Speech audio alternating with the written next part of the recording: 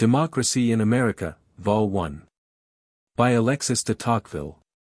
Book 1. Introductory Chapter.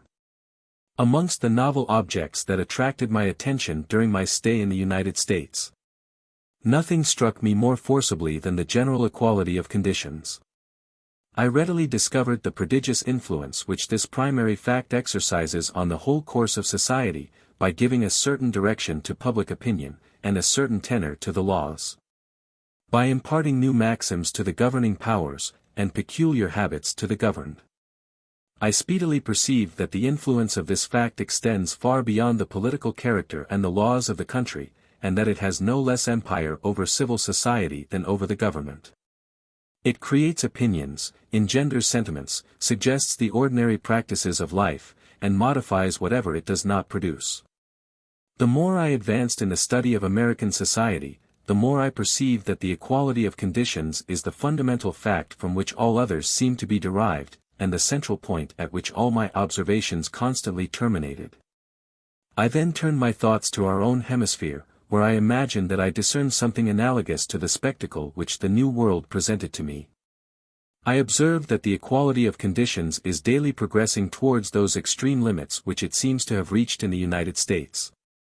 And that the democracy which governs the American communities appears to be rapidly rising into power in Europe.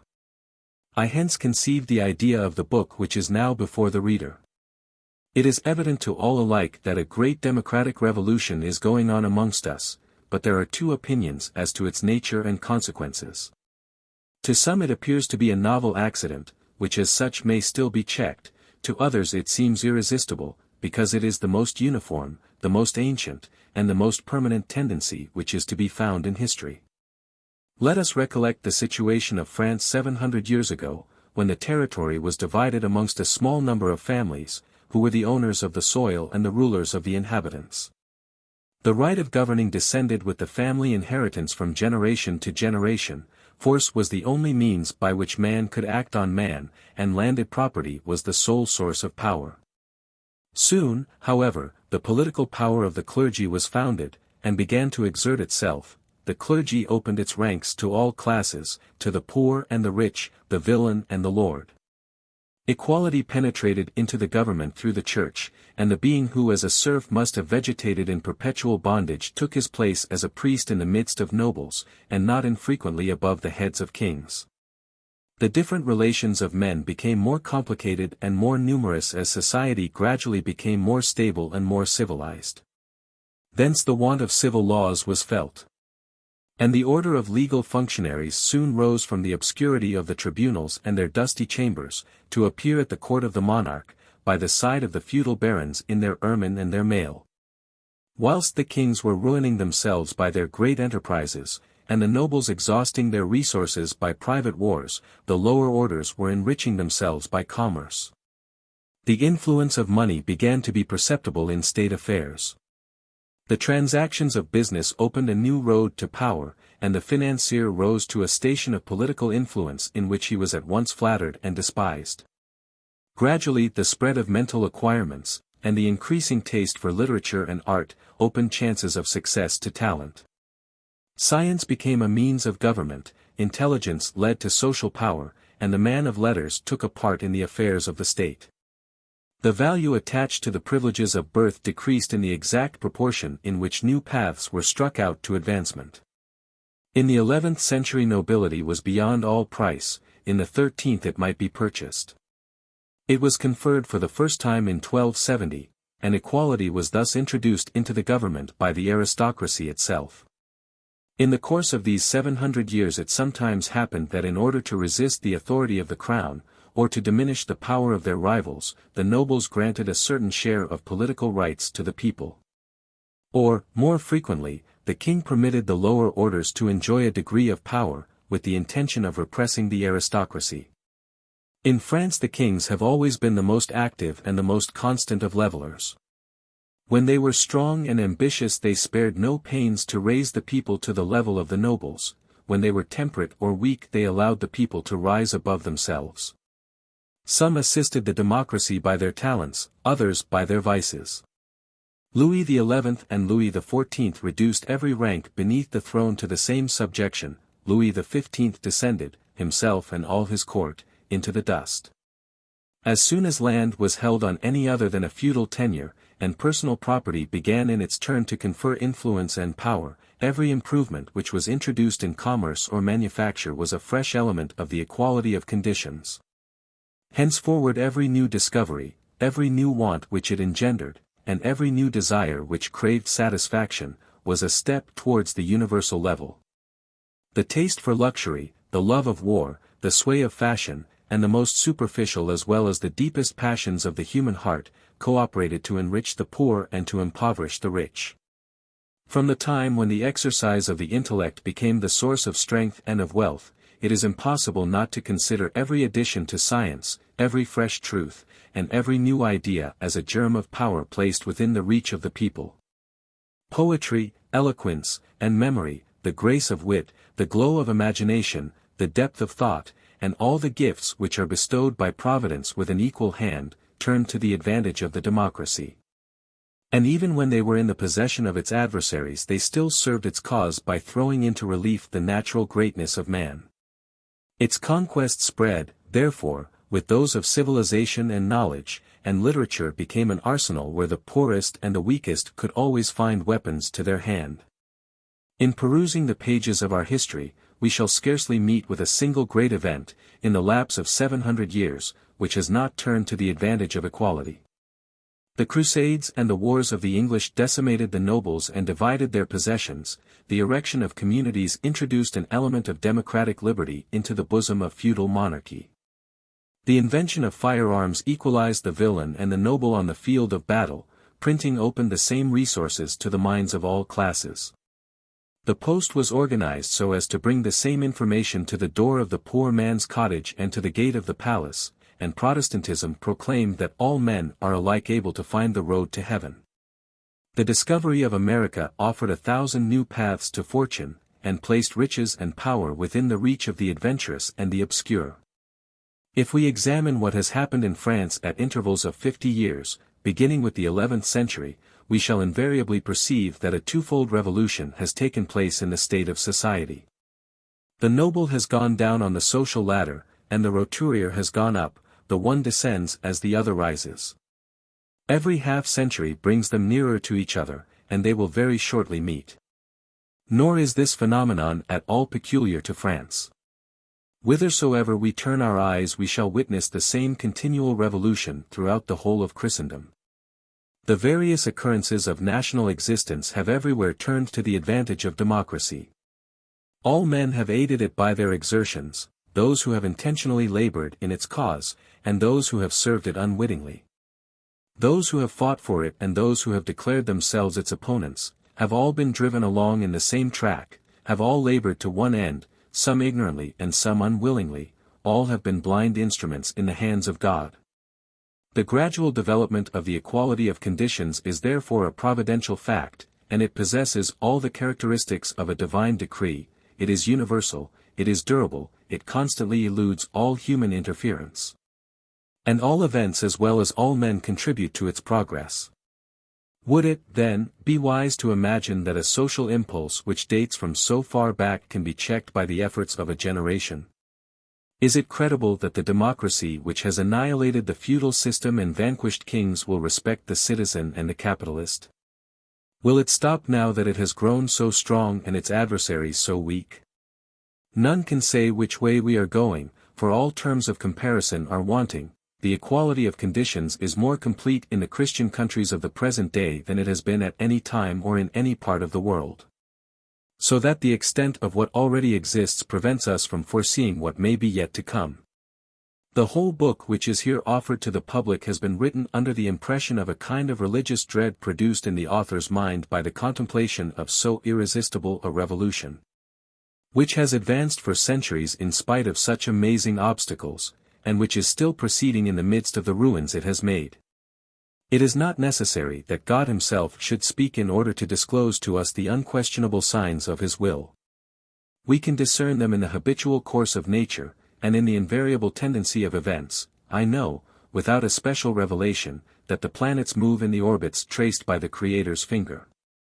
If the men of our time were led by attentive observation and by sincere reflection to acknowledge that the gradual and progressive development of social equality is at once the past and future of their history, this solitary truth would confer the sacred character of a divine decree upon the change.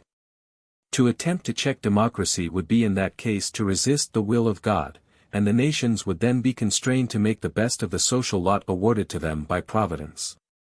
The Christian nations of our age seem to me to present a most alarming spectacle. The impulse which is bearing them along is so strong that it cannot be stopped, but it is not yet so rapid that it cannot be guided. Their fate is in their hands.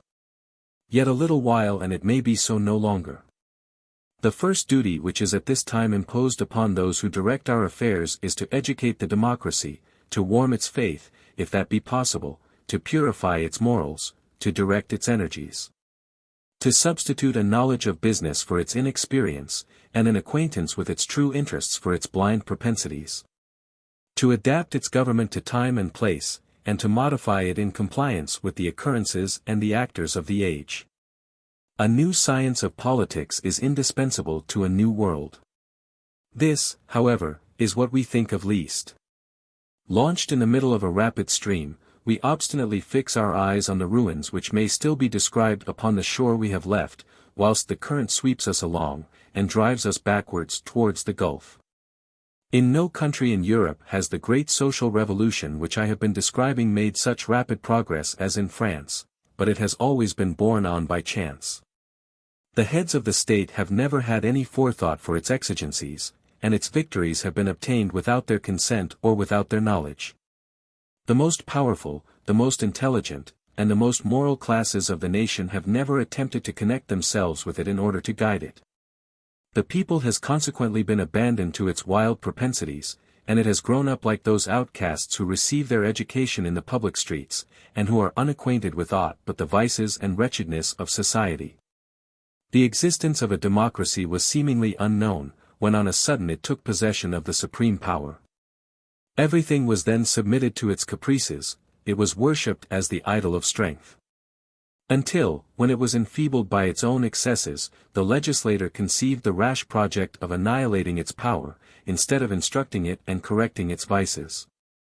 No attempt was made to fit it to govern, but all were bent on excluding it from the government. The consequence of this has been that the democratic revolution has been effected only in the material parts of society, without that concomitant change in laws, ideas, customs, and manners which was necessary to render such a revolution beneficial.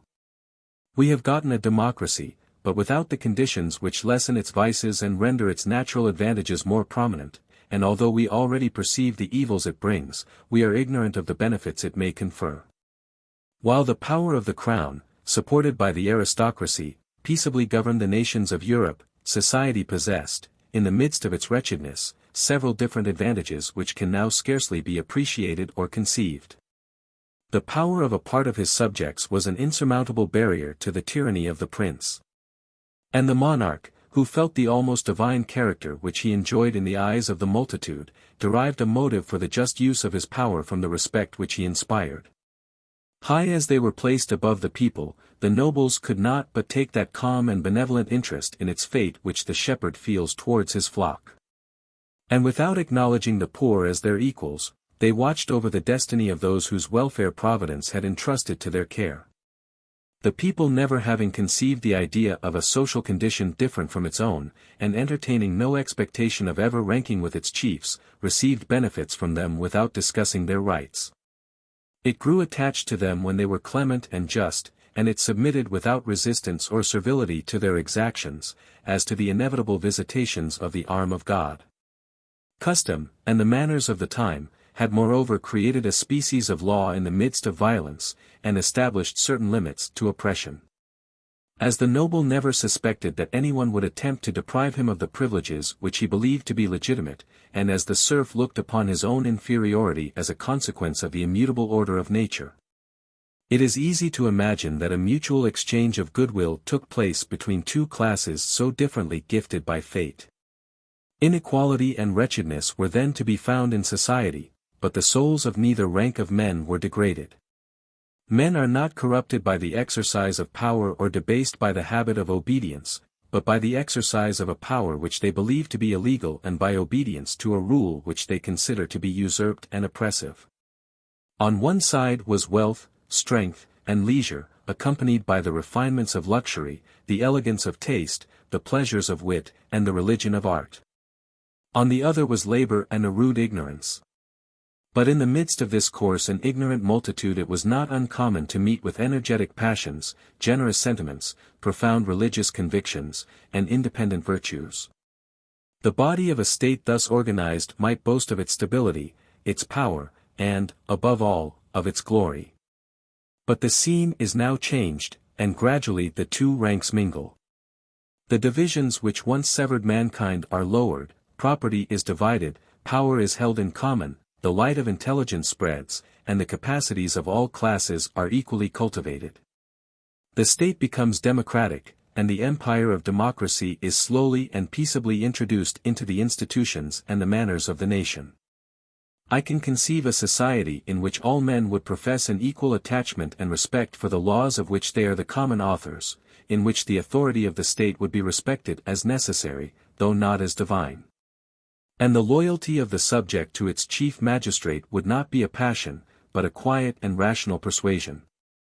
Every individual being in the possession of rights which he is sure to retain, a kind of manly reliance and reciprocal courtesy would arise between all classes, alike removed from pride and meanness. The people, well acquainted with its true interests, would allow that in order to profit by the advantages of society it is necessary to satisfy its demands. In this state of things the voluntary association of the citizens might supply the individual exertions of the nobles, and the community would be alike protected from anarchy and from oppression. I admit that, in a democratic state thus constituted, society will not be stationary, but the impulses of the social body may be regulated and directed forwards. If there be less splendor than in the halls of an aristocracy, the contrast of misery will be less frequent also, the pleasures of enjoyment may be less excessive, but those of comfort will be more general. The sciences may be less perfectly cultivated, but ignorance will be less common, the impetuosity of the feelings will be repressed, and the habits of the nation softened, there will be more vices and fewer crimes. In the absence of enthusiasm and of an ardent faith, great sacrifices may be obtained from the members of a commonwealth by an appeal to their understandings and their experience. Each individual will feel the same necessity for uniting with his fellow citizens to protect his own weakness. And as he knows that if they are to assist he must cooperate, he will readily perceive that his personal interest is identified with the interest of the community. The nation, taken as a whole, will be less brilliant, less glorious, and perhaps less strong. But the majority of the citizens will enjoy a greater degree of prosperity, and the people will remain quiet, not because it despairs of amelioration, but because it is conscious of the advantages of its condition. If all the consequences of this state of things were not good or useful, society would at least have appropriated all such as were useful and good. And having once and forever renounced the social advantages of aristocracy, mankind would enter into possession of all the benefits which democracy can afford. But here it may be asked what we have adopted in the place of those institutions, those ideas, and those customs of our forefathers which we have abandoned. The spell of royalty is broken, but it has not been succeeded by the majesty of the laws. The people has learned to despise all authority, but fear now extorts a larger tribute of obedience than that which was formerly paid by reverence and by love. I perceive that we have destroyed those independent beings which were able to cope with tyranny single-handed, but it is the government that has inherited the privileges of which families, corporations, and individuals have been deprived. The weakness of the whole community has therefore succeeded that influence of a small body of citizens, which, if it was sometimes oppressive, was often conservative. The division of property has lessened the distance which separated the rich from the poor. But it would seem that the nearer they draw to each other, the greater is their mutual hatred, and the more vehement the envy and the dread with which they resist each other's claims to power. The notion of right is alike insensible to both classes, and force affords to both the only argument for the present, and the only guarantee for the future. The poor man retains the prejudices of his forefathers without their faith, and their ignorance without their virtues. He has adopted the doctrine of self-interest as the rule of his actions, without understanding the science which controls it, and his egotism is no less blind than his devotedness was formerly. If society is tranquil, it is not because it relies upon its strength and its well-being, but because it knows its weakness and its infirmities. A single effort may cost it its life. Everybody feels the evil, but no one has courage or energy enough to seek the cure. The desires, the regret, the sorrows, and the joys of the time produce nothing that is visible or permanent, like the passions of old men which terminate in impotence. We have, then, abandoned whatever advantages the old state of things afforded, without receiving any compensation from our present condition. We have destroyed an aristocracy, and we seem inclined to survey its ruins with complacency, and to fix our abode in the midst of them. The phenomena which the intellectual world presents are not less deplorable. The democracy of France, checked in its course or abandoned to its lawless passions, has overthrown whatever crossed its path, and has shaken all that it has not destroyed. Its empire on society has not been gradually introduced or peaceably established, but it has constantly advanced in the midst of disorder and the agitation of a conflict. In the heat of the struggle each partisan is hurried beyond the limits of his opinions by the opinions and the excesses of his opponents, until he loses sight of the end of his exertions, and holds a language which disguises his real sentiments or secret instincts. Hence arises the strange confusion which we are witnessing. I cannot recall to my mind a passage in history more worthy of sorrow and of pity than the scenes which are happening under our eyes. It is as if the natural bond which unites the opinions of man to his tastes and his actions to his principles was now broken. The sympathy which has always been acknowledged between the feelings and the ideas of mankind appears to be dissolved, and all the laws of moral analogy to be abolished. Zealous Christians may be found amongst us whose minds are nurtured in the love and knowledge of a future life, and who readily espouse the cause of human liberty as the source of all moral greatness. Christianity, which has declared that all men are equal in the sight of God, will not refuse to acknowledge that all citizens are equal in the eye of the law. But, by a singular concourse of events, religion is entangled in those institutions which democracy assails, and it is not unfrequently brought to reject the equality it loves, and to curse that cause of liberty as a foe which it might hallow by its alliance. By the side of these religious men I discern others whose looks are turned to the earth more than to heaven.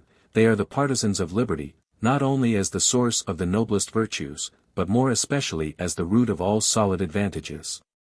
And they sincerely desire to extend its sway, and to impart its blessings to mankind. It is natural that they should hasten to invoke the assistance of religion, for they must know that liberty cannot be established without morality, nor morality without faith. But they have seen religion in the ranks of their adversaries, and they inquire no further. Some of them attack it openly, and the remainder are afraid to defend it. In former ages slavery has been advocated by the venal and slavish-minded, whilst the independent and the warm-hearted were struggling without hope to save the liberties of mankind. But men of high and generous characters are now to be met with, whose opinions are at variance with their inclinations, and who praise that servility which they have themselves never known. Others, on the contrary, speak in the name of liberty, as if they were able to feel its sanctity and its majesty, and loudly claim for humanity those rights which they have always disowned. There are virtuous and peaceful individuals whose pure morality, quiet habits, affluence, and talents fit them to be the leaders of the surrounding population. Their love of their country is sincere, and they are prepared to make the greatest sacrifices to its welfare, but they confound the abuses of civilization with its benefits, and the idea of evil is inseparable in their minds from that of novelty. Not far from this class is another party, whose object is to materialize mankind, to hit upon what is expedient without heeding what is just, to acquire knowledge without faith, and prosperity apart from virtue.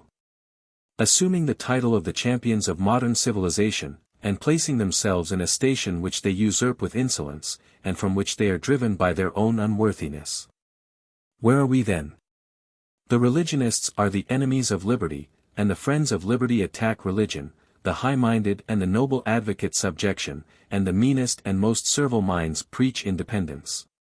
Honest and enlightened citizens are opposed to all progress, whilst men without patriotism and without principles are the apostles of civilization and of intelligence. Has such been the fate of the centuries which have preceded our own? And has man always inhabited a world like the present, where nothing is linked together, where virtue is without genius, and genius without honor? Where the love of order is confounded with a taste for oppression, and the holy rights of freedom with a contempt of law?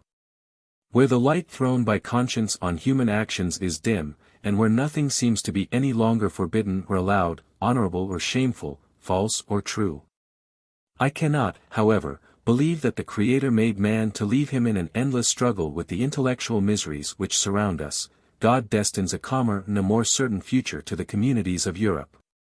I am unacquainted with his designs, but I shall not cease to believe in them because I cannot fathom them, and I had rather mistrust my own capacity than his justice. There is a country in the world where the great revolution which I am speaking of seems nearly to have reached its natural limits. It has been effected with ease and simplicity. Say rather that this country has attained the consequences of the democratic revolution which we are undergoing without having experienced the revolution itself. The emigrants who fixed themselves on the shores of America in the beginning of the 17th century severed the democratic principle from all the principles which repressed it in the old communities of Europe, and transplanted it unalloyed to the New World. It has there been allowed to spread in perfect freedom, and to put forth its consequences in the laws by influencing the manners of the country. It appears to me beyond a doubt that sooner or later we shall arrive, like the Americans, at an almost complete equality of conditions. But I do not conclude from this that we shall ever be necessarily led to draw the same political consequences which the Americans have derived from a similar social organization. I am far from supposing that they have chosen the only form of government which a democracy may adopt. But the identity of the efficient cause of laws and manners in the two countries is sufficient to account for the immense interest we have in becoming acquainted with its effects in each of them. It is not, then, merely to satisfy a legitimate curiosity that I have examined America. My wish has been to find instruction by which we may ourselves profit. Whoever should imagine that I have intended to write a panegyric will perceive that such was not my design. Nor has it been my object to advocate any form of government in particular, for I am of opinion that absolute excellence is rarely to be found in any legislation. I have not even affected to discuss whether the social revolution, which I believe to be irresistible, is advantageous or prejudicial to mankind. I have acknowledged this revolution as a fact already accomplished or on the eve of its accomplishment. And I have selected the nation, from amongst those which have undergone it, in which its development has been the most peaceful and the most complete, in order to discern its natural consequences, and, if it be possible, to distinguish the means by which it may be rendered profitable. I confess that in America I saw more than America. I sought the image of democracy itself, with its inclinations, its character, its prejudices, and its passions, in order to learn what we have to fear or to hope from its progress. In the first part of this work I have attempted to show the tendency given to the laws by the democracy of America, which is abandoned almost without restraint to its instinctive propensities, and to exhibit the course it prescribes to the government and the influence it exercises on affairs. I have sought to discover the evils and the advantages which it produces. I have examined the precautions used by the Americans to direct it, as well as those which they have not adopted, and I have undertaken to point out the causes which enable it to govern society.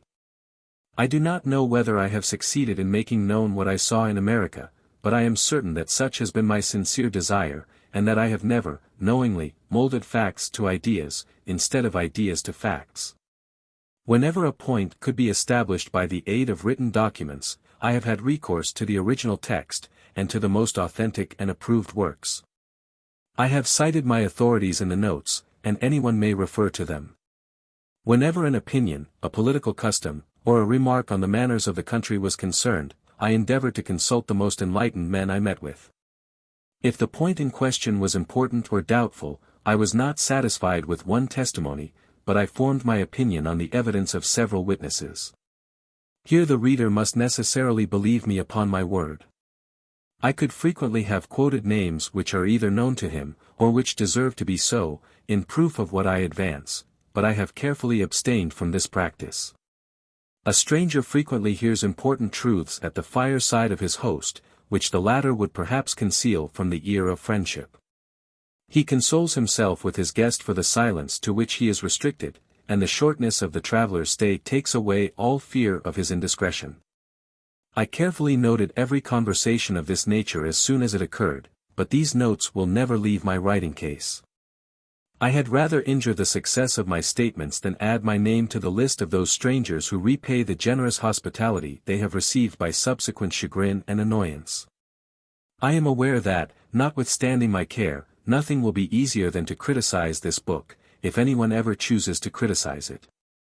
Those readers who may examine it closely will discover the fundamental idea which connects the several parts together.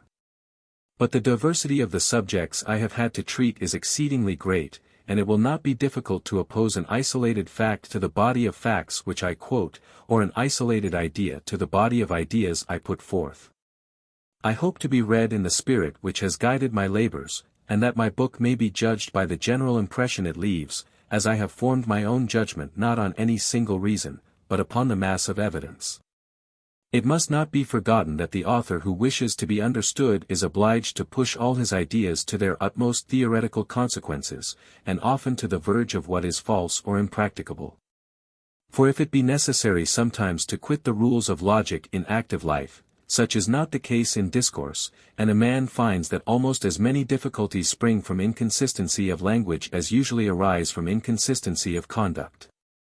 I conclude by pointing out myself what many readers will consider the principal defect of the work. This book is written to favor no particular views, and in composing it I have entertained no designs of serving or attacking any party. I have undertaken not to see differently, but to look further than parties, and whilst they are busied for the morrow I have turned my thoughts to the future. Chapter 1, Exterior Form of North America. Chapter Summary. North America divided into two vast regions, one inclining towards the pole, the other towards the equator, valley of the Mississippi, traces of the revolutions of the globe, shore of the Atlantic Ocean where the English colonies were founded, difference in the appearance of North and of South America at the time of their discovery, forests of North America, prairies, wandering tribes of natives, their outward appearance, manners, and language, traces of an unknown people. Exterior form of North America. North America presents in its external form certain general features which it is easy to discriminate at the first glance. A sort of methodical order seems to have regulated the separation of land and water, mountains and valleys. A simple, but grand, arrangement is discoverable amidst the confusion of objects and the prodigious variety of scenes. This continent is divided, almost equally, into two vast regions, one of which is bounded on the north by the Arctic Pole, and by the two great oceans on the east and west. It stretches towards the south, forming a triangle whose irregular sides meet at length below the Great Lakes of Canada. The second region begins where the other terminates, and includes all the remainder of the continent. The one slopes gently towards the pole, the other towards the equator. The territory comprehended in the first region descends towards the north with so imperceptible a slope that it may almost be said to form a level plain. Within the bounds of this immense tract of country there are neither high mountains nor deep valleys. Streams meander through it irregularly, great rivers mix their currents, separate and meet again, disperse and form vast marshes, losing all trace of their channels in the labyrinth of waters they have themselves created. And thus, at length, after innumerable windings, fall into the polar seas. The great lakes which bound this first region are not walled in, like most of those in the Old World, between hills and rocks. Their banks are flat, and rise but a few feet above the level of their waters, each of them thus forming a vast bowl filled to the brim. The slightest change in the structure of the globe would cause their waters to rush either towards the pole or to the tropical sea. The second region is more varied on its surface, and better suited for the habitation of man. Two long chains of mountains divide it from one extreme to the other. The Allegheny Ridge takes the form of the shores of the Atlantic Ocean, the other is parallel with the Pacific. The space which lies between these two chains of mountains contains 1,341,649 square miles. Its surface is therefore about 6 times as great as that of France. This vast territory, however, forms a single valley, one side of which descends gradually from the rounded summits of the Alleghanies, while the other rises in an uninterrupted course towards the tops of the Rocky Mountains. At the bottom of the valley flows an immense river, into which the various streams issuing from the mountains fall from all parts. In memory of their native land, the French formerly called this river the St. Louis. The Indians, in their pompous language, have named it the Father of Waters, or the Mississippi. A. Darby's View of the United States. The Mississippi takes its source above the limit of the two great regions of which I have spoken, not far from the highest point of the tableland where they unite. Near the same spot rises another river, B, which empties itself into the polar seas. The course of the Mississippi is at first dubious, it winds several times towards the north, from whence it rose, and at length, after having been delayed in lakes and marshes, it flows slowly onwards to the south. Sometimes quietly gliding along the argillaceous bed which nature has assigned to it, sometimes swollen by storms, the Mississippi waters 2,500 miles in its course. See, at the distance of 1,364 miles from its mouth this river attains an average depth of 15 feet, and it is navigated by vessels of 300 tons burden for a course of nearly 500 miles. 57 large navigable rivers contribute to swell the waters of the Mississippi, amongst others, the Missouri, which traverses a space of 2,500 miles. The Arkansas of 1,300 miles, the Red River 1,000 miles, for whose course is from 800 to 1,000 miles in length, viz., the Illinois, the St. Peters, the St. Francis, and the Moingona. Besides a countless multitude of rivulets which unite from all parts their tributary streams. B. The Red River. C. Warden's Description of the United States. The valley which is watered by the Mississippi seems formed to be the bed of this mighty river, which, like a god of antiquity, dispenses both good and evil in its course. On the shores of the stream nature displays an inexhaustible fertility. In proportion as you recede from its banks, the powers of vegetation languish, the soil becomes poor, and the plants that survive have a sickly growth. Nowhere have the great convulsions of the globe left more evident traces than in the valley of the Mississippi. The whole aspect of the country shows the powerful effects of water, both by its fertility and by its barrenness. The waters of the primeval ocean accumulated enormous beds of vegetable mold in the valley, which they leveled as they retired. Upon the right shore of the river are seen immense plains, as smooth as if the husbandman had passed over them with his roller. As you approach the mountains the soil becomes more and more unequal and sterile. The ground is, as it were, pierced in 1,000 places by primitive rocks, which appear like the bones of a skeleton whose flesh is partly consumed. The surface of the earth is covered with a granite sand and huge irregular masses of stone, among which a few plants force their growth, and give the appearance of a green field covered with the ruins of a vast edifice.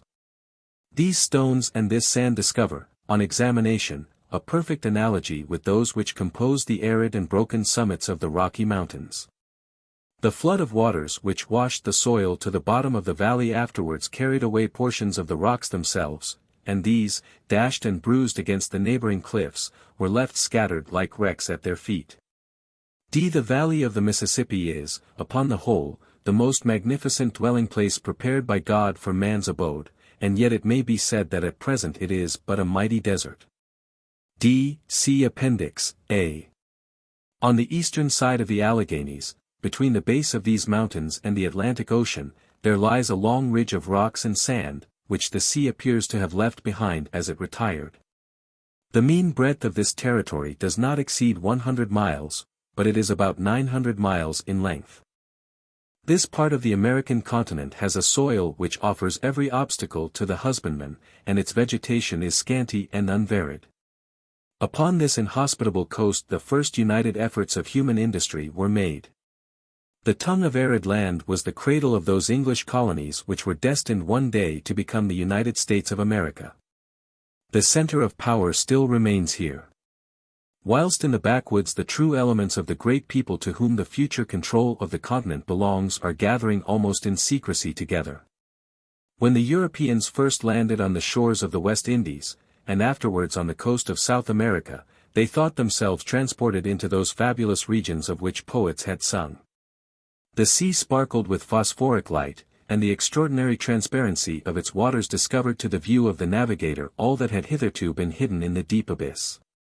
Here and there appeared little islands perfumed with odoriferous plants, and resembling baskets of flowers floating on the tranquil surface of the ocean. Every object which met the sight, in this enchanting region, seemed prepared to satisfy the wants or contribute to the pleasures of man.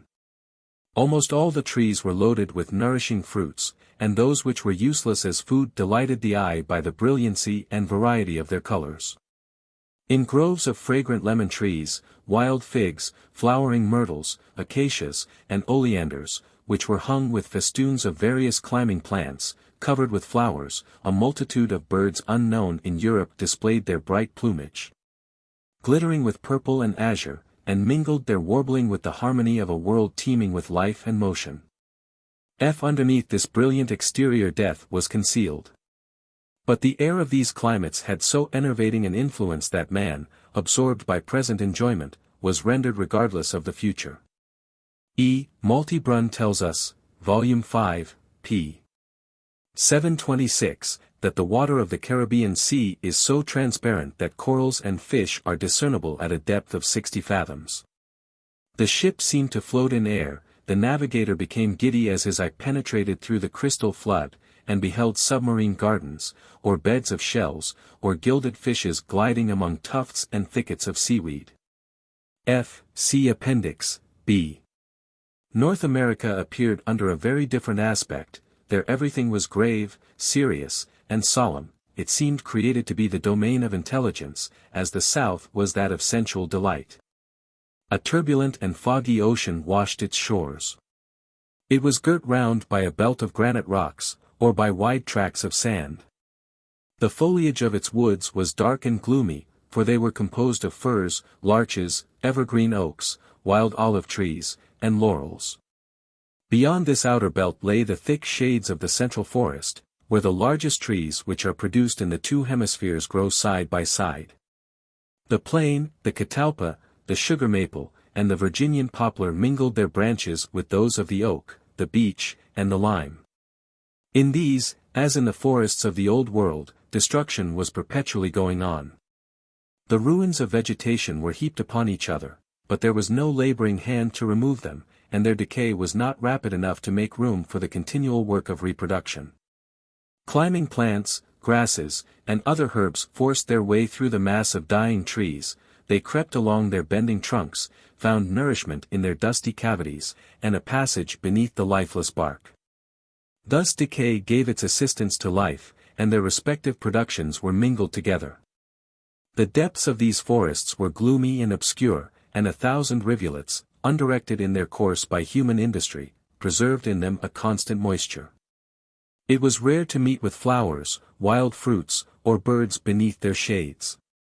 The fall of a tree overthrown by age, the rushing torrent of a cataract, the lowing of the buffalo, and the howling of the wind were the only sounds which broke the silence of nature. To the east of the great river, the woods almost disappeared. In their stead were seen prairies of immense extent. Whether nature in her infinite variety had denied the germs of trees to these fertile plains, or whether they had once been covered with forests, subsequently destroyed by the hand of man, is a question which neither tradition nor scientific research has been able to resolve. These immense deserts were not, however, devoid of human inhabitants. Some wandering tribes had been for ages scattered among the forest shades or the green pastures of the prairie. From the mouth of the St. Lawrence to the delta of the Mississippi, and from the Atlantic to the Pacific Ocean, these savages possessed certain points of resemblance which bore witness of their common origin. But at the same time they differed from all other known races of men. They were neither white like the Europeans, nor yellow like most of the Asiatics, nor black like the Negroes. Their skin was reddish-brown, their hair long and shining, their lips thin, and their cheekbones very prominent. The languages spoken by the North American tribes are various as far as regarded their words, but they were subject to the same grammatical rules. These rules differed in several points from such as had been observed to govern the origin of language. The idiom of the Americans seemed to be the product of new combinations, and bespoke an effort of the understanding of which the Indians of our days would be incapable. With the progress of discovery, some resemblance has been found to exist between the physical conformation, the language, and the habits of the Indians of North America, and those of the Tongass, Manchus, Mongols, Tartars, and other wandering tribes of Asia. The land occupied by these tribes is not very distant from Bering Strait, which allows of the supposition, that at a remote period they gave inhabitants to the desert continent of America. But this is a point which has not yet been clearly elucidated by science. See Multibrun, Volume 5, The Works of Humboldt, Fisher, Conjecture sur l'origine des Américains, Adair, History of the American Indians. See Appendix, C. The social state of these tribes differed also in many respects from all that was seen in the Old World.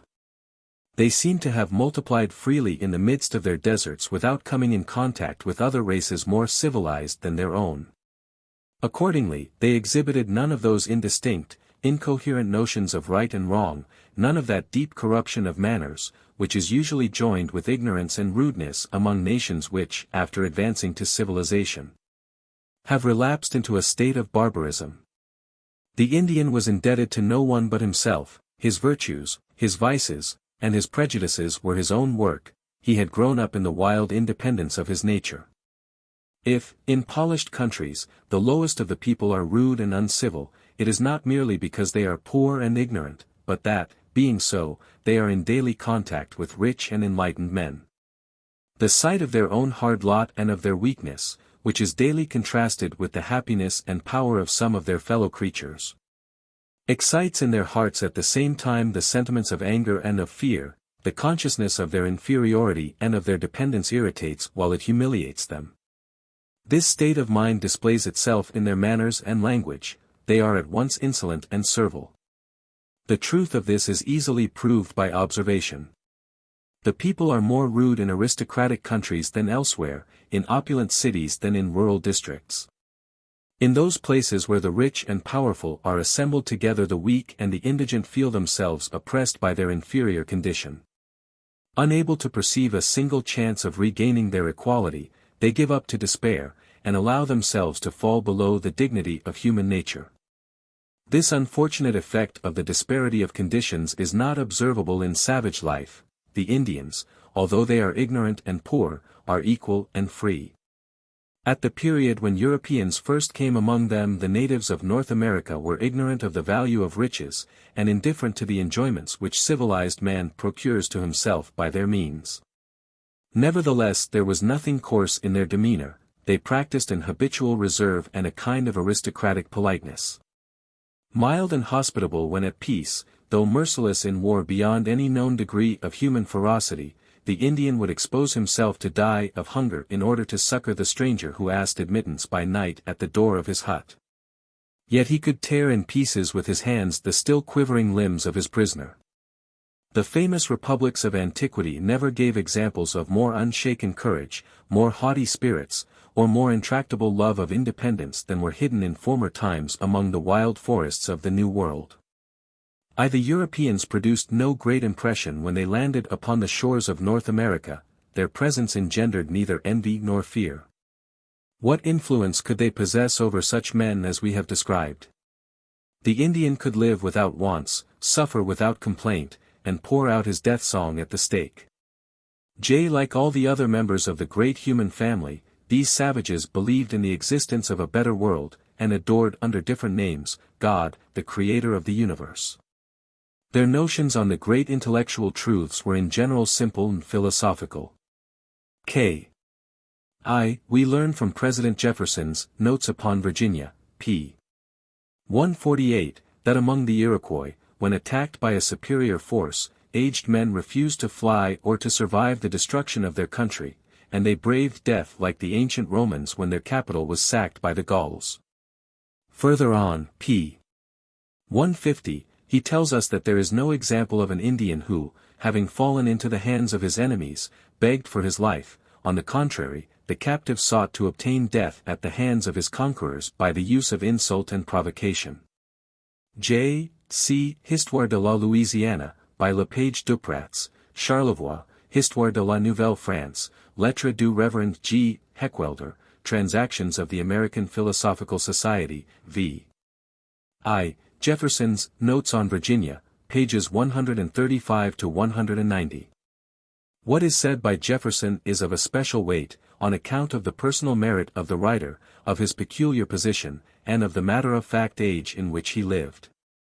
K. See Appendix, D. Although we have here traced the character of a primitive people, yet it cannot be doubted that another people, more civilized and more advanced in all respects, had preceded it in the same regions. An obscure tradition which prevailed among the Indians to the north of the Atlantic informs us that these very tribes formerly dwelt on the west side of the Mississippi. Along the banks of the Ohio, and throughout the Central Valley, there are frequently found, at this day, tumuli raised by the hands of men. On exploring these heaps of earth to their center, it is usual to meet with human bones, strange instruments, arms and utensils of all kinds, made of metal or destined for purposes unknown to the present race. The Indians of our time are unable to give any information relative to the history of this unknown people. Neither did those who lived 300 years ago, when America was first discovered, leave any accounts from which even an hypothesis could be formed. Tradition, that perishable, yet ever-renewed monument of the pristine world, throws no light upon the subject. It is an undoubted fact, however, that in this part of the globe thousands of our fellow beings had lived. When they came hither, what was their origin, their destiny, their history, and how they perished, no one can tell. How strange does it appear that nations have existed, and afterwards so completely disappeared from the earth that the remembrance of their very names is effaced, their languages are lost, their glory is vanished like a sound without an echo. Though perhaps there is not one which has not left behind it some tomb in memory of its passage. The most durable monument of human labor is that which recalls the wretchedness and nothingness of man. Although the vast country which we have been describing was inhabited by many indigenous tribes, it may justly be said at the time of its discovery by Europeans to have formed one great desert. The Indians occupied without possessing it. It is by agricultural labor that man appropriates the soil, and the early inhabitants of North America lived by the produce of the chase. Their implacable prejudices, their uncontrolled passions, their vices, and still more perhaps their savage virtues, consigned them to inevitable destruction. The ruin of these nations began from the day when Europeans landed on their shores. It has proceeded ever since, and we are now witnessing the completion of it. They seem to have been placed by Providence amidst the riches of the New World to enjoy them for a season, and then surrender them. Those coasts, so admirably adapted for commerce and industry, those wide and deep rivers, that inexhaustible valley of the Mississippi, the whole continent, in short, seemed prepared to be the abode of a great nation, yet unborn. In that land the great experiment was to be made, by civilized man, of the attempt to construct society upon a new basis. And it was there, for the first time, that theories hitherto unknown, or deemed impracticable, were to exhibit a spectacle for which the world had not been prepared by the history of the past. Chapter 2, Origin of the Anglo-Americans, Part 1. Chapter Summary. Utility of knowing the origin of nations in order to understand their social condition and their laws, America the only country in which the starting point of a great people has been clearly observable. In what respects all who emigrated to British America were similar, in what they differed, remark applicable to all Europeans who established themselves on the shores of the New World, colonization of Virginia, colonization of New England, original character of the first inhabitants of New England, their arrival, their first laws, their social contract, penal code borrowed from the Hebrew legislation, religious fervor, republican spirit, intimate union of the spirit of religion with the spirit of liberty. Origin of the Anglo-Americans, and its importance in relation to their future condition. After the birth of a human being his early years are obscurely spent in the toils or pleasures of childhood. As he grows up, the world receives him, when his manhood begins, and he enters into contact with his fellows. He is then studied for the first time, and it is imagined that the germ of the vices and the virtues of his maturer years is then formed. This, if I am not mistaken, is a great error. We must begin higher up, we must watch the infant in its mother's arms, we must see the first images which the external world casts upon the dark mirror of his mind. The first occurrences which he witnesses, we must hear the first words which awaken the sleeping powers of thought, and stand by his earliest efforts, if we would understand the prejudices, the habits, and the passions which will rule his life. The entire man is, so to speak, to be seen in the cradle of the child. The growth of nations presents something analogous to this, they all bear some marks of their origin. And the circumstances which accompanied their birth and contributed to their rise affect the whole term of their being. If we were able to go back to the elements of states, and to examine the oldest monuments of their history, I doubt not that we should discover the primal cause of the prejudices, the habits, the ruling passions, and, in short, of all that constitutes what is called the national character. We should then find the explanation of certain customs which now seem at variance with the prevailing manners, of such laws as conflict with established principles, and of such incoherent opinions as are here and there to be met with in society, like those fragments of broken chains which we sometimes see hanging from the vault of an edifice, and supporting nothing. This might explain the destinies of certain nations, which seem borne on by an unknown force to ends of which they themselves are ignorant. But hitherto facts have been wanting to researches of this kind, the spirit of inquiry has only come upon communities in their latter days. And when they at length contemplated their origin, time had already obscured it, or ignorance and pride adorned it with truth-concealing fables. America is the only country in which it has been possible to witness the natural and tranquil growth of society, and where the influences exercised on the future condition of states by their origin is clearly distinguishable. At the period when the peoples of Europe landed in the New World, their national characteristics were already completely formed, each of them had a physiognomy of its own. And as they had already attained that stage of civilization at which men are led to study themselves, they have transmitted to us a faithful picture of their opinions, their manners, and their laws. The men of the 16th century are almost as well known to us as our contemporaries. America, consequently, exhibits in the broad light of day the phenomena which the ignorance or rudeness of earlier ages conceals from our researches. Near enough to the time when the states of America were founded, to be accurately acquainted with their elements, and sufficiently removed from that period to judge of some of their results. The men of our own day seem destined to see further than their predecessors into the series of human events. Providence has given us a torch which our forefathers did not possess, and has allowed us to discern fundamental causes in the history of the world which the obscurity of the past concealed from them. If we carefully examine the social and political state of America, after having studied its history, we shall remain perfectly convinced that not an opinion, not a custom, not a law, I may even say not an event, is upon record which the origin of that people will not explain. The readers of this book will find the germ of all that is to follow in the present chapter, and the key to almost the whole work. The emigrants who came, at different periods to occupy the territory now covered by the American Union differed from each other in many respects, their aim was not the same, and they governed themselves on different principles. These men had, however, certain features in common, and they were all placed in an analogous situation. The tie of language is perhaps the strongest and the most durable that can unite mankind. All the emigrants spoke the same tongue. They were all offsets from the same people. Born in a country which had been agitated for centuries by the struggles of faction, and in which all parties had been obliged in their turn to place themselves under the protection of the laws. Their political education had been perfected in this rude school, and they were more conversant with the notions of right and the principles of true freedom than the greater part of their European contemporaries. At the period of their first emigrations, the parish system, that fruitful germ of free institutions, was deeply rooted in the habits of the English. And with it the doctrine of the sovereignty of the people had been introduced into the bosom of the monarchy of the House of Tudor. The religious quarrels which have agitated the Christian world were then rife. England had plunged into the new order of things with headlong vehemence. The character of its inhabitants, which had always been sedate and reflective, became argumentative and austere. General information had been increased by intellectual debate, and the mind had received a deeper cultivation. Whilst religion was the topic of discussion, the morals of the people were reformed. All these national features are more or less discoverable in the physiognomy of those adventurers who came to seek a new home on the opposite shores of the Atlantic.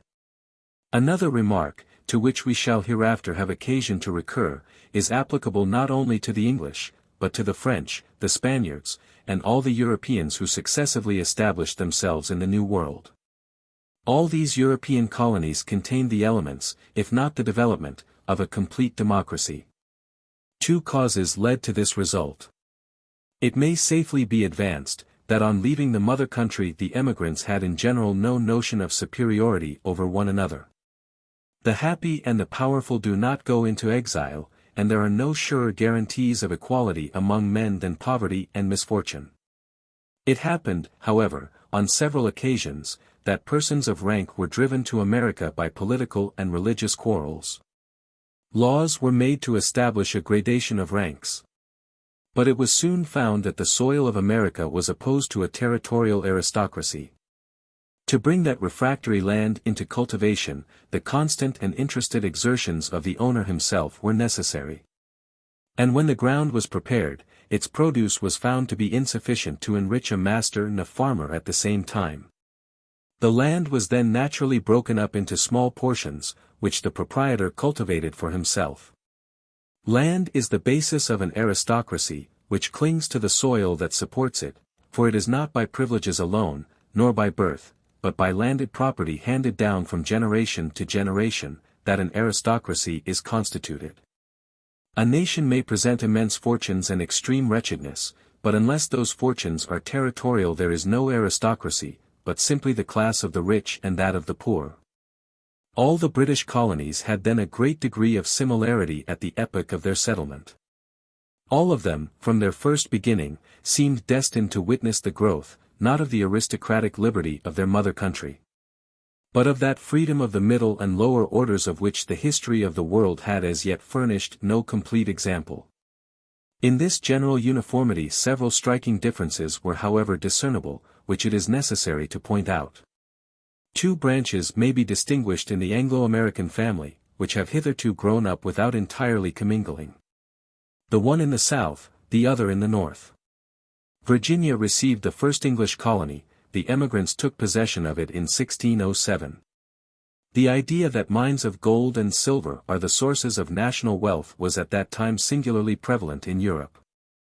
A fatal delusion, which has done more to impoverish the nations which adopted it, and has cost more lives in America, than the united influence of war and bad laws. The men sent to Virginia were seekers of gold, adventurers, without resources and without character, whose turbulent and restless spirit endangered the infant colony, and rendered its progress uncertain. The artisans and agriculturists arrived afterwards, and, although they were a more moral and orderly race of men, they were in no wise above the level of the inferior classes in England. See, no lofty conceptions, no intellectual system, directed the foundation of these new settlements. The colony was scarcely established when slavery was introduced, and this was the main circumstance which has exercised so prodigious an influence on the character, the laws, and all the future prospects of the South. Slavery, as we shall afterwards show, dishonors labor, it introduces idleness into society, and with idleness, ignorance and pride, luxury and distress. It enervates the powers of the mind, and benumbs the activity of man. The influence of slavery, united to the English character, explains the manners and the social condition of the southern states.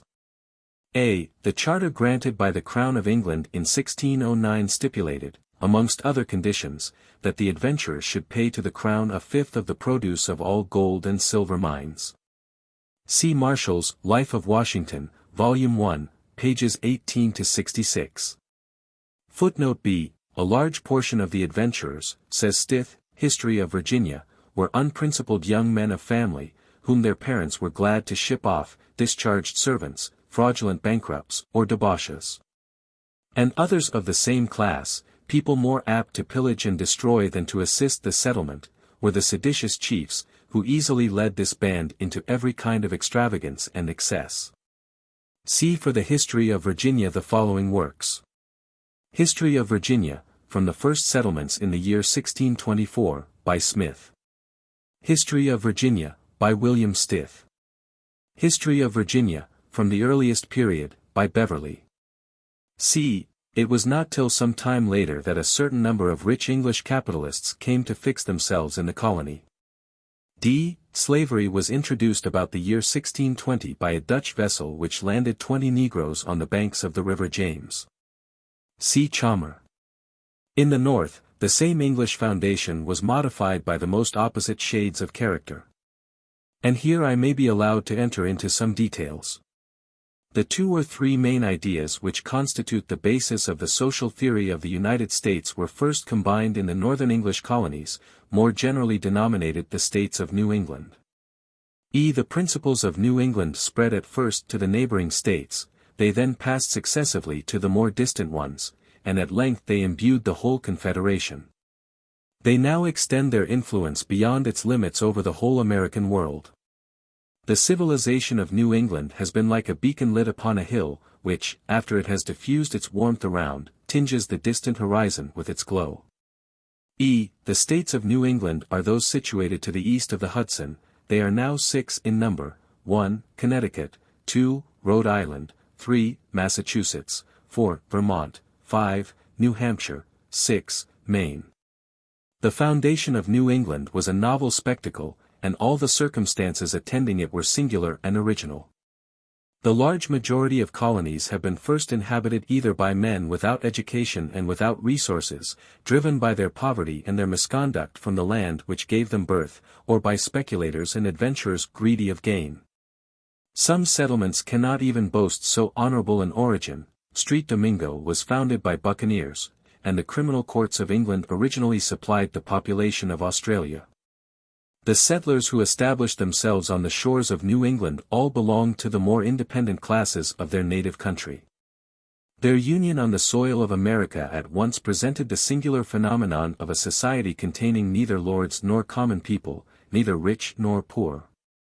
These men possessed, in proportion to their number, a greater mass of intelligence than is to be found in any European nation of our own time. All, without a single exception, had received a good education, and many of them were known in Europe for their talents and their acquirements. The other colonies had been founded by adventurers without family. The emigrants of New England brought with them the best elements of order and morality. They landed in the desert accompanied by their wives and children. But what most especially distinguished them was the aim of their undertaking. They had not been obliged by necessity to leave their country. The social position they abandoned was one to be regretted, and their means of subsistence were certain. Nor did they cross the Atlantic to improve their situation or to increase their wealth. The call which summoned them from the comforts of their homes was purely intellectual. And in facing the inevitable sufferings of exile their object was the triumph of an idea. The emigrants, or, as they deservedly styled themselves, the Pilgrims, belonged to that English sect the austerity of whose principles had acquired for them the name of Puritans. Puritanism was not merely a religious doctrine, but it corresponded in many points with the most absolute democratic and republican theories. It was this tendency which had aroused its most dangerous adversaries.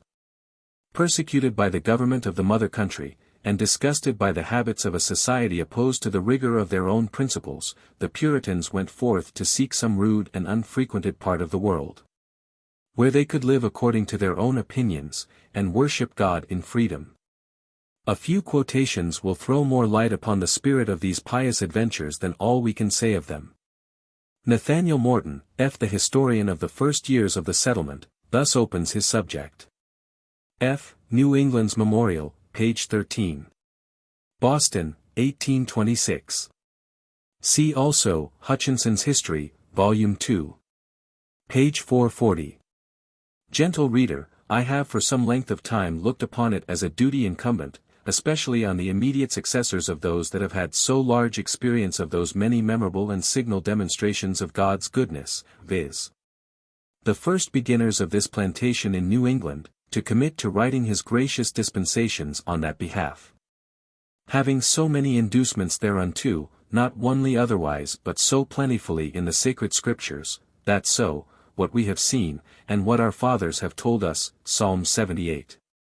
3:4, we may not hide from our children, showing to the generations to come the praises of the Lord, that especially the seed of Abraham his servant, and the children of Jacob his chosen, Psalm cv.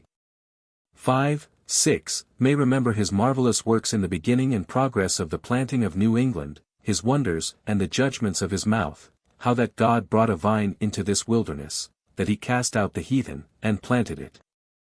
That he made room for it and caused it to take deep root, and it filled the land, Psalm 80. 8:9. And not only so, but also that he hath guided his people by his strength to his holy habitation and planted them in the mountain of his inheritance in respect of precious gospel enjoyments, and that as especially God may have the glory of all unto whom it is most due. So also some rays of glory may reach the names of those blessed saints that were the main instruments and the beginning of this happy enterprise. It is impossible to read this opening paragraph without an involuntary feeling of religious awe. It breathes the very savor of gospel antiquity. The sincerity of the author heightens his power of language. The band which to his eyes was a mere party of adventurers gone forth to seek their fortune beyond seas appears to the reader as the germ of a great nation wafted by Providence to a predestined shore. The author thus continues his narrative of the departure of the first pilgrims. So they left that goodly and pleasant city of Leyden, which had been their resting place for above 11 years. But they knew that they were pilgrims and strangers here below, and looked not much on these things, but lifted up their eyes to heaven, their dearest country, where God hath prepared for them a city, Heb 11:16, and therein quieted their spirits. When they came to Delfshaven they found the ship and all things ready, and such of their friends as could not come with them followed after them, and sundry came from Amsterdam to see them shipped, and to take their leaves of them. One night was spent with little sleep with the most, but with friendly entertainment and Christian discourse, and other real expressions of true Christian love. The next day they went on board, and their friends with them, where truly doleful was the sight of that sad and mournful parting, to hear what sighs and sobs and prayers did sound amongst them. What tears did gush from every eye, and pithy speeches pierced each other's heart, that sundry of the Dutch strangers that stood on the quay as spectators could not refrain from tears. But the tide, which stays for no man, calling them away, that were thus loath to depart, their reverend pastor falling down on his knees, and they all with him, with watery cheeks commended them with most fervent prayers unto the Lord and his blessing. And then, with mutual embraces and many tears they took their leaves one of another, which proved to be the last leave to many of them. The emigrants were, for the most part, godly Christians from the north of England, who had quitted their native country because they were studious of reformation, and entered into covenant to walk with one another according to the primitive pattern of the Word of God. They emigrated to Holland, and settled in the city of Leyden in 1610, where they abode, being lovingly respected by the Dutch, for many years. They left it in 1620 for several reasons, the last of which was that their posterity would in a few generations become Dutch, and so lose their interest in the English nation. They being desirous rather to enlarge His Majesty's dominions, and to live under their natural prince. Translator's note. The emigrants were about 150 in number, including the women and the children. Their object was to plant a colony on the shores of the Hudson, but after having been driven about for some time in the Atlantic Ocean, they were forced to land on that arid coast of New England which is now the site of the town of Plymouth. The rock is still shown on which the pilgrims disembarked. This rock is become an object of veneration in the United States. I have seen bits of it carefully preserved in several towns of the Union. Does not this sufficiently show how entirely all human power and greatness is in the soul of man? Here is a stone which the feet of a few outcasts pressed for an instant, and this stone becomes famous. It is treasured by a great nation, its very dust is shared as a relic, and what is become of the gateways of 1,000 palaces? But before we pass on, continues our historian, let the reader with me make a pause and seriously consider this poor people's present condition. The more to be raised up to admiration of God's goodness towards them in their preservation, for being now past the vast ocean, and a sea of troubles before them in expectation, they had now no friends to welcome them. No inns to entertain or refresh them, no houses, or much less towns to repair unto to seek for succor, and for the season it was winter, and they that know the winters of the country know them to be sharp and violent. Subject to cruel and fierce storms, dangerous to travel to known places, much more to search unknown coasts. Besides, what could they see but a hideous and desolate wilderness, full of wild beasts, and wild men? And what multitudes of them there were, they then knew not, for which way soever they turned their eyes, save upward to heaven, they could have but little solace or content in respect of any outward object. For summer being ended, all things stand in appearance with a weather-beaten face, and the whole country full of woods and thickets, represented a wild and savage HEW. If they looked behind them, there was the mighty ocean which they had passed, and was now as a main bar or gulf to separate them from all the civil parts of the world. It must not be imagined that the piety of the Puritans was of a merely speculative kind, or that it took no cognizance of the course of worldly affairs. Puritanism, as I have already remarked, was scarcely less a political than a religious doctrine. No sooner had the emigrants landed on the barren coast described by Nathaniel Morton than it was their first care to constitute a society, by passing the following act. In the name of God. Amen. We, whose names are underwritten, the loyal subjects of our dread sovereign Lord King James, etc., etc. Having undertaken for the glory of God, and advancement of the Christian faith, and the honor of our King and country, a voyage to plant the first colony in the northern parts of Virginia. Do by these present solemnly and mutually, in the presence of God and one another, covenant and combine ourselves together into a civil body politic, for our better ordering and preservation. And furtherance of the ends aforesaid, and by virtue hereof do enact, constitute and frame such just and equal laws, ordinances, acts, constitutions, and officers, from time to time, as shall be thought most meet and convenient for the general good of the colony, unto which we promise all due submission and obedience, etc. I, the emigrants who founded the state of Rhode Island in 1638, those who landed at New Haven in 1637, the first settlers in Connecticut in 1639, and the founders of Providence in 1640, began in like manner by drawing up a social contract, which was acceded to by all the interested parties. See Pitkin's History, pages 42 and 47. This happened in 1620, and from that time forwards the emigration went on. The religious and political passions which ravaged the British Empire during the whole reign of Charles I drove fresh crowds of sectarians every year to the shores of America. In England the stronghold of Puritanism was in the middle classes, and it was from the middle classes that the majority of the emigrants came. The population of New England increased rapidly. And whilst the hierarchy of rank despotically classed the inhabitants of the mother country, the colony continued to present the novel spectacle of a community homogeneous in all its parts. A democracy, more perfect than any which antiquity had dreamt of, started in full size and panoply from the midst of an ancient feudal society. Chapter 2, Origin of the Anglo-Americans, Part 2. The English government was not dissatisfied with an emigration which removed the elements of fresh discord and of further revolutions. On the contrary, everything was done to encourage it, and great exertions were made to mitigate the hardships of those who sought a shelter from the rigor of their country's laws on the soil of America. It seemed as if New England was a region given up to the dreams of fancy and the unrestrained experiments of innovators.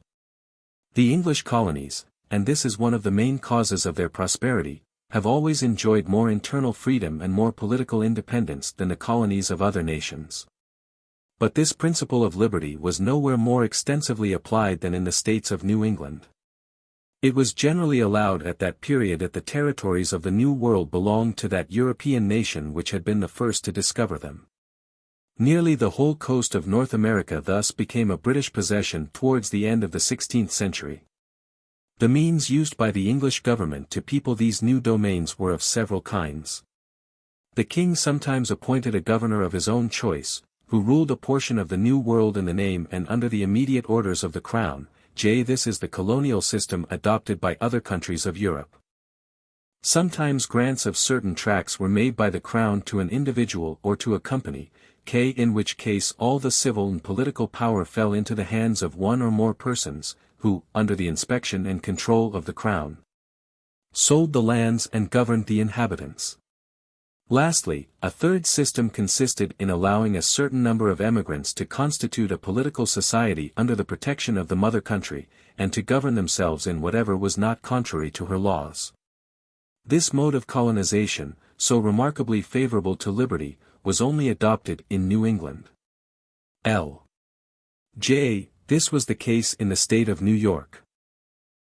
Maryland, the Carolinas, Pennsylvania, and New Jersey were in this situation. See Pitkin's History, Volume 1, pages 11 to 31. See the work entitled Historical Collection of State Papers and Other Authentic Documents Intended as Materials for a History of the United States of America, by Ebenezer Hazard. Philadelphia, 1792, for a great number of documents relating to the commencement of the colonies, which are valuable from their contents and their authenticity. Amongst them are the various charters granted by the King of England, and the first acts of the local governments.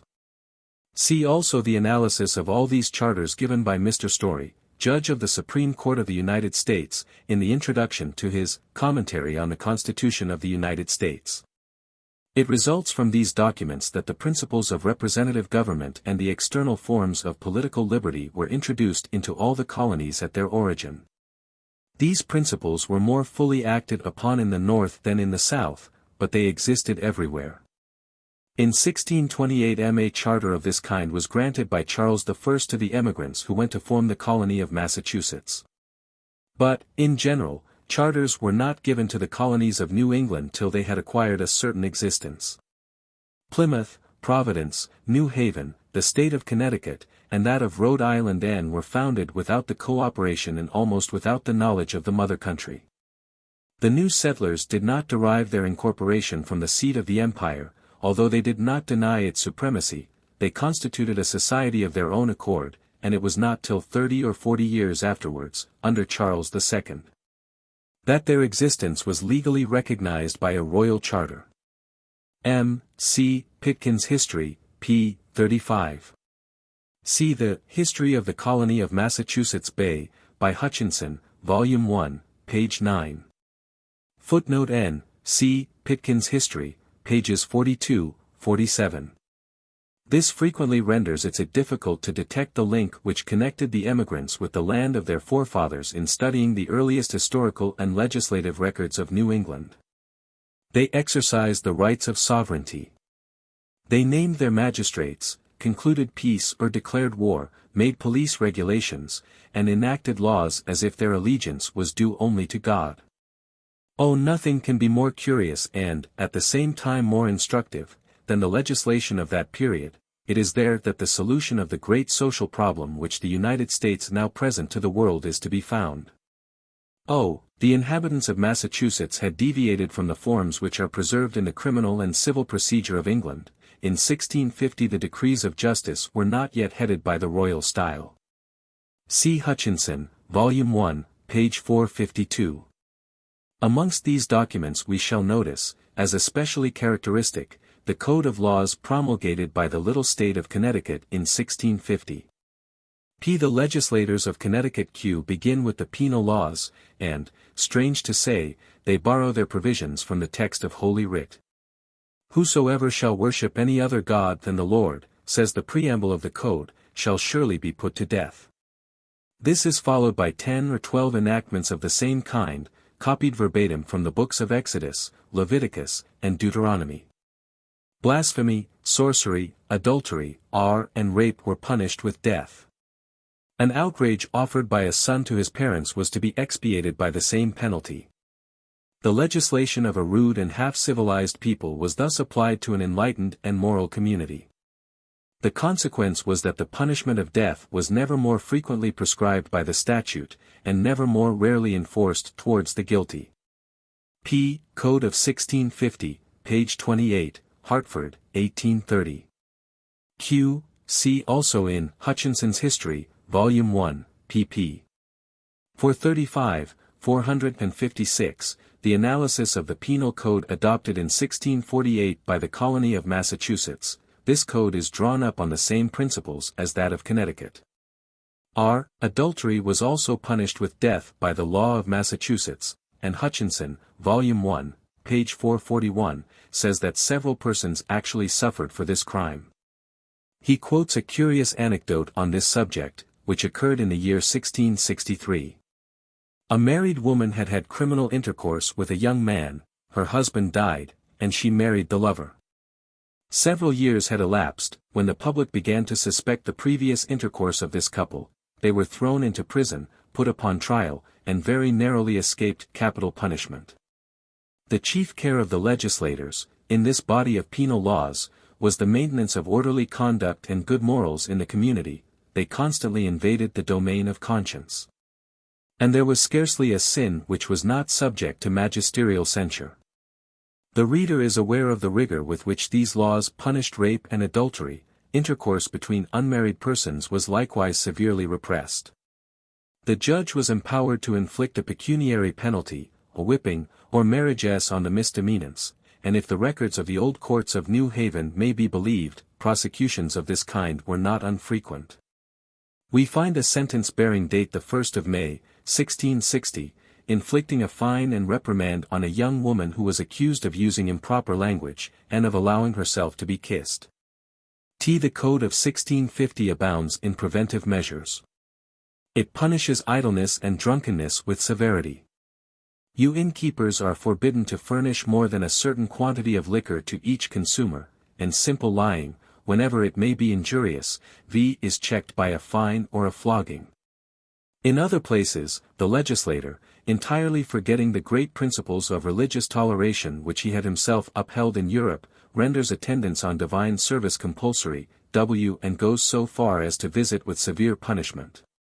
And even with death, the Christians who chose to worship God according to a ritual differing from his own. Sometimes indeed the zeal of his enactments induces him to descend to the most frivolous particulars. Thus a law is to be found in the same code which prohibits the use of tobacco. Why it must not be forgotten that these fantastical and vexatious laws were not imposed by authority, but that they were freely voted by all the persons interested. And that the manners of the community were even more austere and more puritanical than the laws. In 1649 a solemn association was formed in Boston to check the worldly luxury of long hair. Z. S. Code of 1650, page 48. It seems sometimes to have happened that the judges superadded these punishments to each other, as is seen in a sentence pronounced in 1643, p. 114, New Haven Antiquities, by which Margaret Bedford, convicted of loose conduct, was condemned to be whipped, and afterwards to marry Nicholas Jennings, her accomplice. New Haven Antiquities, page 104. See also, Hutchinson's History, for several causes equally extraordinary. U. Code of 1650, pages 50, 57. V. Ibid, page 64. W. Ibid, page 44. This was not peculiar to Connecticut. See, for instance, the law which, on September 13, 1644, banished the Anabaptists from the state of Massachusetts. Historical Collection of State Papers, Volume 1, page 538. See also the law against the Quakers, passed on October 14, 1656, whereas, says the preamble, an accursed race of heretics called Quakers has sprung up, etc. The clauses of the statute inflict a heavy fine on all captains of ships who should import Quakers into the country. The Quakers who may be found there shall be whipped and imprisoned with hard labor. Those members of the sect who should defend their opinions shall be first fined, then imprisoned, and finally driven out of the province. Historical Collection of State Papers, Volume 1, page 630. By the penal law of Massachusetts, any Catholic priest who should set foot in the colony after having been once driven out of it was liable to capital punishment. Y. Code of 1650, page 96. Z. New England's Memorial, page 316. See Appendix, E. These errors are no doubt discreditable to human reason, they attest the inferiority of our nature, which is incapable of laying firm hold upon what is true and just, and is often reduced to the alternative of two excesses. In strict connection with this penal legislation, which bears such striking marks of a narrow sectarian spirit, and of those religious passions which had been warmed by persecution and were still fermenting among the people, a body of political laws is to be found, which, though written 200 years ago, is still ahead of the liberties of our age. The general principles which are the groundwork of modern constitutions, principles which were imperfectly known in Europe, and not completely triumphant even in Great Britain, in the 17th century, were all recognized and determined by the laws of New England, the intervention of the people in public affairs, the free voting of taxes, the responsibility of authorities, personal liberty, and trial by jury, were all positively established without discussion. From these fruitful principles consequences have been derived and applications have been made such as no nation in Europe has yet ventured to attempt. In Connecticut the electoral body consisted, from its origin, of the whole number of citizens. And this is readily to be understood, when we recollect that this people enjoyed an almost perfect equality of fortune, and a still greater uniformity of opinions. In Connecticut, at this period, all the executive functionaries were elected, including the governor of the state. The citizens above the age of 16 were obliged to bear arms. They formed a national militia, which appointed its own officers, and was to hold itself at all times in readiness to march for the defense of the country. A. Constitution of 1638, page 17. B. In 1641 the General Assembly of Rhode Island unanimously declared that the government of the state was a democracy, and that the power was vested in the body of free citizens, who alone had the right to make the laws and to watch their execution. Code of 1650, page 70. C. Pitkin's History, page 47. D. Constitution of 1638, page 12. In the laws of Connecticut, as well as in all those of New England, we find the germ and gradual development of that township independence which is the life and mainspring of American liberty at the present day. The political existence of the majority of the nations of Europe commenced in the superior ranks of society, and was gradually and imperfectly communicated to the different members of the social body. In America, on the other hand, it may be said that the township was organized before the county before the state before the union. In New England townships were completely and definitively constituted as early as 1650. The independence of the township was the nucleus round which the local interests, passions, rights, and duties collected and clung. It gave scope to the activity of a real political life most thoroughly democratic and republican. The colonies still recognized the supremacy of the mother country, monarchy was still the law of the state, but the republic was already established in every township. The towns named their own magistrates of every kind, rated themselves, and levied their own taxes. In the parish of New England the law of representation was not adopted, but the affairs of the community were discussed, as at Athens, in the marketplace, by a general assembly of the citizens. Code of 1650, page 80. In studying the laws which were promulgated at this first era of the American republics, it is impossible not to be struck by the remarkable acquaintance with the science of government and the advanced theory of legislation which they display. The ideas there formed of the duties of society towards its members are evidently much loftier and more comprehensive than those of the European legislators at that time. Obligations were there imposed which were elsewhere slighted. In the states of New England, from the first, the condition of the poor was provided for, strict measures were taken for the maintenance of roads, and surveyors were appointed to attend to them. Registers were established in every parish, in which the results of public deliberations, and the births, deaths, and marriages of the citizens were entered. Clerks were directed to keep these registers. Officers were charged with the administration of vacant inheritances, and with the arbitration of litigated landmarks, and many others were created whose chief functions were the maintenance of public order in the community. The law enters into 1,000 useful provisions for a number of social wants which are at present very inadequately felt in France. Footnote F, Ibid, page 78. G. Ibid, page 49. H. C. Hutchinson's History, Volume 1, page 455. I. Code of 1650, page 86. J. Ibid, page 40. But it is by the attention it pays to public education that the original character of American civilization is at once placed in the clearest light. It being, says the law, one chief project of Satan to keep men from the knowledge of the Scripture by persuading from the use of tongues, to the end that learning may not be buried in the graves of our forefathers, in church and commonwealth. The Lord assisting our endeavors. Here follow clauses establishing schools in every township, and obliging the inhabitants, under pain of heavy fines, to support them. Schools of a superior kind were founded in the same manner in the more populous districts. The municipal authorities were bound to enforce the sending of children to school by their parents, they were empowered to inflict fines upon all who refused compliance. And in case of continued resistance society assumed the place of the parent, took possession of the child, and deprived the father of those natural rights which he used to so bad a purpose. The reader will undoubtedly have remarked the preamble of these enactments. In America religion is the road to knowledge, and the observance of the divine laws leads man to civil freedom. K. Ibid, page 90. If, after having cast a rapid glance over the state of American society in 1650, we turn to the condition of Europe, and more especially to that of the continent, at the same period, we cannot fail to be struck with astonishment. On the continent of Europe, at the beginning of the 17th century, absolute monarchy had everywhere triumphed over the ruins of the oligarchical and feudal liberties of the Middle Ages.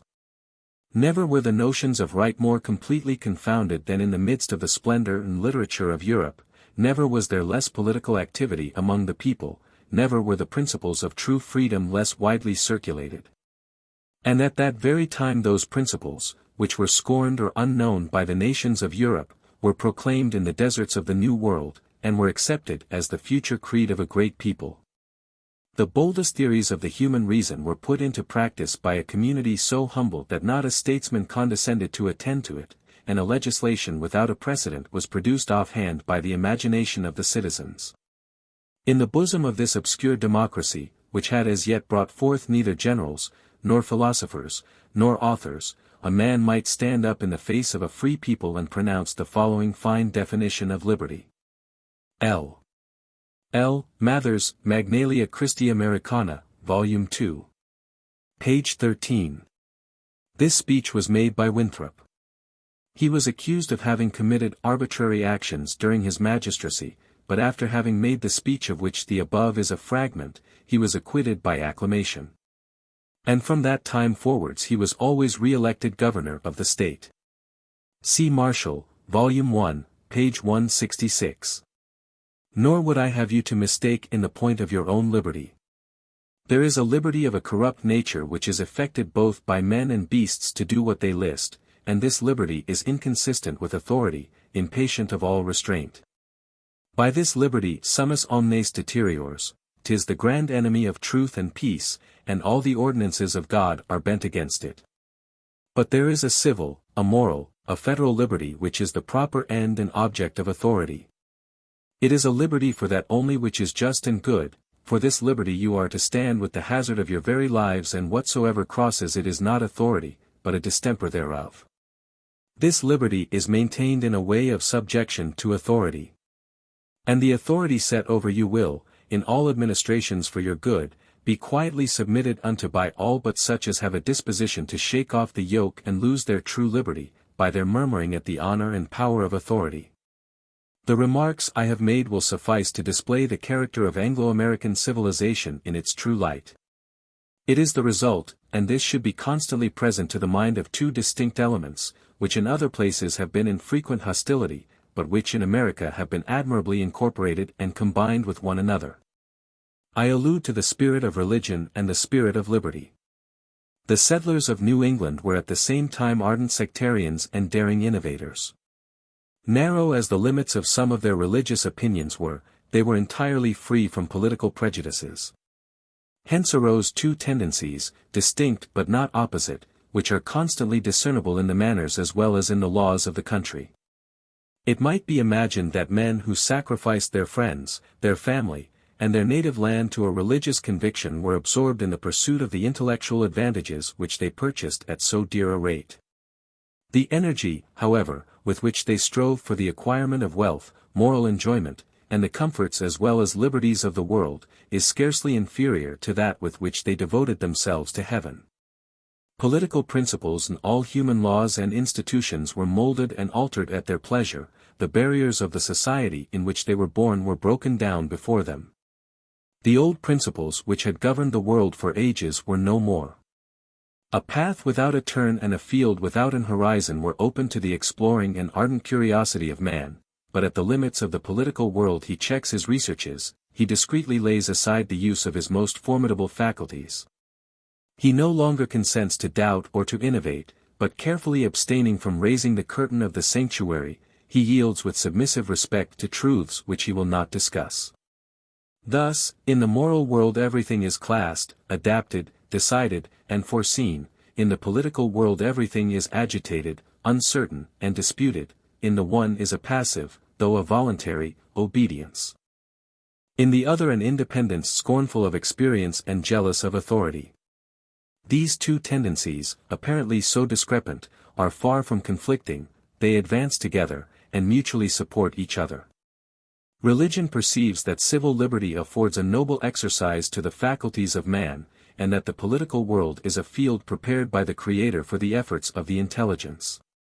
Contented with the freedom and the power which it enjoys in its own sphere, and with the place which it occupies, the empire of religion is never more surely established than when it reigns in the hearts of men unsupported by aught beside its native strength.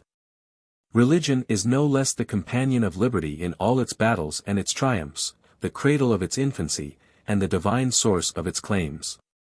The safeguard of morality is religion, and morality is the best security of law and the surest pledge of freedom. See Appendix, F. Reasons of certain anomalies which the laws and customs of the Anglo-Americans present. Remains of aristocratic institutions in the midst of a complete democracy, y. Distinction carefully to be drawn between what is of puritanical and what is of English origin. The reader is cautioned not to draw too general or too absolute an inference from what has been said. The social condition, the religion, and the manners of the first emigrants undoubtedly exercised an immense influence on the destiny of their new country. Nevertheless they were not in a situation to found a state of things solely dependent on themselves. No man can entirely shake off the influence of the past, and the settlers, intentionally or involuntarily, mingled habits and notions derived from their education and from the traditions of their country with those habits and notions which were exclusively their own. To form a judgment on the Anglo-Americans of the present day it is therefore necessary to distinguish what is of puritanical and what is of English origin. Laws and customs are frequently to be met with in the United States which contrast strongly with all that surrounds them. These laws seem to be drawn up in a spirit contrary to the prevailing tenor of the American legislation. And these customs are no less opposed to the tone of society. If the English colonies had been founded in an age of darkness, or if their origin was already lost in the lapse of years, the problem would be insoluble.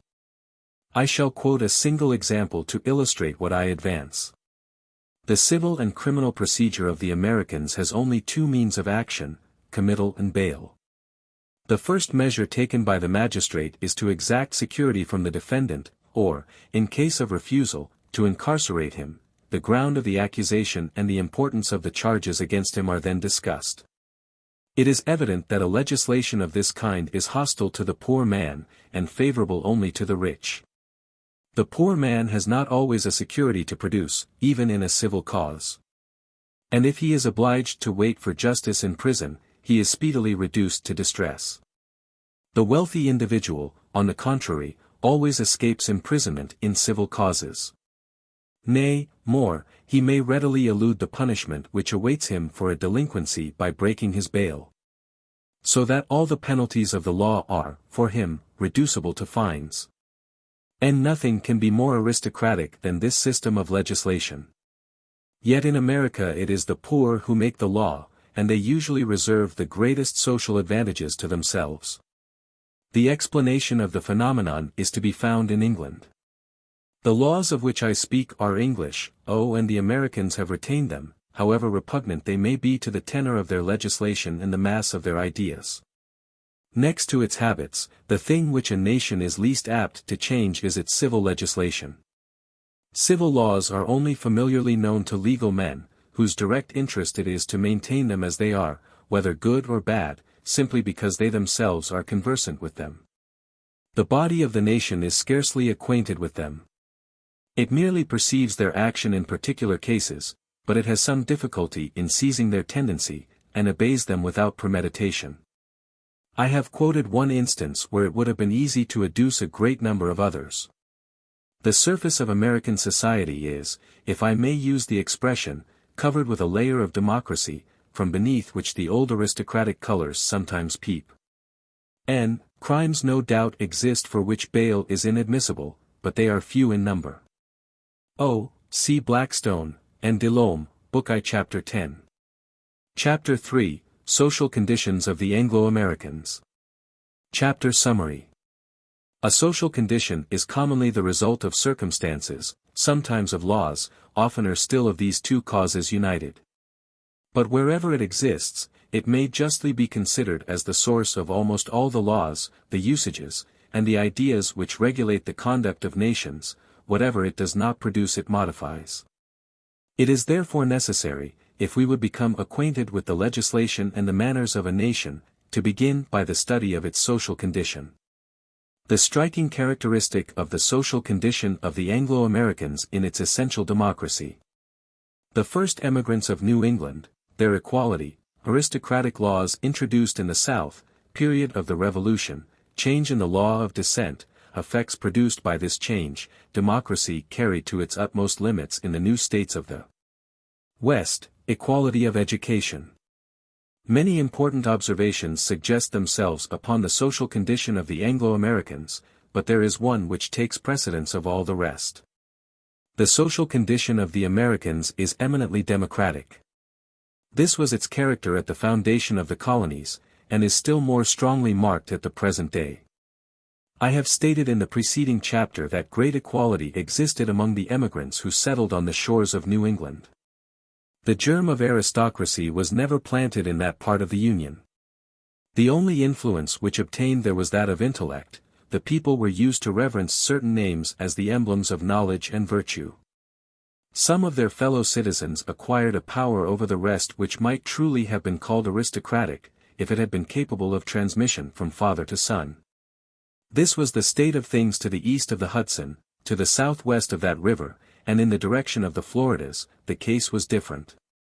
In most of the states situated to the southwest of the Hudson some great English proprietors had settled, who had imported with them aristocratic principles and the English law of descent. I have explained the reasons why it was impossible ever to establish a powerful aristocracy in America. These reasons existed with less force to the southwest of the Hudson. In the South, one man, aided by slaves, could cultivate a great extent of country. It was therefore common to see rich landed proprietors. But their influence was not altogether aristocratic as that term is understood in Europe, since they possessed no privileges. And the cultivation of their estates being carried on by slaves, they had no tenants depending on them, and consequently no patronage.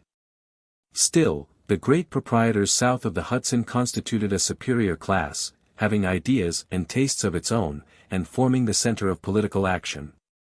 This kind of aristocracy sympathized with the body of the people, whose passions and interests it easily embraced, but it was too weak and too short-lived to excite either love or hatred for itself. This was the class which headed the insurrection in the South, and furnished the best leaders of the American Revolution. At the period of which we are now speaking, society was shaken to its center. The people, in whose name the struggle had taken place, conceived the desire of exercising the authority which it had acquired, its democratic tendencies were awakened. And having thrown off the yoke of the mother country, it aspired to independence of every kind. The influence of individuals gradually ceased to be felt, and custom and law united together to produce the same result. But the law of descent was the last step to equality. I am surprised that ancient and modern jurists have not attributed to this law a greater influence on human affairs. It is true that these laws belong to civil affairs. But they ought nevertheless to be placed at the head of all political institutions, for, whilst political laws are only the symbol of a nation's condition, they exercise an incredible influence upon its social state. They have, moreover, a sure and uniform manner of operating upon society, affecting, as it were, generations yet unborn. I understand by the law of descent all those laws whose principal object is to regulate the distribution of property after the death of its owner.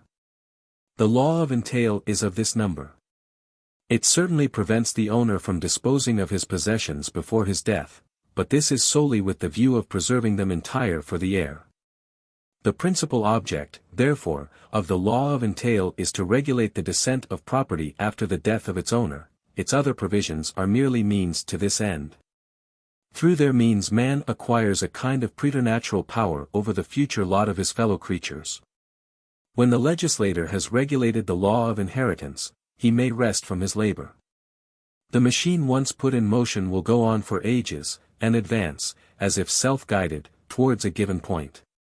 When framed in a particular manner, this law unites, draws together, and vests property and power in a few hands. Its tendency is clearly aristocratic.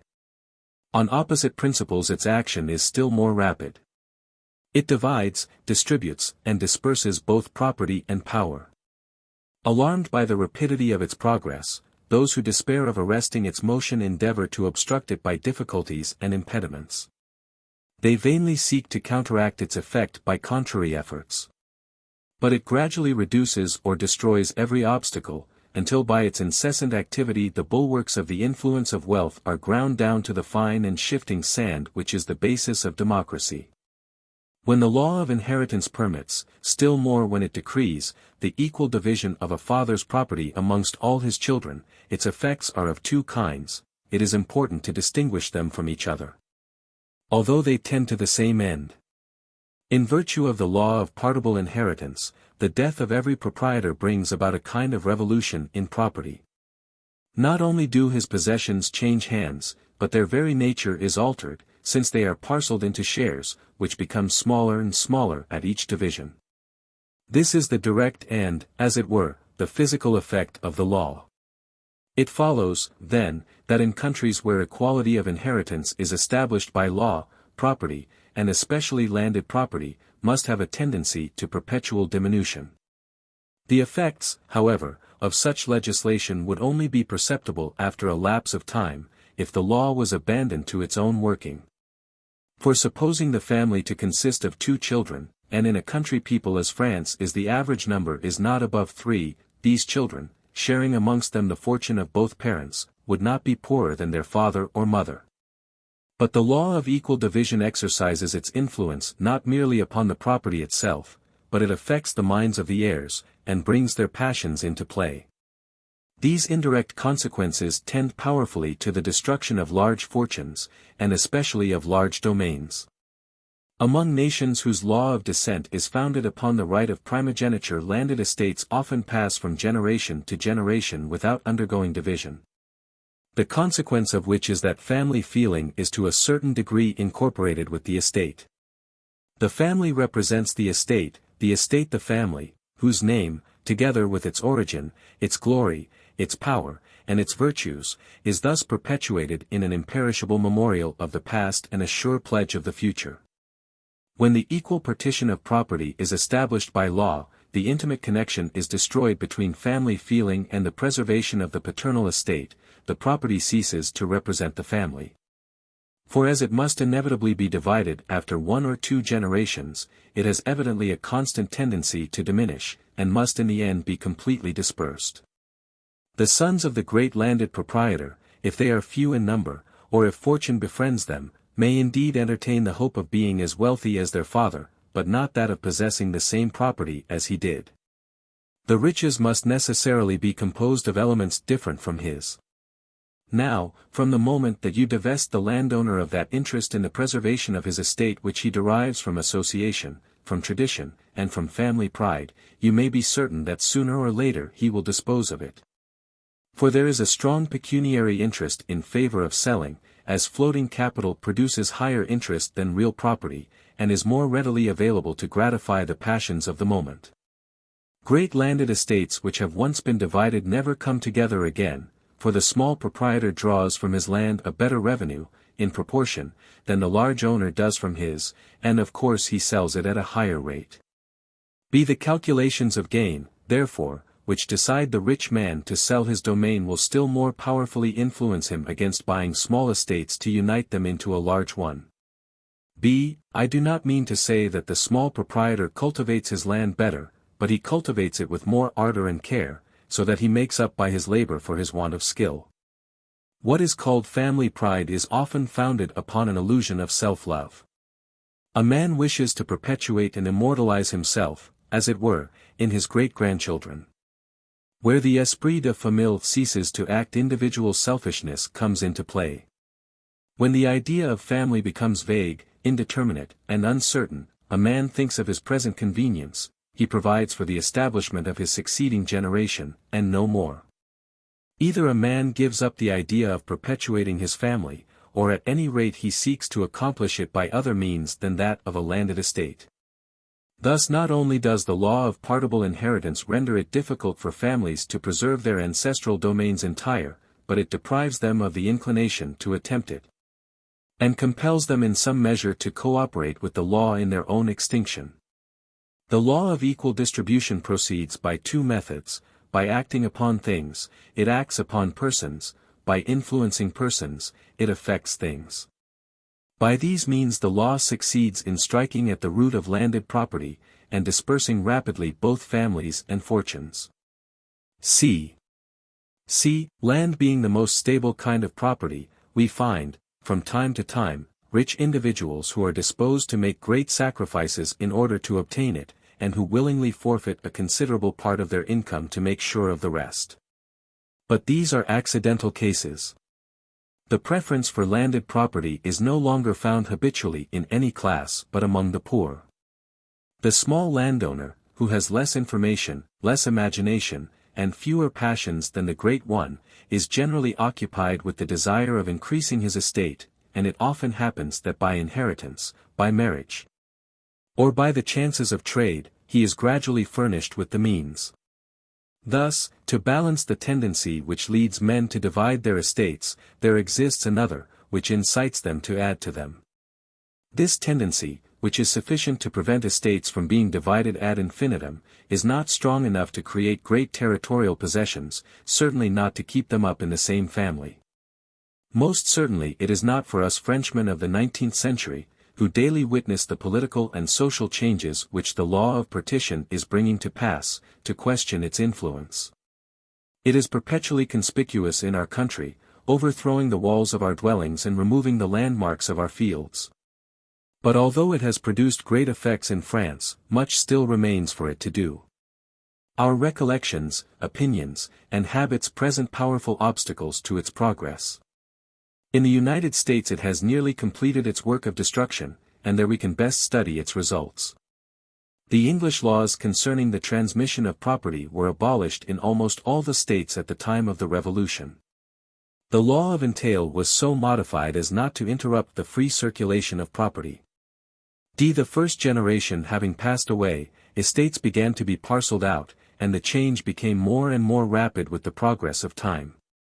At this moment, after a lapse of a little more than 60 years, the aspect of society is totally altered. The families of the great landed proprietors are almost all commingled with the general mass. In the state of New York, which formerly contained many of these, there are but two who still keep their heads above the stream, and they must shortly disappear. The sons of these opulent citizens are become merchants, lawyers, or physicians. Most of them have lapsed into obscurity. The last trace of hereditary ranks and distinctions is destroyed, the law of partition has reduced all to one level. Footnote D, see Appendix, G. I do not mean that there is any deficiency of wealthy individuals in the United States. I know of no country, indeed, where the love of money has taken stronger hold on the affections of men, and where the profounder contempt is expressed for the theory of the permanent equality of property. But wealth circulates with inconceivable rapidity, and experience shows that it is rare to find two succeeding generations in the full enjoyment of it. This picture, which may perhaps be thought to be overcharged, still gives a very imperfect idea of what is taking place in the new states of the West and Southwest. At the end of the last century, a few bold adventurers began to penetrate into the valleys of the Mississippi. And the mass of the population very soon began to move in that direction. Communities unheard of till then were seen to emerge from the wilds. States whose names were not in existence a few years before claimed their place in the American Union. And in the Western settlements we may behold democracy arrived at its utmost extreme. In these states, founded offhand, and, as it were, by chance, the inhabitants are but of yesterday. Scarcely known to one another, the nearest neighbors are ignorant of each other's history. In this part of the American continent, therefore, the population has not experienced the influence of great names and great wealth, nor even that of the natural aristocracy of knowledge and virtue. None are there to wield that respectable power which men willingly grant to the remembrance of a life spent in doing good before their eyes. The new states of the West are already inhabited, but society has no existence among them. This may have been true in 1832, but is not so in 1874, when great cities like Chicago and San Francisco have sprung up in the Western states. But as yet the Western states exert no powerful influence on American society. Translator's note. It is not only the fortunes of men which are equal in America, even their requirements partake in some degree of the same uniformity. I do not believe that there is a country in the world where, in proportion to the population, there are so few uninstructed and at the same time so few learned individuals. Primary instruction is within the reach of everybody. Superior instruction is scarcely to be obtained by any. This is not surprising, it is in fact the necessary consequence of what we have advanced above. Almost all the Americans are in easy circumstances, and can therefore obtain the first elements of human knowledge. In America there are comparatively few who are rich enough to live without a profession. Every profession requires an apprenticeship, which limits the time of instruction to the early years of life. At 15 they enter upon their calling, and thus their education ends at the age when ours begins. Whatever is done afterwards is with a view to some special and lucrative object. A science is taken up as a matter of business, and the only branch of it which is attended to is such as admits of an immediate practical application. In America most of the rich men were formerly poor, most of those who now enjoy leisure were absorbed in business during their youth.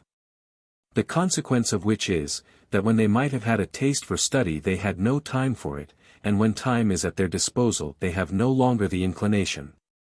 There is no class, then, in America, in which the taste for intellectual pleasures is transmitted with hereditary fortune and leisure, and by which the labors of the intellect are held in honor. Accordingly there is an equal want of the desire and the power of application to these objects. A middle standard is fixed in America for human knowledge. All approach as near to it as they can, some as they rise, others as they descend. Of course, an immense multitude of persons are to be found who entertain the same number of ideas on religion, history, science, political economy, legislation, and government. The gifts of intellect proceed directly from God, and man cannot prevent their unequal distribution. But in consequence of the state of things which we have here represented it happens that, although the capacities of men are widely different, as the Creator has doubtless intended they should be, they are submitted to the same method of treatment. In America the aristocratic element has always been feeble from its birth. And if at the present day it is not actually destroyed, it is at any rate so completely disabled that we can scarcely assign to it any degree of influence in the course of affairs. The democratic principle, on the contrary, has gained so much strength by time, by events, and by legislation, as to have become not only predominant but all-powerful. There is no family or corporate authority, and it is rare to find even the influence of individual character enjoy any durability. America, then, exhibits in her social state a most extraordinary phenomenon. Men are there seen on a greater equality in point of fortune and intellect, or, in other words, more equal in their strength, than in any other country of the world, or in any age of which history has preserved the remembrance. Political consequences of the social condition of the Anglo-Americans. The political consequences of such a social condition as this are easily deducible. It is impossible to believe that equality will not eventually find its way into the political world as it does everywhere else. To conceive of men remaining forever unequal upon one single point, yet equal on all others, is impossible. They must come in the end to be equal upon all. Now I know of only two methods of establishing equality in the political world: every citizen must be put in possession of his rights, or rights must be granted to no one.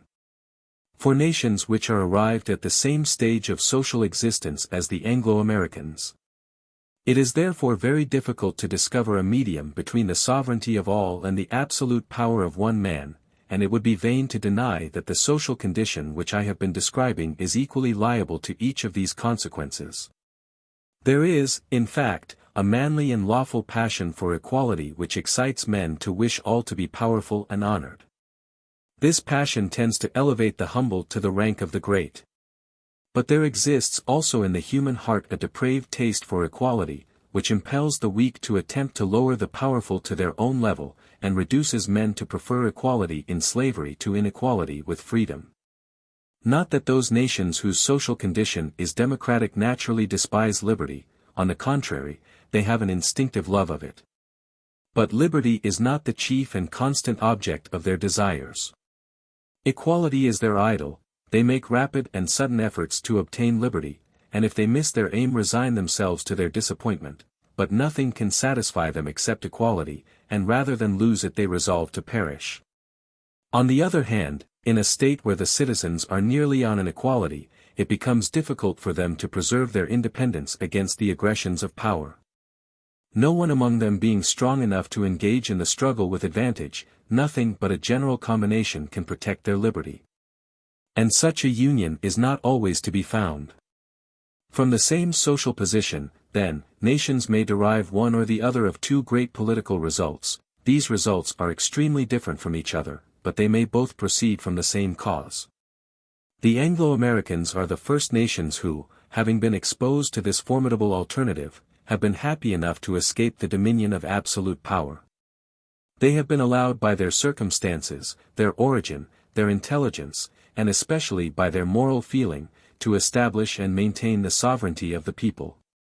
Chapter 4, The Principle of the Sovereignty of the People in America. Chapter Summary.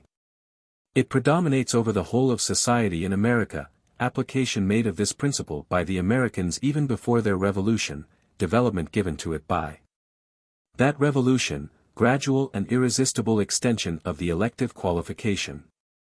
The principle of the sovereignty of the people in America. Whenever the political laws of the United States are to be discussed, it is with the doctrine of the sovereignty of the people that we must begin. The principle of the sovereignty of the people, which is to be found, more or less, at the bottom of almost all human institutions, generally remains concealed from view. It is obeyed without being recognized, or if for a moment it be brought to light, it is hastily cast back into the gloom of the sanctuary. The will of the nation is one of those expressions which have been most profusely abused by the wily and the despotic of every age. To the eyes of some it has been represented by the venal suffrages of a few of the satellites of power. To others by the votes of a timid or an interested minority, and some have even discovered it in the silence of a people, on the supposition that the fact of submission established the right of command.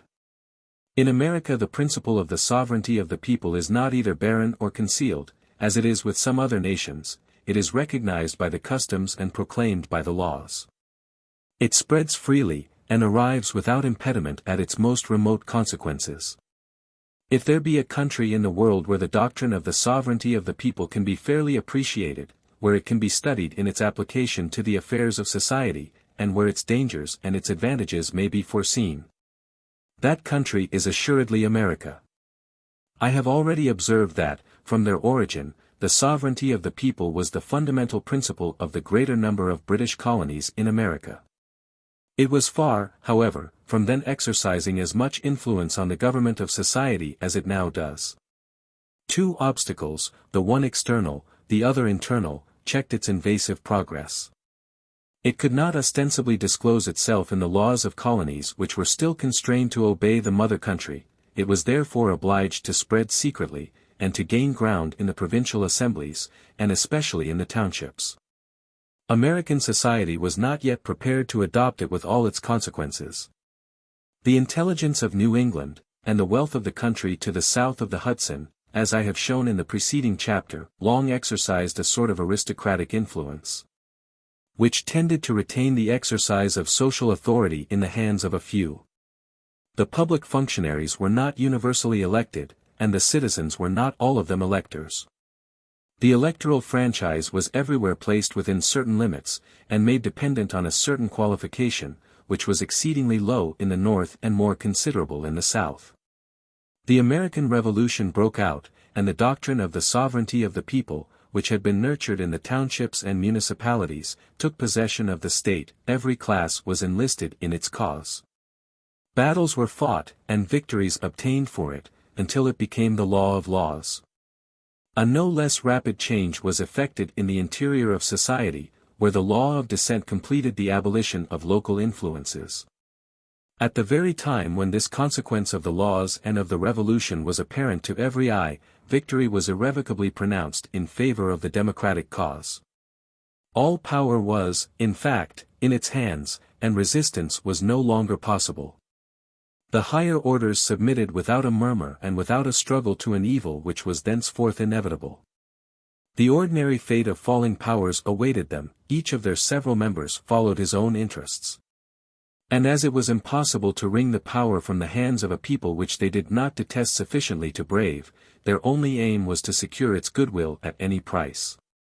The most democratic laws were consequently voted by the very men whose interests they impaired. And thus, although the higher classes did not excite the passions of the people against their order, they accelerated the triumph of the new state of things. So that by a singular change the democratic impulse was found to be most irresistible in the very states where the aristocracy had the firmest hold. The state of Maryland, which had been founded by men of rank, was the first to proclaim universal suffrage, and to introduce the most democratic forms into the conduct of its government. When a nation modifies the elective qualification, it may easily be foreseen that sooner or later that qualification will be entirely abolished. There is no more invariable rule in the history of society: the further electoral rights are extended, the greater is the need of extending them. For after each concession the strength of the democracy increases, and its demands increase with its strength. The ambition of those who are below the appointed rate is irritated in exact proportion to the great number of those who are above it. The exception at last becomes the rule, concession follows concession, and no stop can be made short of universal suffrage. At the present day the principle of the sovereignty of the people has acquired, in the United States, all the practical development which the imagination can conceive. It is unencumbered by those fictions which have been thrown over it in other countries, and it appears in every possible form according to the exigency of the occasion. Sometimes the laws are made by the people in a body, as at Athens. And sometimes its representatives, chosen by universal suffrage, transact business in its name, and almost under its immediate control. In some countries a power exists which, though it is in a degree foreign to the social body, directs it, and forces it to pursue a certain track. In others the ruling force is divided, being partly within and partly without the ranks of the people.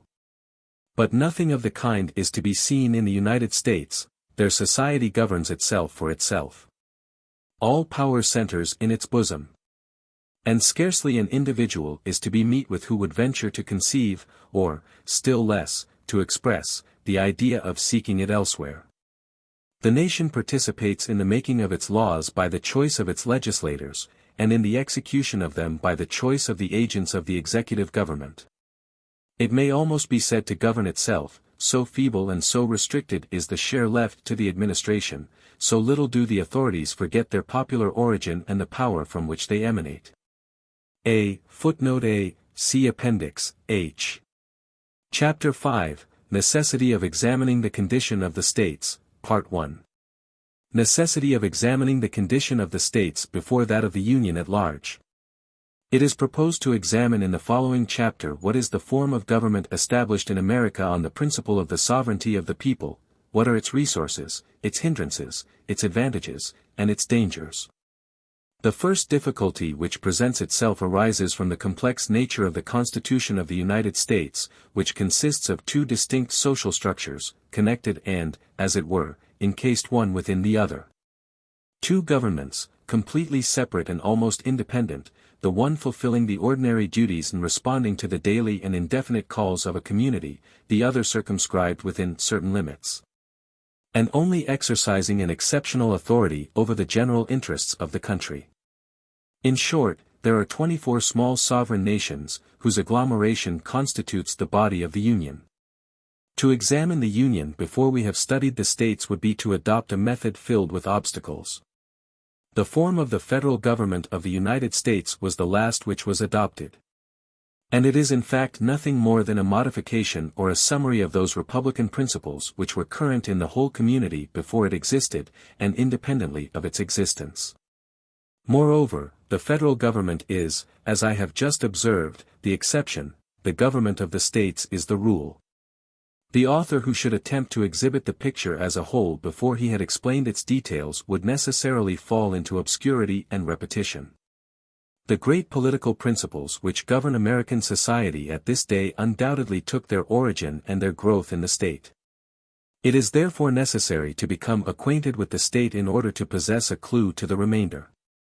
The states which at present compose the American Union all present the same features, as far as regards the external aspect of their institutions.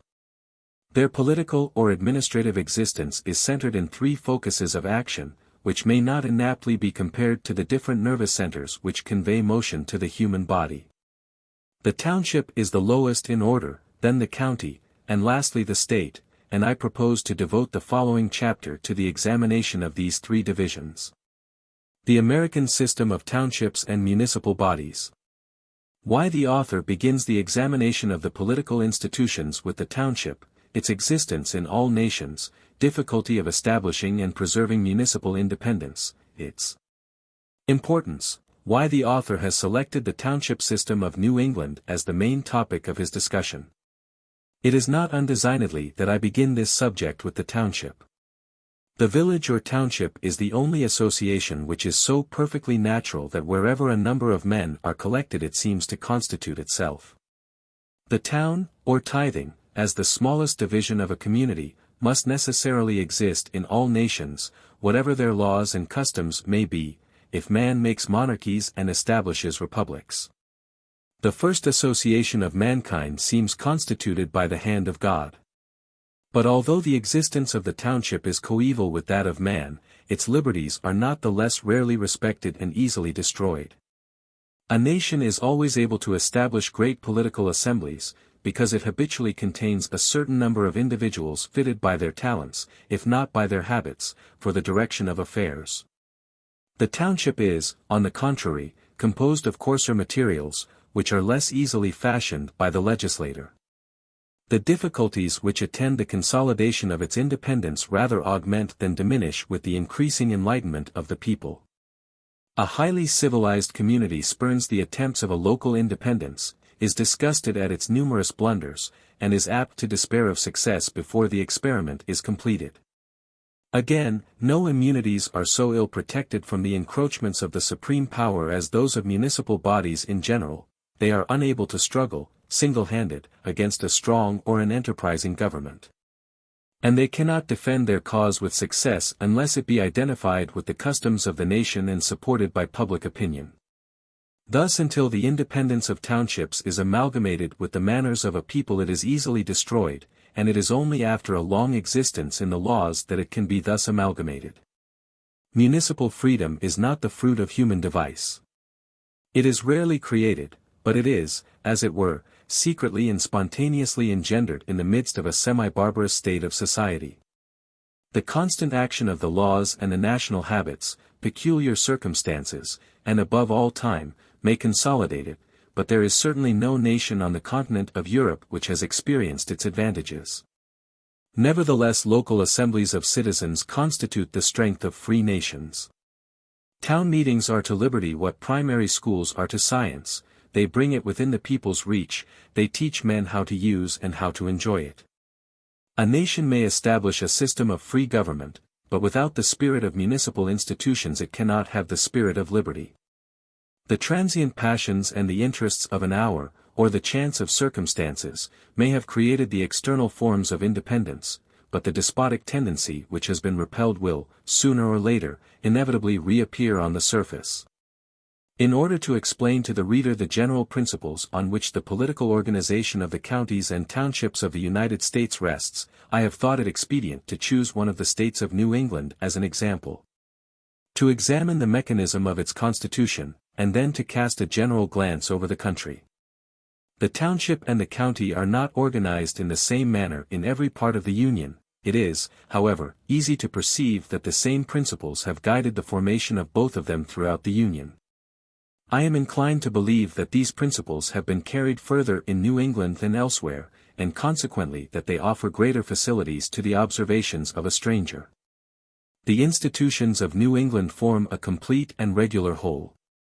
They have received the sanction of time, they have the support of the laws, and the still stronger support of the manners of the community, over which they exercise the most prodigious influence. They consequently deserve our attention on every account. Limits of the township.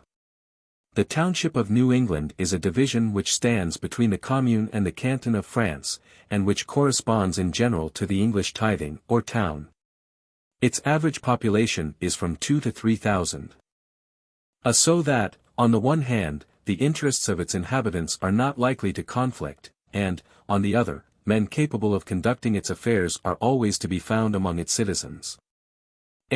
In 1830 there were 305 townships in the state of Massachusetts, and 610,014 inhabitants, which gives an average of about 2,000 inhabitants to each township. Authorities of the township in New England. The people, the source of all power here as elsewhere, manages its own affairs, no corporation, the greater part of the authority vested in the hands of the selectmen. How the selectmen act, town meeting, enumeration of the public officers of the township, obligatory and remunerated functions. In the township, as well as everywhere else, the people is the only source of power, but in no stage of government does the body of citizens exercise a more immediate influence. In America the people is a master whose exigencies demand obedience to the utmost limits of possibility. In New England the majority acts by representatives in the conduct of the public business of the state.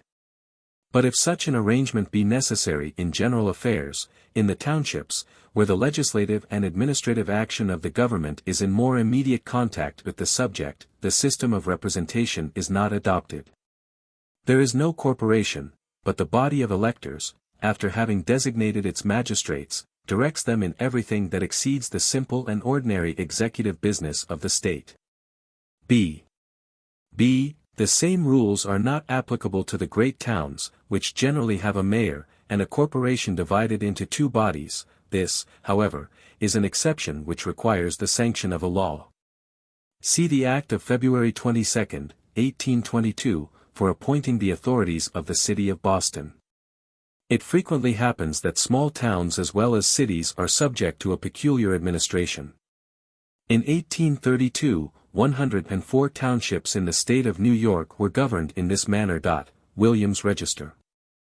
This state of things is so contrary to our ideas, and so different from our customs, that it is necessary for me to adduce some examples to explain it thoroughly.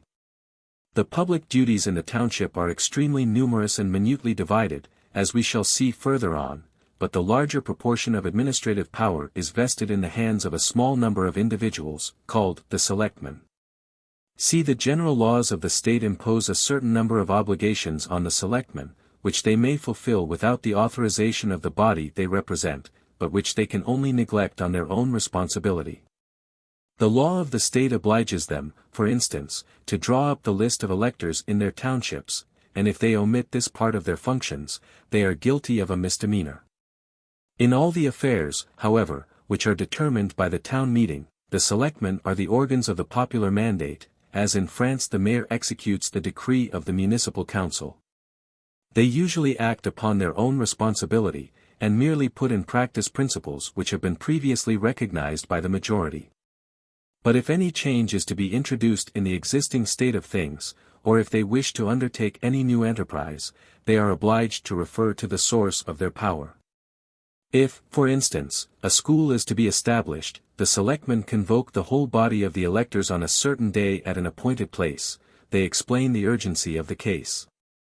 They give their opinion on the means of satisfying it, on the probable expense, and the site which seems to be most favorable. The meeting is consulted on these several points. It adopts the principle, marks out the site, votes the rate, and confides the execution of its resolution to the selectmen. c. 3 selectmen are appointed in the small townships, and 9 in the large ones. See the town officer, page 186. See also the principal laws of the state of Massachusetts relative to the selectmen. Act of February 20, 1786, Volume 1, page 219, February 24, 1796, Volume 1, page 488, March 7, 1801, Volume 2. Page 45, June 16, 1795, Volume 1, page 475, March 12, 1808, Volume 2. Page 186, February 28, 1787, Volume 1, page 302, June 22, 1797, Volume 1, page 539. The selectmen have alone the right of calling a town meeting, but they may be requested to do so, if 10 citizens are desirous of submitting a new project to the assent of the township, they may demand a general convocation of the inhabitants. The selectmen are obliged to comply, but they have only the right of presiding at the meeting. D. See Laws of Massachusetts, Volume 1, page 150, Act of March 25, 1786. The selectmen are elected every year in the month of April or of May. The town meeting chooses at the same time a number of other municipal magistrates, who are entrusted with important administrative functions. The assessors rate the township, the collectors receive the rate. A constable is appointed to keep the peace, to watch the streets, and to forward the execution of the laws. The town clerk records all the town votes, orders, grants, births, deaths, and marriages. The treasurer keeps the funds. The overseer of the poor performs the difficult task of superintending the action of the poor laws. Committee men are appointed to attend to the schools and to public instruction. And the road surveyors, who take care of the greater and lesser thoroughfares of the township, complete the list of the principal functionaries. They are, however, still further subdivided. And amongst the municipal officers are to be found parish commissioners, who audit the expenses of public worship, different classes of inspectors, some of whom are to direct the citizens in case of fire.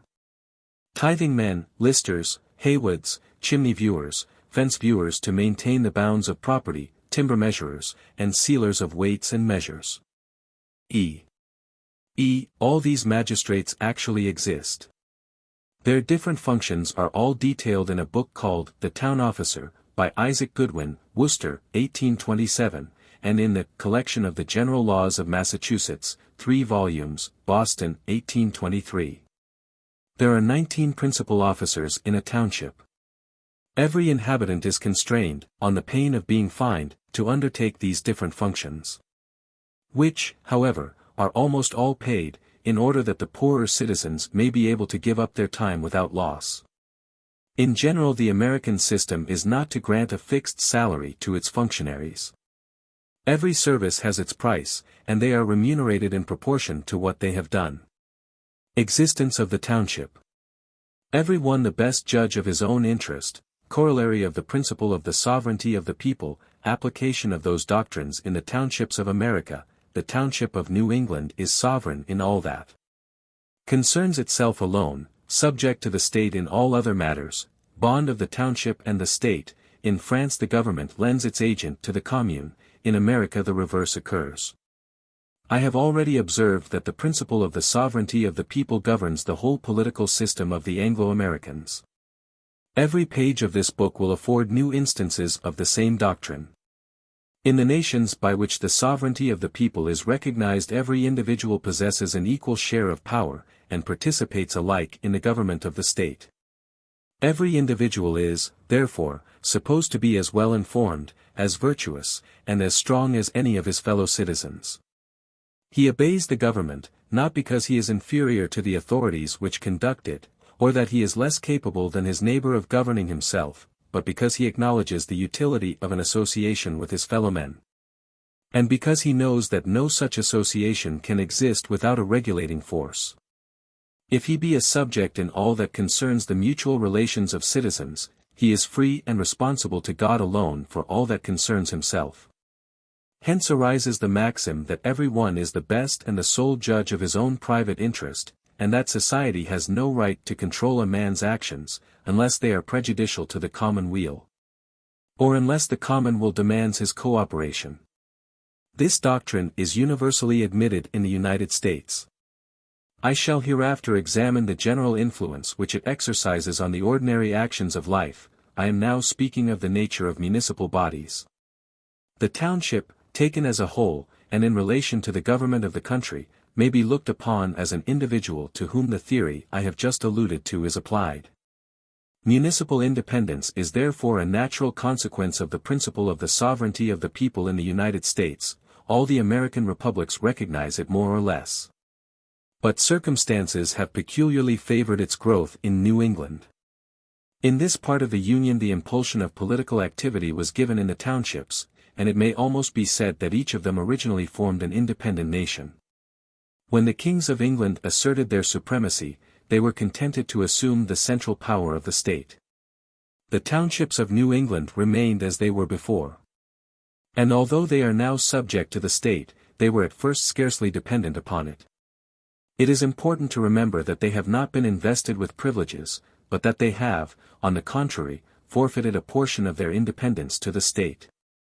The townships are only subordinate to the state in those interests which I shall term social, as they are common to all the citizens. They are independent in all that concerns themselves. And amongst the inhabitants of New England I believe that not a man is to be found who would acknowledge that the state has any right to interfere in their local interests. The towns of New England buy and sell, sue or are sued, augment or diminish their rates, without the slightest opposition on the part of the administrative authority of the state. They are bound, however, to comply with the demands of the community. If the state is in need of money, a town can neither give nor withhold the supplies. If the state projects a road, the township cannot refuse to let it cross its territory. If a police regulation is made by the state, it must be enforced by the town. A uniform system of instruction is organized all over the country, and every town is bound to establish the schools which the law ordains. In speaking of the administration of the United States I shall have occasion to point out the means by which the townships are compelled to obey in these different cases. I here merely show the existence of the obligation. Strict as this obligation is, the government of the state imposes it in principle only, and in its performance the township resumes all its independent rights. Thus, taxes are voted by the state, but they are levied and collected by the township. The existence of a school is obligatory, but the township builds, pays, and superintends it. In France the state collector receives the local imposts, in America the town collector receives the taxes of the state. Thus the French government lends its agents to the commune, in America the township is the agent of the government. This fact alone shows the extent of the differences which exist between the two nations.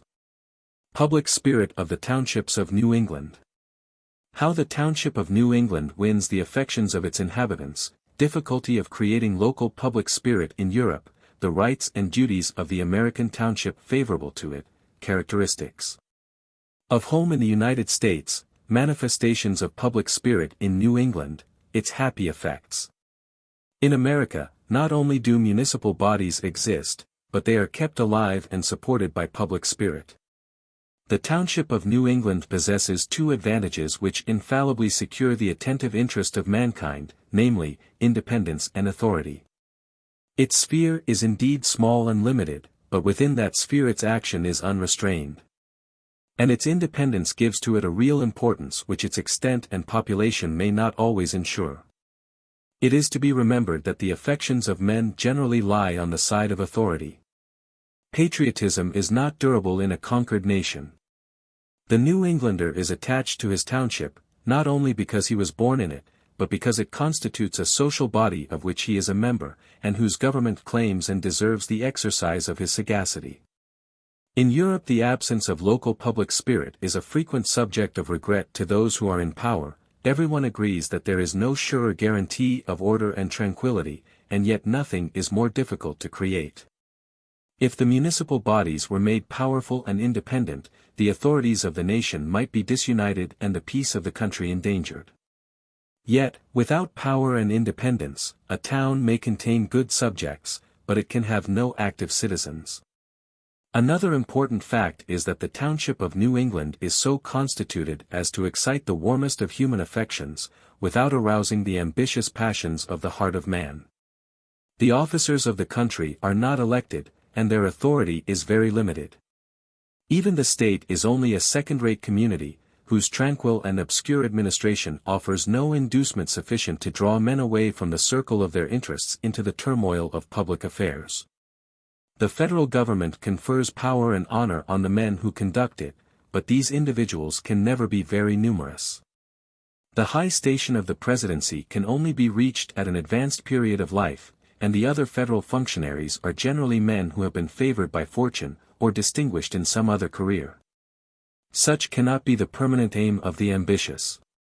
But the township serves as a center for the desire of public esteem, the want of exciting interests, and the taste for authority and popularity, in the midst of the ordinary relations of life. And the passions which commonly embroil society change their character when they find a vent so near the domestic hearth and the family circle. In the American states power has been disseminated with admirable skill for the purpose of interesting the greatest possible number of persons in the commonweal.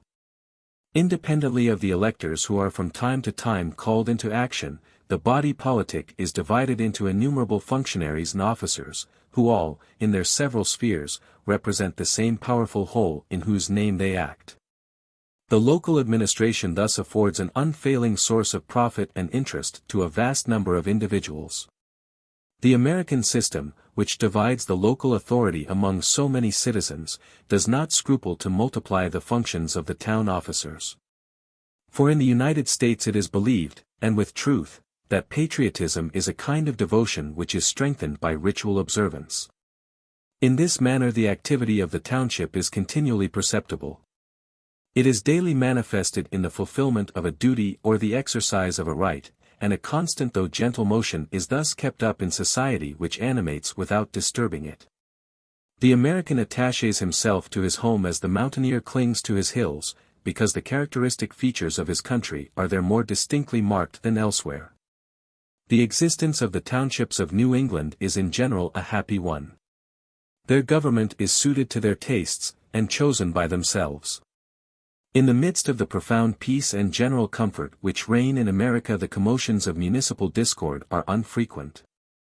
The conduct of local business is easy. The political education of the people has long been complete. Say rather that it was complete when the people first set foot upon the soil. In New England no tradition exists of a distinction of ranks, no portion of the community is tempted to oppress the remainder. And the abuses which may injure isolated individuals are forgotten in the general contentment which prevails. If the government is defective, and it would no doubt be easy to point out its deficiencies, the fact that it really emanates from those it governs, and that it acts, either ill or well, casts the protecting spell of a parental pride over its faults. No term of comparison disturbs the satisfaction of the citizen. England formerly governed the mass of the colonies, but the people was always sovereign in the township where its rule is not only an ancient but a primitive state.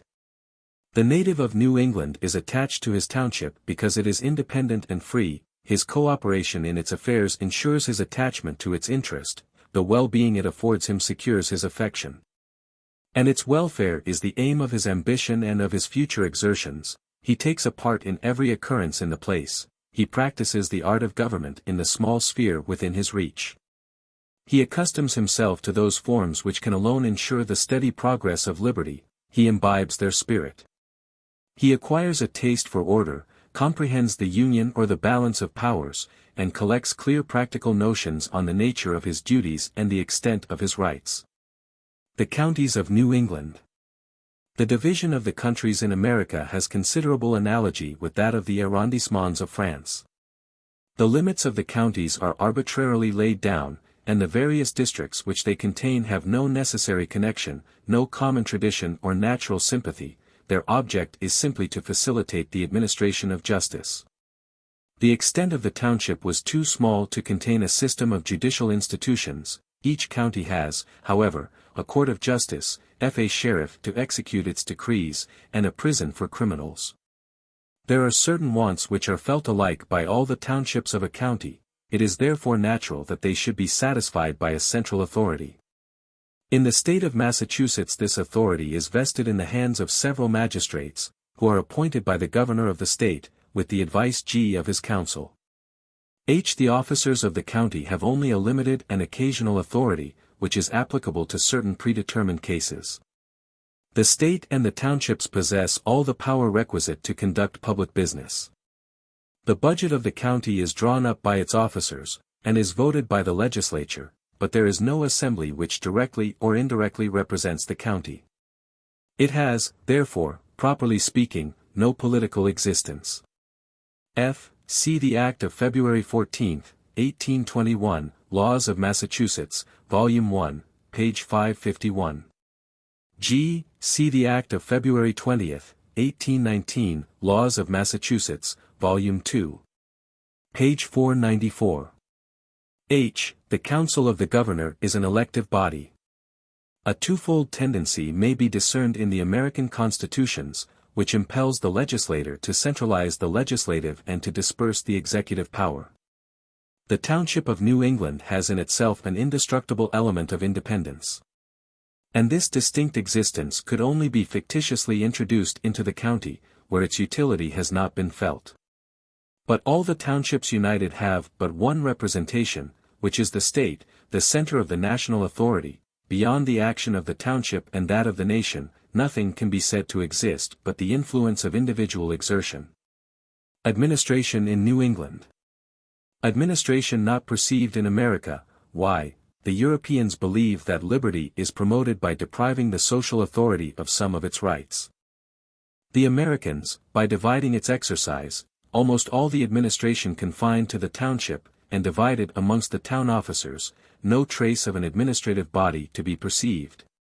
Either in the township or above it. The reason of this, how it happens that the administration of the state is uniform, who is empowered to enforce the obedience of the township and the county to the law, the introduction of judicial power into the administration, consequence of the extension of the elective principle to all functionaries, the justice of the peace in New England, by whom appointed, county officer, ensures the administration of the townships, court of sessions, its action, right of inspection and indictment disseminated like the other administrative functions, informers encouraged by the division of fines. Nothing is more striking to an European traveler in the United States than the absence of what we term the government, or the administration. Written laws exist in America, and one sees that they are daily executed. But although everything is in motion, the hand which gives the impulse to the social machine can nowhere be discovered. Nevertheless, as all peoples are obliged to have recourse to certain grammatical forms, which are the foundation of human language, in order to express their thoughts, so all communities are obliged to secure their existence by submitting to a certain dose of authority, without which they fall a prey to anarchy. This authority may be distributed in several ways, but it must always exist somewhere. There are two methods of diminishing the force of authority in a nation. The first is to weaken the supreme power in its very principle, by forbidding or preventing society from acting in its own defense under certain circumstances. To weaken authority in this manner is what is generally termed in Europe to lay the foundations of freedom. The second manner of diminishing the influence of authority does not consist in stripping society of any of its rights, nor in paralyzing its efforts, but in distributing the exercise of its privileges in various hands. And in multiplying functionaries, to each of whom the degree of power necessary for him to perform his duty is entrusted. There may be nations whom this distribution of social powers might lead to anarchy, but in itself it is not anarchical. The action of authority is indeed thus rendered less irresistible and less perilous, but it is not totally suppressed. The Revolution of the United States was the result of a mature and dignified taste for freedom, and not of a vague or ill-defined craving for independence. It contracted no alliance with the turbulent passions of anarchy. But its course was marked, on the contrary, by an attachment to whatever was lawful and orderly. It was never assumed in the United States that the citizen of a free country has a right to do whatever he pleases. On the contrary, social obligations were there imposed upon him more various than anywhere else. No idea was ever entertained of attacking the principles or of contesting the rights of society. But the exercise of its authority was divided, to the end that the office might be powerful and the officer insignificant, and that the community should be at once regulated and free. In no country in the world does the law hold so absolute a language as in America, and in no country is the right of applying it vested in so many hands. The administrative power in the United States presents nothing either central or hierarchical in its constitution, which accounts for its passing, unperceived. The power exists, but its representative is not to be perceived. We have already seen that the independent townships of New England protect their own private interests, and the municipal magistrates are the persons to whom the execution of the laws of the state is most frequently entrusted. Besides the general laws, the state sometimes passes general police regulations. But more commonly the townships and town officers, conjointly with justices of the peace, regulate the minor details of social life, according to the necessities of the different localities, and promulgate such enactments as concern the health of the community, and the peace as well as morality of the citizens. Lastly, these municipal magistrates provide, of their own accord and without any delegated powers, for those unforeseen emergencies which frequently occur in society. The town officer, especially at the word selectmen, assessors, collectors, schools, surveyors of highways. I take one example in 1,000, the state prohibits traveling on the Sunday. The tithing men, who are town officers, are specially charged to keep watch and to execute the law. See the Laws of Massachusetts, Volume 1, page 410. The selectmen draw up the lists of electors for the election of the governor, and transmit the result of the ballot to the Secretary of the State. See Act of February 24, 1796, ID, Volume 1, page 488. Thus, for instance, the selectmen authorize the construction of drains, point out the proper sites for slaughterhouses and other trades which are a nuisance to the neighborhood. See the Act of June 7, 1785, ID, Volume 1, page 193. The selectmen take measures for the security of the public in case of contagious diseases, conjointly with the justices of the peace. See Act of June 22, 1797, Volume 1, page 539. It results from what we have said that in the state of Massachusetts the administrative authority is almost entirely restricted to the township, but that it is distributed among a great number of individuals. In the French Commune there is properly but one official functionary, namely, the mayor, and in New England we have seen that there are 19. These 19 functionaries do not in general depend upon one another. The law carefully prescribes a circle of action to each of these magistrates, and within that circle they have an entire right to perform their functions independently of any other authority. Above the township scarcely any trace of a series of official dignitaries is to be found. It sometimes happens that the county officers alter a decision of the townships or town magistrates, but in general the authorities of the county have no right to interfere with the authorities of the township, except in such matters as concern the county. I say almost, for there are various circumstances in the annals of a township which are regulated by the justice of the peace in his individual capacity, or by the justices of the peace assembled in the chief town of the county. Thus licenses are granted by the justices. See the Act of February 28, 1787, Volume 1, page 297. Thus licenses are only granted to such persons as can produce a certificate of good conduct from the selectmen. If the selectmen refuse to give the certificate, the party may appeal to the justices assembled in the Court of Sessions, and they may grant the license. See Act of March 12, 1808, Volume 2. Page 186. The townships have the right to make bylaws, and to enforce them by fines which are fixed by law, but these bylaws must be approved by the Court of Sessions. See Act of March 23, 1786, Volume 1, page 254. In Massachusetts the county magistrates are frequently called upon to investigate the acts of the town magistrates. But it will be shown further on that this investigation is a consequence, not of their administrative, but of their judicial power. The magistrates of the township, as well as those of the county, are bound to communicate their acts to the central government in a very small number of predetermined cases. But the central government is not represented by an individual whose business it is to publish police regulations and ordinances enforcing the execution of the laws. To keep up a regular communication with the officers of the township and the county, to inspect their conduct, to direct their actions, or to reprimand their faults.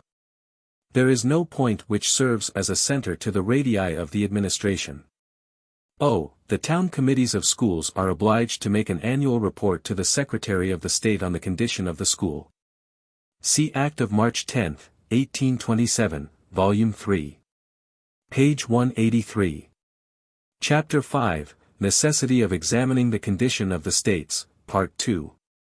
What, then, is the uniform plan on which the government is conducted? And how is the compliance of the counties and their magistrates or the townships and their officers enforced?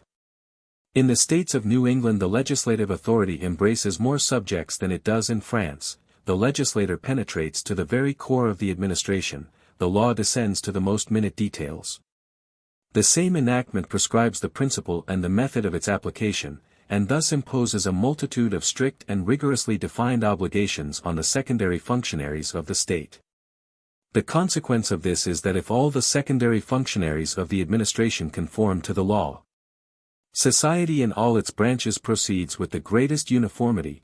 The difficulty remains of compelling the secondary functionaries of the administration to conform to the law.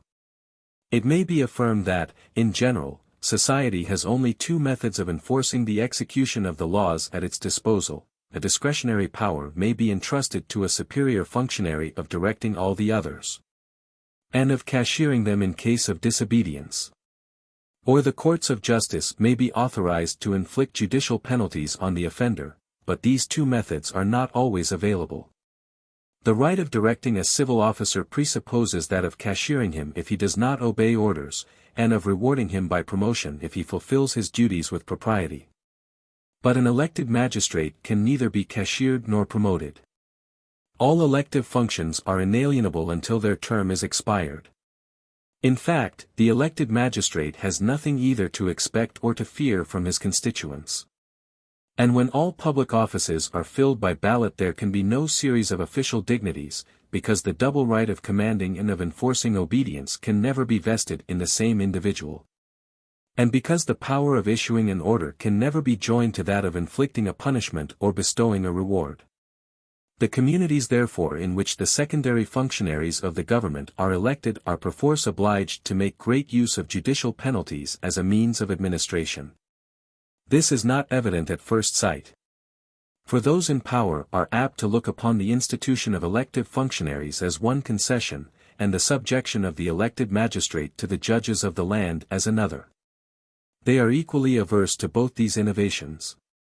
And as they are more pressingly solicited to grant the former than the latter, they accede to the election of the magistrate, and leave him independent of the judicial power. Nevertheless, the second of these measures is the only thing that can possibly counterbalance the first. And it will be found that an elective authority which is not subject to judicial power will, sooner or later, either elude all control or be destroyed. The courts of justice are the only possible medium between the central power and the administrative bodies. They alone can compel the elected functionary to obey, without violating the rights of the elector. The extension of judicial power in the political world ought therefore to be in the exact ratio of the extension of elective offices. If these two institutions do not go hand in hand, the state must fall into anarchy or into subjection. It has always been remarked that habits of legal business do not render men apt to the exercise of administrative authority. The Americans have borrowed from the English, their fathers, the idea of an institution which is unknown upon the continent of Europe. I allude to that of the justices of the peace. The justice of the peace is a sort of mezzo termen between the magistrate and the man of the world, between the civil officer and the judge. A justice of the peace is a well-informed citizen, though he is not necessarily versed in the knowledge of the laws. His office simply obliges him to execute the police regulations of society. A task in which good sense and integrity are of more avail than legal science. The justice introduces into the administration a certain taste for established forms and publicity, which renders him a most unserviceable instrument of despotism. And, on the other hand, he is not blinded by those superstitions which render legal officers unfit members of a government. The Americans have adopted the system of the English justices of the peace, but they have deprived it of that aristocratic character which is discernible in the mother country. The governor of Massachusetts P. appoints a certain number of justices of the peace in every county, whose functions last 7 years. Q. He further designates 3 individuals from amongst the whole body of justices who form in each county what is called the Court of Sessions. The justices take a personal share in public business. They are sometimes entrusted with administrative functions in conjunction with elected officers, or they sometimes constitute a tribunal, before which the magistrates summarily prosecute a refractory citizen. Or the citizens inform against the abuses of the magistrate. But it is in the Court of Sessions that they exercise their most important functions. This court meets twice a year in the county town. In Massachusetts it is empowered to enforce the obedience of the greater number of public officers. It must be observed, that in the state of Massachusetts the Court of Sessions is at the same time an administrative body, properly so called, and a political tribunal. It has been asserted that the county is a purely administrative division. The Court of Sessions presides over that small number of affairs which, as they concern several townships, or all the townships of the county in common, cannot be entrusted to any one of them in particular. In all that concerns county business the duties of the Court of Sessions are purely administrative. And if in its investigations it occasionally borrows the forms of judicial procedure, it is only with a view to its own information, or as a guarantee to the community over which it presides. But when the administration of the township is brought before it, it always acts as a judicial body, and in some few cases as an official assembly. We shall hereafter learn what a governor is. I shall content myself with remarking in this place that he represents the executive power of the whole state. See the Constitution of Massachusetts, Chapter 2. Sect. 1, Section 9, Chapter 3. Section 3.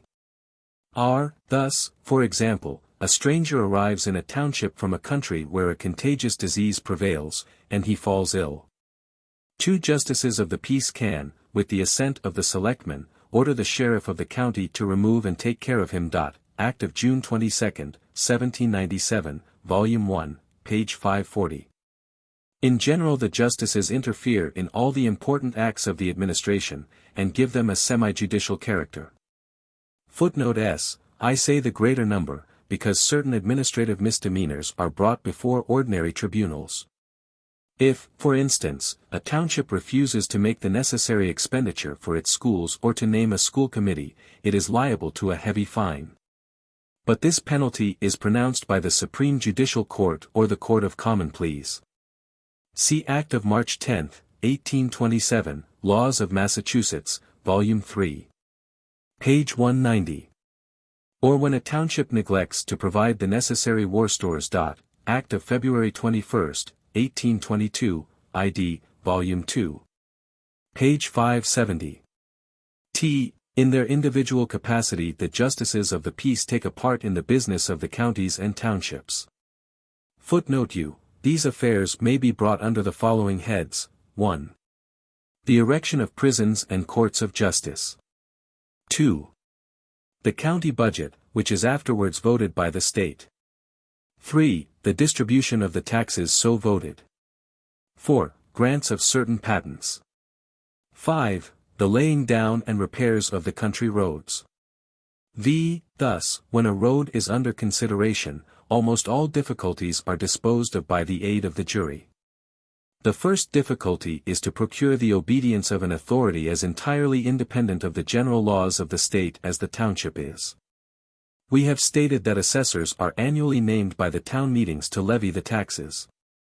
If a township attempts to evade the payment of the taxes by neglecting to name its assessors, the Court of Sessions condemns it to a heavy penalty. The fine is levied on each of the inhabitants.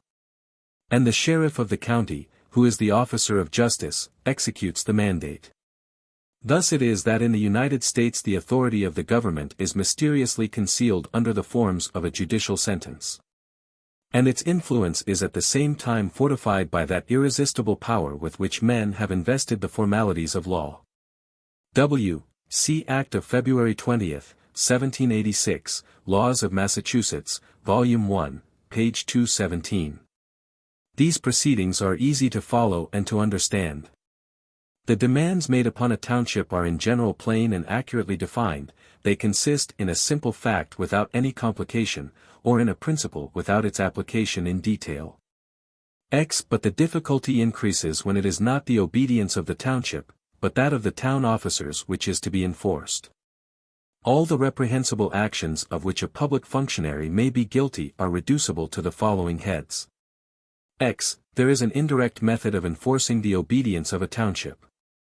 Suppose that the funds which the law demands for the maintenance of the roads have not been voted, the town surveyor is then authorized, ex officio, to levy the supplies. As he is personally responsible to private individuals for the state of the roads, and indictable before the Court of Sessions, he is sure to employ the extraordinary right which the law gives him against the township. Thus by threatening the officer the Court of Sessions exacts compliance from the town. See Act of March 5, 1787, ID, Volume 1, page 305. He may execute the law without energy or zeal. He may neglect to execute the law. He may do what the law enjoins him not to do. The last two violations of duty can alone come under the cognizance of a tribunal. A positive and appreciable fact is the indispensable foundation of an action at law. Thus, if the selectmen omit to fulfill the legal formalities usual at town elections, they may be condemned to pay a fine. Why? But when the public officer performs his duty without ability, and when he obeys the letter of the law without zeal or energy, he is at least beyond the reach of judicial interference. The Court of Sessions, even when it is invested with its official powers, is in this case unable to compel him to a more satisfactory obedience. The fear of removal is the only check to these quasi-offenses. And as the Court of Sessions does not originate the town authorities, it cannot remove functionaries whom it does not appoint. Moreover, a perpetual investigation would be necessary to convict the officer of negligence or lukewarmness. And the Court of Sessions sits but twice a year and then only judges such offenses as are brought before its notice. The only security of that active and enlightened obedience which a court of justice cannot impose upon public officers lies in the possibility of their arbitrary removal. In France this security is sought for in powers exercised by the heads of the administration, in America it is sought for in the principle of election. Laws of Massachusetts, Volume 2. Page 45. Thus, to recapitulate in a few words what I have been showing, if a public officer in New England commits a crime in the exercise of his functions, the ordinary courts of justice are always called upon to pass sentence upon him. If he commits a fault in his official capacity, a purely administrative tribunal is empowered to punish him, and, if the affair is important or urgent, the judge supplies the omission of the functionary. Z. Lastly, if the same individual is guilty of one of those intangible offenses of which human justice has no cognizance, he annually appears before a tribunal from which there is no appeal, which can at once reduce him to insignificance and deprive him of his charge. This system undoubtedly possesses great advantages, but its execution is attended with a practical difficulty which it is important to point out. Z. If, for instance, a township persists in refusing to name its assessors, the Court of Sessions nominates them, and the magistrates thus appointed are invested with the same authority as elected officers. See the Act quoted above, February 20, 1787.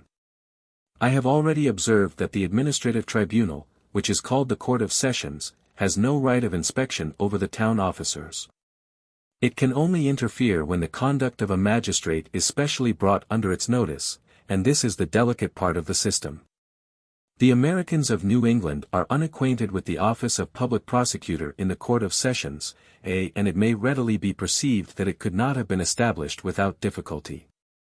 If an accusing magistrate had merely been appointed in the chief town of each county, and if he had been unassisted by agents in the townships, he would not have been better acquainted with what was going on in the county than the members of the Court of Sessions.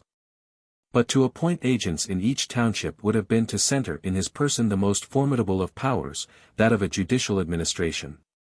Moreover, laws are the children of habit, and nothing of the kind exists in the legislation of England.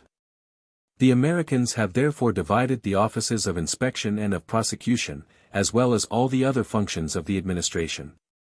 Grand jurors are bound by the law to apprise the court to which they belong of all the misdemeanors which may have been committed in their county. B. There are certain great offenses which are officially prosecuted by the states. C. But more frequently the task of punishing delinquents devolves upon the fiscal officer, whose province it is to receive the fine. Thus the treasurer of the township is charged with the prosecution of such administrative offenses as fall under his notice. But a more special appeal is made by American legislation to the private interest of the citizen, D. And this great principle is constantly to be met with in studying the laws of the United States. American legislators are more apt to give men credit for intelligence than for honesty, and they rely not a little on personal cupidity for the execution of the laws. When an individual is really and sensibly injured by an administrative abuse, it is natural that his personal interest should induce him to prosecute.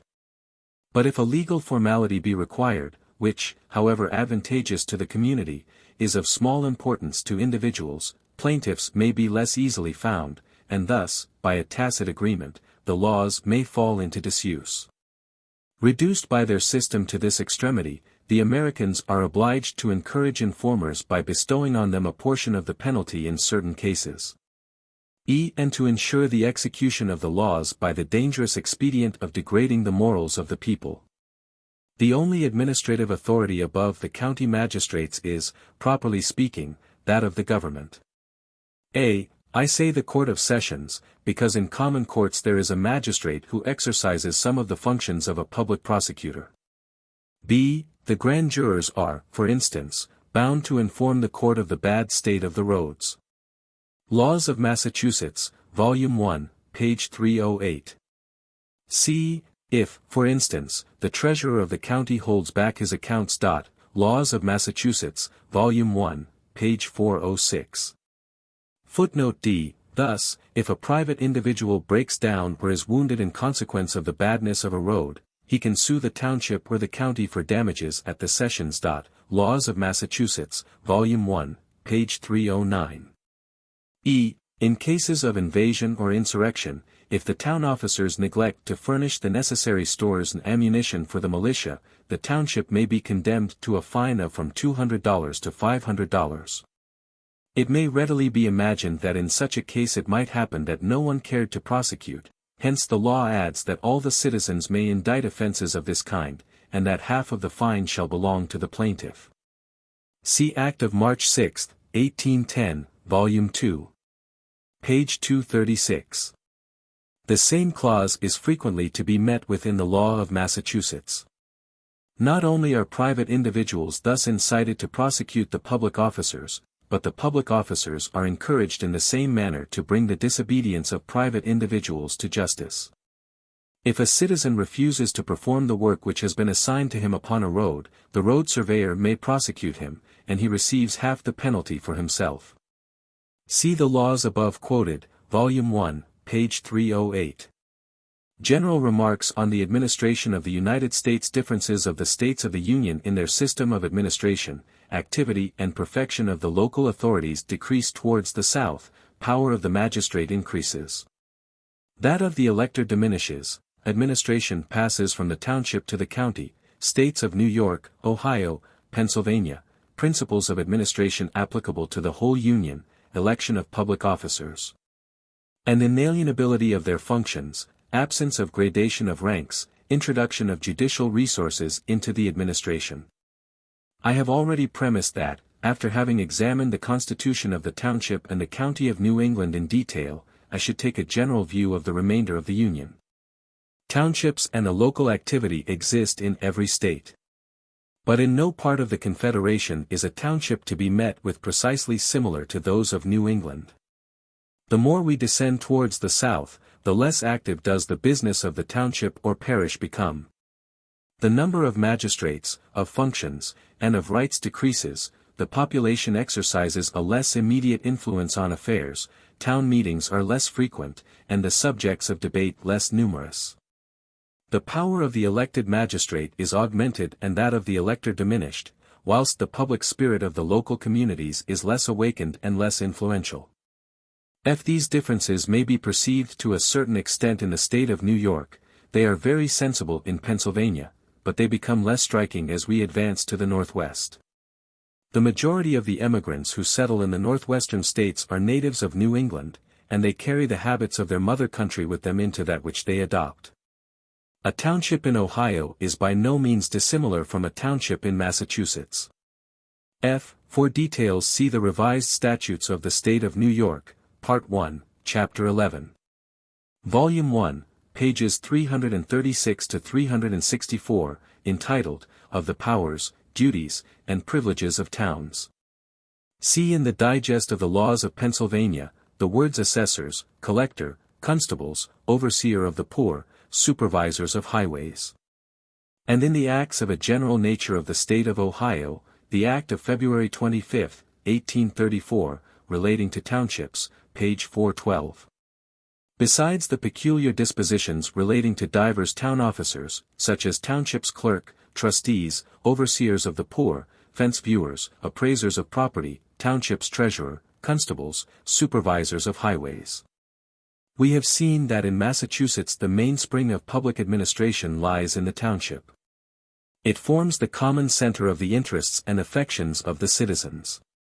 But this ceases to be the case as we descend to states in which knowledge is less generally diffused, and where the township consequently offers fewer guarantees of a wise and active administration.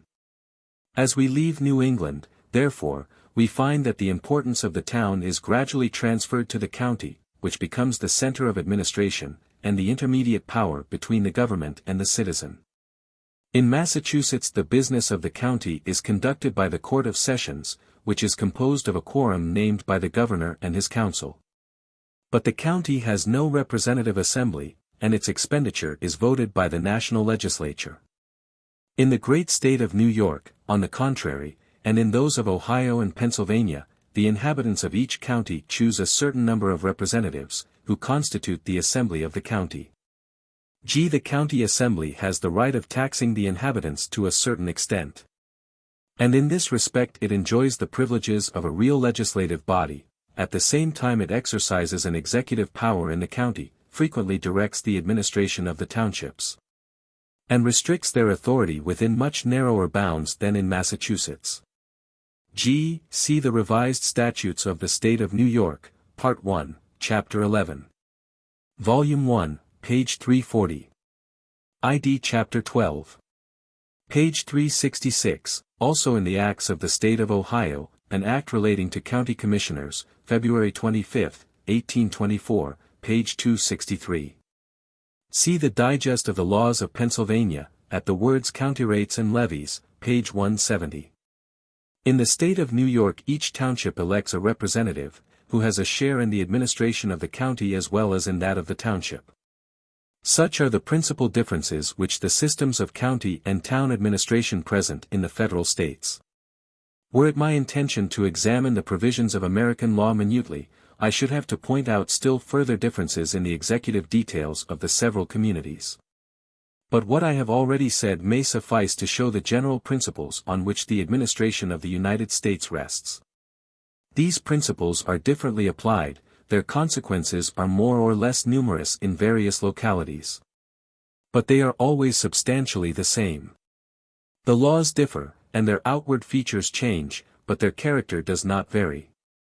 If the township and the county are not everywhere constituted in the same manner, it is at least true that in the United States the county and the township are always based upon the same principle, namely, that everyone is the best judge of what concerns himself alone, and the most proper person to supply his private wants. The township and the county are therefore bound to take care of their special interests. The state governs, but it does not interfere with their administration. Exceptions to this rule may be met with, but not a contrary principle. The first consequence of this doctrine has been to cause all the magistrates to be chosen either by or at least from amongst the citizens. As the officers are everywhere elected or appointed for a certain period, it has been impossible to establish the rules of a dependent series of authorities. There are almost as many independent functionaries as there are functions, and the executive power is disseminated in a multitude of hands.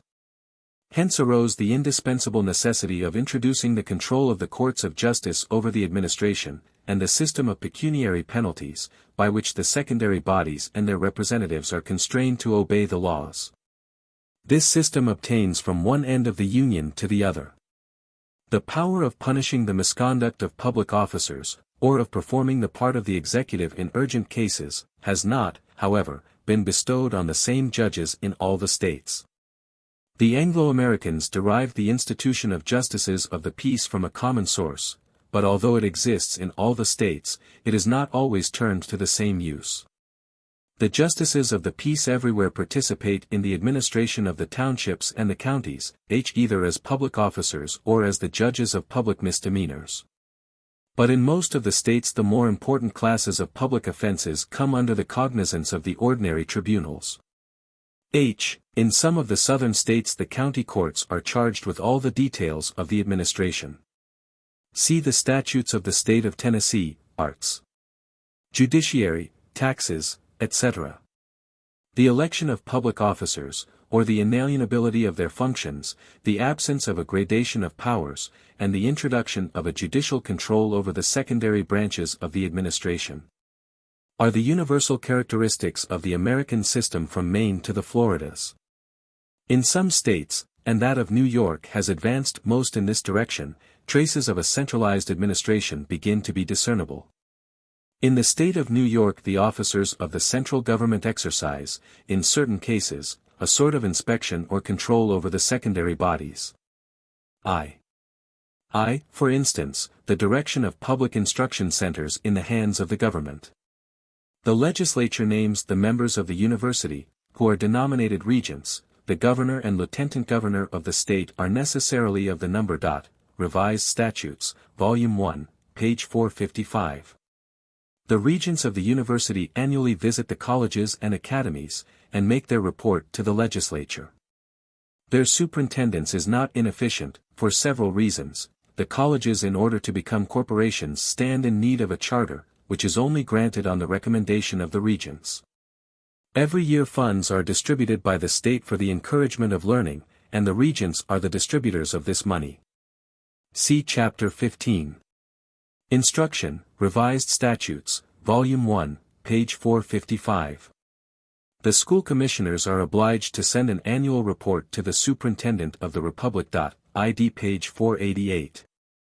A similar report is annually made to the same person on the number and condition of the poor. ID page 631. At other times they constitute a court of appeal for the decision of affairs. In the state of New York judicial penalties are less used than in other parts as a means of administration, and the right of prosecuting the offenses of public officers is vested in fewer hands. The same tendency is faintly observable in some other states, L. But in general the prominent feature of the administration in the United States is its excessive local independence. J. If anyone conceives himself to be wronged by the school commissioners, who are town officers, he can appeal to the superintendent of the primary schools, whose decision is final. Revised Statutes, Volume 1, page 487. Provisions similar to those above cited are to be met with from time to time in the laws of the state of New York, but in general these attempts at centralization are weak and unproductive. The great authorities of the state have the right of watching and controlling the subordinate agents, without that of rewarding or punishing them. The same individual is never empowered to give an order and to punish disobedience. He has therefore the right of commanding, without the means of exacting compliance. In 1830 the superintendent of schools complained in his annual report addressed to the legislature that several school commissioners had neglected, notwithstanding his application, to furnish him with the accounts which were due. He added that if this omission continued he should be obliged to prosecute them, as the law directs, before the proper tribunals. K. Thus the district attorney is directed to recover all fines below the sum of $50, unless such a right has been specially awarded to another magistrate. Revised Statutes, Volume 1, page 383. L. Several traces of centralization may be discovered in Massachusetts. For instance, the committees of the town schools are directed to make an annual report to the Secretary of State. See Laws of Massachusetts, Volume 1, page 367. Of the state. I have described the townships and the administration. It now remains for me to speak of the state and the government. This is ground I may pass over rapidly, without fear of being misunderstood. For all I have to say is to be found in written forms of the various constitutions, which are easily to be procured. These constitutions rest upon a simple and rational theory. Their forms have been adopted by all constitutional nations, and are become familiar to us. In this place, therefore, it is only necessary for me to give a short analysis. I shall endeavor afterwards to pass judgment upon what I now describe. Chapter 5, Necessity of Examining the Condition of the States, Part 3 Legislative Power. Of the state division of the legislative body into two houses, Senate, House of Representatives, different functions of these two bodies. The legislative power of the state is vested in two assemblies, the first of which generally bears the name of the Senate. The Senate is commonly a legislative body, but it sometimes becomes an executive and judicial one. It takes a part in the government in several ways, according to the constitution of the different states, but it is in the nomination of public functionaries that it most commonly assumes an executive power. It partakes of judicial power in the trial of certain political offenses, and sometimes also in the decision of certain civil cases. And the number of its members is always small. The other branch of the legislature, which is usually called the House of Representatives, has no share whatever in the administration, and only takes a part in the judicial power inasmuch as it impeaches public functionaries before the Senate. The members of the two houses are nearly everywhere subject to the same conditions of election. They are chosen in the same manner, and by the same citizens. The only difference which exists between them is, that the term for which the Senate is chosen is in general longer than that of the House of Representatives. The latter seldom remain in office longer than a year. The former usually sit 2 or 3 years. By granting to the senators the privilege of being chosen for several years, and being renewed seriatim, the law takes care to preserve in the legislative body a nucleus of men already accustomed to public business, and capable of exercising a salutary influence upon the junior members. In Massachusetts the Senate is not invested with any administrative functions. As in the state of New York. The Americans, plainly, did not desire, by this separation of the legislative body into two branches, to make one house hereditary and the other elective, one aristocratic and the other democratic. It was not their object to create in the one a bulwark to power, whilst the other represented the interests and passions of the people. The only advantages which result from the present Constitution of the United States are the division of the legislative power and the consequent check upon political assemblies, with the creation of a tribunal of appeal for the revision of the laws. Time and experience, however, have convinced the Americans that if these are its only advantages, the division of the legislative power is still a principle of the greatest necessity. Pennsylvania was the only one of the United States which at first attempted to establish a single House of Assembly. And Franklin himself was so far carried away by the necessary consequences of the principle of the sovereignty of the people as to have concurred in the measure. But the Pennsylvanians were soon obliged to change the law, and to create two houses. Thus the principle of the division of the legislative power was finally established, and its necessity may henceforward be regarded as a demonstrated truth. This theory, which was nearly unknown to the republics of antiquity, which was introduced into the world almost by accident, like so many other great truths, and misunderstood by several modern nations, is at length become an axiom in the political science of the present age. See Benjamin Franklin. The executive power of the state. Office of governor in an American state, the place he occupies in relation to the legislature, his rights and his duties, his dependence on the people. The executive power of the state may with truth be said to be represented by the governor, although he enjoys but a portion of its rights. The supreme magistrate, under the title of governor, is the official moderator and counselor of the legislature. He is armed with a veto or suspensive power, which allows him to stop, or at least to retard, its movements at pleasure. He lays the wants of the country before the legislative body, and points out the means which he thinks may be usefully employed in providing for them. He is the natural executor of its decrees in all the undertakings which interest the nation at large. In the absence of the legislature, the governor is bound to take all necessary steps to guard the state against violent shocks and unforeseen dangers. The whole military power of the state is at the disposal of the governor. He is the commander of the militia, and head of the armed force. When the authority, which is by general consent awarded to the laws, is disregarded, the governor puts himself at the head of the armed force of the state, to quell resistance, and to restore order. Lastly, the governor takes no share in the administration of townships and counties, except it be indirectly in the nomination of justices of the peace, which nomination he has not the power to cancel. The governor is an elected magistrate, and is generally chosen for 1 or 2 years only, so that he always continues to be strictly dependent upon the majority who returned him. Practically speaking, it is not always the governor who executes the plans of the legislature. It often happens that the latter, in voting a measure, name special agents to superintend the execution of it. In some of the states the justices of the peace are not elected by the governor. Political effects of the system of local administration in the United States.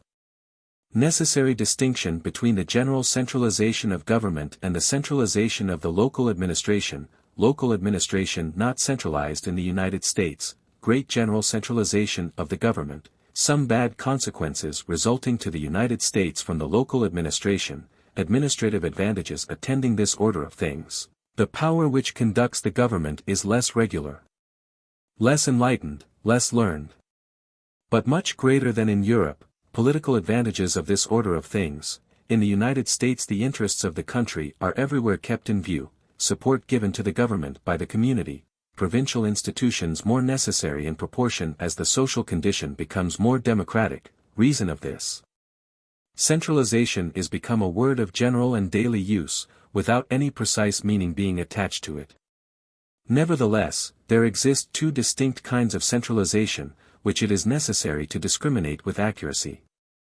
Certain interests are common to all parts of a nation, such as the enactment of its general laws and the maintenance of its foreign relations.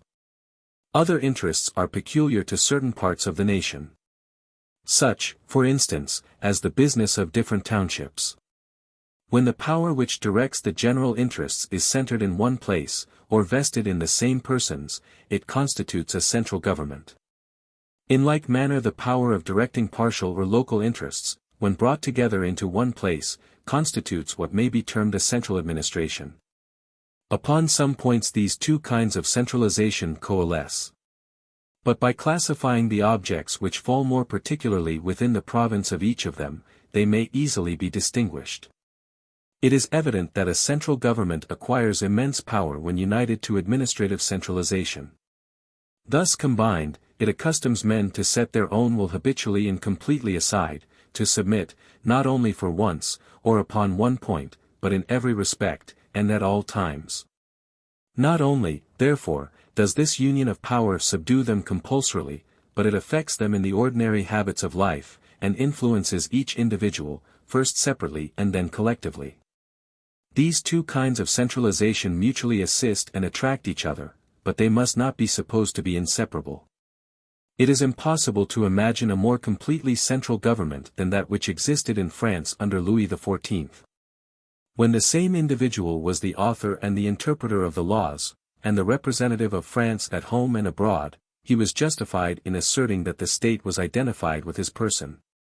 Nevertheless, the administration was much less centralized under Louis XIV than it is at the present day.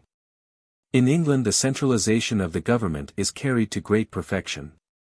The state has the compact vigor of a man, and by the sole act of its will it puts immense engines in motion, and wields or collects the efforts of its authority. Indeed, I cannot conceive that a nation can enjoy a secure or prosperous existence without a powerful centralization of government. But I am of opinion that a central administration enervates the nations in which it exists by incessantly diminishing their public spirit. If such an administration succeeds in condensing at a given moment, on a given point, all the disposable resources of a people, it impairs at least the renewal of those resources. It may ensure a victory in the hour of strife, but it gradually relaxes the sinews of strength. It may contribute admirably to the transient greatness of a man, but it cannot ensure the durable prosperity of a nation. If we pay proper attention, we shall find that whenever it is said that a state cannot act because it has no central point, it is the centralization of the government in which it is deficient. It is frequently asserted, and we are prepared to assent to the proposition, that the German Empire was never able to bring all its powers into action. But the reason was, that the state was never able to enforce obedience to its general laws, because the several members of that great body always claimed the right, or found the means, of refusing their cooperation to the representatives of the common authority, even in the affairs which concerned the mass of the people. In other words, because there was no centralization of government. The same remark is applicable to the Middle Ages. The cause of all the confusion of feudal society was that the control, not only of local but of general interests, was divided amongst 1,000 hands, and broken up in 1,000 different ways. The absence of a central government prevented the nations of Europe from advancing with energy in any straightforward course.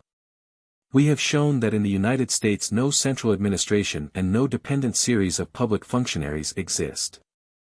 Local authority has been carried to lengths which no European nation could endure without great inconvenience, and which has even produced some disadvantageous consequences in America. But in the United States the centralization of the government is complete, and it would be easy to prove that the national power is more compact than it has ever been in the old nations of Europe. Not only is there but one legislative body in each state, not only does there exist but one source of political authority. But district assemblies and county courts have not in general been multiplied, lest they should be tempted to exceed their administrative duties, and interfere with the government. In America the legislature of each state is supreme. Nothing can impede its authority, neither privileges, nor local immunities, nor personal influence, nor even the empire of reason, since it represents that majority which claims to be the sole organ of reason. Its own determination is, therefore, the only limit to this action. In juxtaposition to it, and under its immediate control, is the representative of the executive power, whose duty it is to constrain the refractory to submit by superior force. The only symptom of weakness lies in certain details of the action of the government. The American republics have no standing armies to intimidate a discontented minority. But as no minority has as yet been reduced to declare open war, the necessity of an army has not been felt. The state usually employs the officers of the township or the county to deal with the citizens. Thus, for instance, in New England, the assessor fixes the rate of taxes, the collector receives them, the town treasurer transmits the amount to the public treasury. And the disputes which may arise are brought before the ordinary courts of justice. This method of collecting taxes is slow as well as inconvenient, and it would prove a perpetual hindrance to a government whose pecuniary demands were large. It is desirable that, in whatever materially affects its existence, the government should be served by officers of its own, appointed by itself, removable at pleasure, and accustomed to rapid methods of proceeding. But it will always be easy for the central government, organized as it is in America, to introduce new and more efficacious modes of action, proportioned to its wants. Footnote Q. The Civil War of 1860–65 cruelly belied this statement, and in the course of the struggle the North alone called 2.5 millions of men to arms. But to the honor of the United States it must be added that, with the cessation of the contest, this army disappeared as rapidly as it had been raised. Translator's note. The absence of a central government will not, then, as has often been asserted, prove the destruction of the republics of the New World. Far from supposing that the American governments are not sufficiently centralized, I shall prove hereafter that they are too much so. The legislative bodies daily encroach upon the authority of the government, and their tendency, like that of the French Convention, is to appropriate it entirely to themselves. Under these circumstances the social power is constantly changing hands, because it is subordinate to the power of the people, which is too apt to forget the maxims of wisdom and of foresight in the consciousness of its strength, hence arises its danger. And thus its vigor, and not its impotence, will probably be the cause of its ultimate destruction. The system of local administration produces several different effects in America. The Americans seem to me to have outstepped the limits of sound policy in isolating the administration of the government, for order, even in second-rate affairs, is a matter of national importance. Whereas the state has no administrative functionaries of its own, stationed on different points of its territory, to whom it can give a common impulse, the consequence is that it rarely attempts to issue any general police regulations. The want of these regulations is severely felt, and is frequently observed by Europeans. The appearance of disorder which prevails on the surface leads him at first to imagine that society is in a state of anarchy. Nor does he perceive his mistake till he has gone deeper into the subject. Certain undertakings are of importance to the whole state, but they cannot be put in execution, because there is no national administration to direct them. Abandoned to the exertions of the towns or counties, under the care of elected or temporary agents, they lead to no result, or at least to no durable benefit. The authority which represents the state ought not, I think, to waive the right of inspecting the local administration, even when it does not interfere more actively. Suppose, for instance, that an agent of the government was stationed at some appointed spot in the country, to prosecute the misdemeanors of the town and county officers, would not a more uniform order be the result? Without in any way compromising the independence of the township. Nothing of the kind, however, exists in America. There is nothing above the county courts, which have, as it were, only an incidental cognizance of the offenses they are meant to repress. The partisans of centralization in Europe are wont to maintain that the government directs the affairs of each locality better than the citizens could do it for themselves. This may be true when the central power is enlightened, and when the local districts are ignorant, when it is as alert as they are slow, when it is accustomed to act, and they to obey. Indeed, it is evident that this double tendency must augment with the increase of centralization, and that the readiness of the one and the incapacity of the others must become more and more prominent. But I deny that such is the case when the people is as enlightened, as awake to its interests, and as accustomed to reflect on them, as the Americans are. I am persuaded, on the contrary, that in this case the collective strength of the citizens will always conduce more efficaciously to the public welfare than the authority of the government. It is difficult to point out with certainty the means of arousing a sleeping population, and of giving it passions and knowledge which it does not possess. It is, I am well aware, an arduous task to persuade men to busy themselves about their own affairs, and it would frequently be easier to interest them in the punctilios of court etiquette than in the repairs of their common dwelling. But whenever a central administration affects to supersede the persons most interested, I am inclined to suppose that it is either misled or desirous to mislead. However enlightened and however skillful a central power may be, it cannot of itself embrace all the details of the existence of a great nation. Such vigilance exceeds the powers of man. And when it attempts to create and set in motion so many complicated springs, it must submit to a very imperfect result, or consume itself in bootless efforts. Centralization succeeds more easily, indeed, in subjecting the external actions of men to a certain uniformity, which at least commands our regard, independently of the objects to which it is applied. Like those devotees who worship the statue and forget the deity it represents. Centralization imparts without difficulty an admirable regularity to the routine of business, provides for the details of the social police with sagacity, represses the smallest disorder and the most petty misdemeanors. Maintains society in a status quo alike secure from improvement and decline. And perpetuates a drowsy precision in the conduct of affairs, which is hailed by the heads of the administration as a sign of perfect order and public tranquility. In short, it excels more in prevention than in action. Its force deserts it when society is to be disturbed or accelerated in its course, and if once the cooperation of private citizens is necessary to the furtherance of its measures, the secret of its impotence is disclosed. Even whilst it invokes their assistance, it is on the condition that they shall act exactly as much as the government chooses, and exactly in the manner it appoints. They are to take charge of the details, without aspiring to guide the system. They are to work in a dark and subordinate sphere, and only to judge the acts in which they have themselves cooperated by their results. These, however, are not conditions on which the alliance of the human will is to be obtained.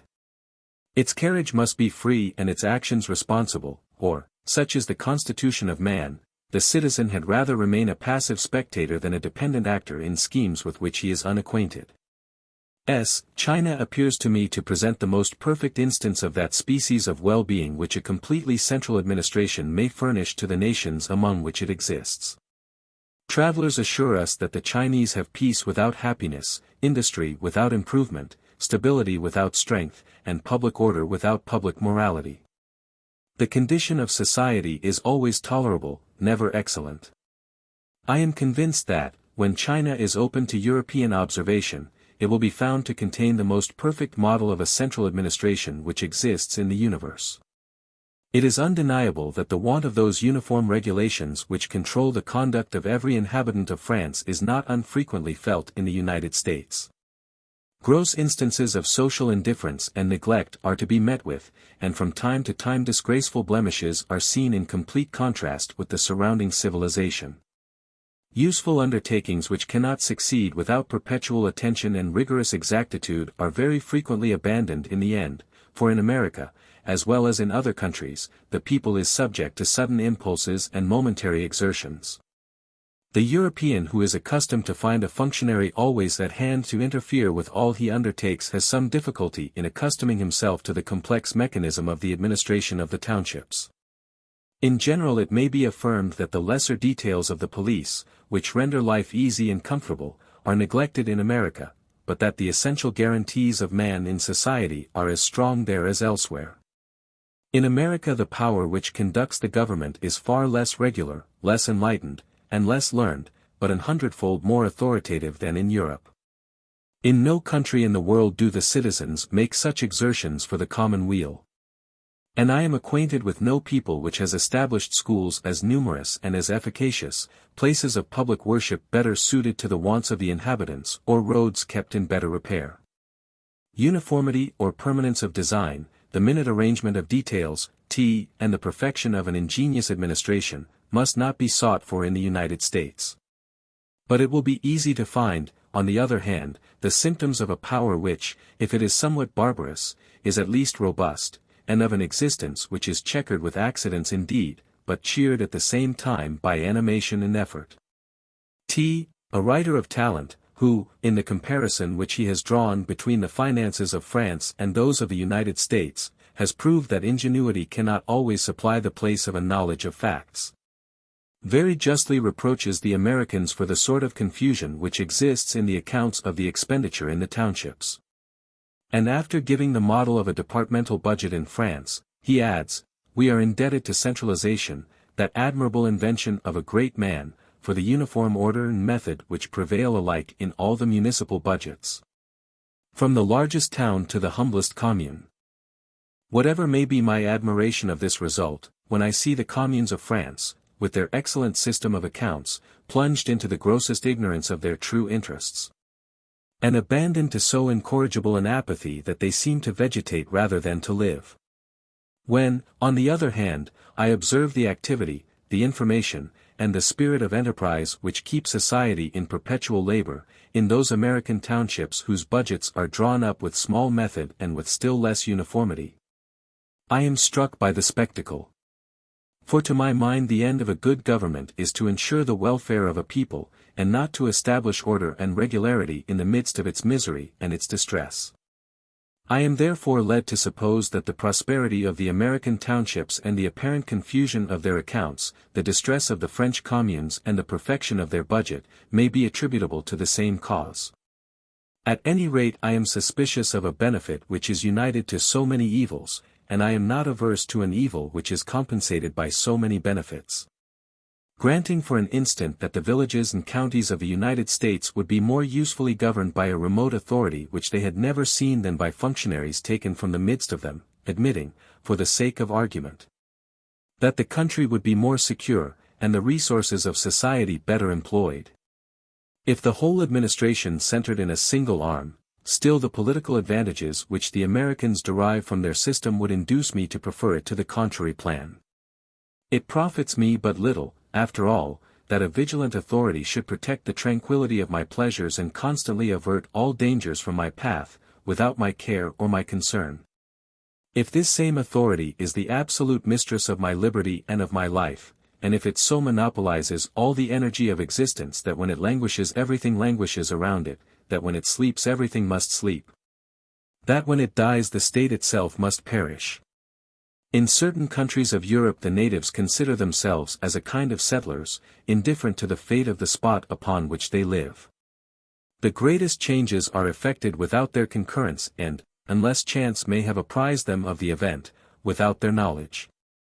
Nay more, the citizen is unconcerned as to the condition of his village, the police of his street, the repairs of the church or of the parsonage.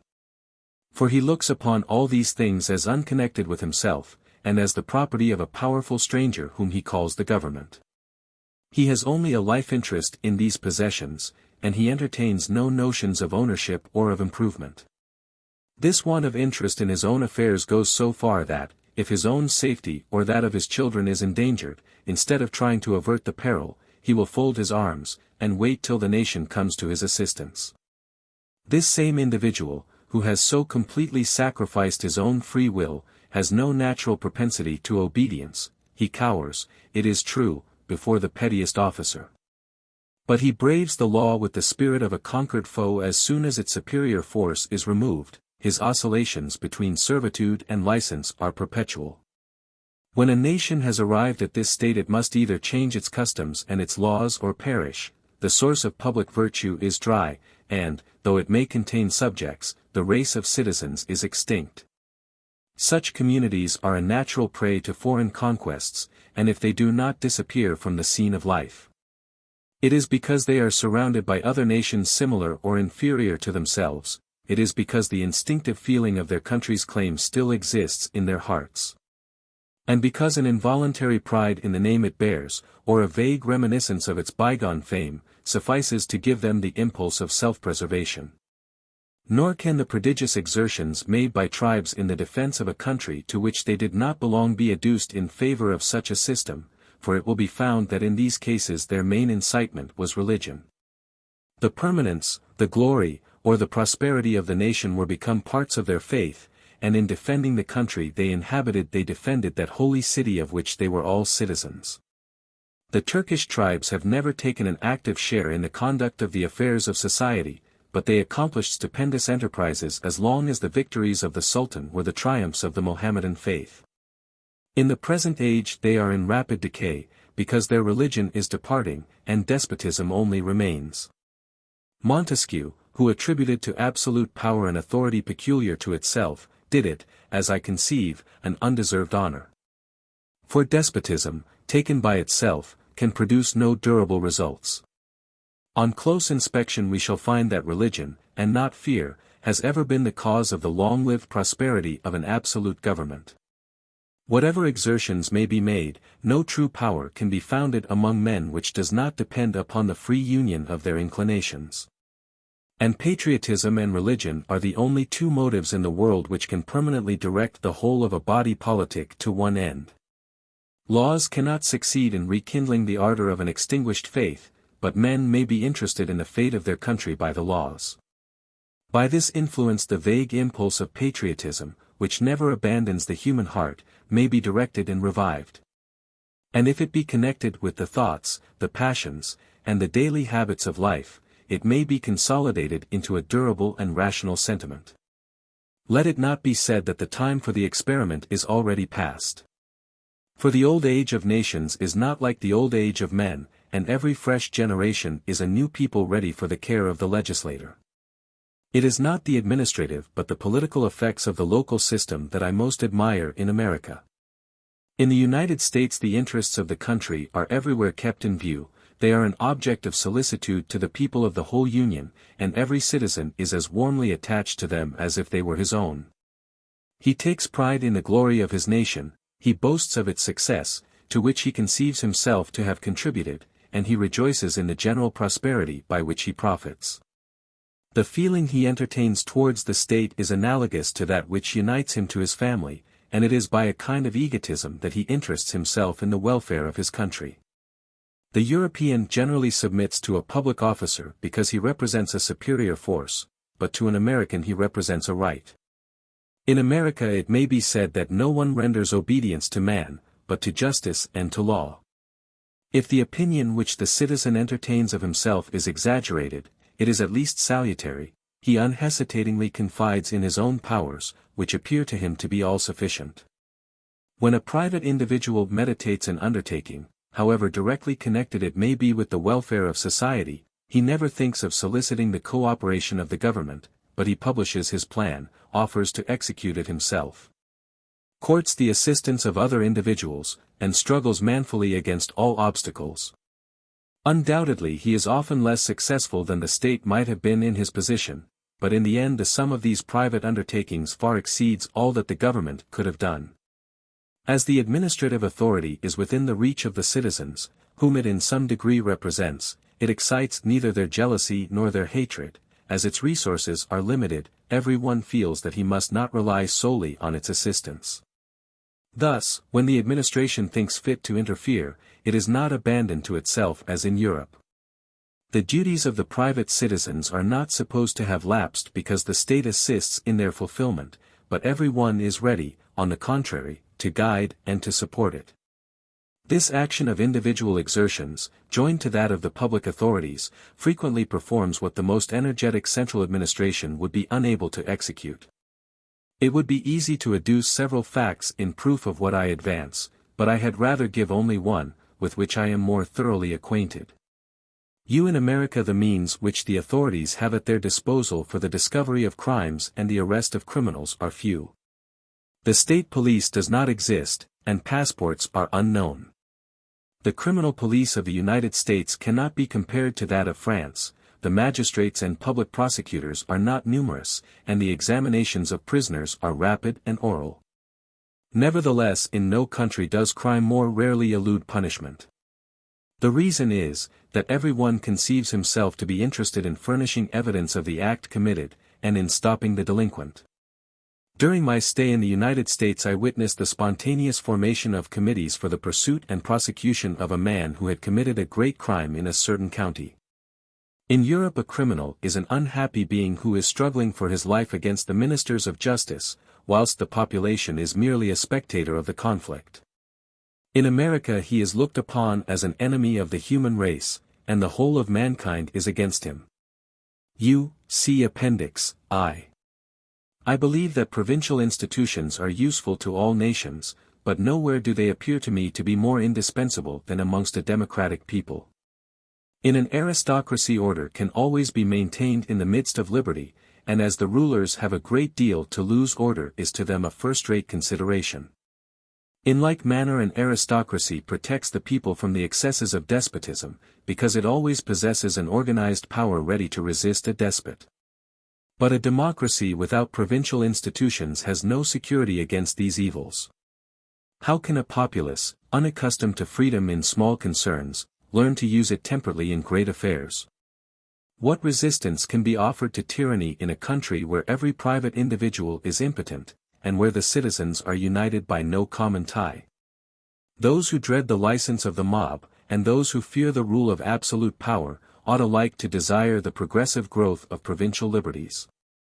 On the other hand, I am convinced that democratic nations are most exposed to fall beneath the yoke of a central administration, for several reasons, amongst which is the following.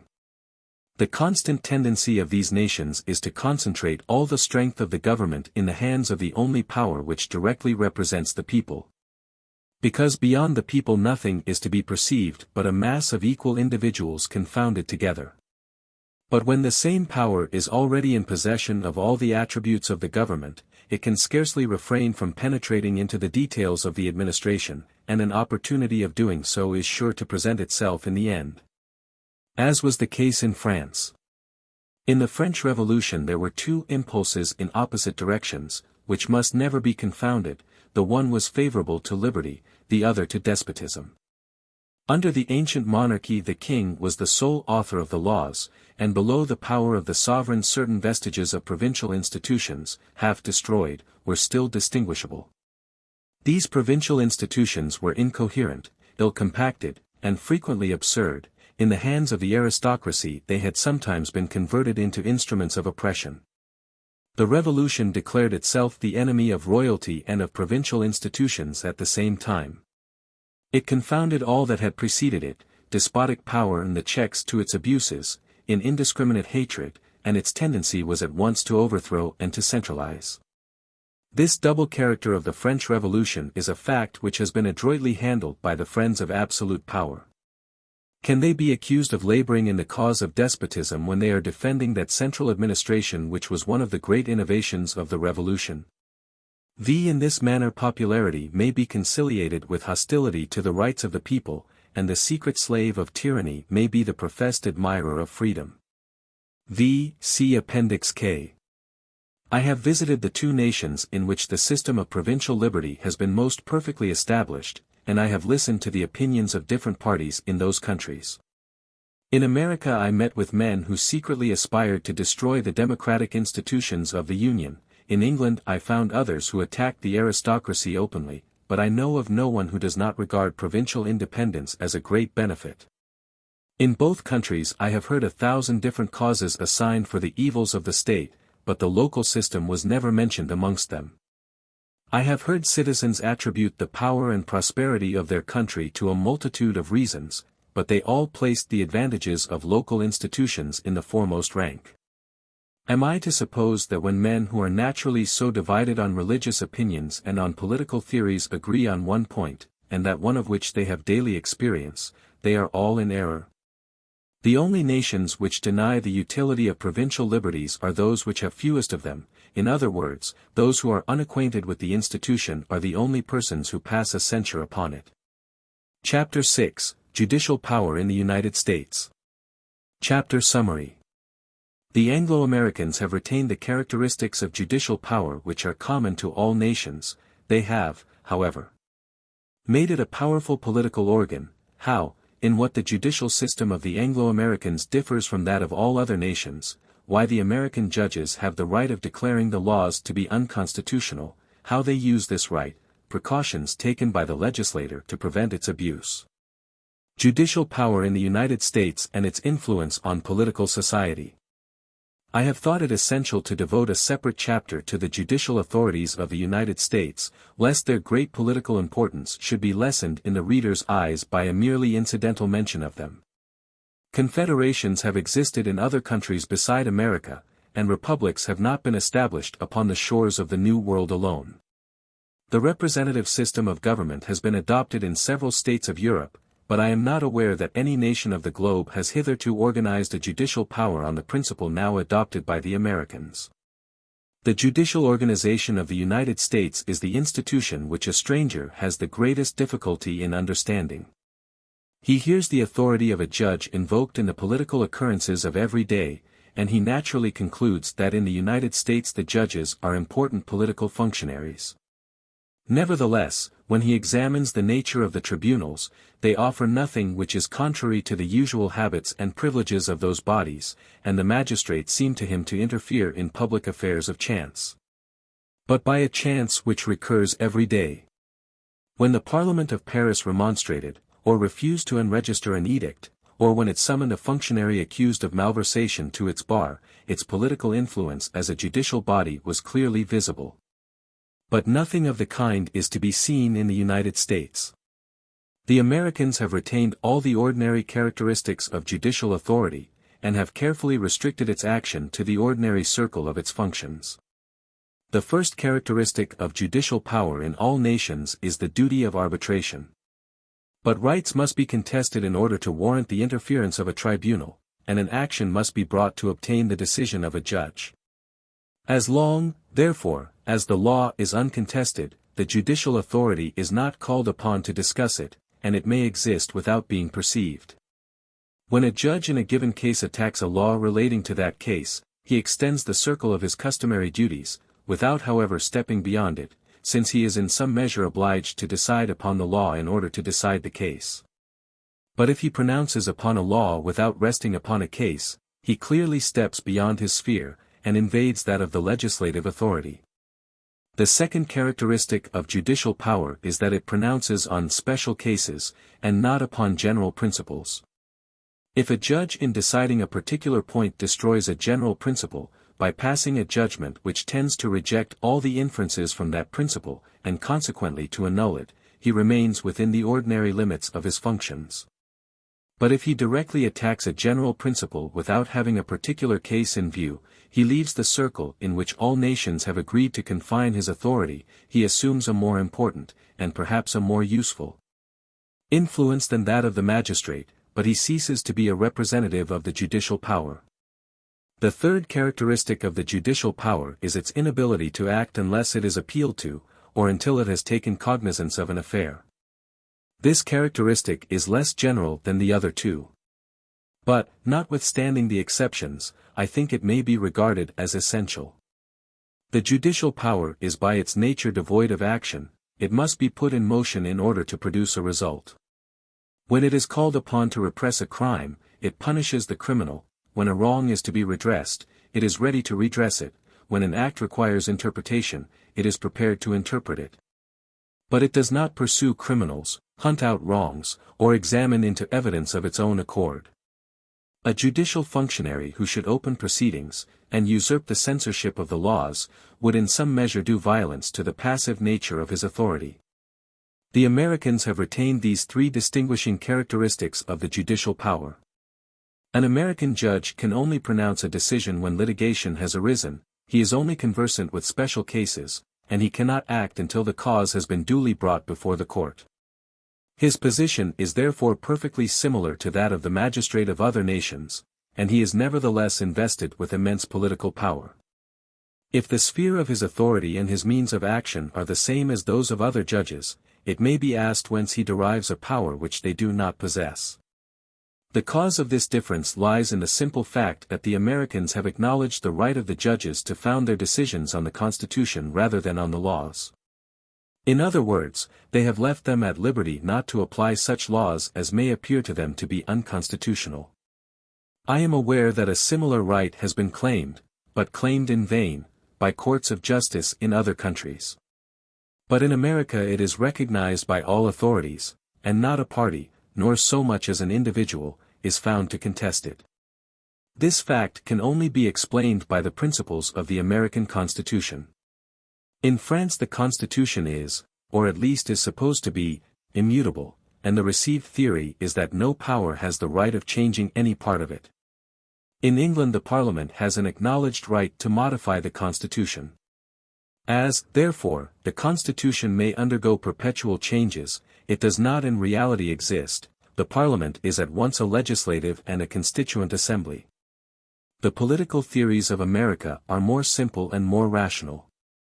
An American constitution is not supposed to be immutable as in France, nor is it susceptible of modification by the ordinary powers of society as in England. It constitutes a detached whole, which, as it represents the determination of the whole people, is no less binding on the legislator than on the private citizen, but which may be altered by the will of the people in predetermined cases, according to established rules. In America the Constitution may therefore vary, but as long as it exists it is the origin of all authority, and the sole vehicle of the predominating force.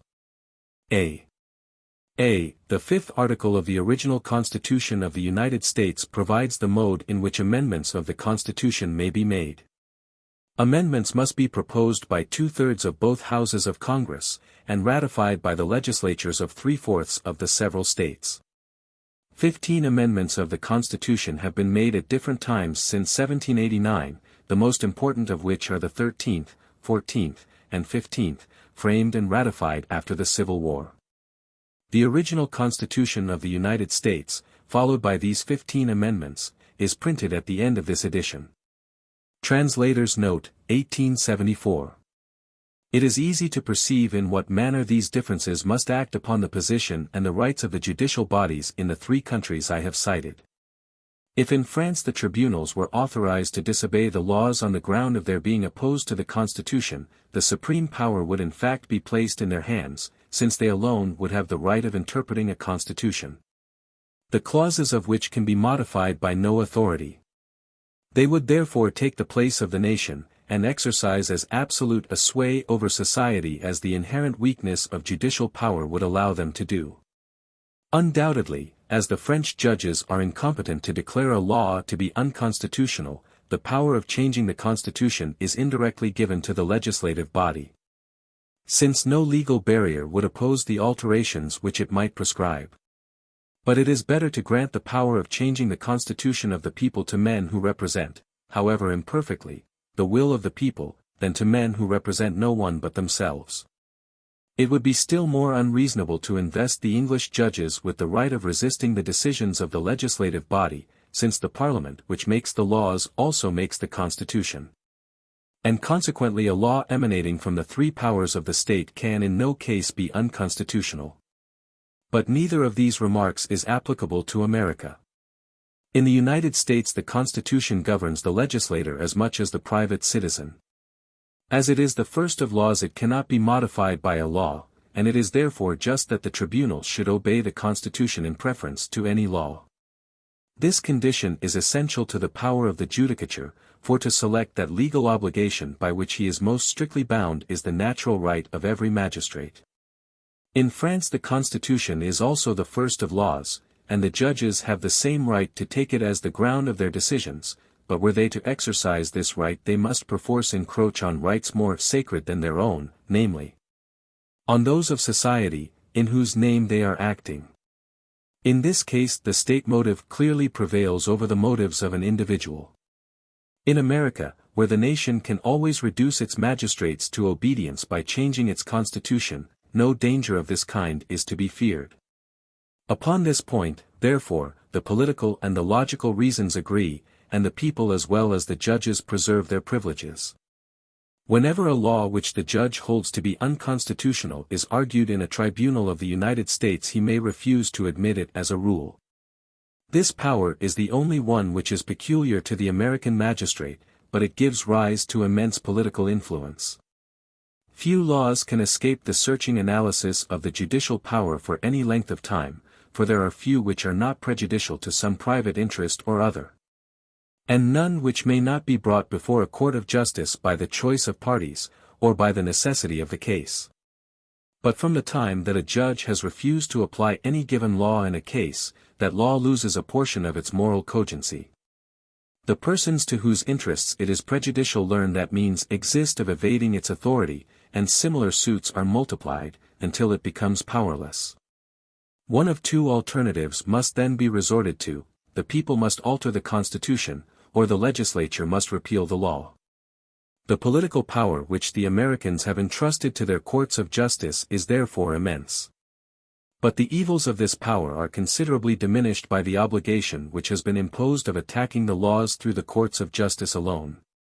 If the judge had been empowered to contest the laws on the ground of theoretical generalities, if he had been enabled to open an attack or to pass a censure on the legislator, he would have played a prominent part in the political sphere. And as the champion or the antagonist of a party, he would have arrayed the hostile passions of the nation in the conflict.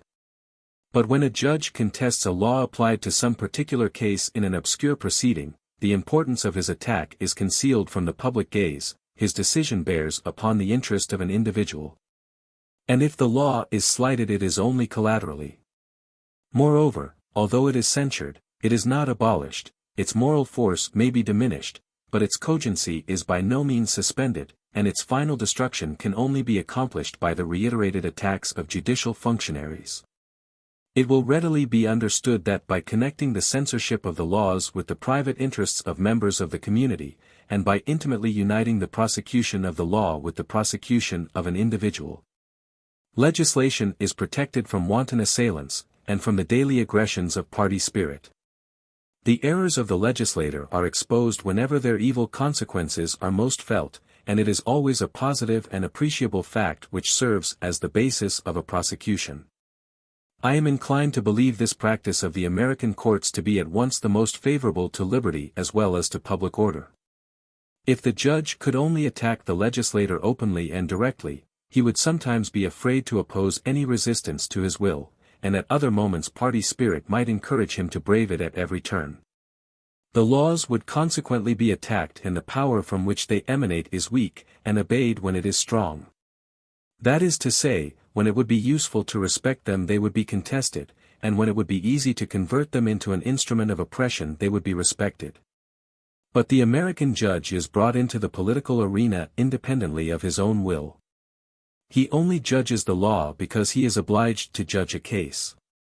The political question which he is called upon to resolve is connected with the interest of the suitors, and he cannot refuse to decide it without abdicating the duties of his post. He performs his functions as a citizen by fulfilling the precise duties which belong to his profession as a magistrate. It is true that upon this system the judicial censorship which is exercised by the courts of justice over the legislation cannot extend to all laws indiscriminately, inasmuch as some of them can never give rise to that exact species of contestation which is termed a lawsuit. And even when such a contestation is possible, it may happen that no one cares to bring it before a court of justice. The Americans have often felt this disadvantage, but they have left the remedy incomplete, lest they should give it an efficacy which might in some cases prove dangerous. Within these limits the power vested in the American courts of justice of pronouncing a statute to be unconstitutional forms one of the most powerful barriers which has ever been devised against the tyranny of political assemblies. Other powers granted to American judges. The United States, all the citizens have the right of indicting public functionaries before the ordinary tribunals. How they use this right, Art. 75 of the French Constitution of the XIII, the Americans and the English cannot understand the purport of this clause. It is perfectly natural that in a free country like America all the citizens should have the right of indicting public functionaries before the ordinary tribunals, and that all the judges should have the power of punishing public offenses. The right granted to the courts of justice of judging the agents of the executive government, when they have violated the laws, is so natural a one that it cannot be looked upon as an extraordinary privilege. Nor do the springs of government appear to me to be weakened in the United States by the custom which renders all public officers responsible to the judges of the land. The Americans seem, on the contrary, to have increased by this means that respect which is due to the authorities, and at the same time to have rendered those who are in power more scrupulous of offending public opinion. I was struck by the small number of political trials which occur in the United States, but I had no difficulty in accounting for this circumstance. A lawsuit, of whatever nature it may be, is always a difficult and expensive undertaking.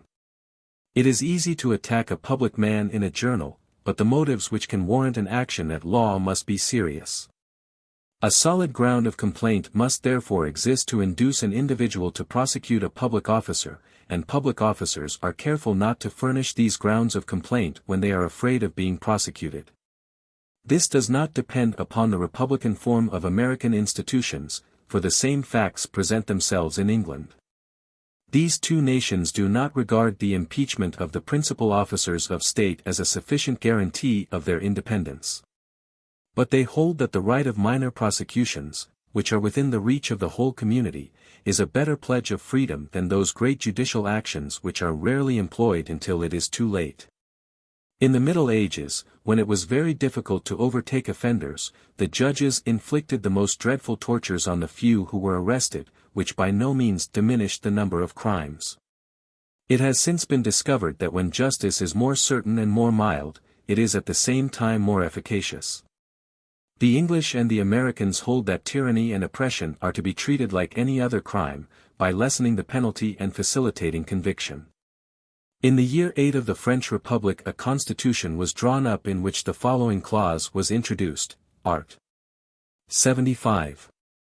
All the agents of the government below the rank of ministers can only be prosecuted for offences relating to their several functions by virtue of a decree of the Conseil d'État. In which the case the prosecution takes place before the ordinary tribunals. This clause survived the Constitution de VIII, and it is still maintained in spite of the just complaints of the nation. I have always found the utmost difficulty in explaining its meaning to Englishmen or Americans. They were at once led to conclude that the Conseil d'État in France was a great tribunal, established in the centre of the kingdom, which exercised a preliminary and somewhat tyrannical jurisdiction in all political causes. But when I told them that the Conseil d'État was not a judicial body, in the common sense of the term, but an administrative council composed of men dependent on the crown, so that the king, after having ordered one of his servants, called a prefect, to commit an injustice, has the power of commanding another of his servants, called a councillor of state, to prevent the former from being punished. When I demonstrated to them that the citizen who has been injured by the order of the sovereign is obliged to solicit from the sovereign permission to obtain redress, they refused to credit so flagrant an abuse, and were tempted to accuse me of falsehood or of ignorance. It frequently happened before the Revolution that a parliament issued a warrant against a public officer who had committed an offence, and sometimes the proceedings were stopped by the authority of the crown, which enforced compliance with its absolute and despotic will. It is painful to perceive how much lower we are sunk than our forefathers, since we allow things to pass under the colour of justice and the sanction of the law which violence alone could impose upon them. Chapter 7, Political Jurisdiction in the United States. Chapter Summary. Definition of political jurisdiction, what is understood by political jurisdiction in France, in England, and in the United States. In America the political judge can only pass sentence on public officers, he more frequently passes a sentence of removal from office than a penalty. Political jurisdiction as it exists in the United States is, notwithstanding its mildness, and perhaps in consequence of that mildness, a most powerful instrument in the hands of the majority. Political jurisdiction in the United States. I understand, by political jurisdiction, that temporary right of pronouncing a legal decision with which a political body may be invested. In absolute governments no utility can accrue from the introduction of extraordinary forms of procedure. The prince in whose name an offender is prosecuted is as much the sovereign of the courts of justice as of everything else, and the idea which is entertained of his power is of itself a sufficient security. The only thing he has to fear is, that the external formalities of justice should be neglected, and that his authority should be dishonored from a wish to render it more absolute. But in most free countries, in which the majority can never exercise the same influence upon the tribunals as an absolute monarch, the judicial power has occasionally been vested for a time in the representatives of the nation. It has been thought better to introduce a temporary confusion between the functions of the different authorities than to violate the necessary principle of the unity of government. England, France, and the United States have established this political jurisdiction by law, and it is curious to examine the different adaptations which these three great nations have made of the principle. In England and in France the House of Lords and the Chamber de Paris constitute the highest criminal court of their respective nations, and although they do not habitually try all political offences, they are competent to try them all. Another political body enjoys the right of impeachment before the House of Lords. The only difference which exists between the two countries in this respect is, that in England the Commons may impeach whomsoever they please before the Lords, whilst in France the deputies can only employ this mode of prosecution against the ministers of the Crown. as it existed under the constitutional monarchy down to 1848. In both countries the upper house may make use of all the existing penal laws of the nation to punish the delinquents. In the United States, as well as in Europe, one branch of the legislature is authorized to impeach and another to judge. The House of Representatives arraigns the offender, and the Senate awards his sentence. But the Senate can only try such persons as are brought before it by the House of Representatives, and those persons must belong to the class of public functionaries. Thus the jurisdiction of the Senate is less extensive than that of the peers of France, whilst the right of impeachment by the representatives is more general than that of the deputies. But the great difference which exists between Europe and America is, that in Europe political tribunals are empowered to inflict all the dispositions of the penal code, while in America, when they have deprived the offender of his official rank, and have declared him incapable of filling any political office for the future, their jurisdiction terminates and that of the ordinary tribunals begins. Suppose, for instance, that the President of the United States has committed the crime of high treason, the House of Representatives impeaches him, and the Senate degrades him. He must then be tried by a jury, which alone can deprive him of his liberty or his life. This accurately illustrates the subject we are treating. The political jurisdiction which is established by the laws of Europe is intended to try great offenders, whatever may be their birth, their rank, or their powers in the state. And to this end all the privileges of the courts of justice are temporarily extended to a great political assembly. The legislator is then transformed into the magistrate. He is called upon to admit, to distinguish, and to punish the offense. And as he exercises all the authority of a judge, the law restricts him to the observance of all the duties of that high office, and of all the formalities of justice. When a public functionary is impeached before an English or a French political tribunal, and is found guilty, the sentence deprives him ipso facto of his functions. And it may pronounce him to be incapable of resuming them or any others for the future. But in this case the political interdict is a consequence of the sentence, and not the sentence itself. In Europe the sentence of a political tribunal is to be regarded as a judicial verdict rather than as an administrative measure. In the United States the contrary takes place, and although the decision of the Senate is judicial in its form, since the senators are obliged to comply with the practices and formalities of a court of justice. Although it is judicial in respect to the motives on which it is founded, since the Senate is in general obliged to take an offense at common law as the basis of its sentence, nevertheless the object of the proceeding is purely administrative. If it had been the intention of the American legislator to invest a political body with great judicial authority, its action would not have been limited to the circle of public functionaries. Since the most dangerous enemies of the state may be in the possession of no functions at all. And this is especially true in republics, where party influence is the first of authorities, and where the strength of many a reader is increased by his exercising no legal power. If it had been the intention of the American legislator to give society the means of repressing state offenses by exemplary punishment, according to the practice of ordinary justice, the resources of the penal code would all have been placed at the disposal of the political tribunals. But the weapon with which they are entrusted is an imperfect one, and it can never reach the most dangerous offenders, since men who aim at the entire subversion of the laws are not likely to murmur at a political interdict. The main object of the political jurisdiction which obtains in the United States is, therefore, to deprive the ill-disposed citizen of an authority which he has used amiss, and to prevent him from ever acquiring it again. This is evidently an administrative measure sanctioned by the formalities of a judicial decision. In this matter the Americans have created a mixed system. They have surrounded the act which removes a public functionary with the securities of a political trial, and they have deprived all political condemnations of their severest penalties. Every link of the system may easily be traced from this point. We at once perceive why the American Constitution subject all the civil functionaries to the jurisdiction of the Senate, whilst the military, whose crimes are nevertheless more formidable, are exempted from that tribunal. In the civil service none of the American functionaries can be said to be removable, the places which some of them occupy are inalienable, and the others are chosen for a term which cannot be shortened. It is therefore necessary to try them all in order to deprive them of their authority. But military officers are dependent on the chief magistrate of the state, who is himself a civil functionary, and the decision which condemns him is a blow upon them all.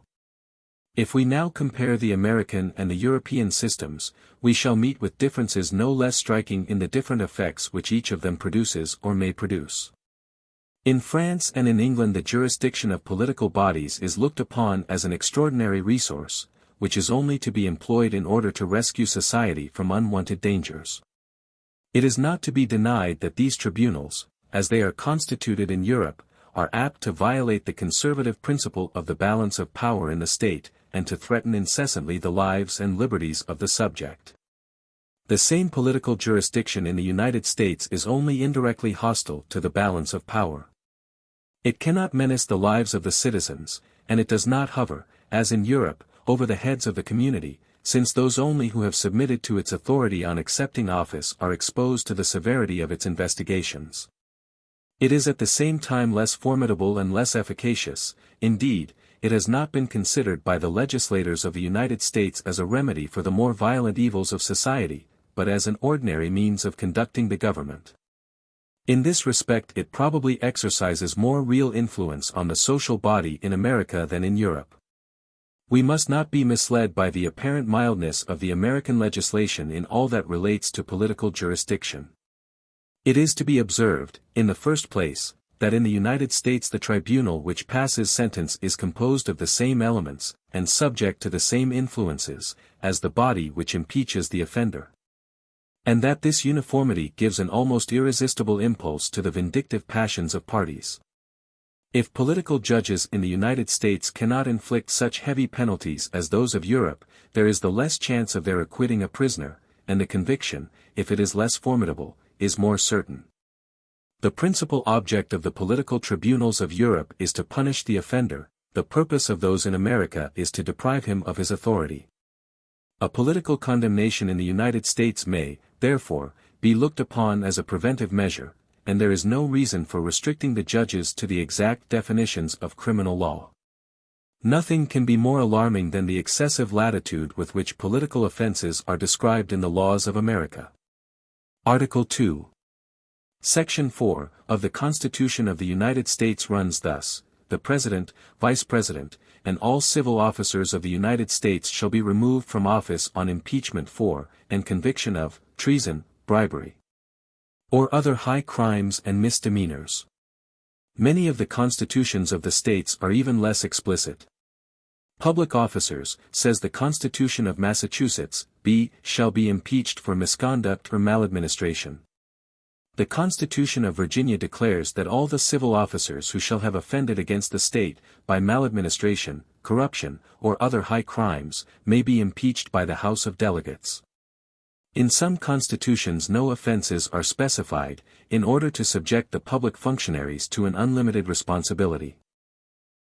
But I will venture to affirm that it is precisely their mildness which renders the American laws most formidable in this respect. We have shown that in Europe the removal of a functionary and his political interdiction are the consequences of the penalty he is to undergo, and that in America they constitute the penalty itself. The consequence is that in Europe political tribunals are invested with rights which they are afraid to use, and that the fear of punishing too much hinders them from punishing at all. But in America no one hesitates to inflict a penalty from which humanity does not recoil. To condemn a political opponent to death, in order to deprive him of his power, is to commit what all the world would execrate as a horrible assassination. But to declare that opponent unworthy to exercise that authority, to deprive him of it, and to leave him uninjured in life and limb, may be judged to be the fair issue of the struggle. But this sentence, which it is so easy to pronounce, is not the less fatally severe to the majority of those upon whom it is inflicted. Great criminals may undoubtedly brave its intangible rigor, but ordinary offenders will dread it as a condemnation which destroys their position in the world, casts a blight upon their honor, and condemns them to a shameful inactivity worse than death. The influence exercised in the United States upon the progress of society by the jurisdiction of political bodies may not appear to be formidable, but it is only the more immense. It does not directly coerce the subject, but it renders the majority more absolute over those in power. It does not confer an unbounded authority on the legislator which can be exerted at some momentous crisis, but it establishes a temperate and regular influence, which is at all times available. If the power is decreased, it can, on the other hand, be more conveniently employed and more easily abused. By preventing political tribunals from inflicting judicial punishments, the Americans seem to have eluded the worst consequences of legislative tyranny, rather than tyranny itself. And I am not sure that political jurisdiction, as it is constituted in the United States, is not the most formidable weapon which has ever been placed in the rude grasp of a popular majority. When the American republics begin to degenerate, it will be easy to verify the truth of this observation, by remarking whether the number of political impeachments augments. D. Chapter 1, Sect. 2, Section 8. See the Constitutions of Illinois, Maine, Connecticut, and Georgia. D. See Appendix, N. The impeachment of President Andrew Johnson in 1868, which was resorted to by his political opponents solely as a means of turning him out of office, for it could not be contended that he had been guilty of high crimes and misdemeanors. And he was in fact honorably acquitted and reinstated in office, is a striking confirmation of the truth of this remark. Translator's Note, 1874. Chapter 8, The Federal Constitution, Part 1.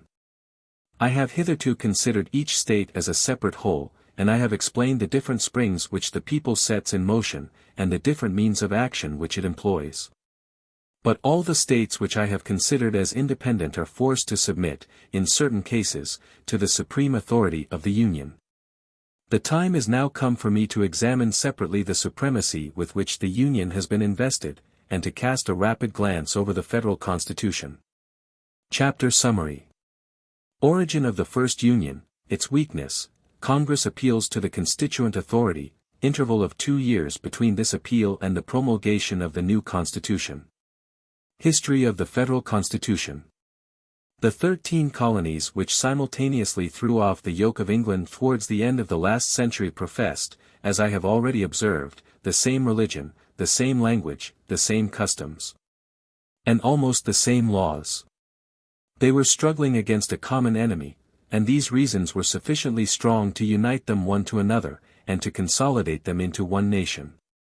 But as each of them had enjoyed a separate existence and a government within its own control, the peculiar interests and customs which resulted from this system were opposed to a compact and intimate union which would have absorbed the individual importance of each in the general importance of all. Hence arose two opposite tendencies, the one prompting the Anglo-Americans to unite, the other to divide their strength. As long as the war with the mother country lasted, the principle of union was kept alive by necessity. And although the laws which constituted it were defective, the common ties subsisted in spite of their imperfections. But no sooner was peace concluded than the faults of the legislation became manifest, and the state seemed to be suddenly dissolved. Each colony became an independent republic, and assumed an absolute sovereignty. The federal government, condemned to impotence by its constitution, and no longer sustained by the presence of a common danger, witnessed the outrages offered to its flag by the great nations of Europe. Whilst it was scarcely able to maintain its ground against the Indian tribes, and to pay the interest of the debt which had been contracted during the War of Independence. It was already on the verge of destruction, when it officially proclaimed its inability to conduct the government, and appealed to the constituent authority of the nation.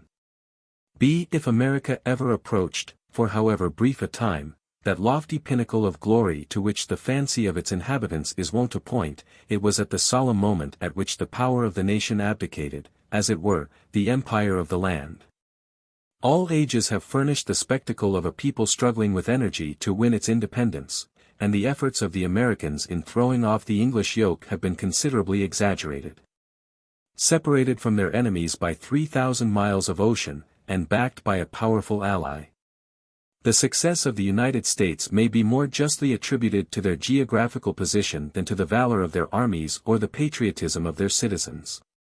It would be ridiculous to compare the American wars to the wars of the French Revolution, or the efforts of the Americans to those of the French when they were attacked by the whole of Europe, without credit and without allies. yet capable of opposing a 20th part of their population to the world, and of bearing the torch of revolution beyond their frontiers whilst they stifled its devouring flame within the bosom of their country. But it is a novelty in the history of society to see a great people turn a calm and scrutinizing eye upon itself, when apprised by the legislature that the wheels of government are stopped. To see it carefully examine the extent of the evil, and patiently wait for 2 whole years until a remedy was discovered, which it voluntarily adopted without having wrung a tear or a drop of blood from mankind. At the time when the inadequacy of the first Constitution was discovered, America possessed the double advantage of that calm which had succeeded the effervescence of the Revolution, and of those great men who had led the Revolution to a successful issue. The assembly which accepted the task of composing the second Constitution was small, but George Washington was its president, and it contained the choicest talents and the noblest hearts which had ever appeared in the New World. This National Commission, after long and mature deliberation, offered to the acceptance of the people the body of general laws which still rules the Union. All the states adopted it successively. The new federal government commenced its functions in 1789, after an interregnum of 2 years. The Revolution of America terminated when that of France began. See the Articles of the First Confederation formed in 1778. This constitution was not adopted by all the states until 1781. See also the analysis given of this constitution in The Federalist, from number 15 to number 22, inclusive, and Story's Commentaries on the Constitution of the United States, pages 85 to 115. Congress made this declaration on February 21, 1787. It consisted of 55 members. Washington, Madison, Hamilton, and the 2 Maurices were amongst the number. It was not adopted by the legislative bodies, but representatives were elected by the people for this sole purpose, and the new Constitution was discussed at length in each of these assemblies. Summary of the Federal Constitution. Division of authority between the federal government and the states. The government of the states is the rule, the federal government the exception. The first question which awaited the Americans was intricate, and by no means easy of solution. The object was so to divide the authority of the different states which composed the Union that each of them should continue to govern itself in all that concerned its internal prosperity, whilst the entire nation, represented by the Union, should continue to form a compact body, and to provide for the general exigencies of the people. It was as impossible to determine beforehand, with any degree of accuracy, the share of authority which each of 2 governments was to enjoy, as to foresee all the incidents in the existence of a nation. The obligations and the claims of the federal government were simple and easily definable, because the Union had been formed with the express purpose of meeting the general exigencies of the people. But the claims and obligations of the states were, on the other hand, complicated and various, because those governments had penetrated into all the details of social life. The attributes of the federal government were therefore carefully enumerated, and all that was not included amongst them was declared to constitute a part of the privileges of the several governments of the states. Thus the government of the states remained the rule, and that of the Confederation became the exception. See the amendment to the Federal Constitution, Federalist, number 32, Story, page 711, Kent's Commentaries, Volume 1, page 364. It is to be observed that whenever the exclusive right of regulating certain matters is not reserved to Congress by the Constitution, the states may take up the affair until it is brought before the National Assembly. For instance, Congress has the right of making a general law on bankruptcy, which, however, it neglects to do. Each state is then at liberty to make a law for itself. This point has been established by discussion in the law courts, and may be said to belong more properly to jurisprudence. But as it was foreseen that, in practice, questions might arise as to the exact limits of this exceptional authority, and that it would be dangerous to submit these questions to the decision of the ordinary courts of justice. Established in the states by the states themselves, a high federal court was created, which was destined, amongst other functions, to maintain the balance of power which had been established by the Constitution between the 2 rival governments. The action of this court is indirect, as we shall hereafter show. It is thus that the Federalist, No. 45, explains the division of supremacy between the Union and the states. The powers delegated by the Constitution to the federal government are few and defined. Those which are to remain in the state governments are numerous and indefinite. The former will be exercised principally on external objects, as war, peace, negotiation, and foreign commerce. The powers reserved to the several states will extend to all the objects which, in the ordinary course of affairs, concern the internal order and prosperity of the state. I shall often have occasion to quote the Federalist in this work. When the bill which has since become the Constitution of the United States was submitted to the approval of the people, and the discussions were still pending, 3 men, who had already acquired a portion of that celebrity which they have since enjoyed, John J. Hamilton, and Madison, formed an association with the intention of explaining to the nation the advantages of the measure which was proposed. With this view they published a series of articles in the shape of a journal, which now form a complete treatise. They entitled their journal, The Federalist, a name which has been retained in the work. The Federalist is an excellent book, which ought to be familiar to the statesmen of all countries, although it especially concerns America. Prerogative of the federal government. Power of declaring war, making peace, and levying general taxes vested in the federal government. What part of the internal policy of the country it may direct, the government of the Union in some respects more central than the king's government in the old French monarchy. The external relations of a people may be compared to those of private individuals, and they cannot be advantageously maintained without the agency of a single head of a government. The exclusive right of making peace and war, of concluding treaties of commerce, of raising armies, and equipping fleets, was granted to the Union. The necessity of a national government was less imperiously felt in the conduct of the internal policy of society, but there are certain general interests which can only be attended to with advantage by a general authority. The Union was invested with the power of controlling the monetary system, of directing the post office, and of opening the great roads which were to establish a communication between the different parts of the country. The independence of the government of each state was formally recognized in its sphere. Nevertheless, the federal government was authorized to interfere in the internal affairs of the states in a few predetermined cases, in which an indiscreet abuse of their independence might compromise the security of the Union at large. Thus, whilst the power of modifying and changing their legislation at pleasure was preserved in all the republics, they were forbidden to enact ex post facto laws, or to create a class of nobles in their community. Lastly, as it was necessary that the federal government should be able to fulfill its engagements, it was endowed with an unlimited power of levying taxes. See Constitution, Sect. 8, Federalist, Numbers 41 and 42, Kent's Commentaries, Volume I, page 207, Story, pages 358 to 382, Ibid, pages 409 to 426. Several other privileges of the same kind exist, such as that which empowers the Union to legislate on bankruptcy, to grant patents, and other matters in which its intervention is clearly necessary. Even in these cases its interference is indirect. The Union interferes by means of the tribunals, as will be hereafter shown. Federal Constitution, Sect. 10, Art.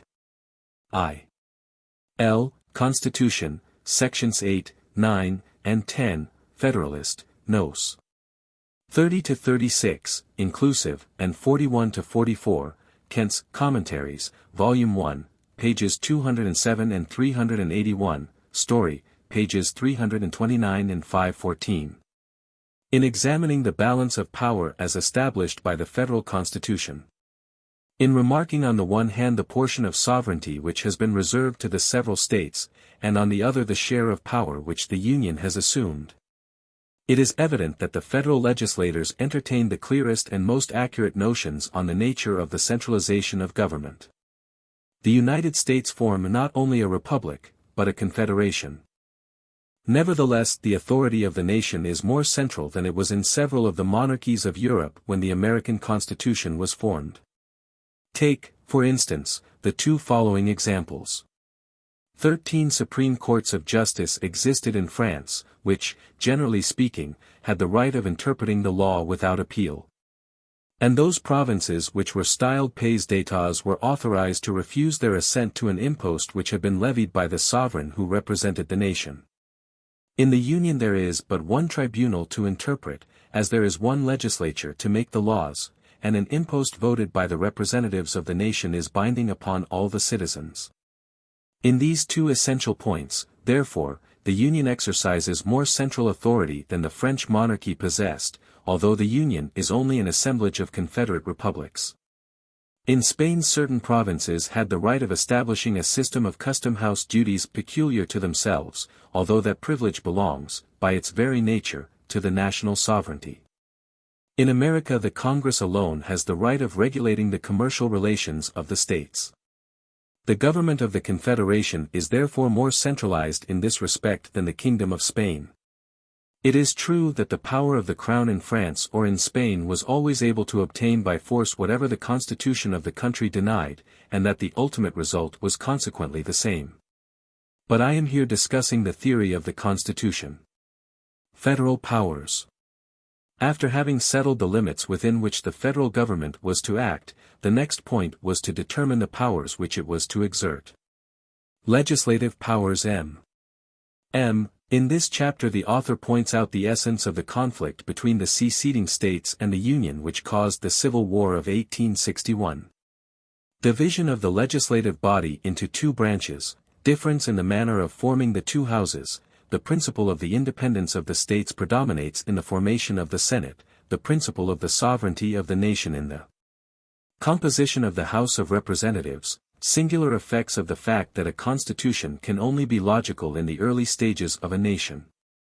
The plan which had been laid down beforehand for the constitutions of the several states was followed, in many points, in the organization of the powers of the Union. The federal legislature of the Union was composed of a Senate and a House of Representatives.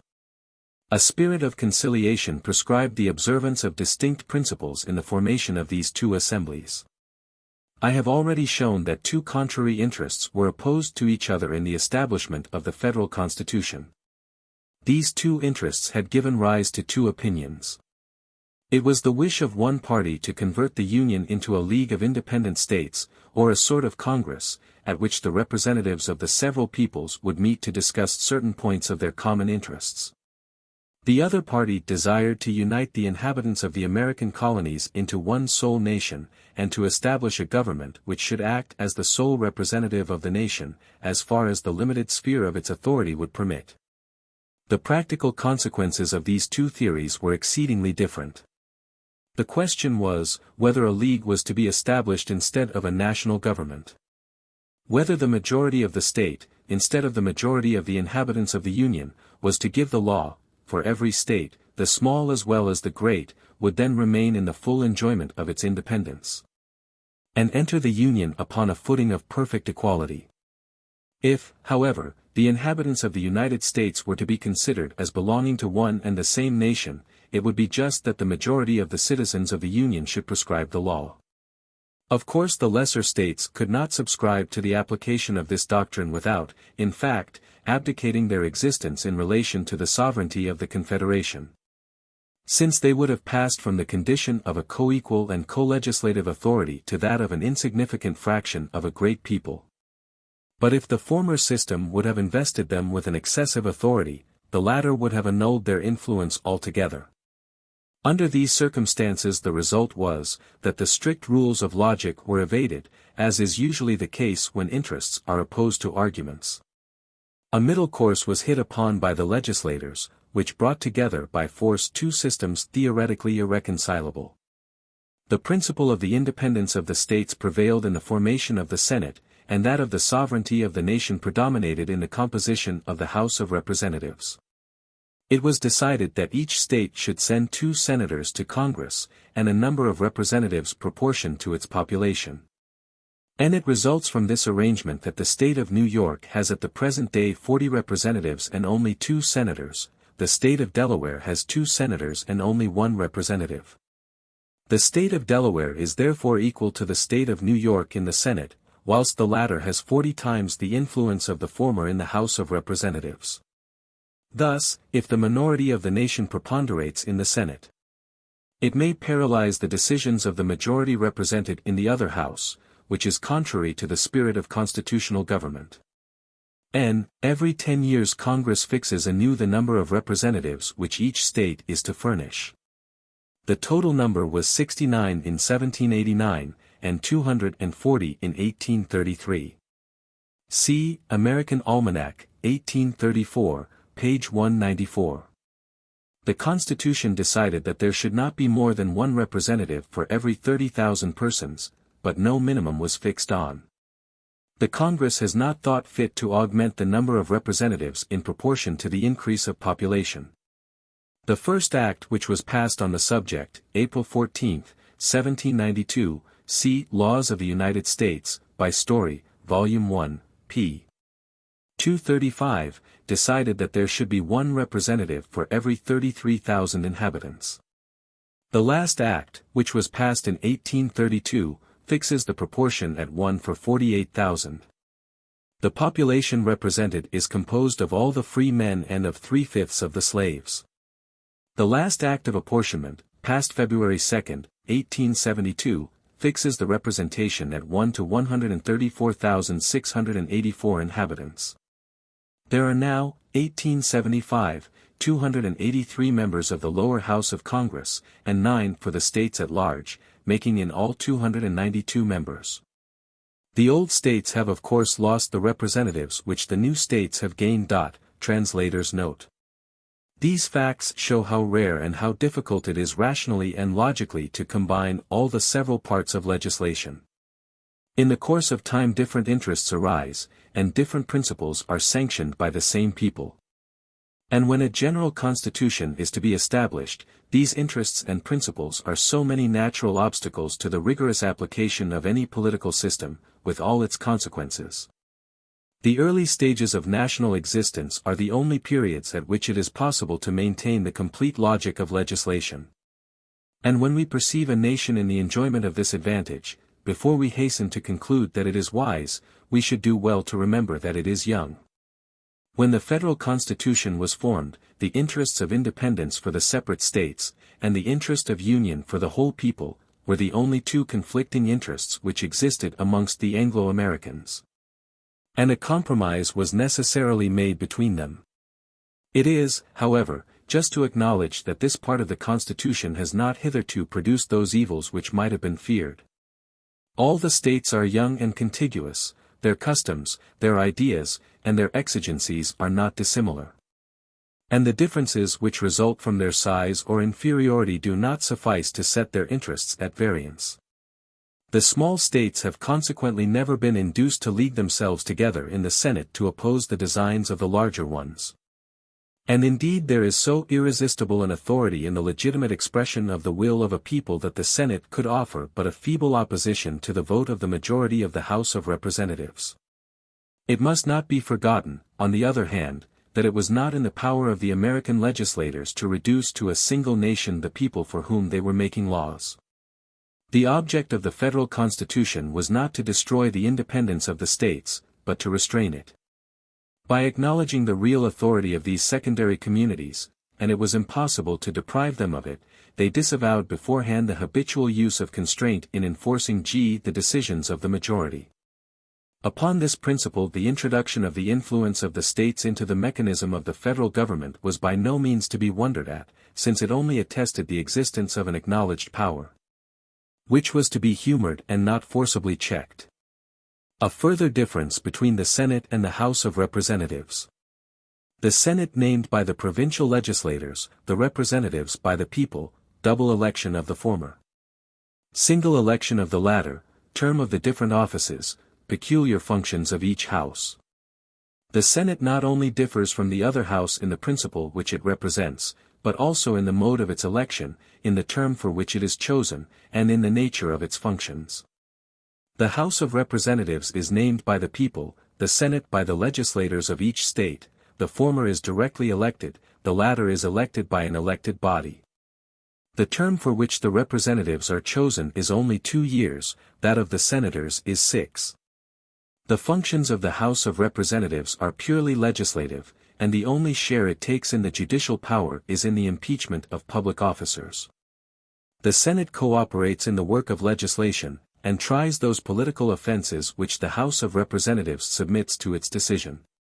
It also acts as the great executive council of the nation. The treaties which are concluded by the President must be ratified by the Senate, and the appointments he may make must be definitely approved by the same body. C. The Federalist, numbers 52-56, inclusive, story, pages 199 to 314. Constitution of the United States, sections 2 and 3. The Executive Power C.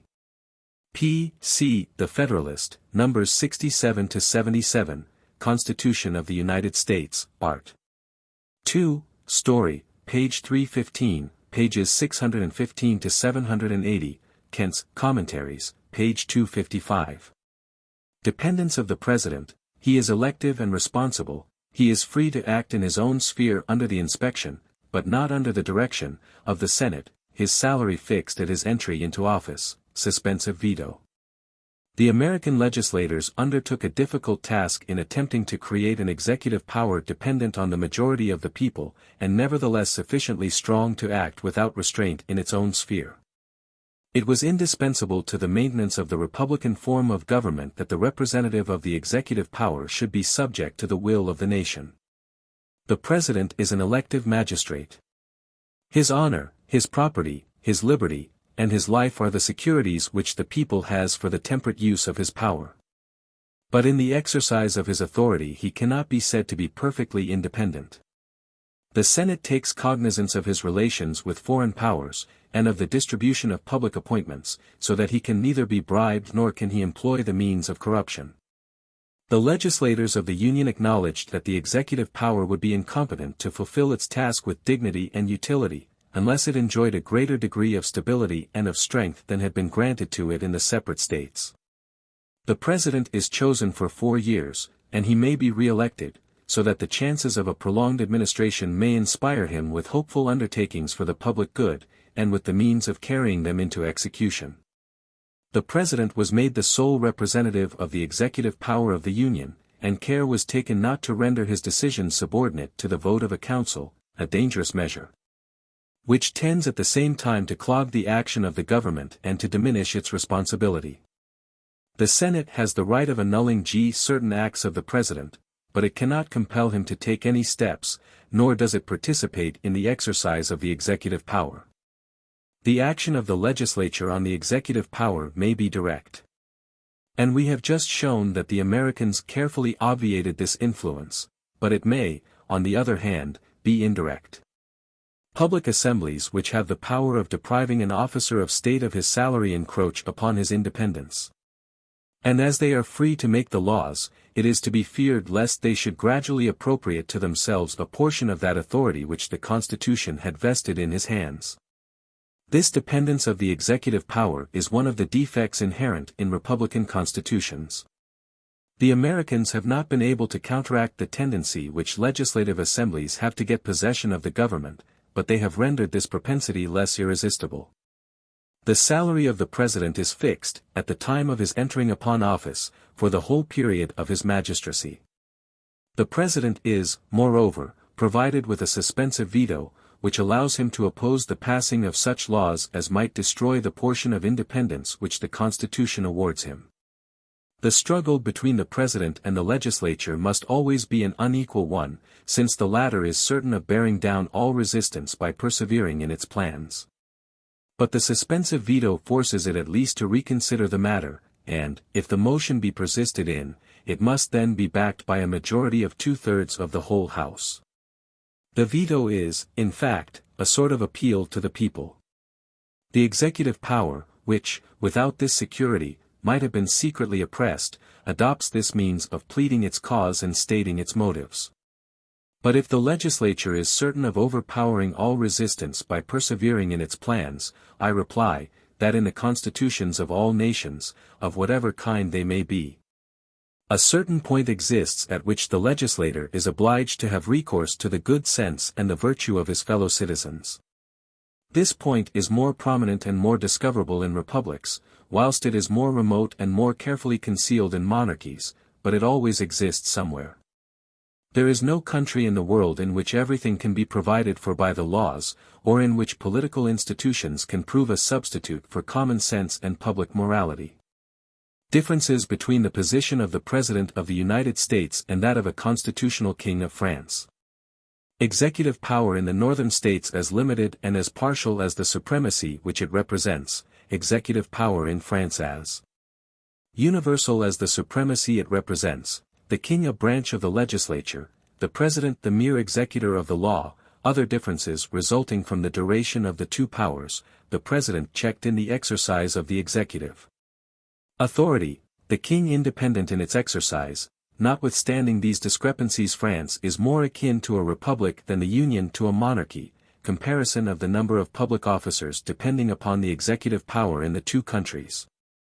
The executive power has so important an influence on the destinies of nations that I am inclined to pause for an instant at this portion of my subject, in order more clearly to explain the part it sustains in America. In order to form an accurate idea of the position of the President of the United States, it may not be irrelevant to compare it to that of one of the constitutional kings of Europe.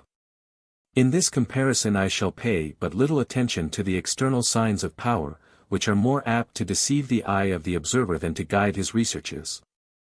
When a monarchy is being gradually transformed into a republic, the executive power retains the titles, the honors, the etiquette, and even the funds of royalty long after its authority has disappeared.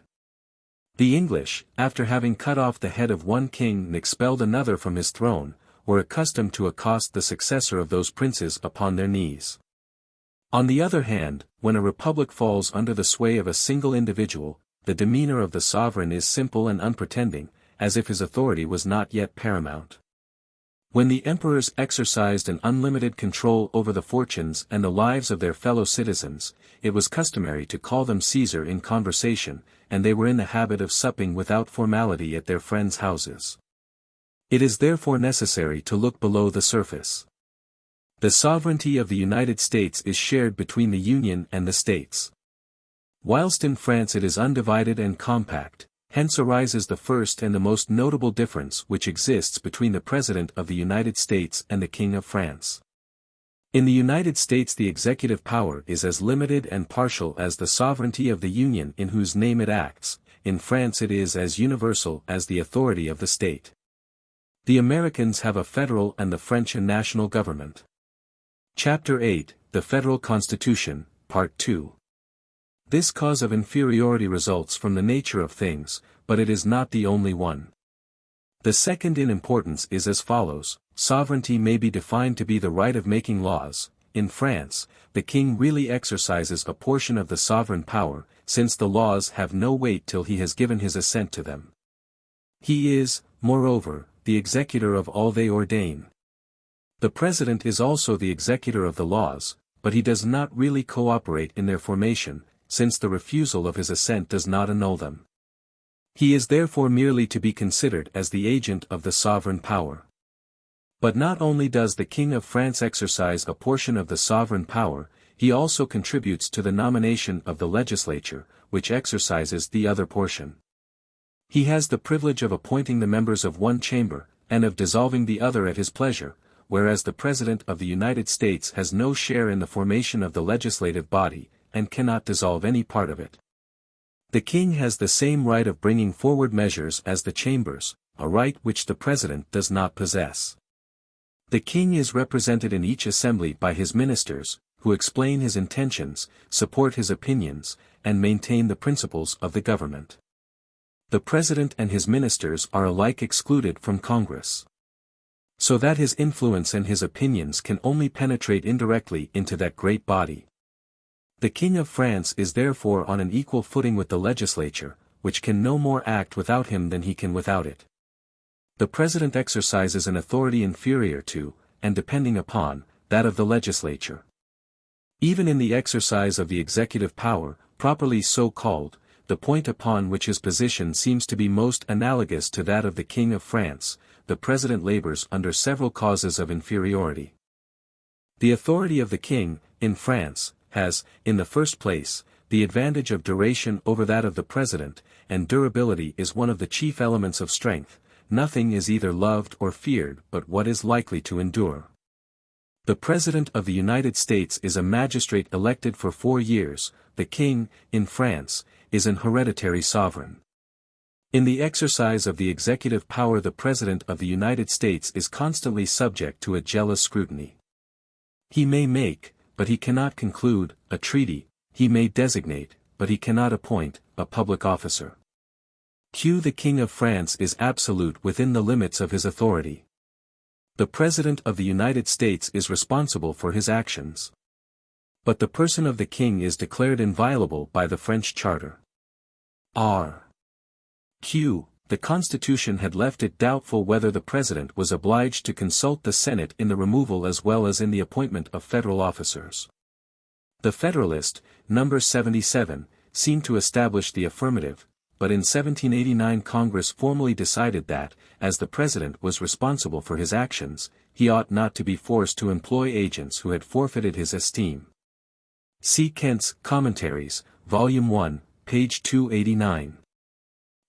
This comparison applied to the constitutional King of France and to the powers he held under the Charter of 1830, till the overthrow of the monarchy in 1848. Translator's note.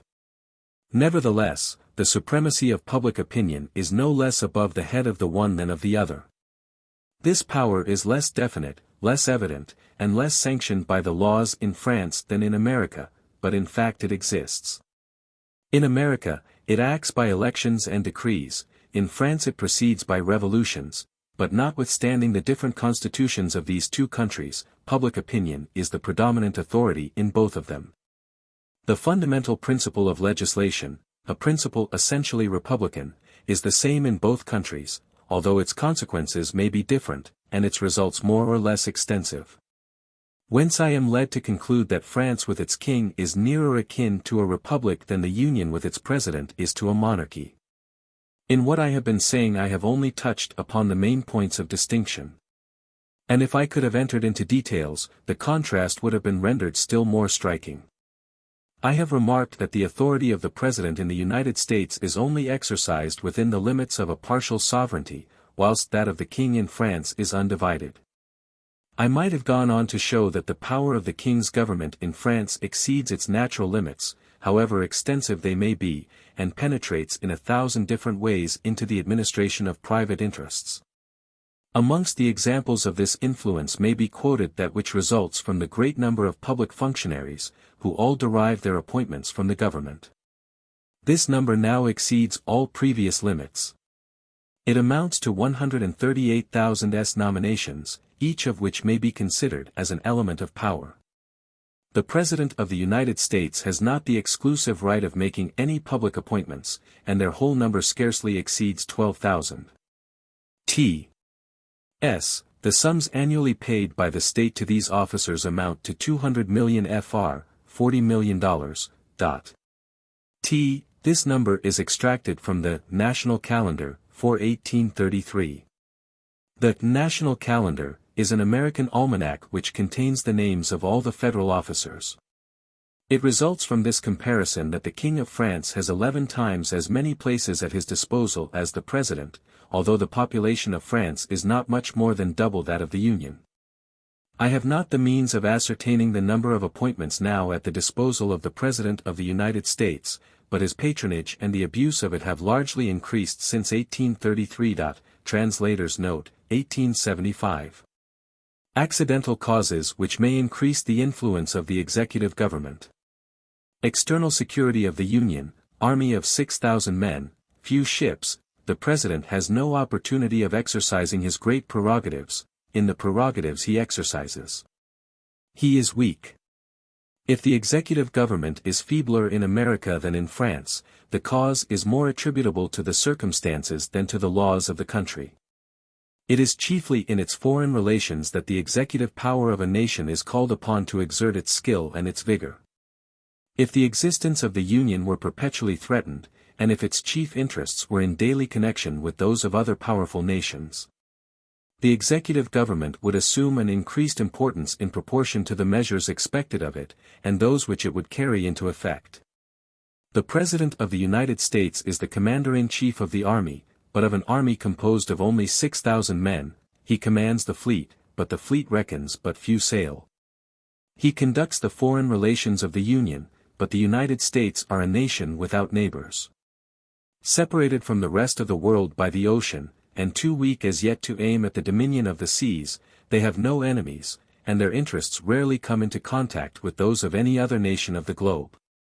The practical part of a government must not be judged by the theory of its constitution. The President of the United States is in the possession of almost royal prerogatives, which he has no opportunity of exercising. And those privileges which he can at present use are very circumscribed. The laws allow him to possess a degree of influence which circumstances do not permit him to employ. On the other hand, the great strength of the royal prerogative in France arises from circumstances far more than from the laws.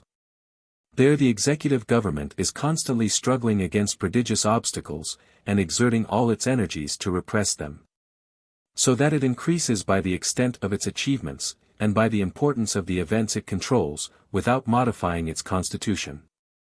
If the laws had made it as feeble and as circumscribed as it is in the Union, its influence would very soon become still more preponderant.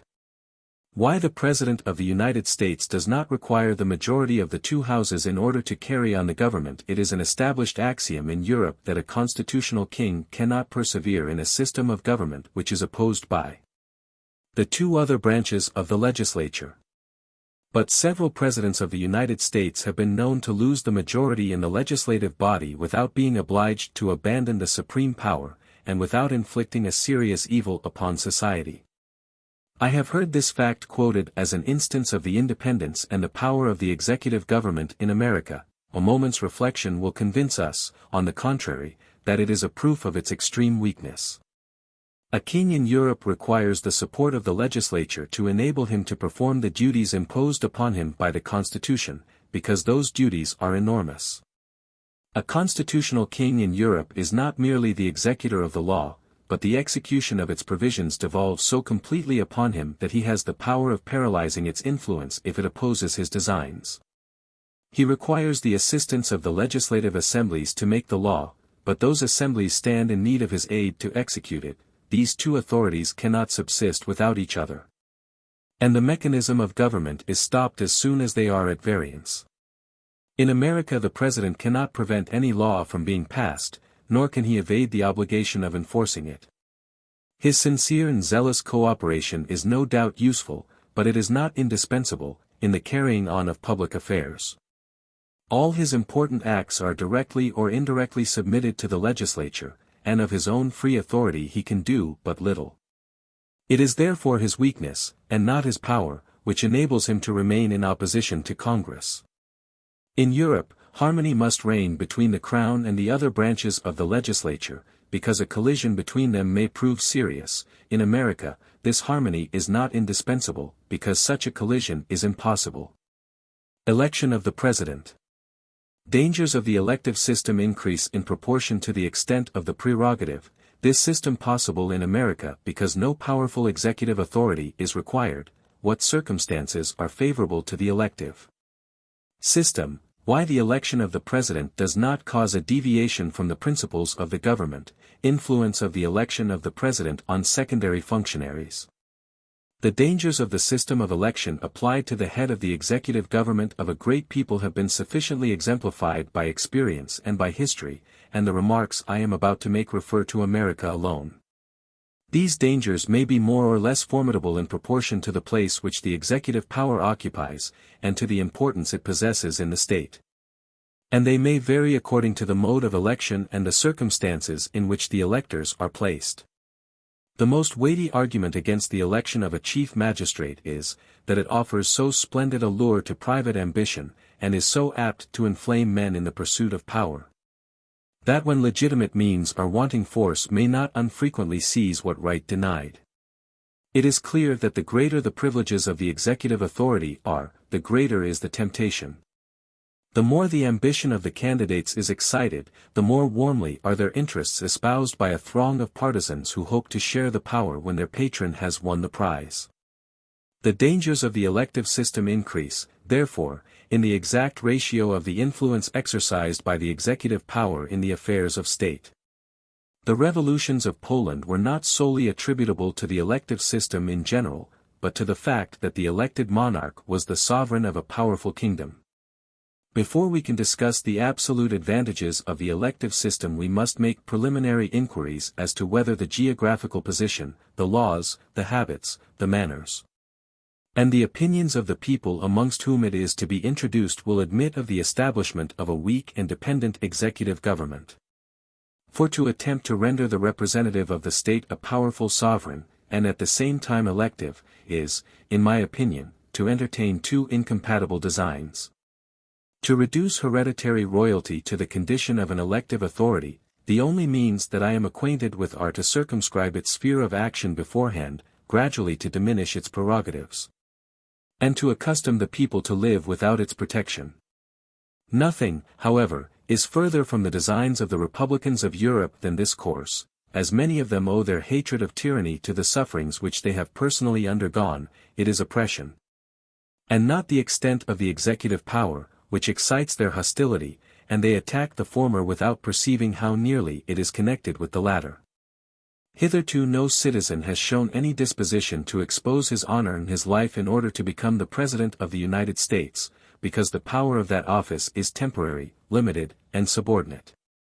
The prize of fortune must be great to encourage adventurers in so desperate a game. No candidate has as yet been able to arouse the dangerous enthusiasm or the passionate sympathies of the people in his favor, for the very simple reason that when he is at the head of the government he has but little power, but little wealth, and but little glory to share amongst his friends. And his influence in the state is too small for the success or the ruin of a faction to depend upon the elevation of an individual to power. The great advantage of hereditary monarchies is, that as the private interest of a family is always intimately connected with the interests of the state, the executive government is never suspended for a single instant. And if the affairs of a monarchy are not better conducted than those of a republic, at least there is always someone to conduct them, well or ill, according to his capacity. In elective states, on the contrary, the wheels of government cease to act, as it were, of their own accord at the approach of an election, and even for some time previous to that event. The laws may indeed accelerate the operation of the election, which may be conducted with such simplicity and rapidity that the seat of power will never be left vacant. But, notwithstanding these precautions, a break necessarily occurs in the minds of the people. At the approach of an election the head of the executive government is wholly occupied by the coming struggle, his future plans are doubtful. He can undertake nothing new, and he will only prosecute with indifference those designs which another will perhaps terminate.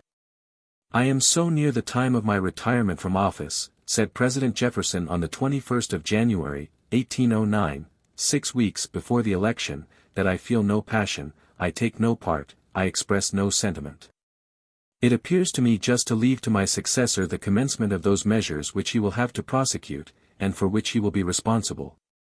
On the other hand, the eyes of the nation are centered on a single point. All are watching the gradual birth of so important an event. The wider the influence of the executive power extends, the greater and the more necessary is its constant action, the more fatal is the term of suspense. And a nation which is accustomed to the government, or, still more, one used to the administrative protection of a powerful executive authority would be infallibly convulsed by an election of this kind. In the United States the action of the government may be slackened with impunity, because it is always weak and circumscribed. This, however, may be a great danger. The period during which Mr.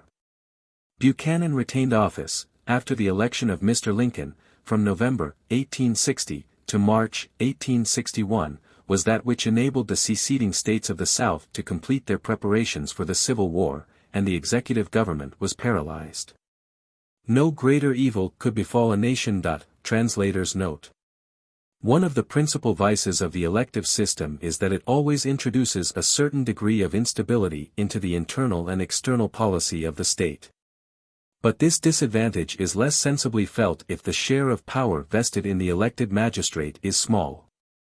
In Rome the principles of the government underwent no variation, although the consuls were changed every year, because the Senate, which was an hereditary assembly, possessed the directing authority. If the elective system were adopted in Europe, the condition of most of the monarchical states would be changed at every new election. In America the president exercises a certain influence on state affairs, but he does not conduct them. The preponderating power is vested in the representatives of the whole nation. The political maxims of the country depend therefore on the mass of the people, not on the president alone. And consequently in America the elective system has no very prejudicial influence on the fixed principles of the government. But the want of fixed principles is an evil so inherent in the elective system that it is still extremely perceptible in the narrow sphere to which the authority of the president extends. The Americans have admitted that the head of the executive power, who has to bear the whole responsibility of the duties he is called upon to fulfill, ought to be empowered to choose his own agents. And to remove them at pleasure. The legislative bodies watch the conduct of the president more than they direct it. The consequence of this arrangement is, that at every new election the fate of all the federal public officers is in suspense. Mr. Quincy Adams, on his entry into office, discharged the majority of the individuals who had been appointed by his predecessor, and I am not aware that General Jackson allowed a single removable functionary employed in the federal service to retain his place beyond the first year which succeeded his election. It is sometimes made a subject of complaint that in the constitutional monarchies of Europe the fate of the humbler servants of an administration depends upon that of the ministers. But in elective governments this evil is far greater. In a constitutional monarchy successive ministries are rapidly formed, but as the principal representative of the executive power does not change, the spirit of innovation is kept within bounds.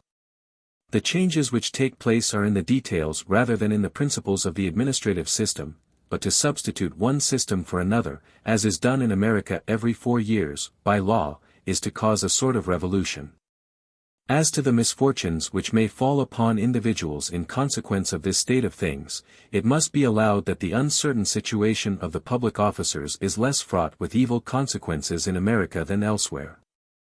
It is so easy to acquire an independent position in the United States that the public officer who loses his place may be deprived of the comforts of life, but not of the means of subsistence. I remarked at the beginning of this chapter at the dangers of the elective system applied to the head of the state are augmented or decreased by the peculiar circumstances of the people which adopts it. However the functions of the executive power may be restricted, it must always exercise a great influence upon the foreign policy of the country, for a negotiation cannot be opened or successfully carried on otherwise than by a single agent. The more precarious and the more perilous the position of a people becomes, the more absolute is the want of a fixed and consistent external policy, and the more dangerous does the elective system of the chief magistrate become. The policy of the Americans in relation to the whole world is exceedingly simple, for it may almost be said that no country stands in need of them, nor do they require the cooperation of any other people. Their independence is never threatened. In their present condition, therefore, the functions of the executive power are no less limited by circumstances than by the laws, and the president may frequently change his line of policy without involving the state in difficulty or destruction. Whatever the prerogatives of the executive power may be, the period which immediately precedes an election and the moment of its duration must always be considered as a national crisis, which is perilous in proportion to the internal embarrassments and the external dangers of the country. Few of the nations of Europe could escape the calamities of anarchy or of conquest every time they might have to elect a new sovereign. In America society is so constituted that it can stand without assistance upon its own basis. Nothing is to be feared from the pressure of external dangers, and the election of the president is a cause of agitation, but not of ruin. Mode of election. Skill of the American legislators shown in the mode of election adopted by them, creation of a special electoral body, separate votes of these electors, case in which the House of Representatives is called upon to choose the President, results of the 12 elections which have taken place since the Constitution has been established.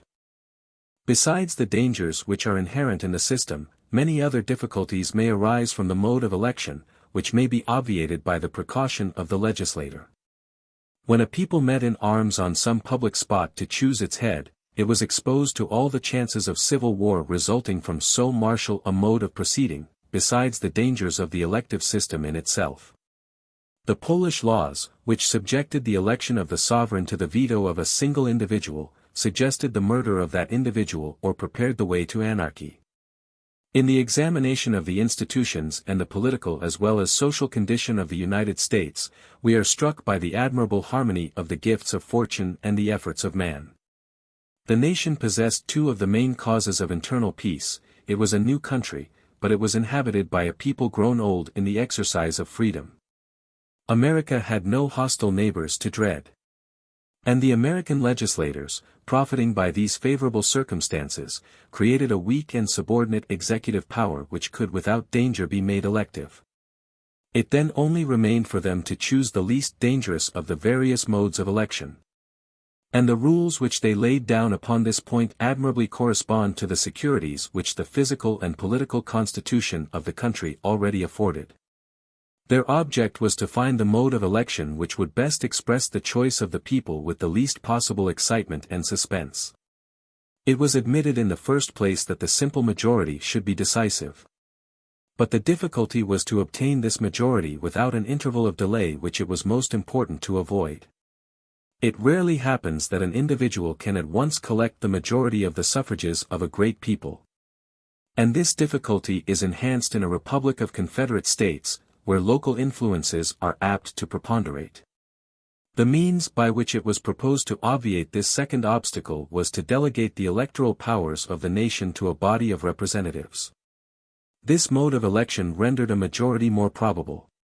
For the fewer the electors are, the greater is the chance of their coming to a final decision. It also offered an additional probability of a judicious choice.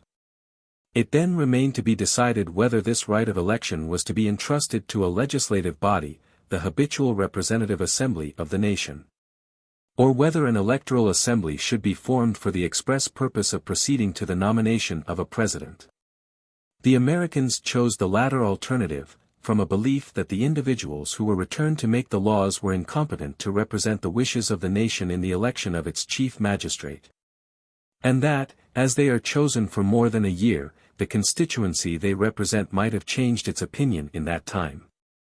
It was thought that if the legislature was empowered to elect the head of the executive power, its members would, for some time before the election, be exposed to the maneuvers of corruption and the tricks of intrigue.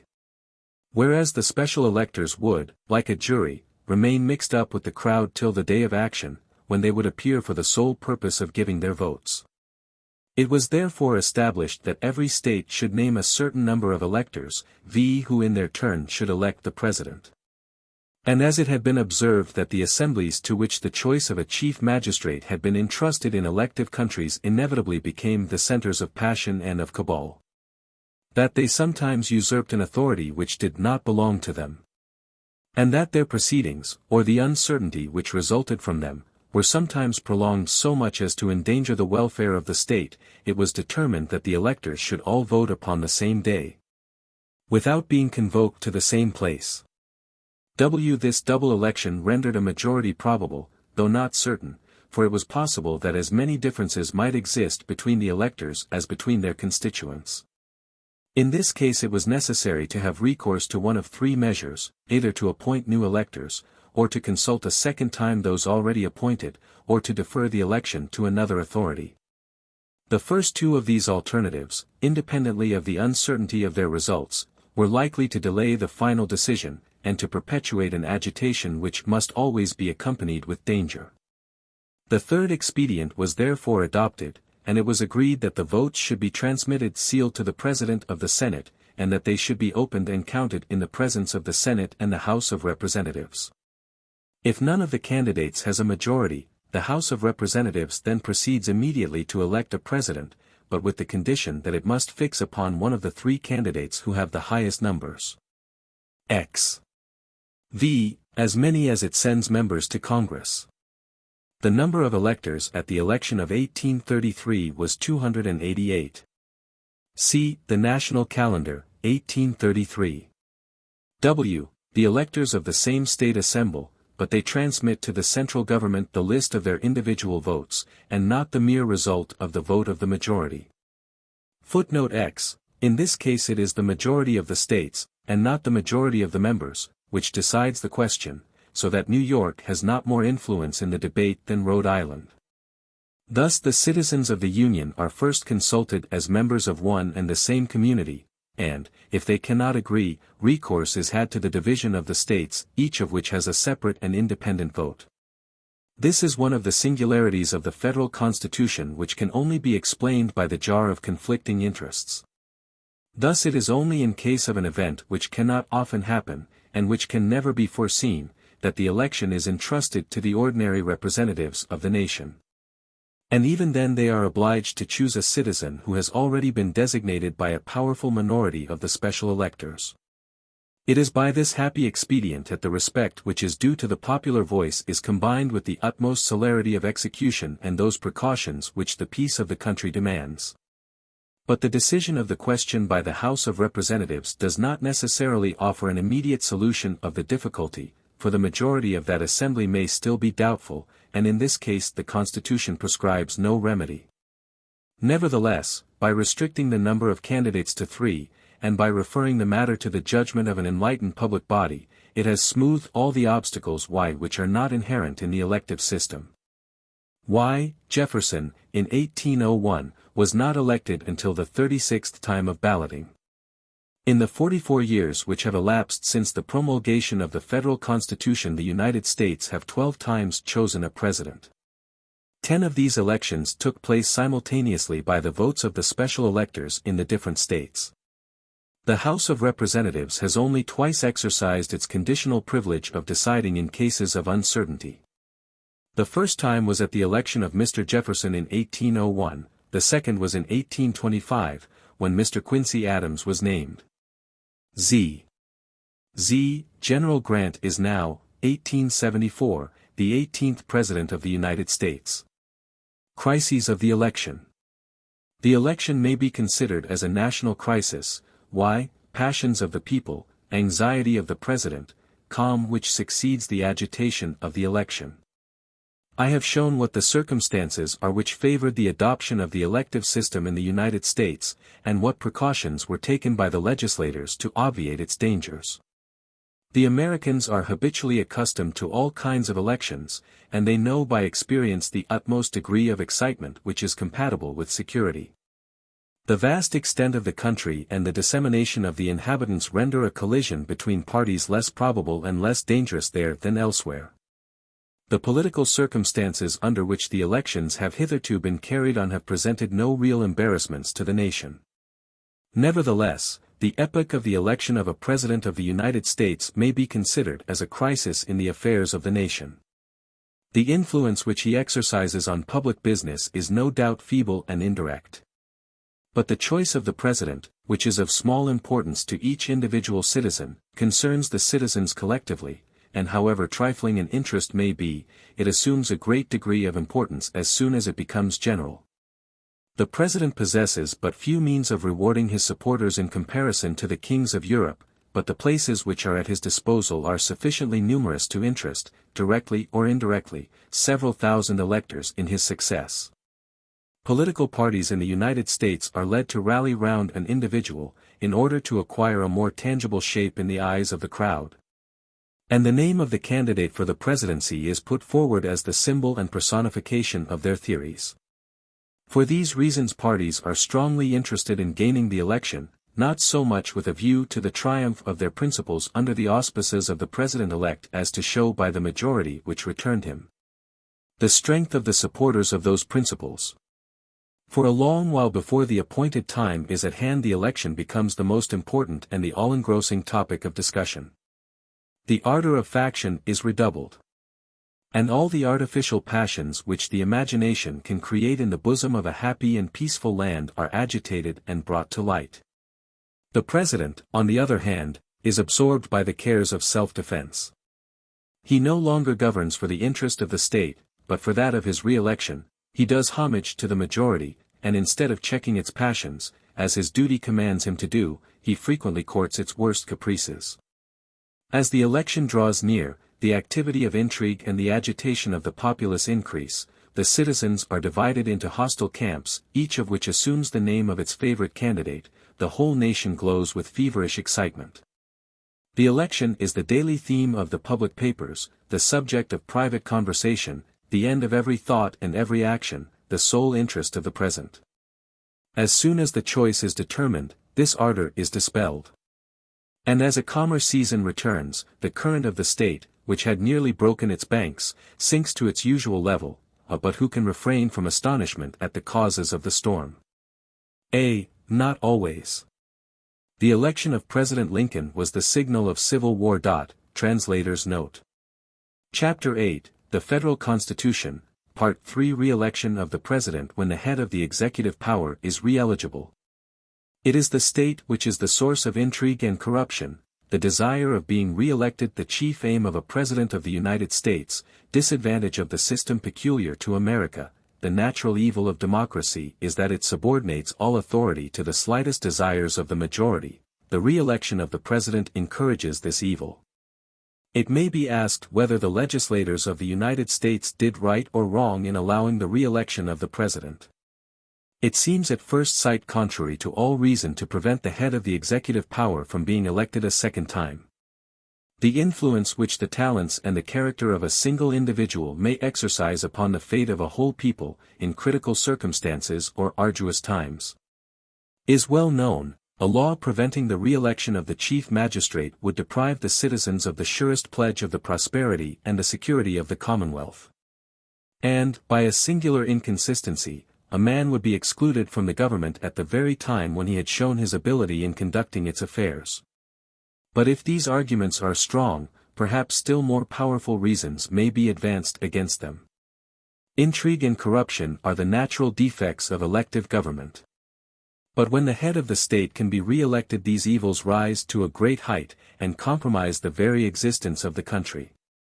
When a simple candidate seeks to rise by intrigue, his maneuvers must necessarily be limited to a narrow sphere. But when the chief magistrate enters the lists, he borrows the strength of the government for his own purposes. In the former case, the feeble resources of an individual are in action.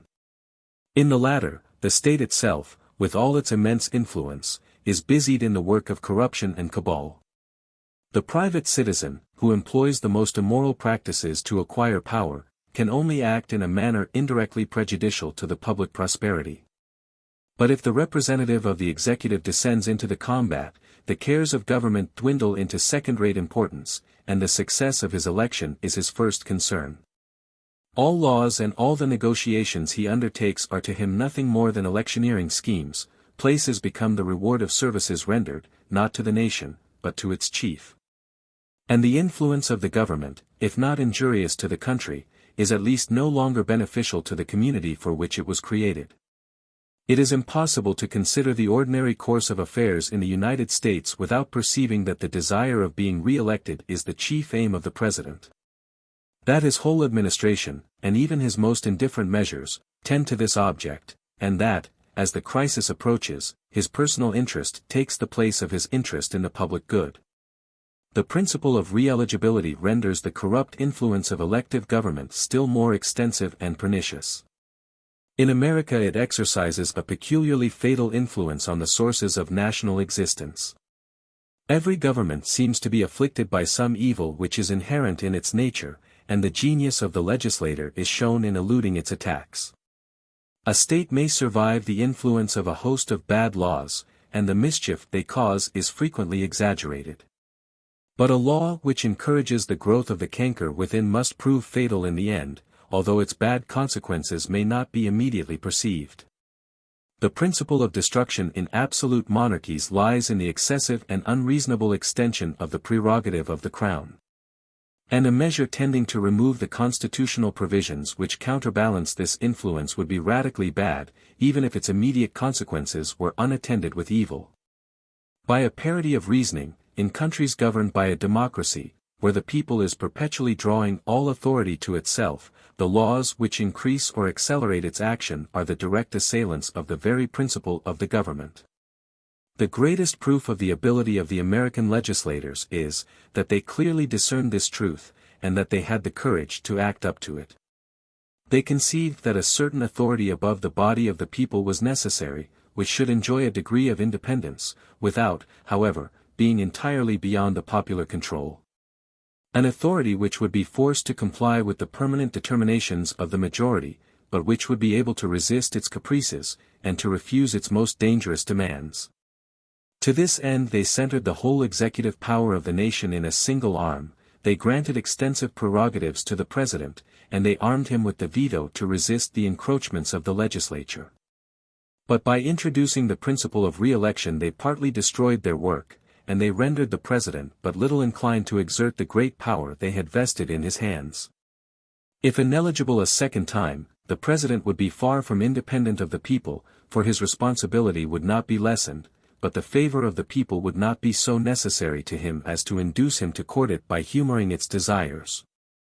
If re-eligible, and this is more especially true at the present day, when political morality is relaxed, and when great men are rare, the President of the United States becomes an easy tool in the hands of the majority.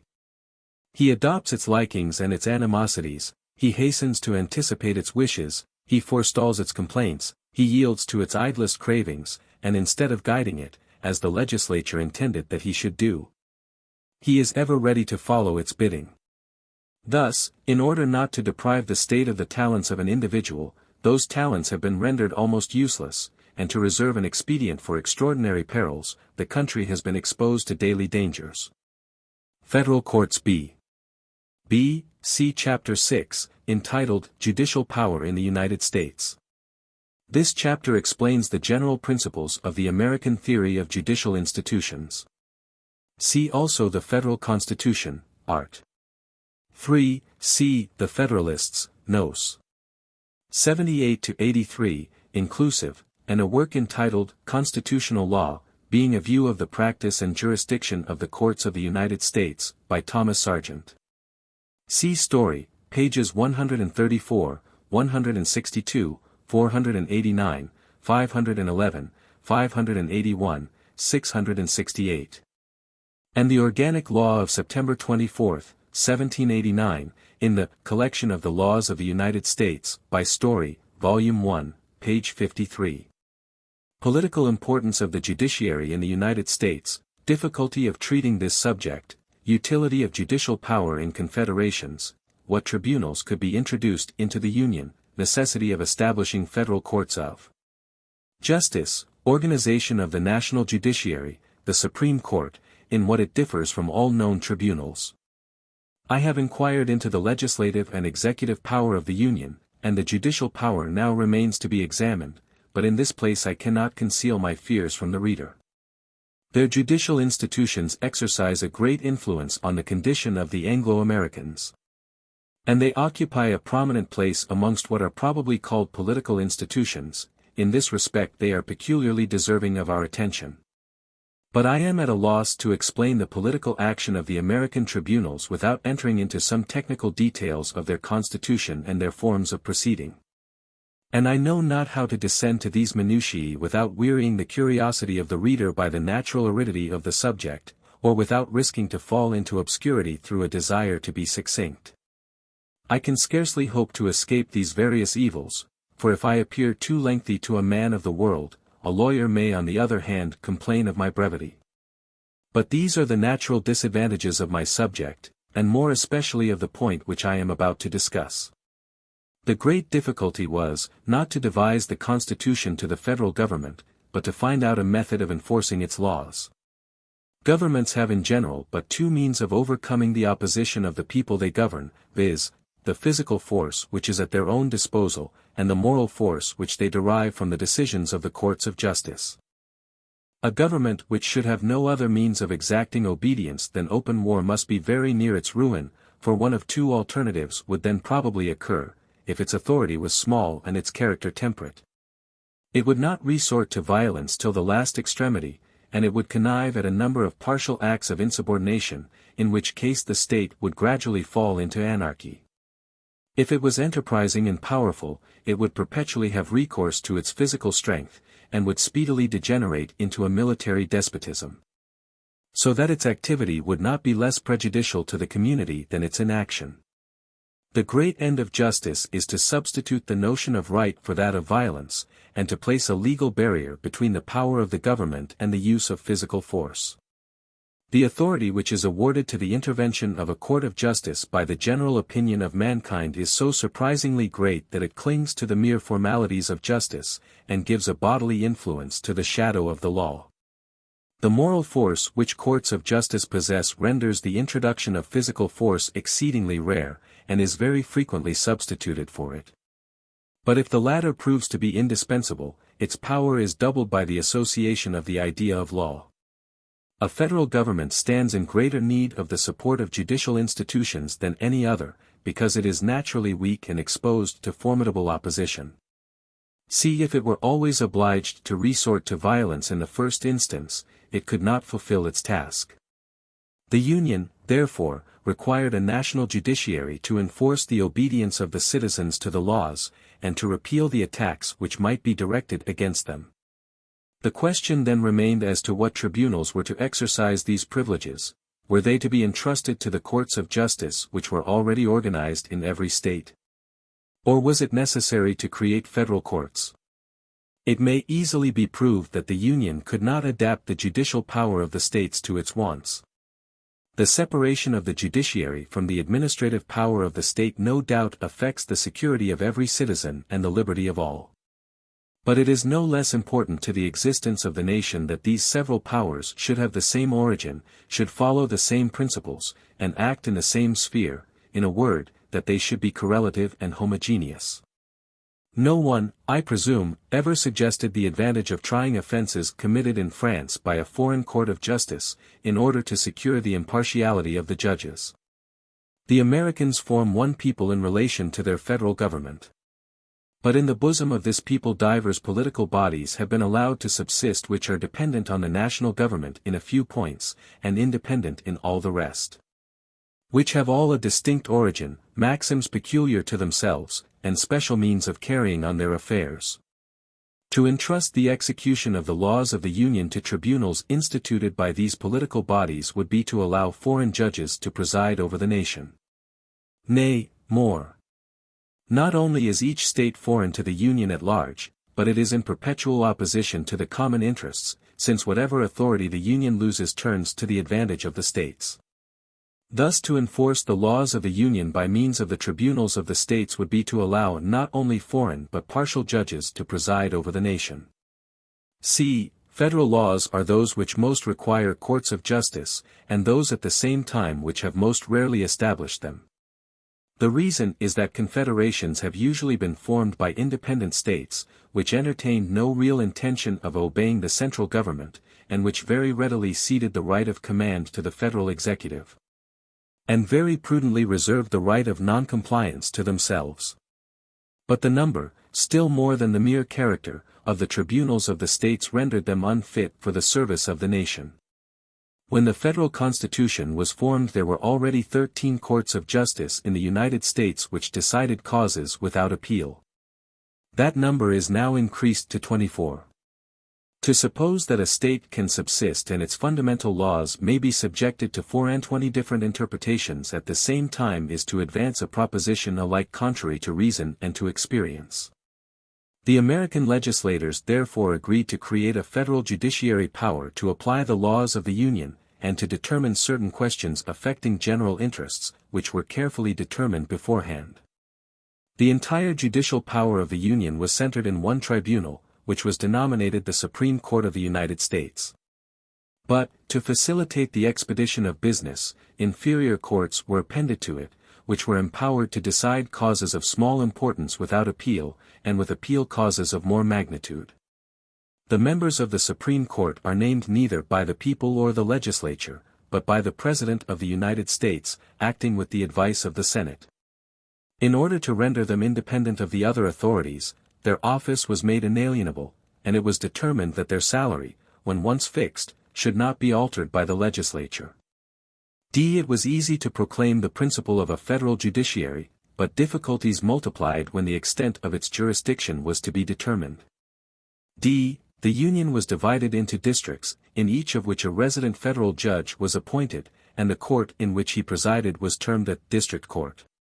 Each of the judges of the Supreme Court annually visits a certain portion of the Republic, in order to try the most important causes upon the spot. The court presided over by this magistrate is styled a circuit court. Lastly, all the most serious cases of litigation are brought before the Supreme Court, which holds a solemn session once a year, at which all the judges of the circuit courts must attend. The jury was introduced into the federal courts in the same manner, and in the same cases, as into the courts of the states. It will be observed that no analogy exists between the Supreme Court of the United States and the French Cour de Cassation, since the latter only hears appeals on questions of law. The Supreme Court decides upon the evidence of the fact as well as upon the law of the case, whereas the Cour de Cassation does not pronounce a decision of its own, but refers the cause to the arbitration of another tribunal. See the law of September 24, 1789, Laws of the United States, by Story, Volume 1, page 53. Means of determining the jurisdiction of the federal courts. Difficulty of determining the jurisdiction of separate courts of justice in confederations. The courts of the Union obtained the right of fixing their own jurisdiction. In what respect this rule attacks the portion of sovereignty reserved to the several states, the sovereignty of these states restricted by the laws, and the interpretation of the laws. Consequently, the danger of the several states is more apparent than real. As the Constitution of the United States recognized two distinct powers in presence of each other, represented in a judicial point of view by two distinct classes of courts of justice. The utmost care which could be taken in defining their separate jurisdictions would have been insufficient to prevent frequent collisions between those tribunals. The question then arose to whom the right of deciding the competency of each court was to be referred. In nations which constitute a single body politic, when a question is debated between two courts relating to their mutual jurisdiction, a third tribunal is generally within reach to decide the difference. And this is effected without difficulty, because in these nations the questions of judicial competency have no connection with the privileges of the national supremacy. But it was impossible to create an arbiter between a superior court of the Union and the superior court of a separate state which would not belong to one of these two classes. It was, therefore, necessary to allow one of these courts to judge its own cause, and to take or to retain cognizance of the point which was contested. To grant this privilege to the different courts of the states would have been to destroy the sovereignty of the Union de facto after having established it de jure. For the interpretation of the Constitution would soon have restored that portion of independence to the states of which the terms of that act deprived them. The object of the creation of a federal tribunal was to prevent the courts of the states from deciding questions affecting the national interests in their own department, and so to form a uniform body of jurisprudence for the interpretation of the laws of the Union. This end would not have been accomplished if the courts of the several states had been competent to decide upon cases in their separate capacities from which they were obliged to abstain as federal tribunals. The Supreme Court of the United States was therefore invested with the right of determining all questions of jurisdiction.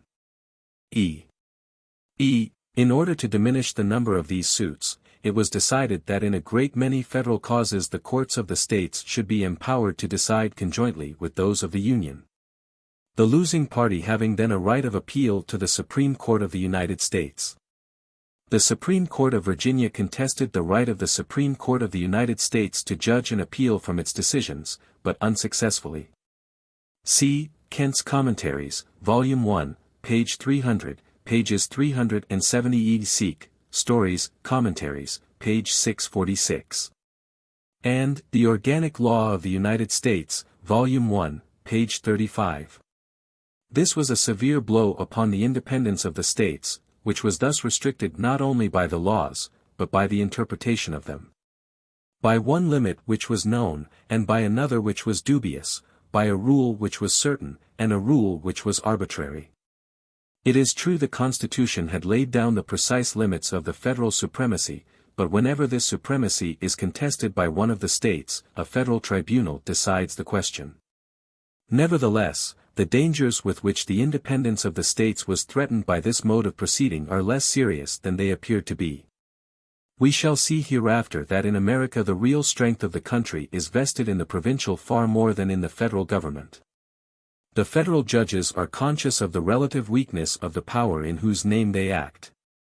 And they are more inclined to abandon a right of jurisdiction in cases where it is justly their own than to assert a privilege to which they have no legal claim. Different cases of jurisdiction. The matter and the party are the first conditions of the federal jurisdiction, suits in which ambassadors are engaged, suits of the Union, of a separate state, by whom tried, causes resulting from the laws of the Union, judged by the federal tribunals, causes relating to the performance of contracts tried by the federal courts, consequence of this arrangement. After having appointed the means of fixing the competency of the federal courts, the legislators of the Union defined the cases which should come within their jurisdiction. It was established, on the one hand, that certain parties must always be brought before the federal courts, without any regard to the special nature of the cause. And, on the other, that certain causes must always be brought before the same courts, without any regard to the quality of the parties in the suit. These distinctions were therefore admitted to be the basis of the federal jurisdiction. Ambassadors are the representatives of nations in a state of amity with the Union, and whatever concerns these personages concerns in some degree the whole Union. When an ambassador is a party in a suit, that suit affects the welfare of the nation, and a federal tribunal is naturally called upon to decide it. The Union itself may be invoked in legal proceedings, and in this case it would be alike contrary to the customs of all nations and to common sense to appeal to a tribunal representing any other sovereignty than its own. The federal courts, therefore, take cognizance of these affairs. When two parties belonging to two different states are engaged in a suit, the case cannot with propriety be brought before a court of either state. The surest expedient is to select a tribunal like that of the Union, which can excite the suspicions of neither party, and which offers the most natural as well as the most certain remedy. When the two parties are not private individuals, but states, an important political consideration is added to the same motive of equity. The quality of the parties in this case gives a national importance to all their disputes. And the most trifling litigation of the states may be said to involve the peace of the whole Union. The Constitution also says that the federal courts shall decide controversies between a state and the citizens of another state. And here a most important question of a constitutional nature arose, which was, whether the jurisdiction given by the Constitution in cases in which a state is a party extended to suits brought against a state as well as by it, or was exclusively confined to the latter. The question was most elaborately considered in the case of Chisholm v. Georgia, and was decided by the majority of the Supreme Court in the affirmative. The decision created general alarm among the states, and an amendment was proposed and ratified by which the power was entirely taken away, so far as it regards suits brought against a state. See Stories, Commentaries, p. 624, or in the large edition section 1677. The nature of the cause frequently prescribes the rule of competency. Thus all the questions which concern maritime commerce evidently fall under the cognizance of the federal tribunals. Almost all these questions are connected with the interpretation of the law of nations, and in this respect they essentially interest the Union in relation to foreign powers. Moreover, as the sea is not included within the limits of any peculiar jurisdiction, the national courts can only hear causes which originate in maritime affairs. As for instance, all cases of piracy. The Constitution comprises under one head almost all the cases which by their very nature come within the limits of the federal courts. The rule which it lays down is simple, but pregnant with an entire system of ideas, and with a vast multitude of facts. It declares that the judicial power of the Supreme Court shall extend to all cases in law and equity arising under the laws of the United States. Two examples will put the intention of the legislator in the clearest light. The Constitution prohibits the states from making laws on the value and circulation of money, if, notwithstanding this prohibition, a state passes a law of this kind, with which the interested parties refuse to comply because it is contrary to the Constitution, the case must come before a federal court, because it arises under the laws of the United States. Again, if difficulties arise in the levying of import duties which have been voted by Congress, the federal court must decide the case, because it arises under the interpretation of a law of the United States. This rule is in perfect accordance with the fundamental principles of the federal Constitution. The Union, as it was established in 1789, possesses, it is true, a limited supremacy. But it was intended that within its limits it should form one and the same people. Within those limits the Union is sovereign. When this point is established and admitted, the inference is easy. For if it be acknowledged that the United States constitute one and the same people within the bounds prescribed by their Constitution, it is impossible to refuse them the rights which belong to other nations. But it has been allowed, from the origin of society, that every nation has the right of deciding by its own courts those questions which concern the execution of its own laws. To this it is answered that the Union is in so singular a position that in relation to some matters it constitutes a people, and that in relation to all the rest it is a nonentity. But the inference to be drawn is, that in the laws relating to these matters the Union possesses all the rights of absolute sovereignty. The difficulty is to know what these matters are. And when once it is resolved, and we have shown how it was resolved, in speaking of the means of determining the jurisdiction of the federal courts, no further doubt can arise. For as soon as it is established that a suit is federal, that is to say, that it belongs to the share of sovereignty reserved by the Constitution of the Union, the natural consequence is that it should come within the jurisdiction of a federal court. This principle was in some measure restricted by the introduction of the several states as independent powers into the Senate, and by allowing them to vote separately in the House of Representatives when the President is elected by that body. But these are exceptions, and the contrary principle is the rule. Whenever the laws of the United States are attacked, or whenever they are resorted to in self-defense, the federal courts must be appealed to. Thus the jurisdiction of the tribunals of the Union extends and narrows its limits exactly in the same ratio as the sovereignty of the Union augments or decreases. We have shown that the principal aim of the legislators of 1789 was to divide the sovereign authority into two parts.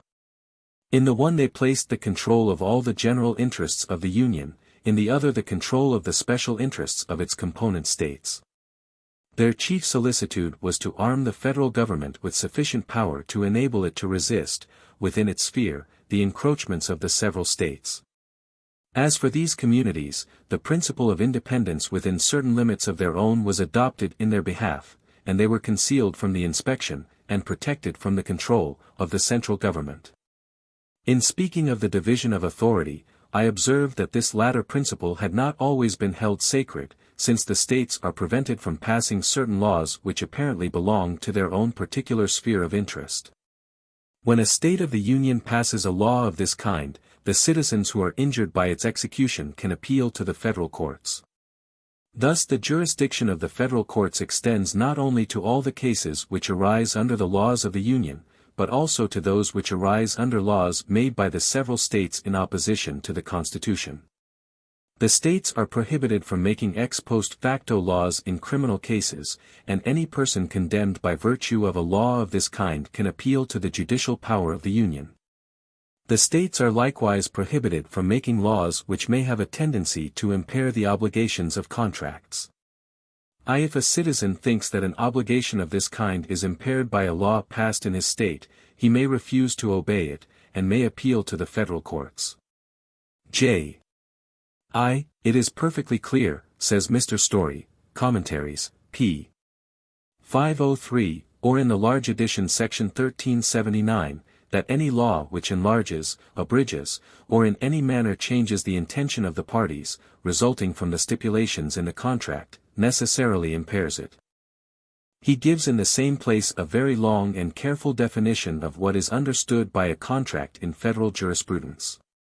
A grant made by the state to a private individual, and accepted by him, is a contract, and cannot be revoked by any future law. A charter granted by the state to a company is a contract, and equally binding to the state as to the grantee. The clause of the Constitution here referred to ensures, therefore, the existence of a great part of acquired rights, but not of all. Property may legally be held, though it may not have passed into the possessor's hands by means of a contract. And its possession is an acquired right, not guaranteed by the federal Constitution. A remarkable instance of this is given by Mr. Story, p.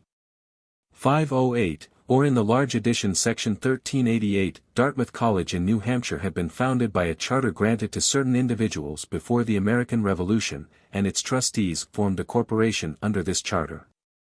The legislature of New Hampshire had, without the consent of this corporation, passed an act changing the organization of the original provincial charter of the college and transferring all the rights, privileges, and franchises from the old charter trustees to new trustees appointed under the act.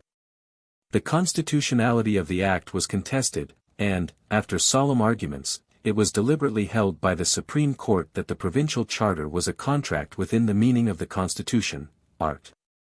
I. Section 10, and that the Emendatory Act was utterly void, as impairing the obligation of that charter.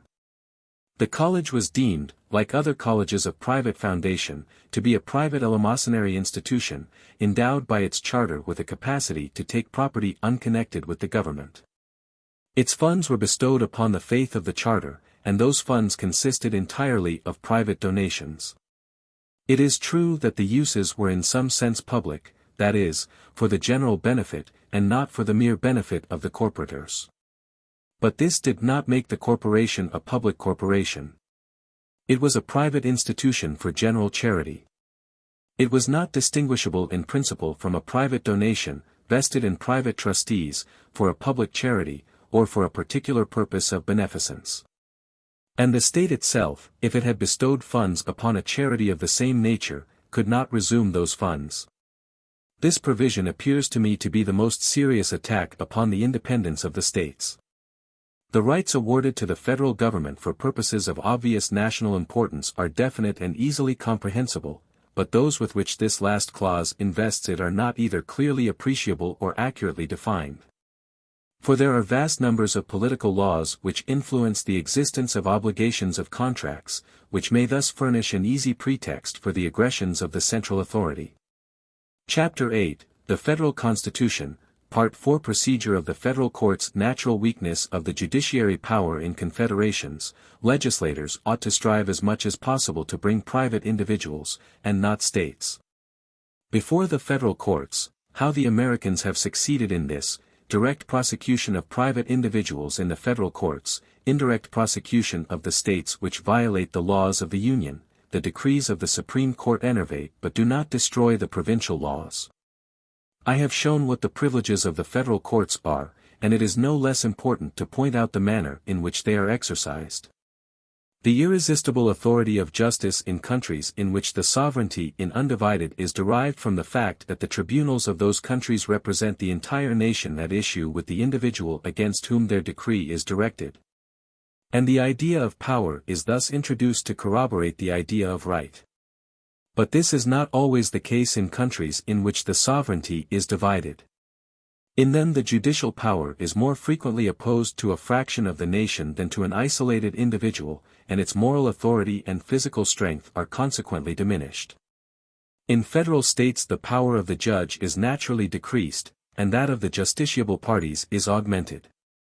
The aim of the legislator in Confederate states ought therefore to be to render the position of the courts of justice analogous to that which they occupy in countries where the sovereignty is undivided. In other words, his efforts ought constantly to tend to maintain the judicial power of the Confederation as the representative of the nation, and the justiciable party as the representative of an individual interest.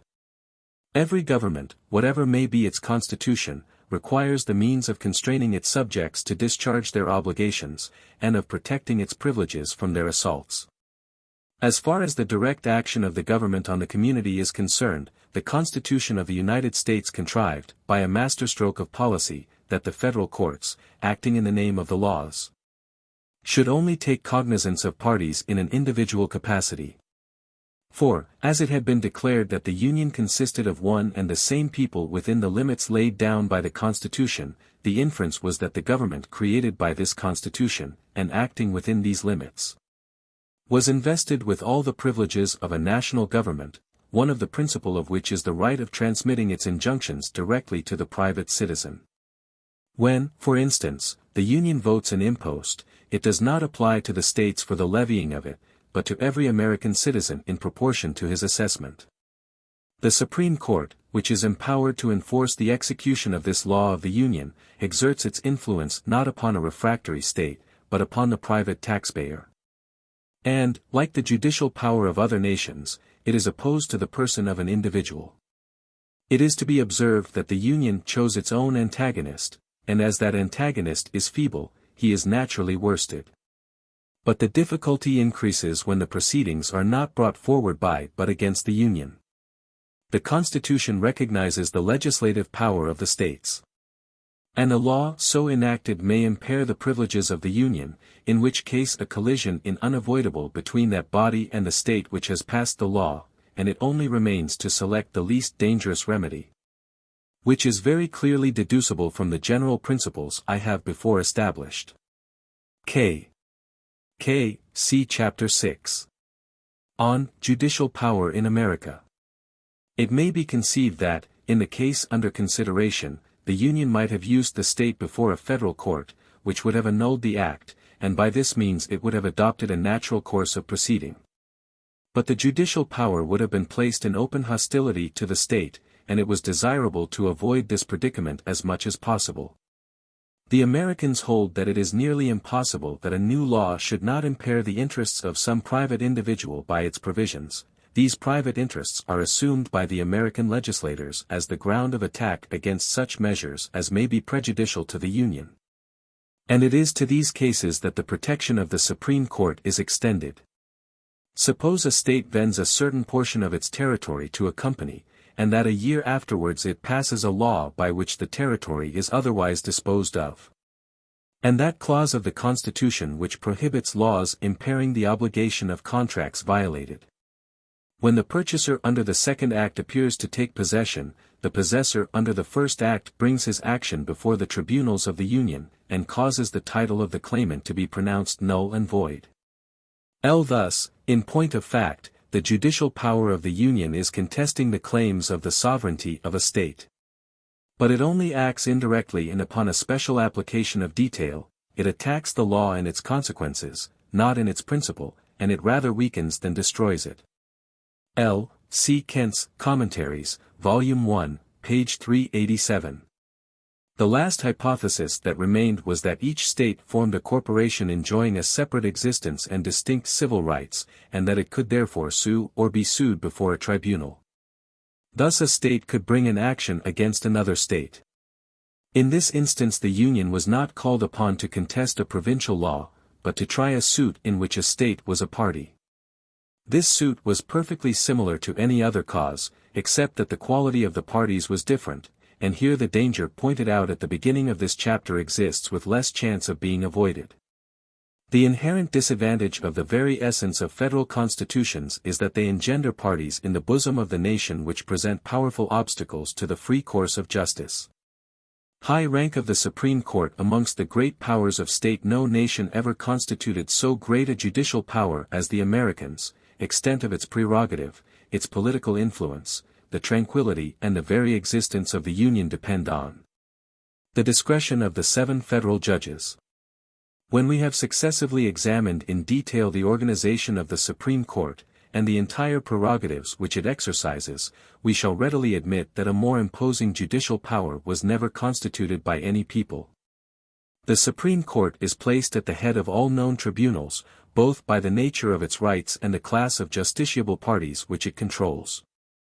In all the civilized countries of Europe the government has always shown the greatest repugnance to allow the cases to which it was itself a party to be decided by the ordinary course of justice. This repugnance naturally attains its utmost height in an absolute government. And, on the other hand, the privileges of the courts of justice are extended with the increasing liberties of the people, but no European nation has at present held that all judicial controversies, without regard to their origin, can be decided by the judges of common law. In America this theory has been actually put in practice, and the Supreme Court of the United States is the sole tribunal of the nation. Its power extends to all the cases arising under laws and treaties made by the executive and legislative authorities, to all cases of admiralty and maritime jurisdiction, and in general to all points which affect the law of nations. It may even be affirmed that, although its constitution is essentially judicial, its prerogatives are almost entirely political. Its sole object is to enforce the execution of the laws of the Union. And the Union only regulates the relations of the government with the citizens, and of the nation with foreign powers. The relations of citizens amongst themselves are almost exclusively regulated by the sovereignty of the states. A second and still greater cause of the preponderance of this court may be adduced. In the nations of Europe the courts of justice are only called upon to try the controversies of private individuals. But the Supreme Court of the United States summons sovereign powers to its bar. When the clerk of the court advances on the steps of the tribunal, and simply says, "The State of New York versus the State of Ohio," it is impossible not to feel that the court which he addresses is no ordinary body. And when it is recollected that one of these parties represents 1 million, and the other 2 millions of men, one is struck by the responsibility of the 7 judges whose decision is about to satisfy or to disappoint so large a number of their fellow citizens. The peace, the prosperity, and the very existence of the Union are vested in the hands of the 7 judges. Without their active cooperation the Constitution would be a dead letter. The executive appeals to them for assistance against the encroachments of the legislative powers, the legislature demands their protection from the designs of the executive.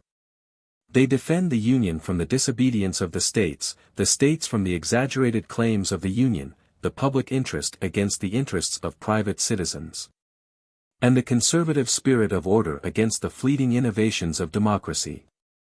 Their power is enormous, but it is clothed in the authority of public opinion. They are the all-powerful guardians of a people which respects law, but they would be impotent against popular neglect or popular contempt. The force of public opinion is the most intractable of agents, because its exact limits cannot be defined, and it is not less dangerous to exceed than to remain below the boundary prescribed. The federal judges must not only be good citizens, and men possessed of that information and integrity which are indispensable to magistrates, but they must be statesmen, politicians, not unread in the signs of the times, not afraid to brave the obstacles which can be subdued, nor slow to turn aside such encroaching elements as may threaten the supremacy of the Union and the obedience which is due to the laws.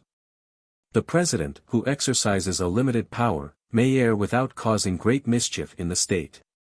Congress may decide amiss without destroying the Union, because the electoral body in which Congress originates may cause it to retract its decision by changing its members.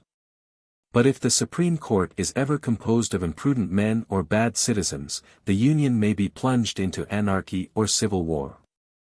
The real cause of this danger, however, does not lie in the constitution of the tribunal, but in the very nature of federal governments. We have observed that in confederate peoples it is especially necessary to consolidate the judicial authority, because in no other nations do those independent persons who are able to cope with the social body exist in greater power or in a better condition to resist the physical strength of the government. But the more a power requires to be strengthened, the more extensive and independent it must be made, and the dangers which its abuse may create are heightened by its independence and its strength. The source of the evil is not, therefore, in the constitution of the power, but in the constitution of those states which render its existence necessary. In what respects the federal constitution is superior to that of the states? In what respects the constitution of the Union can be compared to that of the states? Superiority of the Constitution of the Union attributable to the wisdom of the federal legislature of the Union less dependent on the people than that of the states, executive power more independent in its sphere, judicial power less subjected to the inclinations of the majority. Practical consequence of these facts, the dangers inherent in a democratic government eluded by the federal legislators, and increased by the legislators of the states. The federal constitution differs essentially from that of the states in the ends which it is intended to accomplish, but in the means by which these ends are promoted a greater analogy exists between them. The objects of the governments are different, but their forms are the same, and in this special point of view there is some advantage in comparing them together. I am of opinion that the federal constitution is superior to all the constitutions of the states, for several reasons. The present constitution of the Union was formed at a later period than those of the majority of the states, and it may have derived some ameliorations from past experience. But we shall be led to acknowledge that this is only a secondary cause of its superiority, when we recollect that 11 new states have been added to the American Confederation since the promulgation of the federal constitution. And that these new republics have always rather exaggerated than avoided the defects which existed in the former constitutions. And, the number of states has now risen to 46, 1874, besides the District of Columbia. The chief cause of the superiority of the federal constitution lay in the character of the legislators who composed it. At the time when it was formed the dangers of the Confederation were imminent, and its ruin seemed inevitable. In this extremity the people chose the men who most deserved the esteem, rather than those who had gained the affections, of the country. I have already observed that distinguished as almost all the legislators of the Union were for their intelligence, they were still more so for their patriotism. They had all been nurtured at a time when the spirit of liberty was braced by a continual struggle against a powerful and predominant authority. When the contest was terminated, whilst the excited passions of the populace persisted in warring with dangers which had ceased to threaten them, these men stopped short in their career. They cast a calmer and more penetrating look upon the country which was now their own. They perceived that the War of Independence was definitely ended, and that the only dangers which America had to fear were those which might result from the abuse of the freedom she had won. They had the courage to say what they believed to be true, because they were animated by a warm and sincere love of liberty, and they ventured to propose restrictions, because they were resolutely opposed to destruction. At this time Alexander Hamilton, who was one of the principal founders of the Constitution, ventured to express the following sentiments in The Federalist, No. 71. There are some who would be inclined to regard the servile pliancy of the executive to a prevailing current, either in the community or in the legislature, as its best recommendation. But such men entertain very crude notions, as well of the purposes for which government was instituted as of the true means by which the public happiness may be promoted. The Republican principle demands that the deliberative sense of the community should govern the conduct of those to whom they entrust the management of their affairs. But it does not require an unqualified complaisance to every sudden breeze of passion, or to every transient impulse which the people may receive from the arts of men who flatter their prejudices to betray their interests. It is a just observation, that the people commonly intend the public good. This often applies to their very errors. But their good sense would despise the adulator who should pretend that they always reason right about the means of promoting it. They know from experience that they sometimes err, and the wonder is that they so seldom err as they do, beset, as they continually are, by the wiles of parasites and sycophants, by the snares of the ambitious, the avaricious, the desperate. By the artifices of men who possess their confidence more than they deserve it, and of those who seek to possess rather than to deserve it. When occasions present themselves in which the interests of the people are at variance with their inclinations, it is the duty of persons whom they have appointed to be the guardians of those interests to withstand the temporary delusion, in order to give them time and opportunity for more cool and sedate reflection. Instances might be cited in which a conduct of this kind has saved the people from very fatal consequences of their own mistakes, and has procured lasting monuments of their gratitude to the men who had courage and magnanimity enough to serve them at the peril of their displeasure. The greater number of the constitutions of the states assign 1 year for the duration of the House of Representatives, and 2 years for that of the Senate. So that members of the legislative body are constantly and narrowly tied down by the slightest desires of their constituents.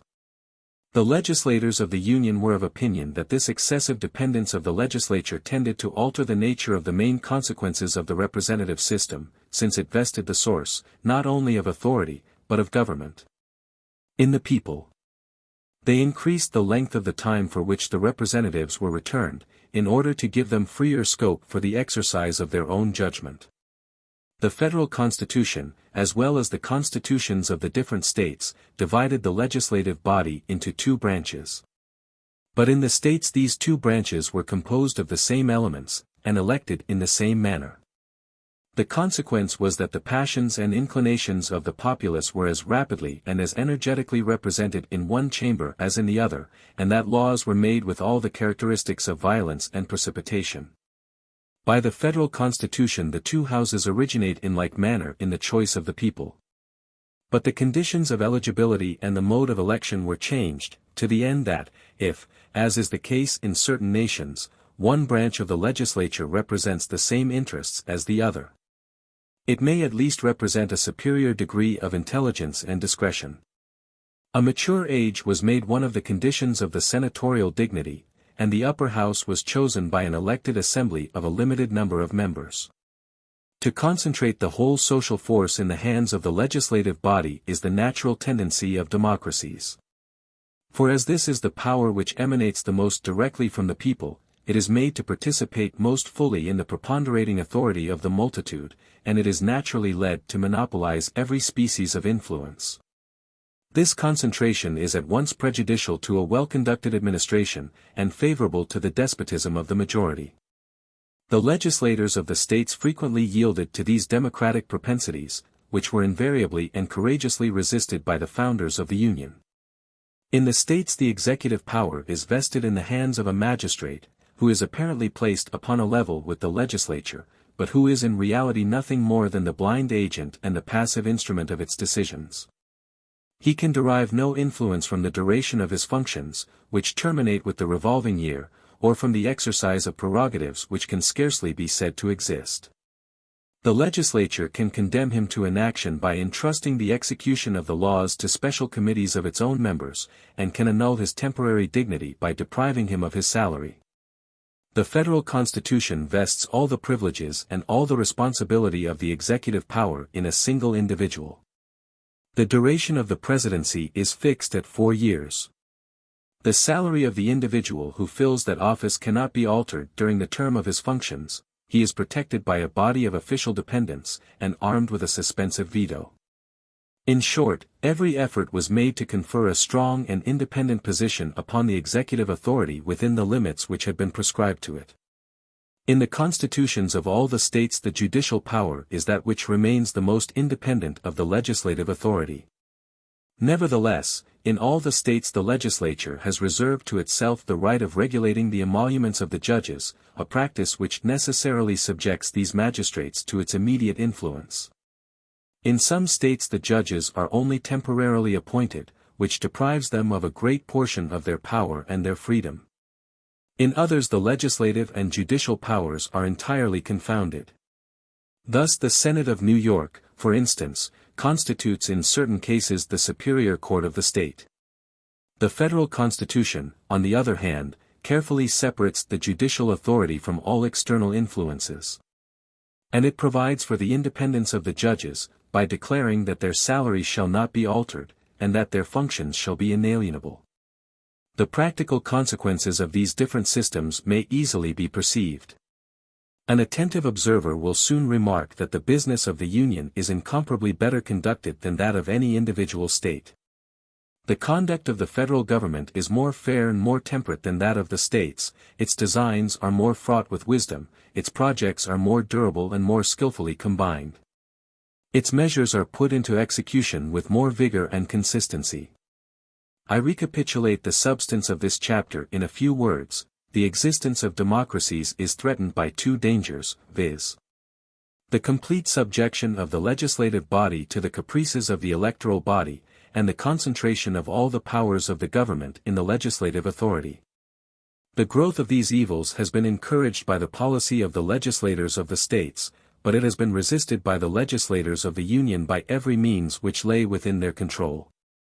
Characteristics which distinguish the federal Constitution of the United States of America from all other federal constitutions. American Union appears to resemble all other confederations, nevertheless its effects are different. Reason of this, distinctions between the Union and all other confederations, the American government not a federal but an imperfect national government. The United States of America do not afford either the first or the only instance of Confederate states, several of which have existed in modern Europe, without adverting to those of antiquity. Switzerland, the Germanic Empire, and the Republic of the United Provinces either have been or still are confederations. In studying the constitutions of these different countries, the politician is surprised to observe that the powers with which they invested the federal government are nearly identical with the privileges awarded by the American Constitution to the government of the United States.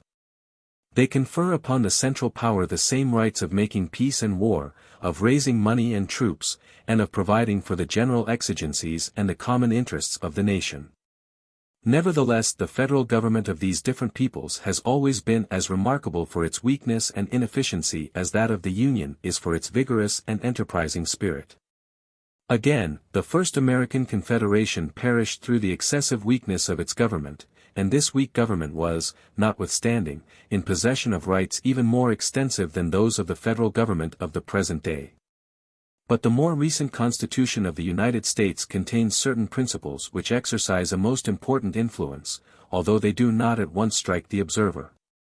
This Constitution, which may at first sight be confounded with the federal constitutions which preceded it, rests upon a novel theory, which may be considered as a great invention in modern political science. In all the confederations which had been formed before the American Constitution of 1789, the Allied States agreed to obey the injunctions of a federal government. But they reserved to themselves the right of ordaining and enforcing the execution of the laws of the Union.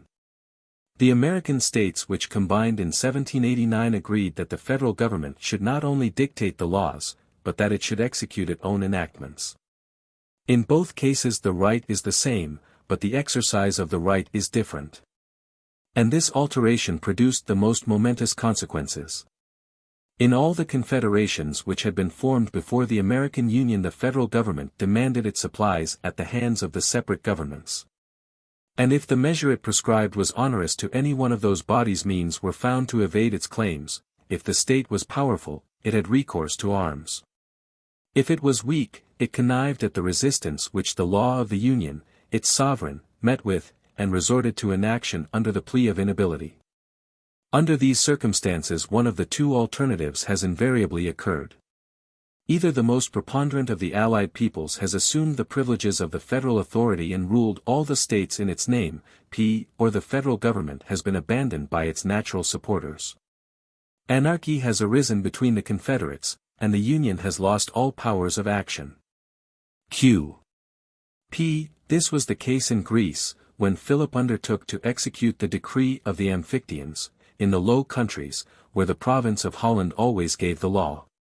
And, in our own time, in the Germanic Confederation, in which Austria and Prussia assume a great degree of influence over the whole country, in the name of the Diet. Such has always been the situation of the Swiss Confederation, which would have perished ages ago but for the mutual jealousies of its neighbors. In America the subjects of the Union are not states, but private citizens. The national government levies a tax, not upon the state of Massachusetts, but upon each inhabitant of Massachusetts. All former Confederate governments presided over communities, but that of the Union rules individuals. Its force is not borrowed, but self-derived. And it is served by its own civil and military officers, by its own army, and its own courts of justice. It cannot be doubted that the spirit of the nation, the passions of the multitude, and the provincial prejudices of each state tend singularly to diminish the authority of a federal authority thus constituted, and to facilitate the means of resistance to its mandates. But the comparative weakness of a restricted sovereignty is an evil inherent in the federal system. In America, each state has fewer opportunities of resistance and fewer temptations to noncompliance. Nor can such a design be put in execution, if indeed it be entertained, without an open violation of the laws of the Union, a direct interruption of the ordinary course of justice, and a bold declaration of revolt. In a word, without taking a decisive step which men hesitate to adopt. In all former confederations the privileges of the Union furnished more elements of discord than of power. Since they multiplied the claims of the nation without augmenting the means of enforcing them, and in accordance with this fact it may be remarked that the real weakness of federal governments has almost always been in the exact ratio of their nominal power. Such is not the case in the American Union, in which, as in ordinary governments, the federal government has the means of enforcing all it is empowered to demand. The human understanding more easily invents new things than new words, and we are thence constrained to employ a multitude of improper and inadequate expressions. When several nations form a permanent league and establish a supreme authority, which, although it has not the same influence over the members of the community as a national government, acts upon each of the confederate states in a body. This government, which is so essentially different from all others, is denominated a federal one.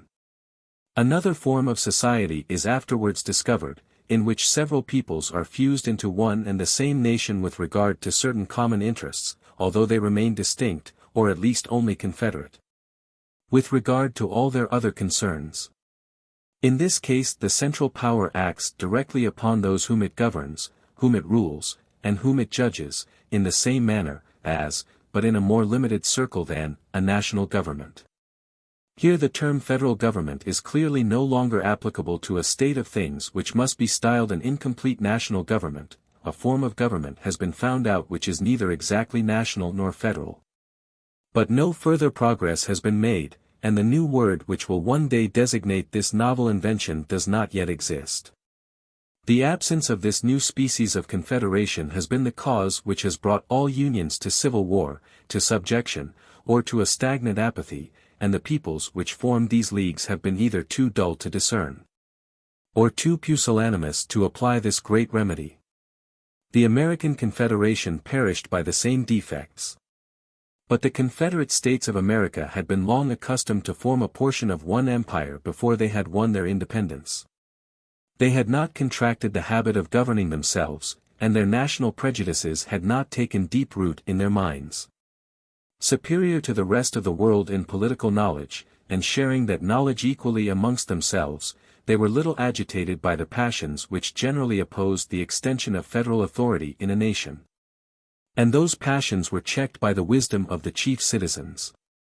The Americans applied the remedy with prudent firmness as soon as they were conscious of the evil, they amended their laws, and they saved their country. Chapter 8, The Federal Constitution, Part 5. Advantages of the federal system in general, and its special utility in America. Happiness and freedom of small nations, power of great nations, great empires favorable to the growth of civilization, strength often the first element of national prosperity, aim of the federal system to unite the twofold advantages resulting from a small and from a large territory, advantages derived by the United States from this system. The law adapts itself to the exigencies of the population.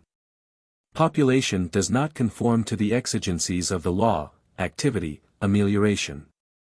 Love and enjoyment of freedom in the American communities, public spirit of the Union, the abstract of provincial patriotism, principles and things circulate freely over the territory of the United States. The Union is happy and free as a little nation, and respected as a great empire.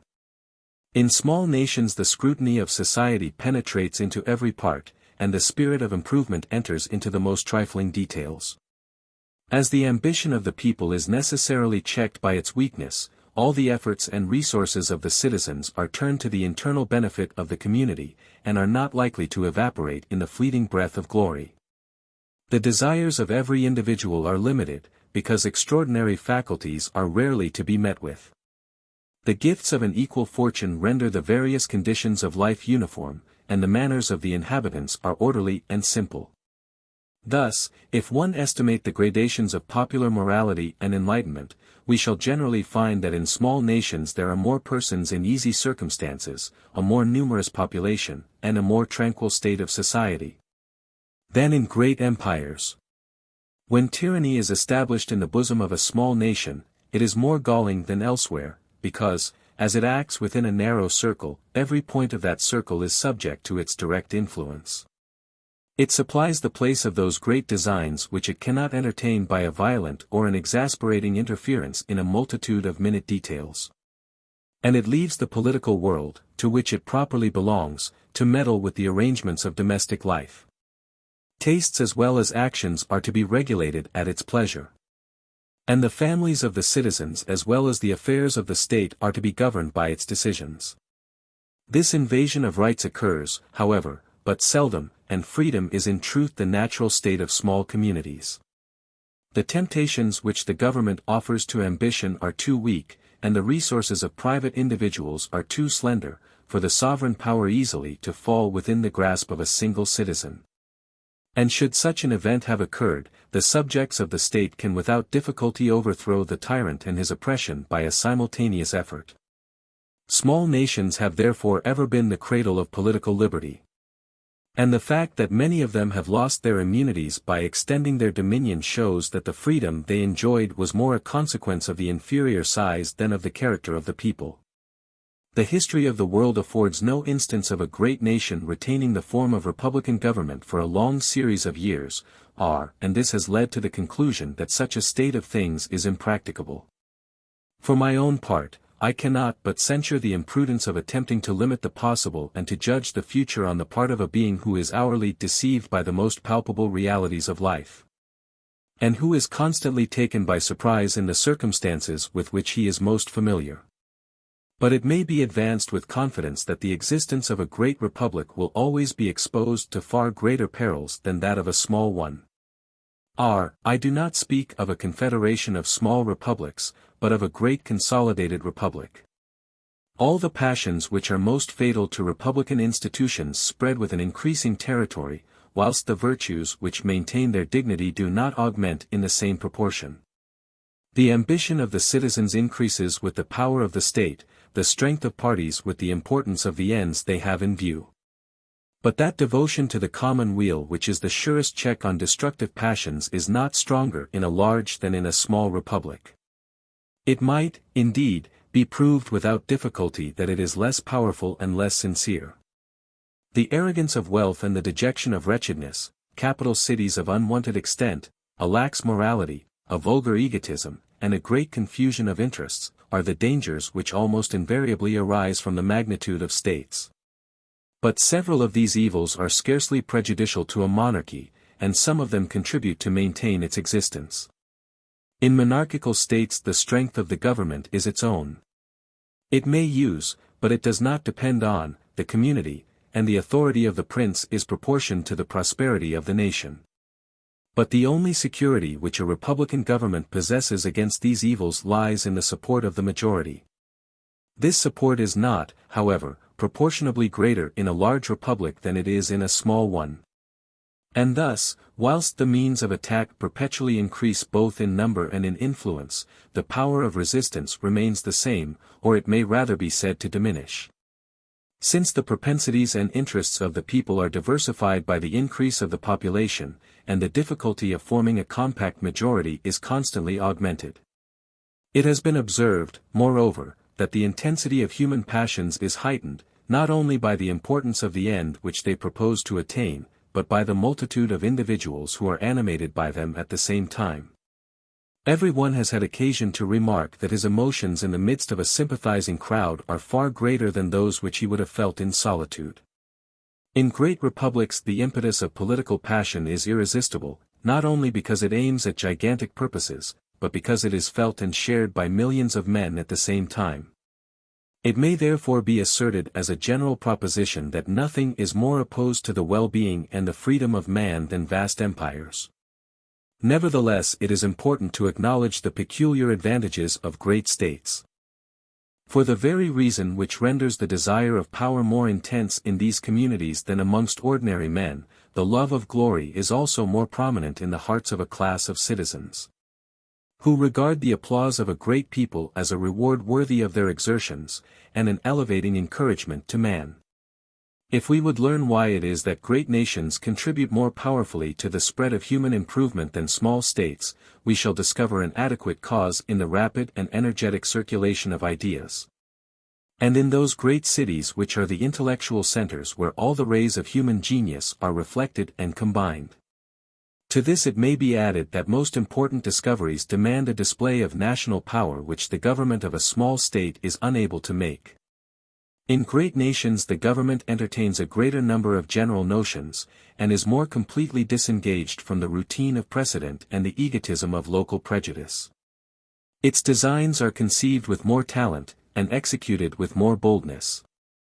In time of peace the well-being of small nations is undoubtedly more general and more complete. But they are apt to suffer more acutely from the calamities of war than those great empires whose distant frontiers may for ages avert the presence of the danger from the mass of the people, which is therefore more frequently afflicted than ruined by the evil. But in this matter, as in many others, the argument derived from the necessity of the case predominates over all others. If none but small nations existed, I do not doubt that mankind would be more happy and more free. But the existence of great nations is unavoidable. This consideration introduces the element of physical strength as a condition of national prosperity. It profits a people but little to be affluent and free if it is perpetually exposed to be pillaged or subjugated. The number of its manufactures and the extent of its commerce are of small advantage if another nation has the empire of the seas and gives the law in all the markets of the globe. Small nations are often impoverished, not because they are small, but because they are weak. The great empires prosper less because they are great than because they are strong. Physical strength is therefore one of the first conditions of the happiness and even of the existence of nations. Hence it occurs that, unless very peculiar circumstances intervene, small nations are always united to large empires in the end. Either by force or by their own consent, yet I am unacquainted with a more deplorable spectacle than that of a people unable either to defend or to maintain its independence. The federal system was created with the intention of combining the different advantages which result from the greater and the lesser extent of nations. And a single glance over the United States of America suffices to discover the advantages which they have derived from its adoption. In great centralized nations the legislator is obliged to impart a character of uniformity to the laws which does not always suit the diversity of customs and of districts. As he takes no cognizance of special cases, he can only proceed upon general principles. And the population is obliged to conform to the exigencies of the legislation, since the legislation cannot adapt itself to the exigencies and the customs of the population, which is the cause of endless trouble and misery. This disadvantage does not exist in confederations. Congress regulates the principal measures of the national government, and all the details of the administration are reserved to the provincial legislatures. It is impossible to imagine how much this division of sovereignty contributes to the well-being of each of the states which compose the Union. In these small communities, which are never agitated by the desire of aggrandizement or the cares of self-defense, all public authority and private energy is employed in internal amelioration. The central government of each state, which is in immediate juxtaposition to the citizens, is daily apprised of the wants which arise in society. And new projects are proposed every year, which are discussed either at town meetings or by the legislature of the state, and which are transmitted by the press to stimulate the zeal and to excite the interest of the citizens. This spirit of amelioration is constantly alive in the American republics, without compromising their tranquility. The ambition of power yields to the less refined and less dangerous love of comfort. It is generally believed in America that the existence and the permanence of the republican form of government in the New World depend upon the existence and the permanence of the federal system. And it is not unusual to attribute a large share of the misfortunes which have befallen the new states of South America to the injudicious erection of great republics, instead of a divided and confederate sovereignty. It is incontestably true that the love and the habits of republican government in the United States were engendered in the townships and in the provincial assemblies.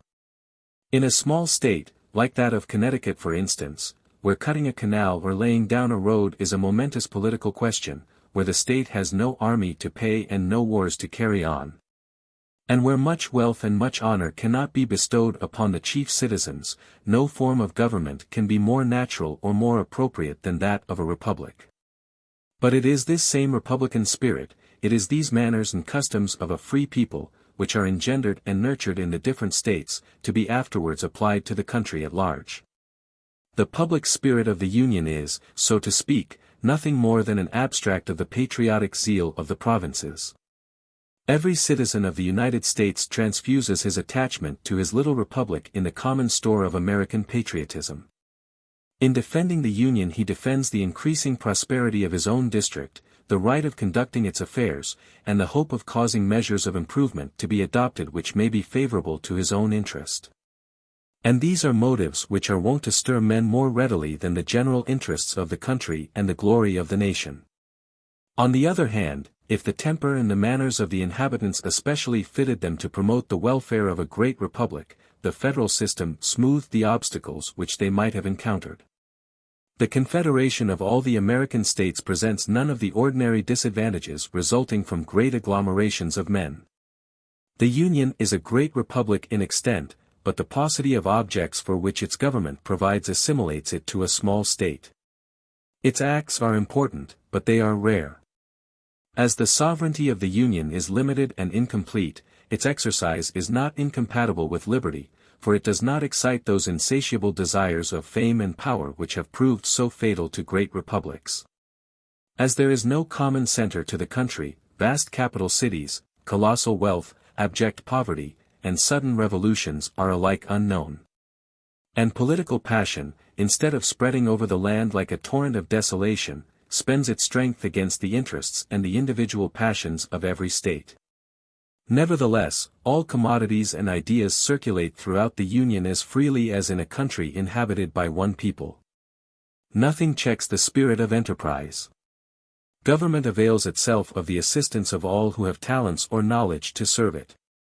Within the frontiers of the Union the profoundest peace prevails, as within the heart of some great empire. Abroad, it ranks with the most powerful nations of the earth. 2,000 miles of coast are open to the commerce of the world, and as it possesses the keys of the globe, its flags is respected in the most remote seas. The Union is as happy and as free as a small people, and as glorious and as strong as a great nation. Why the federal system is not adapted to all peoples, and how the Anglo-Americans were enabled to adopt it. Every federal system contains defects which baffle the efforts of the legislator. The federal system is complex, it demands a daily exercise of discretion on the part of the citizens, practical knowledge of government common amongst the Americans, relative weakness of the government of the Union. Another defect inherent in the federal system, the Americans have diminished without remedying it, the sovereignty of the separate states apparently weaker, but really stronger, than that of the Union. Why? Natural causes of union must exist between confederate peoples besides the laws. What these causes are amongst the Anglo-Americans, Maine and Georgia, separated by a distance of 1,000 miles, more naturally united than Normandy and Brittany, war. The main peril of confederations, this proved even by the example of the United States, the Union has no great wars to fear. Why? Dangers to which Europeans would be exposed if they adopted the federal system of the Americans. When a legislator succeeds, after persevering efforts, in exercising an indirect influence upon the destiny of nations, his genius is lauded by mankind, whilst, in point of fact, the geographical position of the country which he is unable to change. A social condition which arose without his cooperation, manners and opinions which he cannot trace to their source, and an origin with which he is unacquainted. Exercise so irresistible an influence over the courses of society that he is himself borne away by the current, after an ineffectual resistance. Like the navigator, he may direct the vessel which bears him along, but he can neither change its structure, nor raise the winds, nor lull the waters which swell beneath him. I have shown the advantages which the Americans derive from their federal system. It remains for me to point out the circumstances which rendered that system practicable, as its benefits are not to be enjoyed by all nations. The incidental defects of the federal system which originate in the laws may be corrected by the skill of the legislator, but there are further evils inherent in the system which cannot be counteracted by the peoples which adopt it. These nations must therefore find the strength necessary to support the natural imperfections of their government. The most prominent evil of all federal systems is the very complex nature of the means they employ. Two sovereignties are necessarily in presence of each other. The legislator may simplify and equalize the action of these two sovereignties, by limiting each of them to a sphere of authority accurately defined.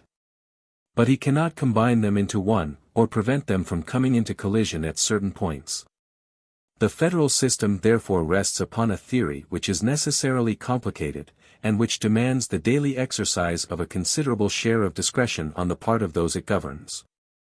A proposition must be plain to be adopted by the understanding of a people. A false notion which is clear and precise will always meet with a greater number of adherents in the world than a true principle which is obscure or involved. Hence it arises that parties, which are like small communities in the heart of the nation, invariably adopt some principle or some name as a symbol, which very inadequately represents the end they have in view and the means which are at their disposal, but without which they could neither act nor subsist.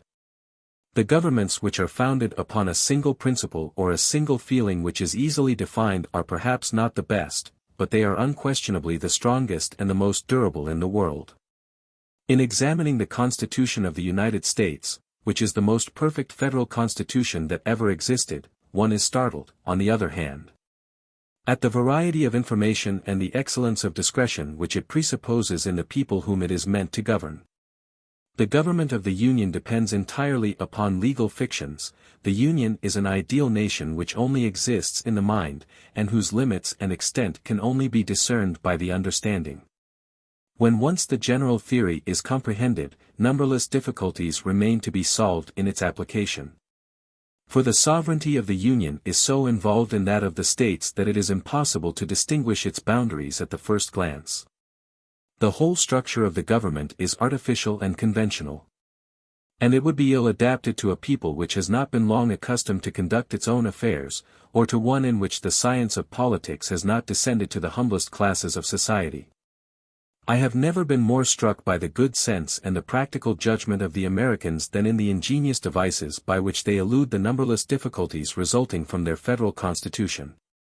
I scarcely ever met with a plain American citizen who could not distinguish, with surprising facility, the obligations created by the laws of Congress from those created by the laws of his own state, and who, after having discriminated between the matters which come under the cognizance of the Union and those which the local legislature is competent to regulate, could not point out the exact limit of the several jurisdictions of the federal courts and the tribunals of the state. The Constitution of the United States is like those exquisite productions of human industry which ensure wealth and renown to their inventors, but which are profitless in any other hands. This truth is exemplified by the condition of Mexico at the present time. The Mexicans were desirous of establishing a federal system, and they took the federal constitution of their neighbors, the Anglo-Americans, as their model, and copied it with considerable accuracy. But although they had borrowed the letter of the law, they were unable to create or to introduce the spirit and the sense which give it life. They were involved in ceaseless embarrassments between the mechanism of their double government.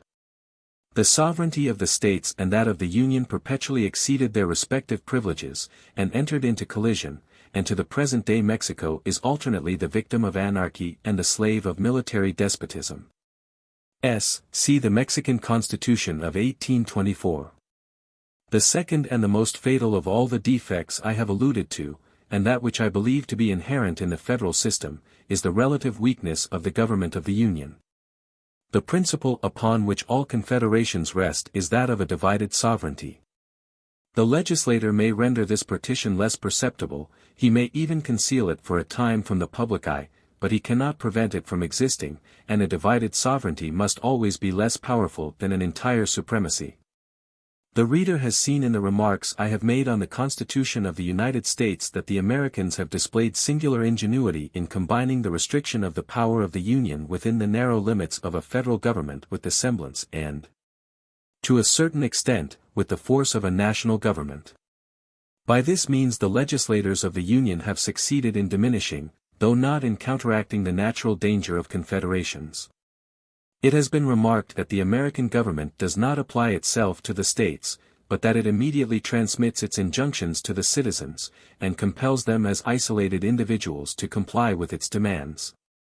But if the federal law were to clash with the interests and the prejudices of a state, it might be feared that all the citizens of that state would conceive themselves to be interested in the cause of a single individual who should refuse to obey.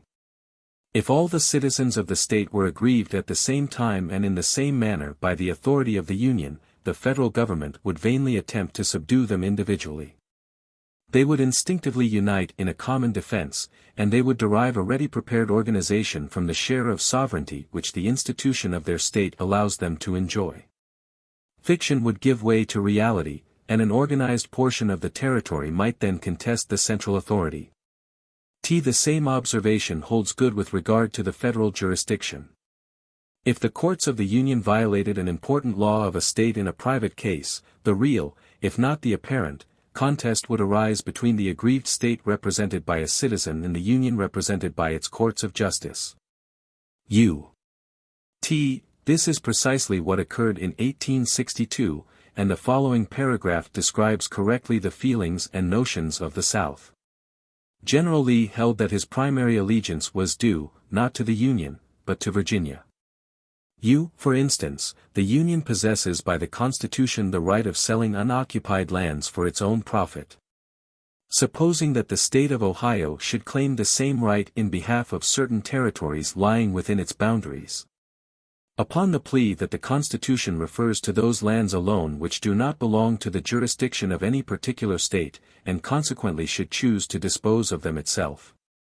The litigation would be carried on in the names of the purchasers from the state of Ohio and the purchasers from the Union, and not in the names of Ohio and the Union.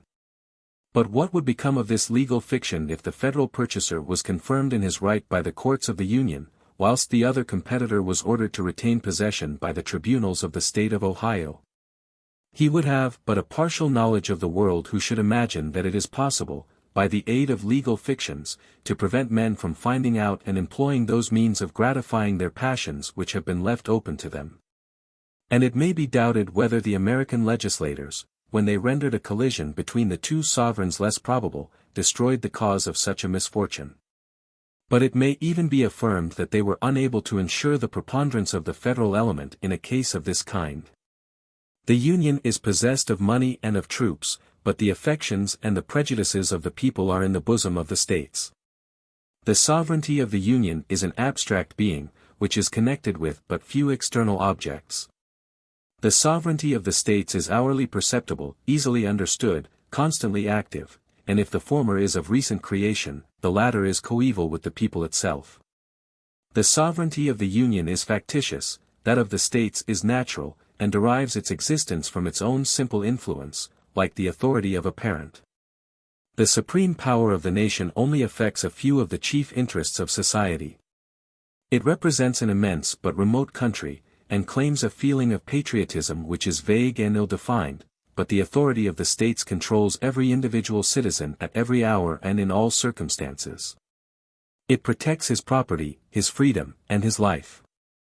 And when we recollect the traditions, the customs, the prejudices of local and familiar attachment with which it is connected, we cannot doubt of the superiority of a power which is interwoven with every circumstance that renders the love of one's native country instinctive in the human heart.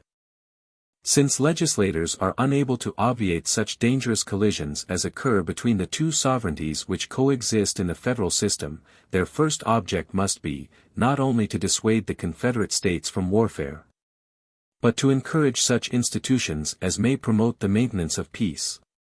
Hence it results that the federal compact cannot be lasting unless there exists in the communities which are leagued together a certain number of inducements to union which render their common dependence agreeable. And the task of the government light, and that system cannot succeed without the presence of favorable circumstances added to the influence of good laws. All the peoples which have ever formed a confederation have been held together by a certain number of common interests, which served as the intellectual ties of association. But the sentiments and the principles of man must be taken into consideration as well as his immediate interests. A certain uniformity of civilization is not less necessary to the durability of a confederation than a uniformity of interests in the states which compose it. In Switzerland the difference which exists between the canton of Uri and the canton of Vaud is equal to that between the 15th and the 19th centuries, and, properly speaking, Switzerland has never possessed a federal government. The union between these two cantons only subsists upon the map, and their discrepancies would soon be perceived if an attempt were made by a central authority to prescribe the same laws to the whole territory. One of the circumstances which most powerfully contribute to support the federal government in America is that the states have not only similar interests, a common origin, and a common tongue, but that they are also arrived at the same stage of civilization, which almost always renders a union feasible. I do not know of any European nation, how small soever it may be, which does not present less uniformity in its different provinces than the American people, which occupies a territory as extensive as one-half of Europe. The distance from the state of Maine to that of Georgia is reckoned at about 1,000 miles. But the difference between the civilization of Maine and that of Georgia is slighter than the difference between the habits of Normandy and those of Brittany. Maine and Georgia, which are placed at the opposite extremities of a great empire, are consequently in the natural possession of more real inducements to form a confederation than Normandy and Brittany, which are only separated by a bridge. The geographical position of the country contributed to increase the facilities which the American legislators derived from the manners and customs of the inhabitants. And it is to this circumstance that the adoption and the maintenance of the federal system are mainly attributable. The most important occurrence which can mark the annals of a people is the breaking out of a war. In war a people struggles with the energy of a single man against foreign nations in the defense of its very existence. The skill of a government, the good sense of the community, and the natural fondness which men entertain for their country, may suffice to maintain peace in the interior of a district, and to favor its internal prosperity. But a nation can only carry on a great war at the cost of more numerous and more painful sacrifices, and to suppose that a great number of men will of their own accord comply with these exigencies of the state is to betray an ignorance of mankind. All the peoples which have been obliged to sustain a long and serious warfare have consequently been led to augment the power of their government. Those which have not succeeded in this attempt have been subjugated. A long war almost always places nations in the wretched alternative of being abandoned to ruin by defeat or to despotism by success. War therefore renders the symptoms of the weakness of a government most palpable and most alarming. And I have shown that the inherent defeat of federal governments is that of being weak.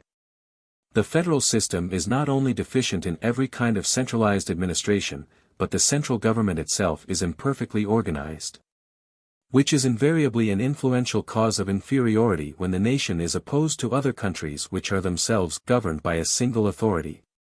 In the federal Constitution of the United States, by which the central government possesses more real force, this evil is still extremely sensible. An example will illustrate the case to the reader. The Constitution confers upon Congress the right of calling forth militia to execute the laws of the Union, suppress insurrections, and repel invasions. And another article declares that the President of the United States is the Commander-in-Chief of the militia. In the War of 1812 the President ordered the militia of the northern states to march to the frontiers. But Connecticut and Massachusetts, whose interests were impaired by the war, refused to obey the command. They argued that the Constitution authorizes the federal government to call forth the militia in case of insurrection or invasion, but that in the present instance there was neither invasion nor insurrection. They added, that the same Constitution which conferred upon the Union the right of calling forth the militia reserved to the states that of naming the officers.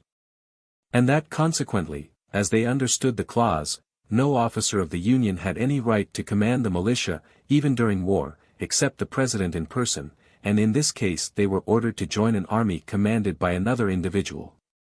These absurd and pernicious doctrines received the sanction not only of the governors and the legislative bodies, but also of the courts of justice in both states. And the federal government was constrained to raise elsewhere the troops which it required. V. Kent's Commentaries, Volume 1, page 244.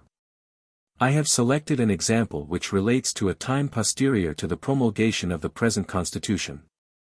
If I had gone back to the days of the Confederation, I might have given still more striking instances. The whole nation was at that time in a state of enthusiastic excitement. The revolution was represented by a man who was the idol of the people. But at that very period Congress had, to say the truth, no resources at all at its disposal. Troops and supplies were perpetually wanting. The best devised projects failed in the execution, and the Union, which was constantly on the verge of destruction, was saved by the weakness of its enemies far more than by its own strength. All doubt as to the powers of the federal executive was, however, removed by its efforts in the Civil War, and those powers were largely extended. The only safeguard which the American Union, with all the relative perfection of its laws, possesses against the dissolution which would be produced by a great war, lies in its probable exemption from that calamity. Placed in the center of an immense continent, which offers a boundless field for human industry, the Union is almost as much insulated from the world as if its frontiers were girt by the ocean. Canada contains only 1 million of inhabitants, and its population is divided into two inimical nations. The rigor of the climate limits the extension of its territory, and shuts up its ports during the 6 months of winter. From Canada to the Gulf of Mexico a few savage tribes are to be met with, which retire, perishing in their retreat, before 6,000 soldiers. To the south, the Union has a point of contact with the Empire of Mexico. And it is thence that serious hostilities may one day be expected to arise. But for a long while to come the uncivilized state of the Mexican community, the depravity of its morals, and its extreme poverty, will prevent that country from ranking high amongst nations. As for the powers of Europe, they are too distant to be formidable. War broke out between the United States and Mexico in 1846, and ended in the conquest of an immense territory, including California. The great advantage of the United States does not, then, consist in a federal constitution which allows them to carry on great wars, but in a geographical position which renders such enterprises extremely improbable. No one can be more inclined than I am myself to appreciate the advantages of the federal system, which I hold to be one of the combinations most favorable to the prosperity and freedom of man. I envy the lot of those nations which have been enabled to adopt it, but I cannot believe that any confederate peoples could maintain a long or an equal contest with a nation of similar strength in which the government should be centralized. A people which should divide its sovereignty into fractional powers, in the presence of the great military monarchies of Europe, would, in my opinion, by that very act, abdicate its power, and perhaps its existence and its name. But such is the admirable position of the New World that man has no other enemy than himself, and that, in order to be happy and to be free, it suffices to seek the gifts of prosperity and the knowledge of freedom. Chapter 9, Why the People may strictly be said to govern in the United States. I have hitherto examined the institutions of the United States. I have passed their legislation in review, and I have depicted the present characteristics of political society in that country. But a sovereign power exists above these institutions and beyond these characteristic features which may destroy or modify them at its pleasure, I mean that of the people. It remains to be shown in what manner this power, which regulates the laws, acts, its propensities and its passions remain to be pointed out, as well as the secret springs which retard, accelerate, or direct its irresistible course. And the effects of its unbounded authority, with the destiny which is probably reserved for it. In America the people appoints the legislative and the executive power, and furnishes the jurors who punish all offenses against the laws. The American institutions are democratic, not only in their principle but in all their consequences, and the people elects its representatives directly, and for the most part annually, in order to ensure their dependence. The people is therefore the real directing power. And although the form of government is representative, it is evident that the opinions, the prejudices, the interests, and even the passions of the community are hindered by no durable obstacles from exercising a perpetual influence on society. In the United States the majority governs in the name of the people, as is the case in all the countries in which the people is supreme. The majority is principally composed of peaceful citizens who, either by inclination or by interest, are sincerely desirous of the welfare of their country. But they are surrounded by the incessant agitation of parties, which attempt to gain their cooperation and to avail themselves of their support. Chapter 10, Parties in the United States. Chapter Summary. Great distinction to be made between parties, parties which are to each other as rival nations, parties properly so called, difference between great and small parties, epochs which produce them, their characteristics. America has had great parties, they are extinct, Federalists, Republicans, defeat of the Federalists, difficulty of creating parties in the United States, what is done with this intention, aristocratic or democratic character to be met with in all parties, struggle of General Jackson against the bank parties in the United States. A great distinction must be made between parties. Some countries are so large that the different populations which inhabit them have contradictory interests, although they are the subjects of the same government, and they may thence be in a perpetual state of opposition. In this case the different fractions of the people may more properly be considered as distinct nations than as mere parties, and if a civil war breaks out, the struggle is carried on by rival peoples rather than by factions in the state.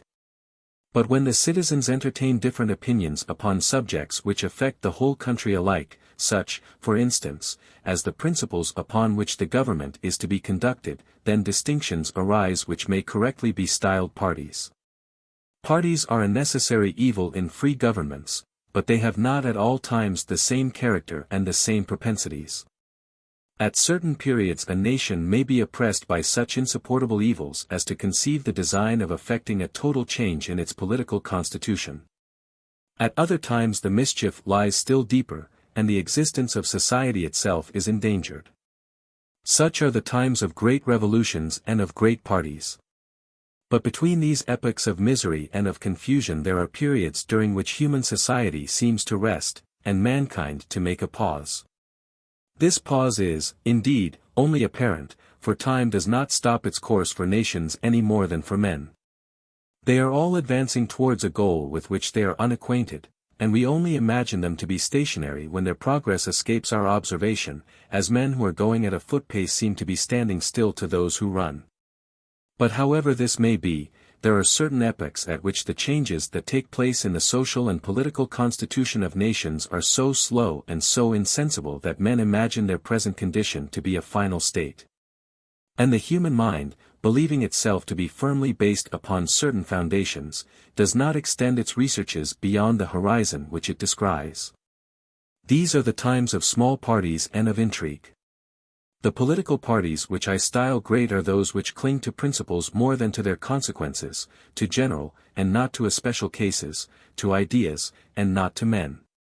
These parties are usually distinguished by a nobler character, by more generous passions, more genuine convictions, and a more bold and open conduct than the others. In them private interest, which always plays the chief part in political passions, is more studiously veiled under the pretext of the public good, and it may even be sometimes concealed from the eyes of the very persons whom it excites and impels. Minor parties are, on the other hand, generally deficient in political faith. As they are not sustained or dignified by a lofty purpose, they ostensibly display the egotism of their character in their actions. They glow with a factitious zeal. Their language is vehement, but their conduct is timid and irresolute. The means they employ are as wretched as the end at which they aim. Hence it arises that when a calm state of things succeeds a violent revolution, the leaders of society seem suddenly to disappear, and the powers of the human mind to lie concealed. Society is convulsed by great parties, by minor ones it is agitated, it is torn by the former, by the latter it is degraded, and if these sometimes save it by a salutary perturbation, those invariably disturb it to no good end. America has already lost the great parties which once divided the nation, and if her happiness is considerably increased, her morality has suffered by their extinction. When the War of Independence was terminated, and the foundations of the new government were to be laid down, the nation was divided between two opinions which are as old as the world, and which are perpetually to be met with under all the forms and all the names which have ever obtained in free communities, the one tending to limit, the other to extend indefinitely, the power of the people. The conflict of these two opinions never assumed that degree of violence in America which it has frequently displayed elsewhere. Both parties of the Americans were, in fact, agreed upon the most essential points. And neither of them had to destroy a traditionary constitution, or to overthrow the structure of society, in order to ensure its own triumph. In neither of them, consequently, were a great number of private interests affected by success or by defeat. But moral principles of a high order, such as the love of equality and of independence, were concerned in the struggle, and they sufficed to kindle violent passions. The party which desired to limit the power of the people endeavored to apply its doctrines more especially to the Constitution of the Union, whence it derived its name of federal. The other party, which affected to be more exclusively attached to the cause of liberty, took that of republican. America is a land of democracy, and the Federalists were always in a minority. But they reckoned on their side almost all the great men who had been called forth by the War of Independence, and their moral influence was very considerable. Their cause was, moreover, favored by circumstances. The ruin of the Confederation had impressed the people with a dread of anarchy, and the Federalists did not fail to profit by this transient disposition of the multitude. For 10 or 12 years they were at the head of affairs, and they were able to apply some, though not all, of their principles, for the hostile current was becoming from day to day too violent to be checked or stemmed. In 1801 the Republicans got possession of the government, Thomas Jefferson was named president, and he increased the influence of their party by the weight of his celebrity, the greatness of his talents, and the immense extent of his popularity. The means by which the Federalists had maintained their position were artificial, and their resources were temporary. It was by the virtues or the talents of their leaders that they had risen to power. When the Republicans attained to that lofty station, their opponents were overwhelmed by utter defeat. An immense majority declared itself against the retiring party, and the Federalists found themselves in so small a minority that they at once despaired of their future success. From that moment the Republican or Democratic party has proceeded from conquest to conquest, until it has acquired absolute supremacy in the country. The Federalists, perceiving that they were vanquished without resource, and isolated in the midst of the nation, fell into two divisions, of which one joined the victorious Republicans, and the other abandoned its rallying point and its name. Many years have already elapsed since they ceased to exist as a party. It is scarcely necessary to remark that in more recent times the signification of these terms has changed. The Republicans are the representatives of the old Federalists, and the Democrats of the old Republicans. Trans note, 1861. The accession of the Federalists to power was, in my opinion, one of the most fortunate incidents which accompanied the formation of the great American Union. They resisted the inevitable propensities of their age and of the country. But whether their theories were good or bad, they had the effect of being inapplicable, as a system, to the society which they professed to govern. And that which occurred under the auspices of Jefferson must therefore have taken place sooner or later. But their government gave the new republic time to acquire a certain stability, and afterwards to support the rapid growth of the very doctrines which they had combated. A considerable number of their principles were in point of fact embodied in the political creed of their opponents, and the federal constitution which subsists at the present day is a lasting monument of their patriotism and their wisdom. Great political parties are not, then, to be met with in the United States at the present time. Parties, indeed, may be found which threaten the future tranquility of the Union. But there are none which seem to contest the present form of government or the present course of society. The parties by which the Union is menaced do not rest upon abstract principles, but upon temporal interests. These interests, disseminated in the provinces of so vast an empire, may be said to constitute rival nations rather than parties. Thus, upon a recent occasion, the North contended for the system of commercial prohibition, and the South took up arms in favor of free trade, simply because the North is a manufacturing in the South an agricultural district. And that the restrictive system which was profitable to the one was prejudicial to the other. The divisions of North and South have since acquired a far greater degree of intensity, and the South, though conquered, still presents a formidable spirit of opposition to Northern government. Translators note, 1875. In the absence of great parties, the United States abound with lesser controversies, and public opinion is divided into 1,000-minute shades of difference upon questions of very little moment. The pains which are taken to create parties are inconceivable, and at the present day it is no easy task. In the United States there is no religious animosity, because all religion is respected, and no sect is predominant. There is no jealousy of rank, because the people is everything, and none can contest its authority. Lastly, there is no public indigence to supply the means of agitation, because the physical position of the country opens so wide a field to industry that man is able to accomplish the most surprising undertakings with his own native resources. Nevertheless, ambitious men are interested in the creation of parties, since it is difficult to eject a person from authority upon the mere ground that his place is coveted by others. The skill of the actors in the political world lies therefore in the art of creating parties. A political aspirant in the United States begins by discriminating his own interest, and by calculating upon those interests which may be collected around and amalgamated with it. He then contrives to discover some doctrine or some principle which may suit the purposes of this new association, and which he adopts in order to bring forward his party and to secure his popularity. Just as the imprimatur of a king was in former days incorporated with the volume which it authorized, but to which it nowise belonged. When these preliminaries are terminated, the new party is ushered into the political world. All the domestic controversies of the Americans at first appear to a stranger to be so incomprehensible and so puerile that he is at a loss whether to pity a people which takes such arrant trifles in good earnest, or to envy the happiness which enables it to discuss them. But when he comes to study the secret propensities which govern the factions of America, he easily perceives that the greater part of them are more or less connected with one or the other of those two divisions which have always existed in free communities. The deeper we penetrate into the working of these parties, the more do we perceive that the object of the one is to limit, and that of the other to extend, the popular authority. I do not assert that the ostensible end, or even that the secret aim, of American parties is to promote the rule of aristocracy or democracy in the country.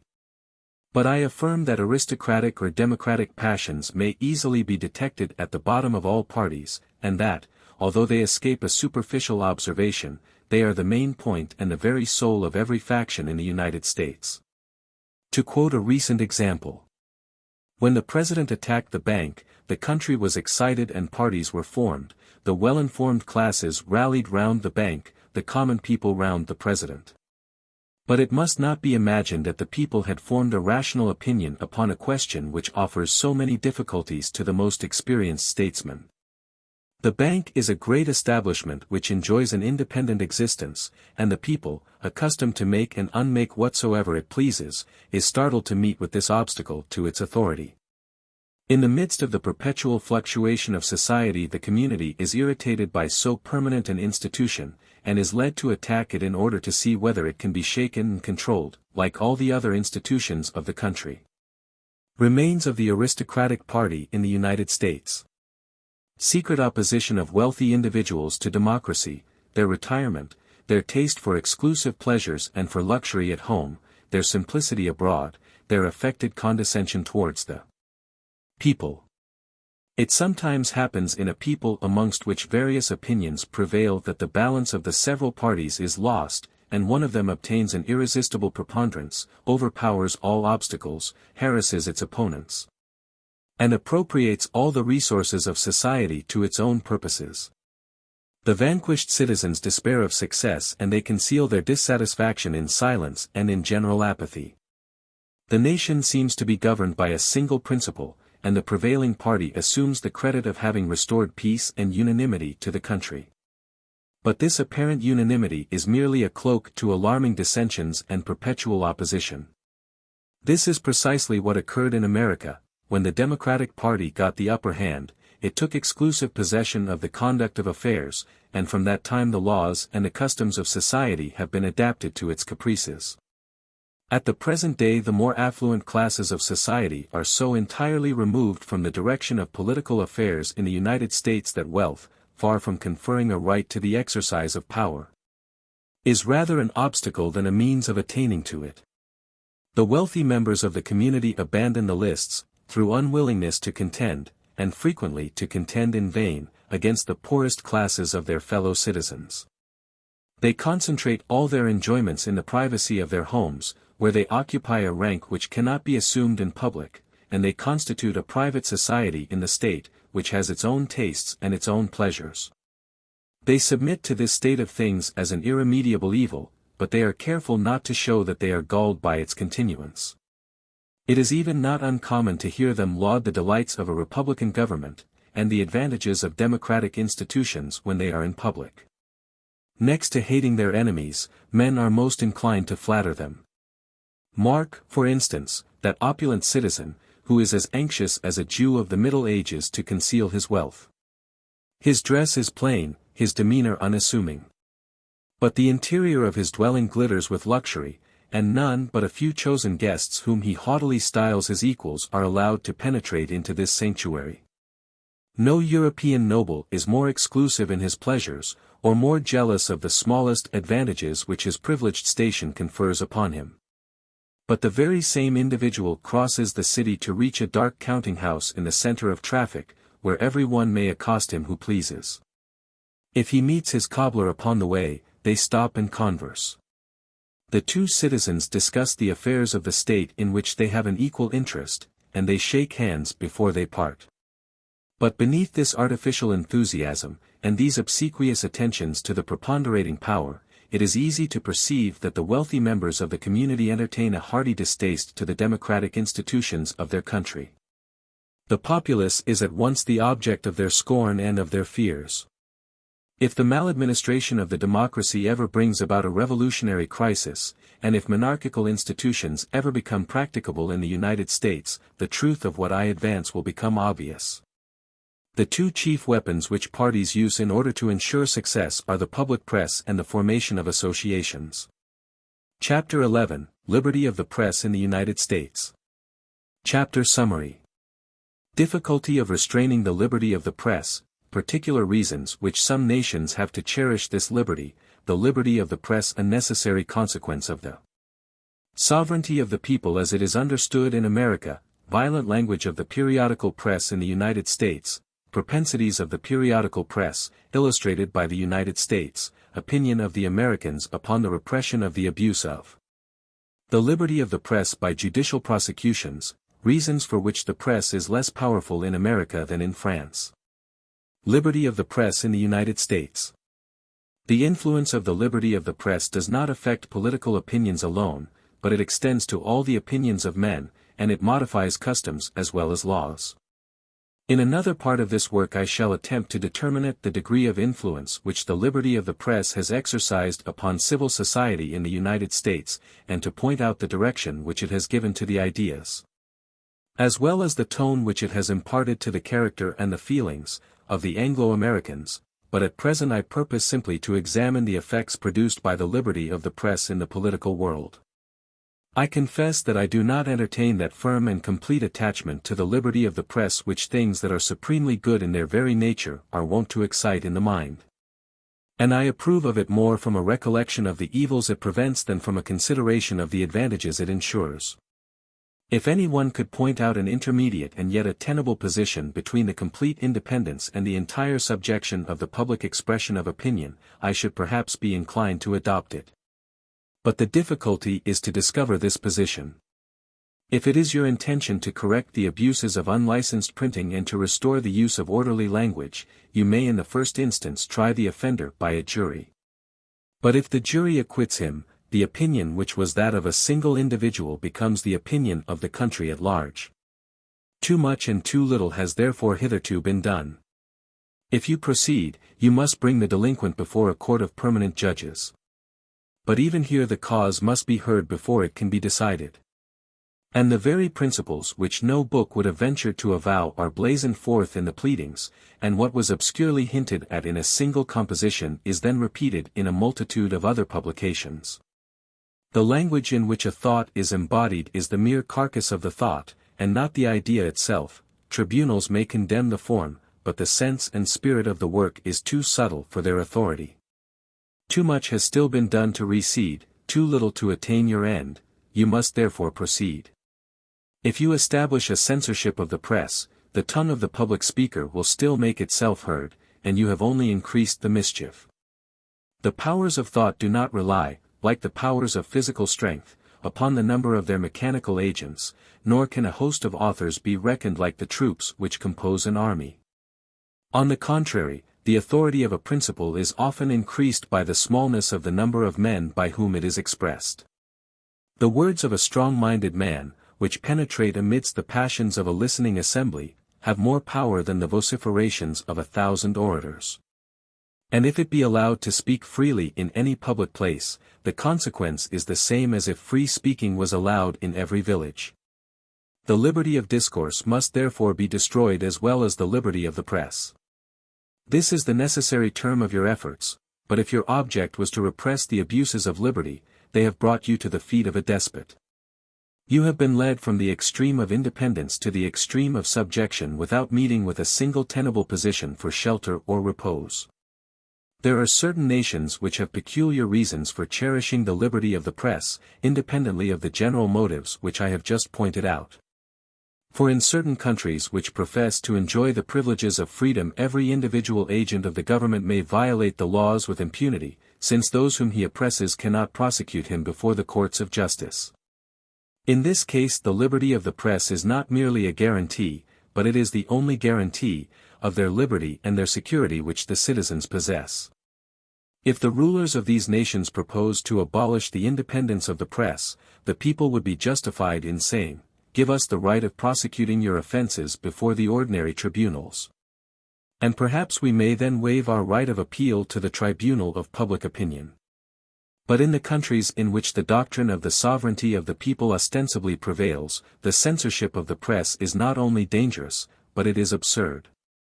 When the right of every citizen to cooperate in the government of society is acknowledged, every citizen must be presumed to possess the power of discriminating between the different opinions of his contemporaries, and of appreciating the different facts from which inferences may be drawn.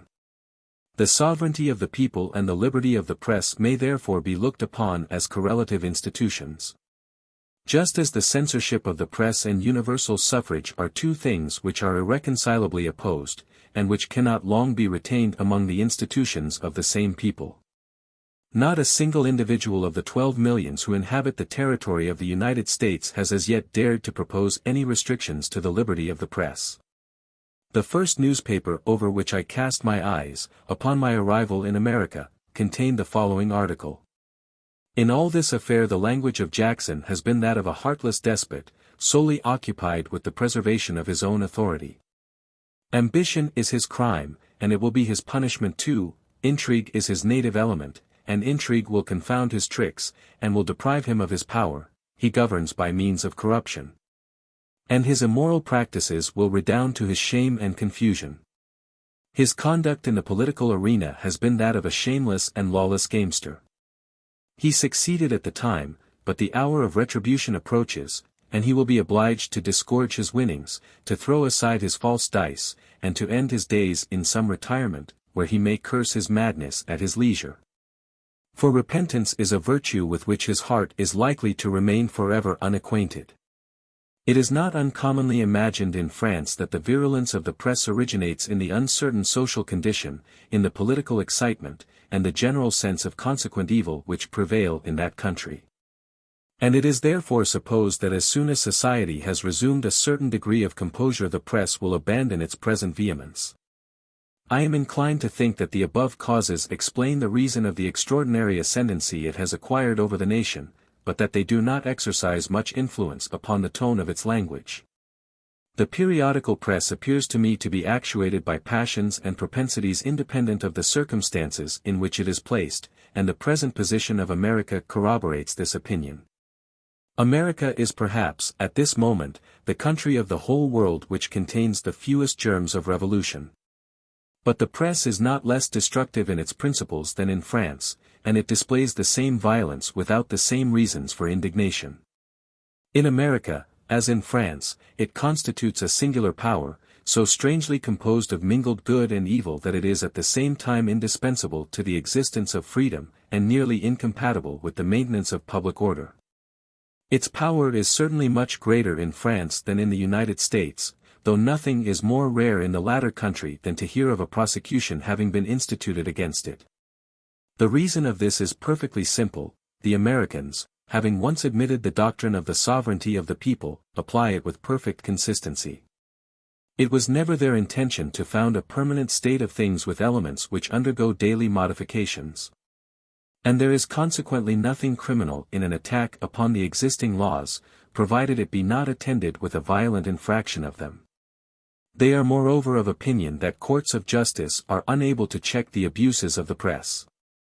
And that as the subtlety of human language perpetually eludes the severity of judicial analysis, offences of this nature are apt to escape the hand which attempts to apprehend them. They hold that to act with efficacy upon the press it would be necessary to find a tribunal, not only devoted to the existing order of things, but capable of surmounting the influence of public opinion. A tribunal which should conduct its proceedings without publicity, which should pronounce its decrees without assigning its motives, and punish the intentions even more than the language of an author. Whosoever should have the power of creating and maintaining a tribunal of this kind would waste his time in prosecuting the liberty of the press. For he would be the supreme master of the whole community, and he would be as free to rid himself of the authors as of their writings. In this question, therefore, there is no medium between servitude and extreme license.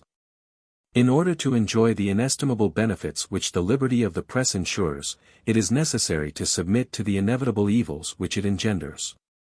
To expect to acquire the former and to escape the latter is to cherish one of those illusions which commonly mislead nations in their times of sickness, when, tired with faction and exhausted by effort, they attempt to combine hostile opinions and contrary principles upon the same soil.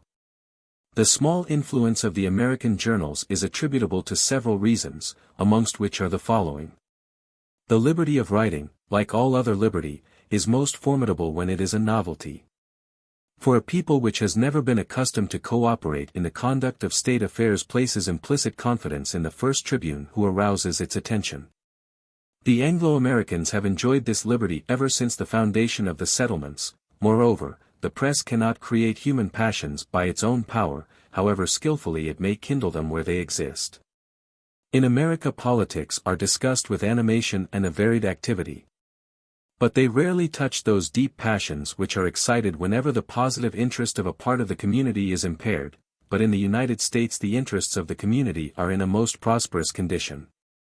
A single glance upon a French and an American newspaper is sufficient to show the difference which exists between the two nations on this head. In France the space allotted to commercial advertisements is very limited, and the intelligence is not considerable, but the most essential part of the journal is that which contains the discussion of the politics of the day. In America 3/4 of the enormous sheet which is set before the reader are filled with advertisements. And the remainder is frequently occupied by political intelligence or trivial anecdotes. It is only from time to time that one finds a corner devoted to passionate discussions like those with which the journalists of France are wont to indulge their readers. It has been demonstrated by observation, and discovered by the innate sagacity of the pettiest as well as the greatest of despots, that the influence of a power is increased in proportion as its direction is rendered more central. In France the press combines a twofold centralization. Almost all its power is centered in the same spot, and vested in the same hands, for its organs are far from numerous. The influence of a public press thus constituted, upon a skeptical nation, must be unbounded. It is an enemy with which a government may sign an occasional truce, but which it is difficult to resist for any length of time. Neither of these kinds of centralization exists in America. The United States have no metropolis. The intelligence as well as the power of the country are dispersed abroad, and instead of radiating from a point, they cross each other in every direction. The Americans have established no central control over the expression of opinion, any more than over the conduct of business. These are circumstances which do not depend on human foresight. But it is owing to the laws of the Union that there are no licenses to be granted to printers, no securities demanded from editors as in France, and no stamp duty as in France and formerly in England. The consequence of this is that nothing is easier than to set up a newspaper, and a small number of readers suffices to defray the expenses of the editor. The number of periodical and occasional publications which appears in the United States actually surpasses belief. The most enlightened Americans attribute the subordinate influence of the press to this excessive dissemination. And it is adopted as an axiom of political science in that country that the only way to neutralize the effect of public journals is to multiply them indefinitely. I cannot conceive that a truth which is so self-evident should not already have been more generally admitted in Europe. It is comprehensible that the persons who hope to bring about revolutions by means of the press should be desirous of confining its action to a few powerful organs, but it is perfectly incredible that the partisans of the existing state of things, and the natural supporters of the law, should attempt to diminish the influence of the press by concentrating its authority. The governments of Europe seem to treat the press with the courtesy of the knights of old. They are anxious to furnish it with the same central power which they have found to be so trusty a weapon, in order to enhance the glory of their resistance to its attacks. In America there is scarcely a hamlet which has not its own newspaper. It may readily be imagined that neither discipline nor unity of design can be communicated to so multifarious a host, and each one is consequently led to fight under his own standard.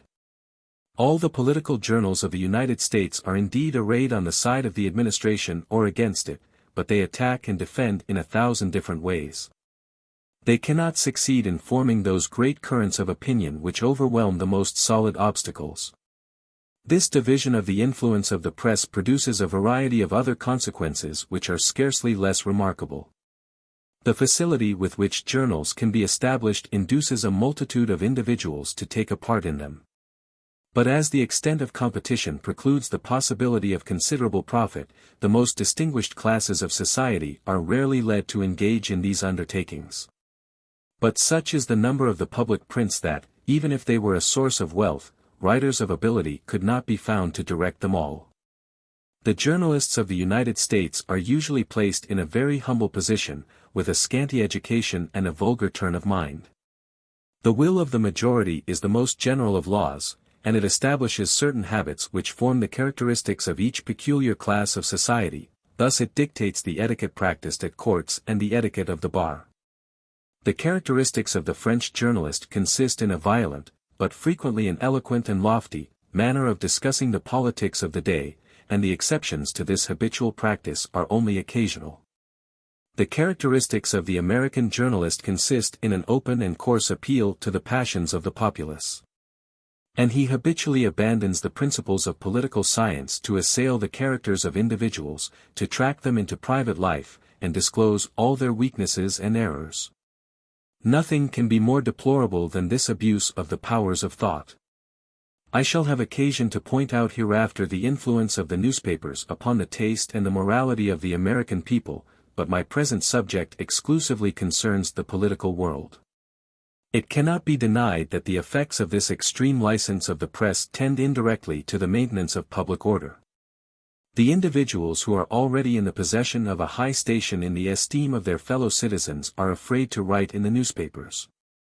And they are thus deprived of the most powerful instrument which they can use to excite the passions of the multitude to their own advantage. They only write in the papers when they choose to address the people in their own name, as, for instance, when they are called upon to repel calumnious imputations, and to correct a misstatement of facts. The personal opinions of the editors have no kind of weight in the eyes of the public. The only use of a journal is, that it imparts the knowledge of certain facts. And it is only by altering or distorting those facts that a journalist can contribute to the support of his own views. But although the press is limited to these resources, its influence in America is immense. It is the power which impels the circulation of political life through all the districts of that vast territory. Its eye is constantly open to detect the secret springs of political designs, and to summon the leaders of all parties to the bar of public opinion. It rallies the interests of the community round certain principles, and it draws up the creed which factions adopt. For it affords a means of intercourse between parties which hear, and which address each other without ever having been in immediate contact. When a great number of the organs of the press adopt the same line of conduct, their influence becomes irresistible, and public opinion, when it is perpetually assailed from the same side, eventually yields to the attack. In the United States each separate journal exercises but little authority, but the power of the periodical press is only second to that of the people. See Appendix, p. The opinions established in the United States under the empire of the liberty of the press are frequently more firmly rooted than those which are formed elsewhere under the sanction of a censor. In the United States the democracy perpetually raises fresh individuals to the conduct of public affairs, and the measures of the administration are consequently seldom regulated by the strict rules of consistency or of order. But the general principles of the government are more stable, and the opinions most prevalent in society are generally more durable than in many other countries. When once the Americans have taken up an idea, whether it be well or ill-founded, nothing is more difficult than to eradicate it from their minds. The same tenacity of opinion has been observed in England, where, for the last century, greater freedom of conscience and more invincible prejudices have existed than in all the other countries of Europe. I attribute this consequence to a cause which may at first sight appear to have a very opposite tendency, namely, to the liberty of the press. The nations amongst which this liberty exists are as apt to cling to their opinions from pride as from conviction. They cherish them because they hold them to be just, and because they exercise their own free will in choosing them. And they maintain them not only because they are true, but because they are their own. Several other reasons conduce to the same end. It was remarked by a man of genius that ignorance lies at the two ends of knowledge. Perhaps it would have been more correct to have said that absolute convictions are to be met with at the two extremities, and that doubt lies in the middle. For the human intellect may be considered in three distinct states, which frequently succeed one another. A man believes implicitly, because he adopts a proposition without inquiry. He doubts as soon as he is assailed by the objections which his inquiries may have aroused. But he frequently succeeds in satisfying these doubts, and then he begins to believe afresh. He no longer lays hold on a truth in its most shadowy and uncertain form, but he sees it clearly before him. And he advances onwards by the light it gives him. It may, however, be doubted whether this rational and self-guiding conviction arouses as much fervor or enthusiastic devotedness in men as their first dogmatical belief.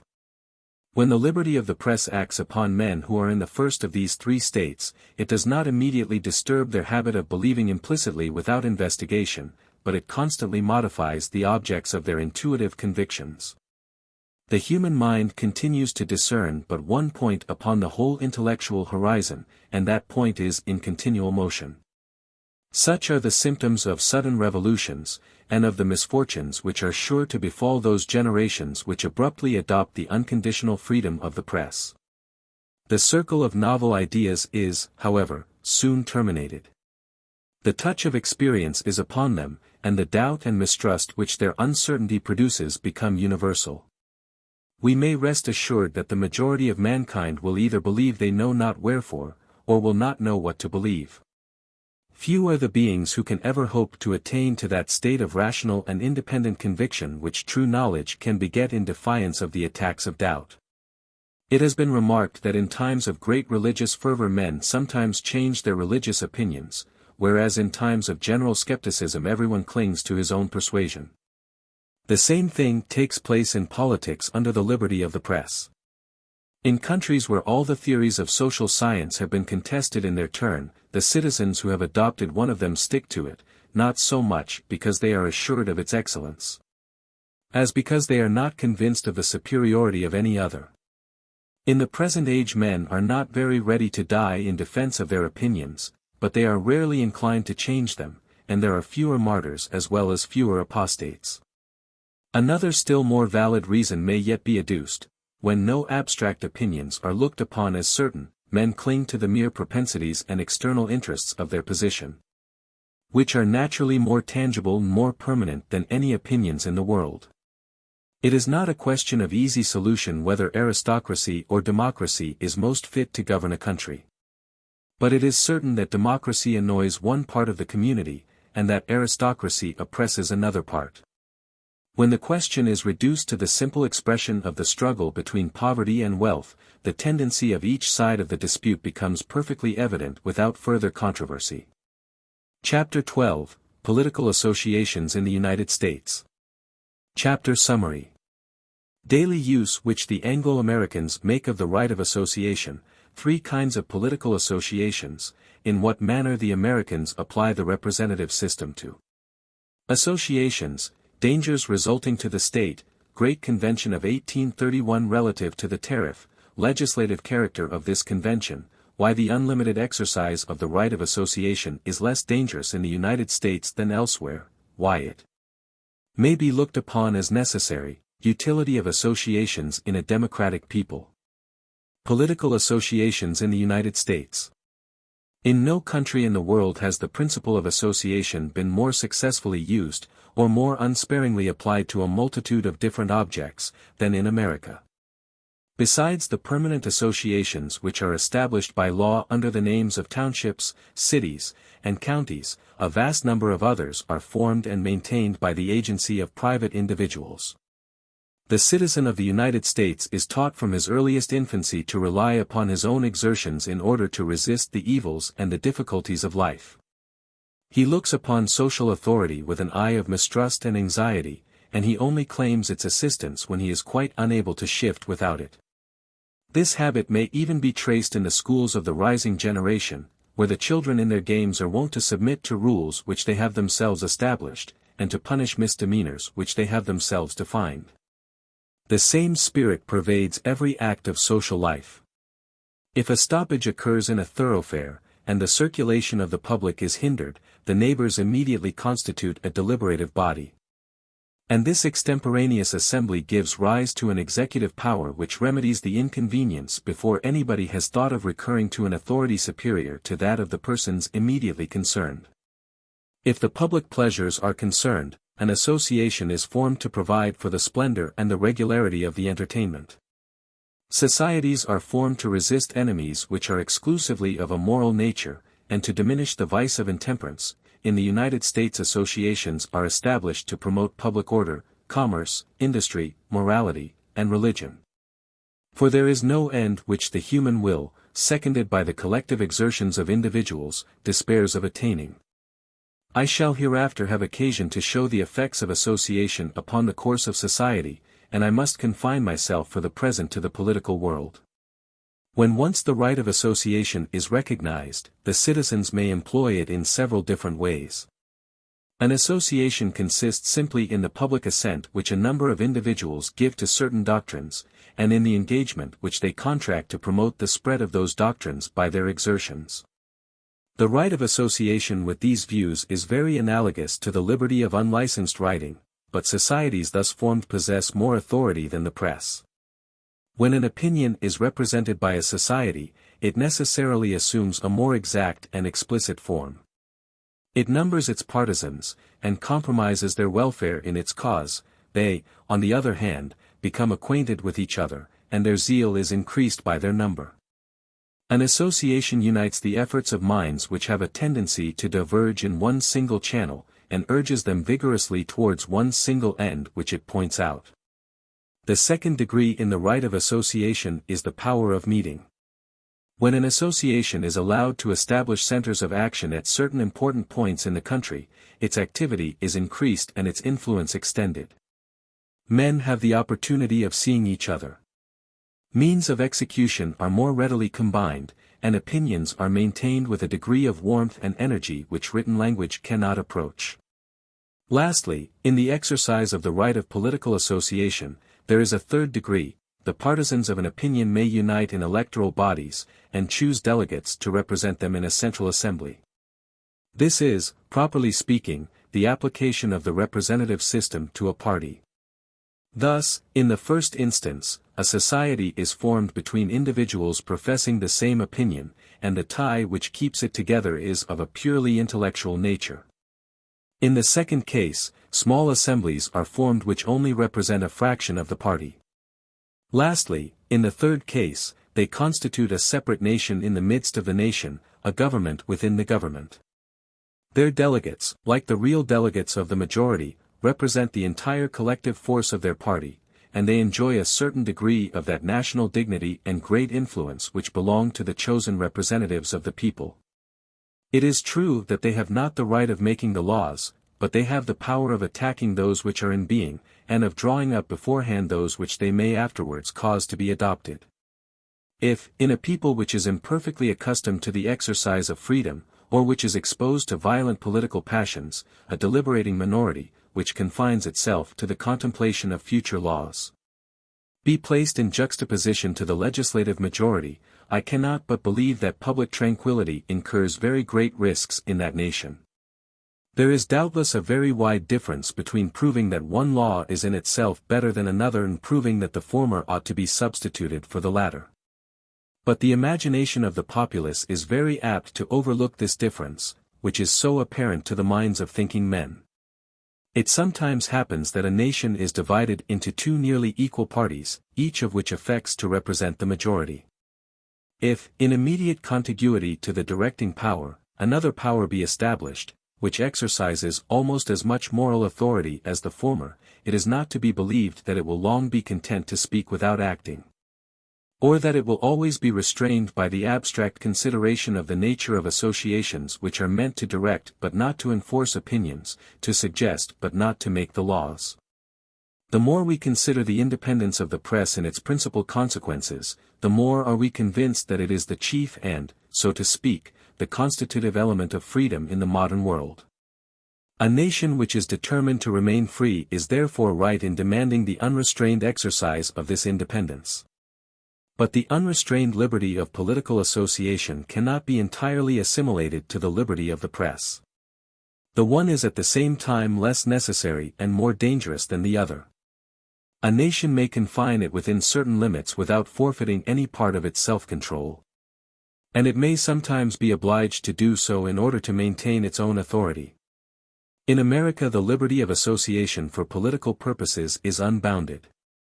An example will show in the clearest light to what an extent this privilege is tolerated.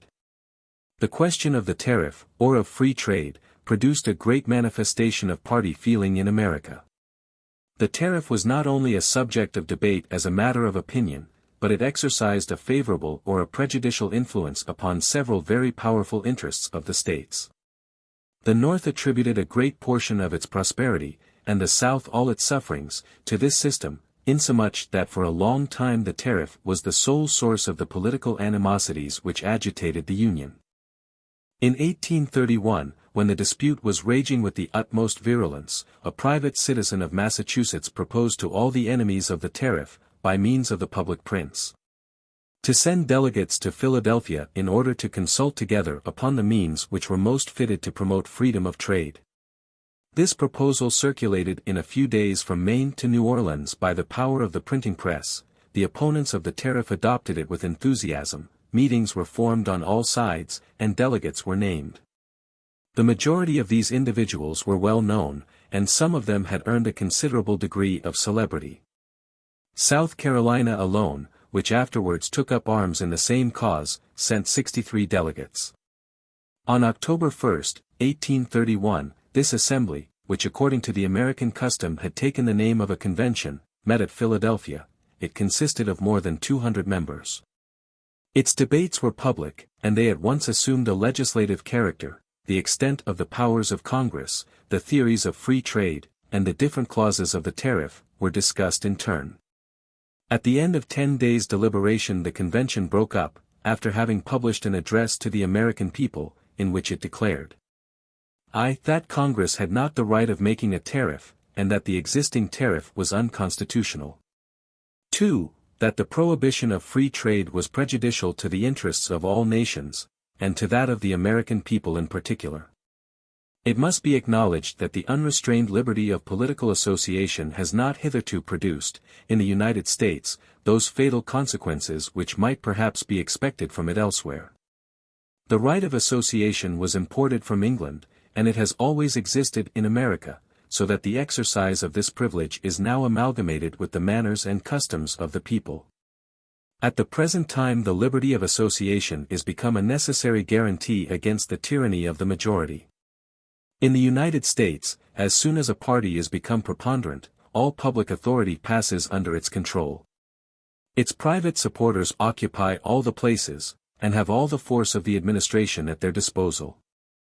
As the most distinguished partisans of the other side of the question are unable to surmount the obstacles which exclude them from power, they require some means of establishing themselves upon their own basis, and of opposing the moral authority of the minority to the physical power which domineers over it. Thus a dangerous expedient is used to obviate a still more formidable danger.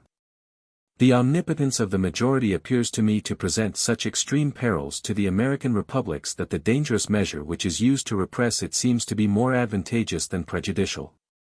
And here I am about to advance a proposition which may remind the reader of what I said before in speaking of municipal freedom: there are no countries in which associations are more needed. To prevent the despotism of faction or the arbitrary power of a prince, than those which are democratically constituted. In aristocratic nations the body of the nobles and the more opulent part of the community are in themselves natural associations, which act as checks upon the abuses of power. In countries in which these associations do not exist, if private individuals are unable to create an artificial and a temporary substitute for them, I can imagine no permanent protection against the most galling tyranny. And a great people may be oppressed by a small faction, or by a single individual, with impunity. The meeting of a great political convention, for there are conventions of all kinds, which may frequently become a necessary measure, is always a serious occurrence, even in America, and one which is never looked forward to by the judicious friends of the country, without alarm. This was very perceptible in the Convention of 1831, at which the exertions of all the most distinguished members of the Assembly tended to moderate its language, and to restrain the subjects which it treated within certain limits. It is probable, in fact, that the Convention of 1831 exercised a very great influence upon the minds of the malcontents, and prepared them for the open revolt against the commercial laws of the Union which took place in 1832. It cannot be denied that the unrestrained liberty of association for political purposes is the privilege which a people is longest in learning how to exercise. If it does not throw the nation into anarchy, it perpetually augments the chances of that calamity. On one point, however, this perilous liberty offers a security against dangers of another kind. In countries where associations are free, secret societies are unknown. In America there are numerous factions, but no conspiracies. Different ways in which the right of association is understood in Europe and in the United States, different use which is made of it. The most natural privilege of man, next to the right of acting for himself, is that of combining his exertions with those of his fellow creatures, and of acting in common with them. I am therefore led to conclude that the right of association is almost as inalienable as the right of personal liberty. No legislator can attack it without impairing the very foundations of society. Nevertheless, if the liberty of association is a fruitful source of advantages and prosperity to some nations, it may be perverted or carried to excess by others, and the element of life may be changed into an element of destruction. A comparison of the different methods which associations pursue in those countries in which they are managed with discretion, as well as in those where liberty degenerates into license, may perhaps be thought useful both to governments and to parties. The greater part of Europeans look upon an association as a weapon which is to be hastily fashioned, and immediately tried in the conflict. A society is formed for discussion, but the idea of impending action prevails in the minds of those who constitute it. It is, in fact, an army. And the time given to parley serves to reckon up the strength and to animate the courage of the host, after which they direct their march against the enemy. Resources which lie within the bounds of the law may suggest themselves to the persons who compose it as means, but never as the only means, of success. Such, however, is not the manner in which the right of association is understood in the United States. In America the citizens who form the minority associate, in order, in the first place, to show their numerical strength, and so to diminish the moral authority of the majority. And, in the second place, to stimulate competition, and to discover those arguments which are most fitted to act upon the majority. For they always entertain hopes of drawing over their opponents to their own side, and of afterwards disposing of the supreme power in their name. Political associations in the United States are therefore peaceable in their intentions, and strictly legal in the means which they employ, and they assert with perfect truth that they only aim at success by lawful expedients. The difference which exists between the Americans and ourselves depends on several causes. In Europe there are numerous parties so diametrically opposed to the majority that they can never hope to acquire its support, and at the same time they think that they are sufficiently strong in themselves to struggle and to defend their cause. When a party of this kind forms an association, its object is, not to conquer, but to fight. In America the individuals who hold opinions very much opposed to those of the majority are no sort of impediment to its power, and all other parties hope to win it over to their own principles in the end. The exercise of the right of association becomes dangerous in proportion to the impossibility which excludes great parties from acquiring the majority. In a country like the United States, in which the differences of opinion are mere differences of hue, the right of association may remain unrestrained without evil consequences. The inexperience of many of the European nations in the enjoyment of liberty leads them only to look upon the liberty of association as a right of attacking the government. The first notion which presents itself to a party, as well as to an individual, when it has acquired a consciousness of its own strength, is that of violence. The notion of persuasion arises at a later period and is only derived from experience. The English, who are divided into parties which differ most essentially from each other, rarely abuse the right of association, because they have long been accustomed to exercise it.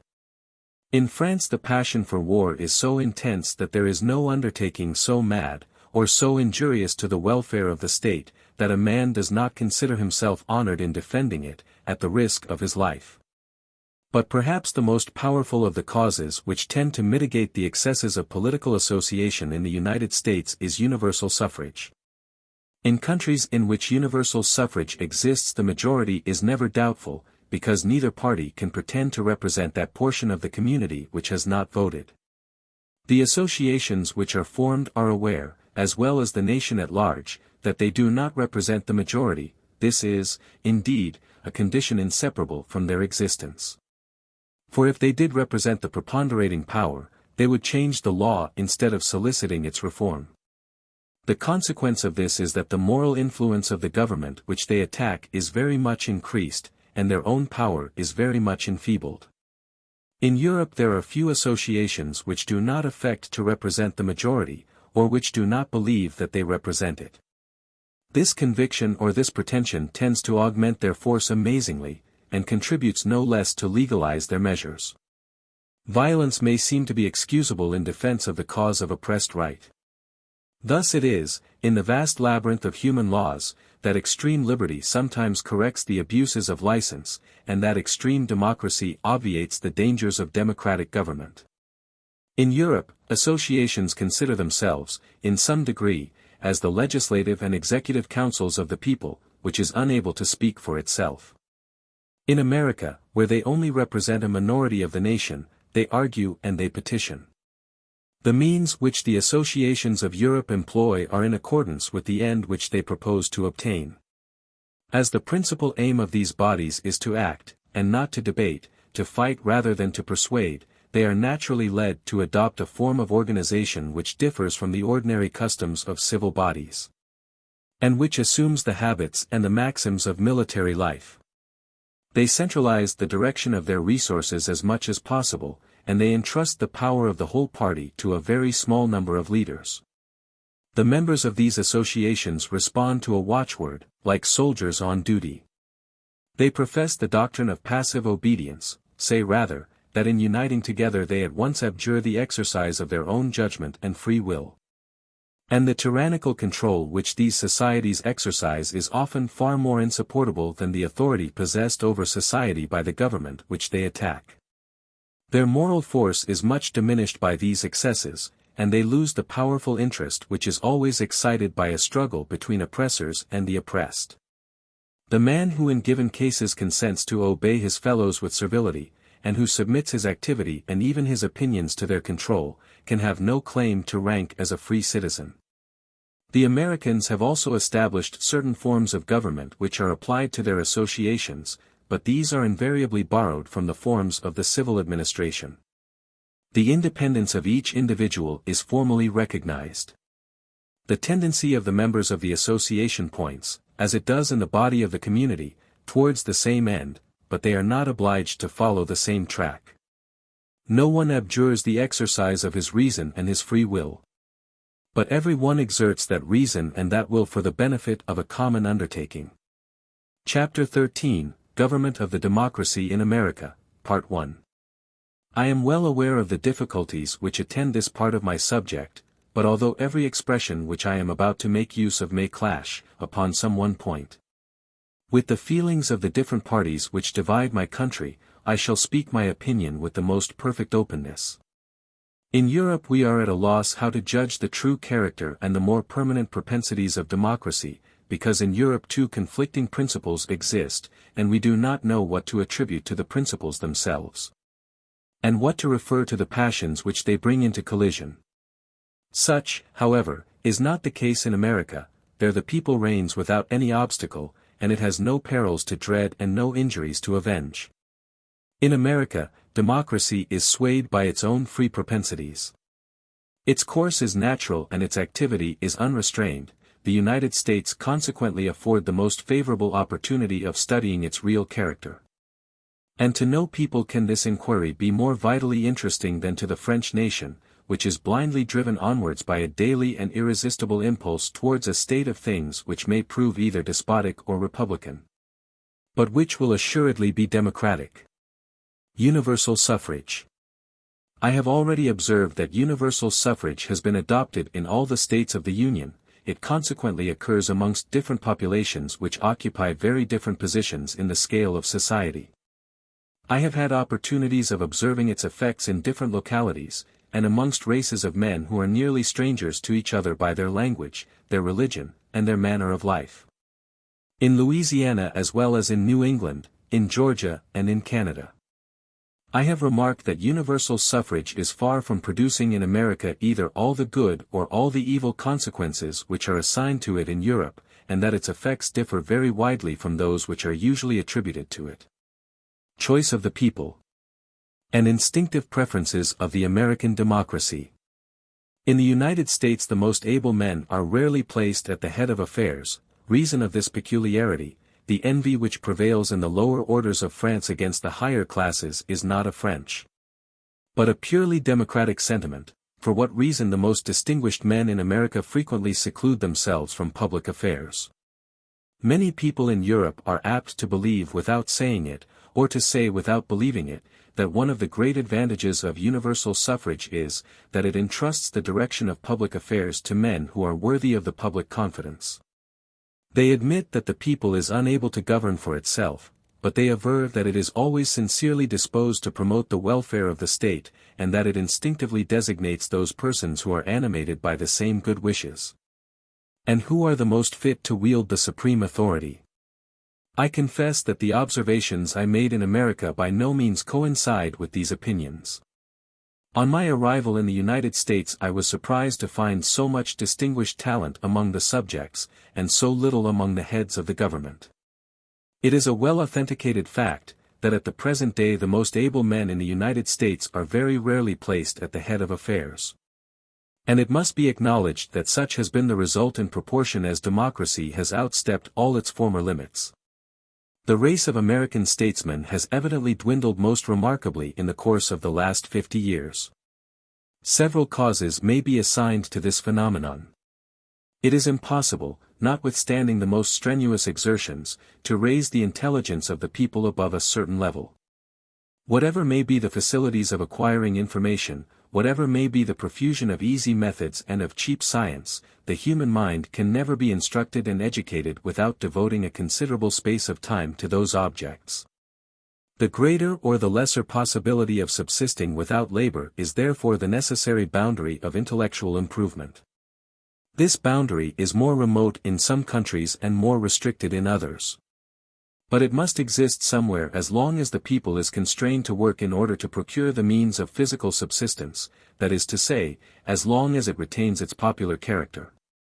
It is therefore quite as difficult to imagine a state in which all the citizens should be very well informed as a state in which they should all be wealthy. These two difficulties may be looked upon as correlative. It may very readily be admitted that the mass of the citizens are sincerely disposed to promote the welfare of their country. Nay more. It may even be allowed that the lower classes are less apt to be swayed by considerations of personal interest than the higher orders, but it is always more or less impossible for them to discern the best means of attaining the end which they desire with sincerity. Long and patient observation, joined to a multitude of different notions, is required to form a just estimate of the character of a single individual. And can it be supposed that the vulgar have the power of succeeding in an inquiry which misleads the penetration of genius itself? The people has neither the time nor the means which are essential to the prosecution of an investigation of this kind. Its conclusions are hastily formed from a superficial inspection of the more prominent features of a question. Hence it often assents to the clamor of a mountebank who knows the secret of stimulating its tastes, while its truest friends frequently fail in their exertions. Moreover, the democracy is not only deficient in that soundness of judgment which is necessary to select men really deserving of its confidence, but it has neither the desire or the inclination to find them out.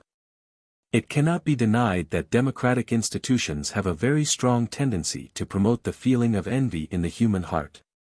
Not so much because they afford to every one the means of rising to the level of any of his fellow citizens, as because those means perpetually disappoint the persons who employ them. Democratic institutions awaken and foster a passion for equality which they can never entirely satisfy. This complete equality eludes the grasp of the people at the very moment at which it thinks to hold it fast, and flies, as Pascal says, with eternal flight. The people is excited in the pursuit of an advantage, which is more precious because it is not sufficiently remote to be unknown, or sufficiently near to be enjoyed. The lower orders are agitated by the chance of success, they are irritated by its uncertainty, and they pass from the enthusiasm of pursuit to the exhaustion of ill success, and lastly to the acrimony of disappointment. Whatever transcends their own limits appears to be an obstacle to their desires, and there is no kind of superiority, however legitimate it may be, which is not irksome in their sight. It has been supposed that the secret instinct which leads the lower orders to remove their superiors as much as possible from the direction of public affairs is peculiar to France. This, however, is an error. The propensity to which I allude is not inherent in any particular nation, but in democratic institutions in general, and although it may have been heightened by peculiar political circumstances, it owes its origin to a higher cause. In the United States the people is not disposed to hate the superior classes of society, but it is not very favorably inclined towards them, and it carefully excludes them from the exercise of authority. It does not entertain any dread of distinguished talents, but it is rarely captivated by them, and it awards its approbation very sparingly to such as have risen without the popular support. Whilst the natural propensities of democracy induce the people to reject the most distinguished citizens as its rulers, these individuals are no less apt to retire from a political career in which it is almost impossible to retain their independence, or to advance without degrading themselves. This opinion has been very candidly set forth by Chancellor Kent, who says, in speaking with great eulogiums of that part of the Constitution which empowers the executive to nominate the judges, it is indeed probable that the men who are best fitted to discharge the duties of this high office would have too much reserve in their manners, and too much austerity in their principles, for them to be returned by the majority at an election where universal suffrage is adopted. Such were the opinions which were printed without contradiction in America in the year 1830. I hold it to be sufficiently demonstrated that universal suffrage is by no means a guarantee of the wisdom of the popular choice, and that, whatever its advantages may be, this is not one of them. Causes which may partly correct these tendencies of the democracy: contrary effects produced on peoples as well as on individuals by great dangers, why so many distinguished men stood at the head of affairs in America 50 years ago, influence which the intelligence and the manners of the people exercise upon its choice, example of New England, states of the Southwest, influence of certain laws upon the choice of the people, election by an elected body, its effects upon the composition of the Senate. When a state is threatened by serious dangers, the people frequently succeeds in selecting the citizens who are the most able to save it. It has been observed that man rarely retains his customary level in presence of very critical circumstances. He rises above or he sinks below his usual condition, and the same thing occurs in nations at large. Extreme perils sometimes quench the energy of a people instead of stimulating it. They excite without directing its passions, and instead of clearing they confuse its powers of perception. The Jews deluged the smoking ruins of their temple with the carnage of the remnant of their host. But it is more common, both in the case of nations and in that of individuals, to find extraordinary virtues arising from the very imminence of the danger. Great characters are then thrown into relief, as edifices which are concealed by the gloom of night are illuminated by the glare of a conflagration. At those dangerous times genius no longer abstains from presenting itself in the arena. And the people, alarmed by the perils of its situation, buries its envious passions in a short oblivion. Great names may then be drawn from the balloting box. I have already observed that the American statesmen of the present day are very inferior to those who stood at the head of affairs 50 years ago. This is as much a consequence of the circumstances as of the laws of the country. When America was struggling in the high cause of independence to throw off the yoke of another country, and when it was about to usher a new nation into the world, the spirits of its inhabitants were roused to the height which their great efforts required. In this general excitement the most distinguished men were ready to forestall the wants of the community, and the people clung to them for support, and placed them at its head. But events of this magnitude are rare, and it is from an inspection of the ordinary course of affairs that our judgment must be formed.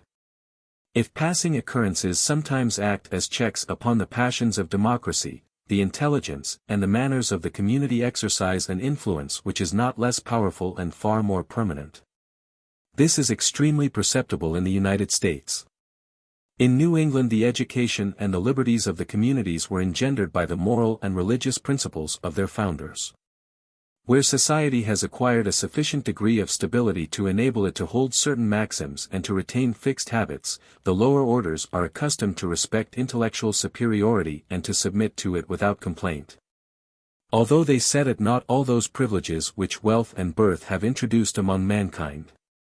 The democracy in New England consequently makes a more judicious choice than it does elsewhere. But as we descend towards the South, to those states in which the constitution of society is more modern and less strong, where instruction is less general, and where the principles of morality, of religion, and of liberty are less happily combined, we perceive that the talents and the virtues of those who are in authority become more and more rare. Lastly, when we arrive at the new southwestern states, in which the constitution of society dates but from yesterday, and presents an agglomeration of adventurers and speculators, we are amazed at the persons who are invested with public authority. And we are led to ask by what force, independent of the legislation and of the men who direct it, the state can be protected, and society be made to flourish.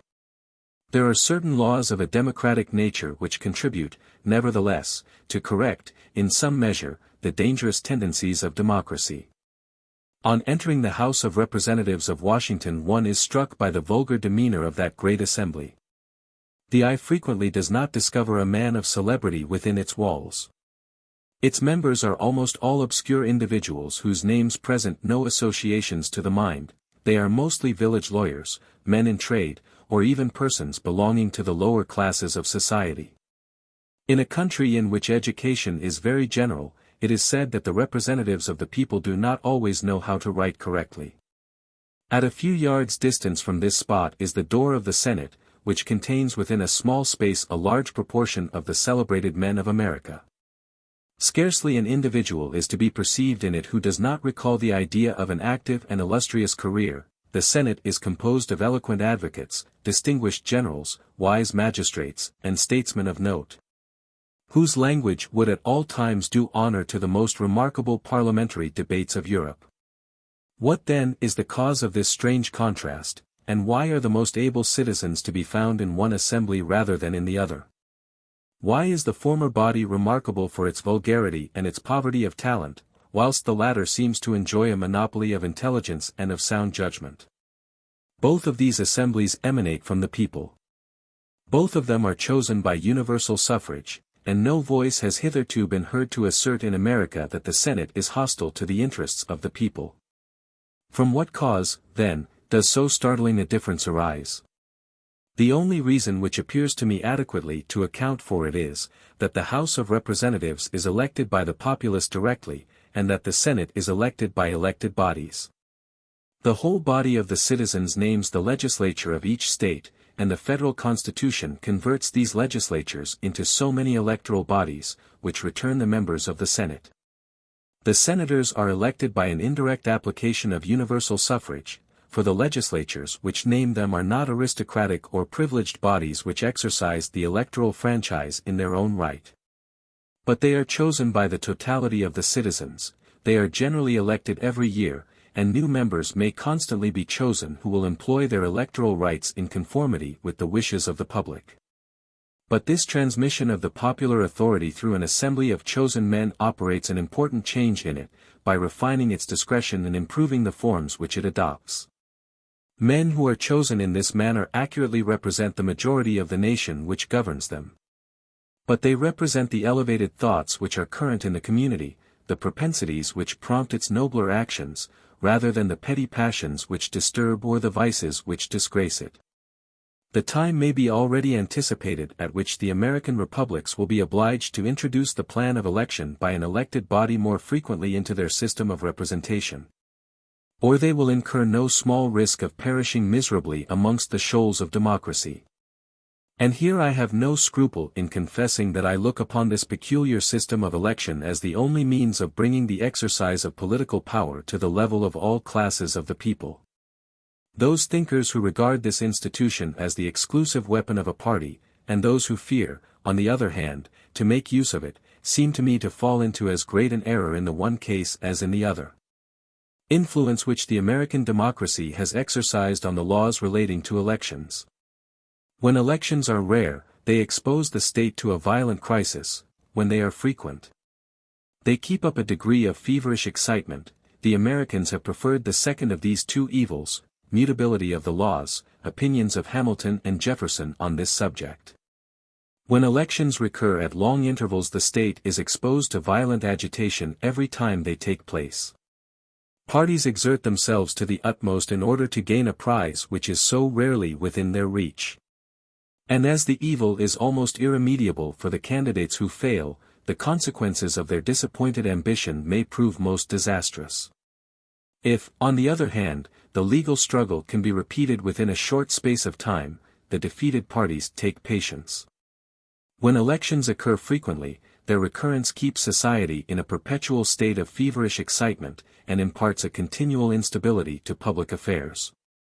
Thus, on the one hand the state is exposed to the perils of a revolution, on the other to perpetual mutability. The former system threatens the very existence of the government, the latter is an obstacle to all steady and consistent policy. The Americans have preferred the second of these evils to the first, but they were led to this conclusion by their instinct much more than by their reason, for a taste for variety is one of the characteristic passions of democracy. An extraordinary mutability has, by this means, been introduced into their legislation. Many of the Americans consider the instability of their laws as a necessary consequence of a system whose general results are beneficial. But no one in the United States affects to deny the fact of this instability, or to contend that it is not a great evil. Hamilton, after having demonstrated the utility of a power which might prevent, or which might at least impede, the promulgation of bad laws, adds, "It might perhaps be said that the power of preventing bad laws includes that of preventing good ones, and may be used to the one purpose as well as to the other." But this objection will have little weight with those who can properly estimate the mischiefs of that inconstancy and mutability in the laws which form the greatest blemish in the character and genius of our governments. Federalist, number 73. And again in number 62 of the same work he observes, "The facility and excess of lawmaking seem to be the diseases to which our governments are most liable. The mischievous effects of the mutability in the public councils arising from a rapid succession of new members would fill a volume. Every new election in the states is found to change one half of the representatives. From this change of men must proceed a change of opinions and of measures, which forfeits the respect and confidence of other nations, poisons the blessings of liberty itself, and diminishes the attachment and reverence of the people toward a political system which betrays so many marks of infirmity." Jefferson himself, the greatest Democrat whom the democracy of America has yet produced, pointed out the same evils. "The instability of our laws," said he in a letter to Madison, "is really a very serious inconvenience. I think that we ought to have obviated it by deciding that a whole year should always be allowed to elapse between the bringing in of a bill and the final passing of it. It should afterward be discussed and put to the vote without the possibility of making any alteration in it. And if the circumstances of the case required a more speedy decision, the question should not be decided by a simple majority, but by a majority of at least 2/3 of both houses. Public officers under the control of the democracy in America. Simple exterior of the American public officers, no official costume, all public officers are remunerated. Political consequences of this system, no public career exists in America, result of this. Public officers in the United States are commingled with the crowd of citizens, they have neither palaces, nor guards, nor ceremonial costumes. This simple exterior of the persons in authority is connected not only with the peculiarities of the American character, but with the fundamental principles of that society. In the estimation of the democracy, a government is not a benefit, but a necessary evil. A certain degree of power must be granted to public officers, for they would be of no use without it. But the ostensible semblance of authority is by no means indispensable to the conduct of affairs, and it is needlessly offensive to the susceptibility of the public. The public officers themselves are well aware that they only enjoy the superiority over their fellow citizens which they derive from their authority upon condition of putting themselves on a level with the whole community by their manners. A public officer in the United States is uniformly civil, accessible to all the world, attentive to all requests, and obliging in his replies. I was pleased by these characteristics of a democratic government. And I was struck by the manly independence of the citizens, who respect the office more than the officer, and who are less attached to the emblems of authority than to the man who bears them. I am inclined to believe that the influence which costumes really exercise, in an age like that in which we live, has been a good deal exaggerated. I never perceived that a public officer in America was the less respected whilst he was in the discharge of his duties because his own merit was set off by no adventitious signs. On the other hand, it is very doubtful whether a peculiar dress contributes to the respect which public characters ought to have for their own position, at least when they are not otherwise inclined to respect it. When a magistrate, and in France such instances are not rare, indulges his trivial wit at the expense of the prisoner, or derides the predicament in which a culprit is placed, it would be well to deprive him of his robes of office. To see whether he would recall some portion of the natural dignity of mankind when he is reduced to the apparel of a private citizen. A democracy may, however, allow a certain show of magisterial pomp, and clothe its officers in silks and gold, without seriously compromising its principles. Privileges of this kind are transitory. They belong to the place, and are distinct from the individual, but if public officers are not uniformly remunerated by the state, the public charges must be entrusted to men of opulence and independence, who constitute the basis of an aristocracy. And if the people still retains its right of election, that election can only be made from a certain class of citizens. When a democratic republic renders offices which had formerly been remunerated gratuitous, it may safely be believed that the state is advancing to monarchical institutions. And when a monarchy begins to remunerate such officers as had hitherto been unpaid, it is a sure sign that it is approaching toward a despotic or a republican form of government. The substitution of paid for unpaid functionaries is of itself, in my opinion, sufficient to constitute a serious revolution. I look upon the entire absence of gratuitous functionaries in America as one of the most prominent signs of the absolute dominion which democracy exercises in that country. All public services, of whatsoever nature they may be, are paid. So that everyone has not merely the right, but also the means of performing them. Although, in democratic states, all the citizens are qualified to occupy stations in the government, all are not tempted to try for them. The number and the capacities of the candidates are more apt to restrict the choice of electors than the connections of the candidateship. In nations in which the principle of election extends to every place in the state, no political career can, properly speaking, be said to exist. Men are promoted as if by chance to the rank which they enjoy, and they are by no means sure of retaining it. The consequence is that in tranquil times public functions offer but few lures to ambition. In the United States the persons who engage in the perplexities of political life are individuals of very moderate pretensions. The pursuit of wealth generally diverts men of great talents and of great passions from the pursuit of power. And it very frequently happens that a man does not undertake to direct the fortune of the state until he has discovered his incompetence to conduct his own affairs. The vast number of very ordinary men who occupy public stations is quite as attributable to these causes as to the bad choice of the democracy. In the United States, I am not sure that the people would return the men of superior abilities who might solicit its support, but it is certain that men of this description do not come forward. Arbitrary power of magistrates under the rule of the American democracy. For what reason the arbitrary power of magistrates is greater in absolute monarchies and in democratic republics than it is in limited monarchies? Arbitrary power of the magistrates in New England.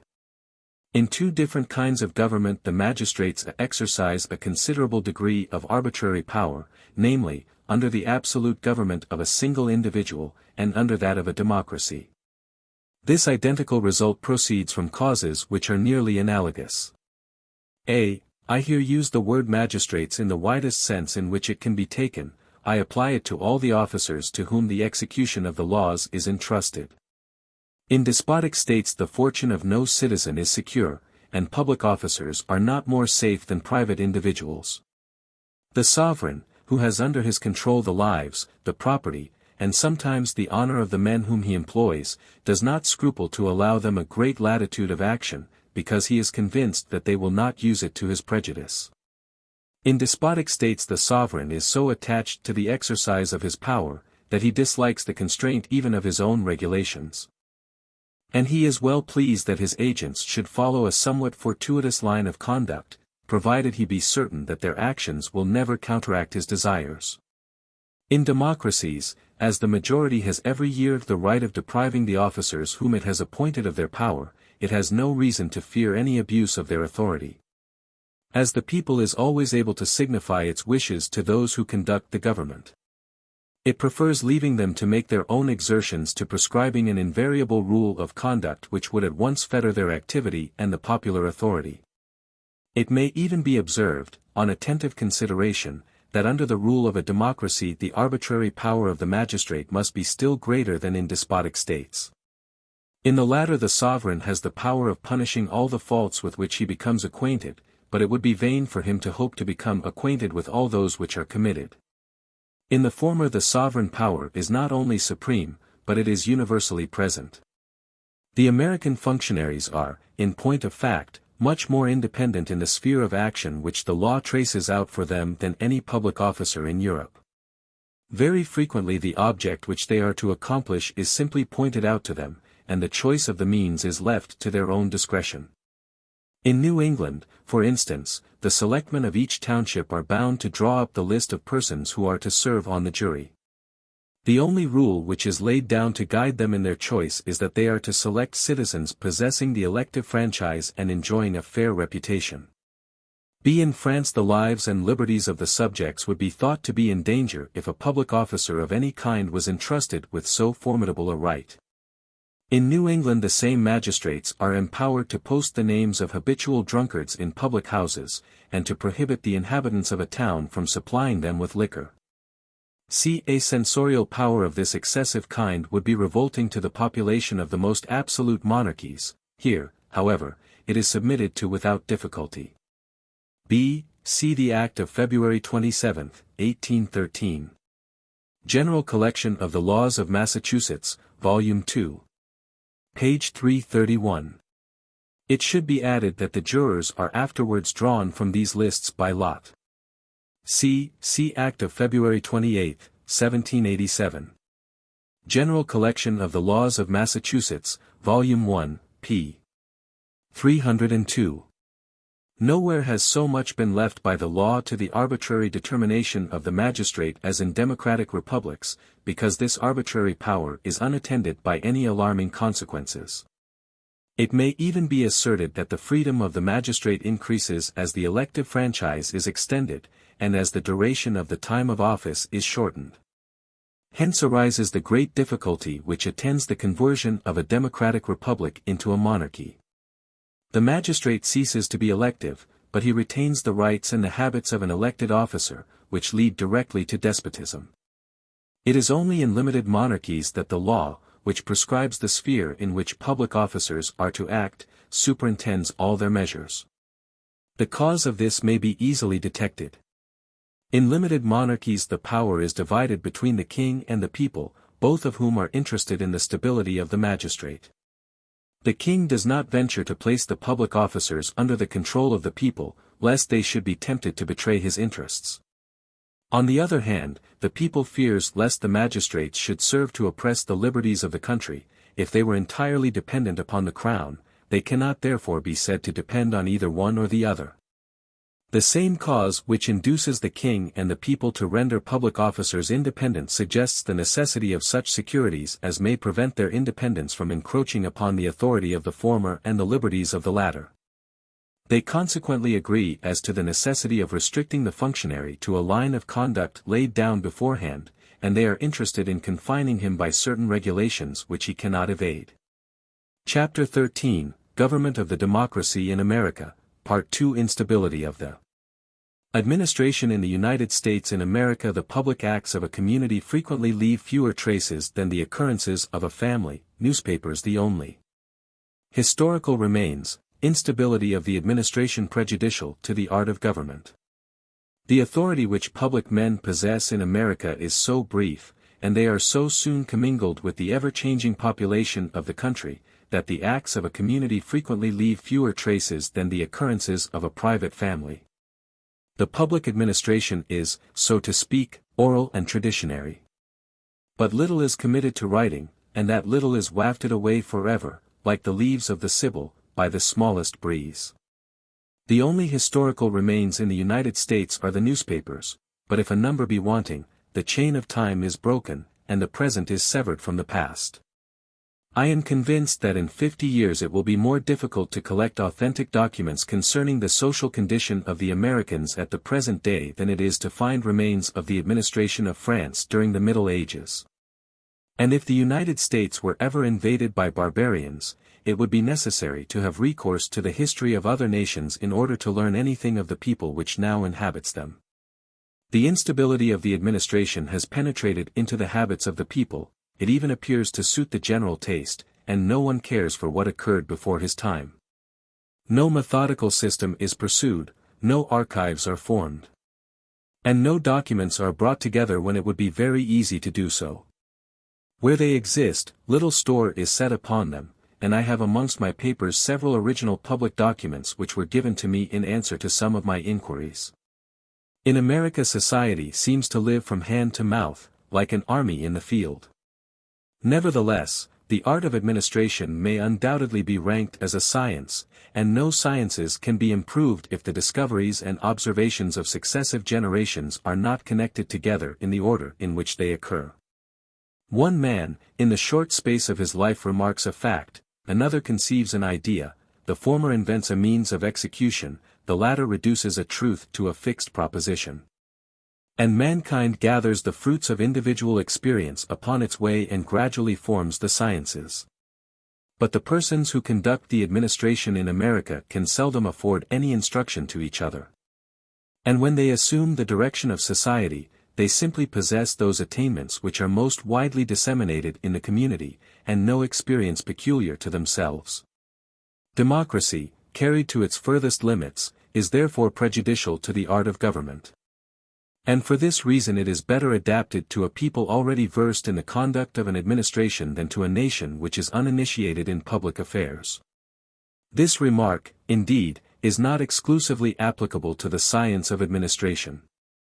Although a democratic government is founded upon a very simple and natural principle, it always presupposes the existence of a high degree of culture and enlightenment in society. At the first glance it may be imagined to belong to the earliest ages of the world, but mature observation will convince us that it could only come last in the succession of human history. It is needless to observe that I speak here of the democratic form of government as applied to a people, not merely to a tribe. Charges levied by the state under the rule of the American democracy. In all communities, citizens divisible into three classes, habits of each of these classes in the direction of public finances, why public expenditure must tend to increase when the people governs, what renders the extravagance of a democracy less to be feared in America, public expenditure under a democracy. Before we can affirm whether a democratic form of government is economical or not, we must establish a suitable standard of comparison. The question would be one of easy solution if we were to attempt to draw a parallel between a democratic republic and an absolute monarchy. The public expenditure would be found to be more considerable under the former than under the latter. Such is the case with all free states compared to those which are not so. It is certain that despotism ruins individuals by preventing them from producing wealth, much more than by depriving them of the wealth they have produced. It dries up the source of riches, whilst it usually respects acquired property. Freedom, on the contrary, engenders far more benefits than it destroys. And the nations which are favored by free institutions invariably find that their resources increase even more rapidly than their taxes.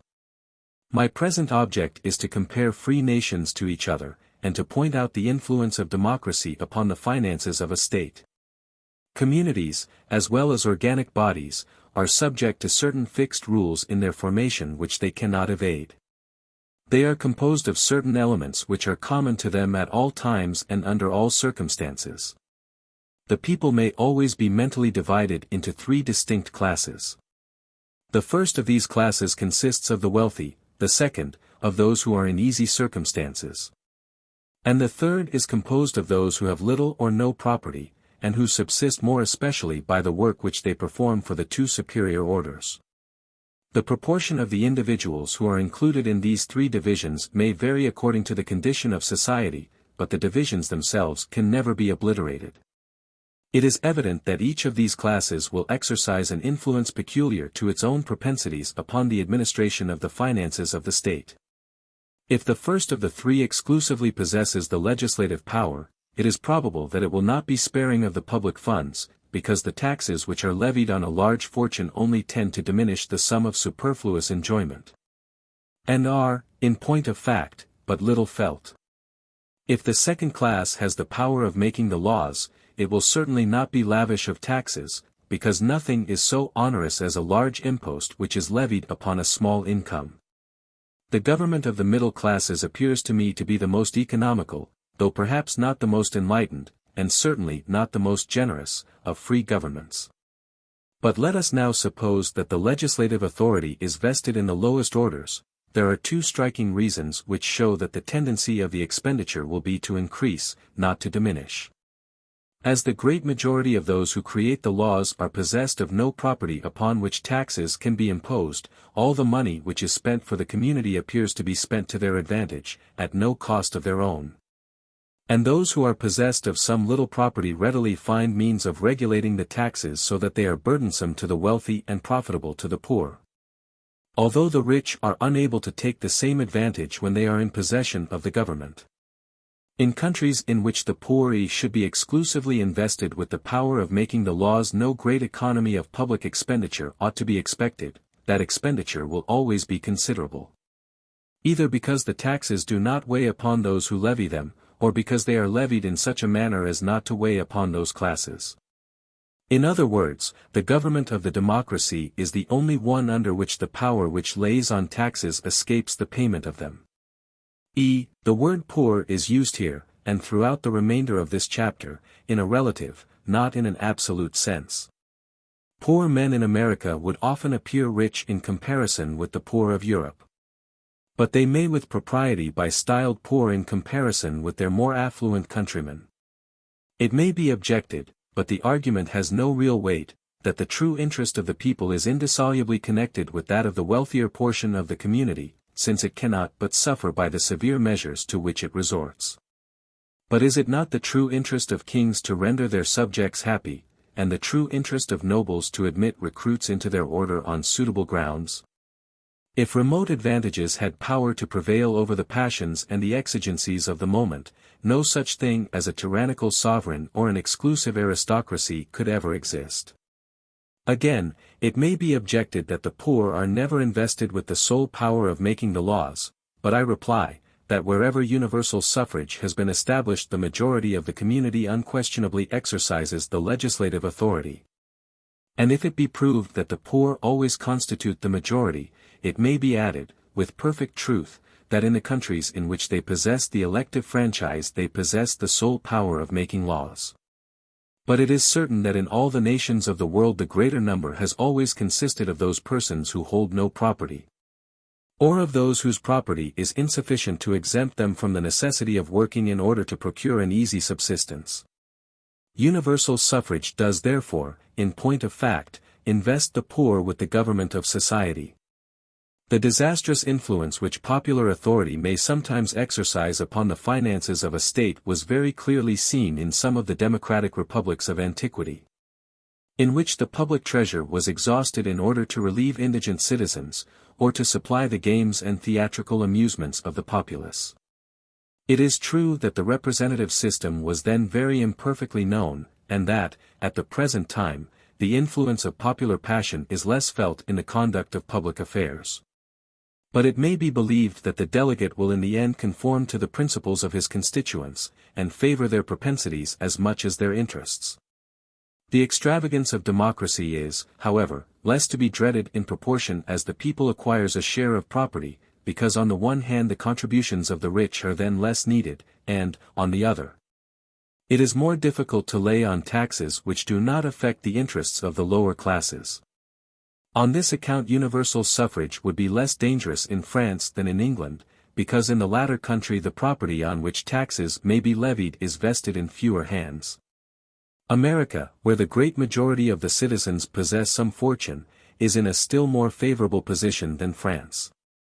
There are still further causes which may increase the sum of public expenditure in democratic countries.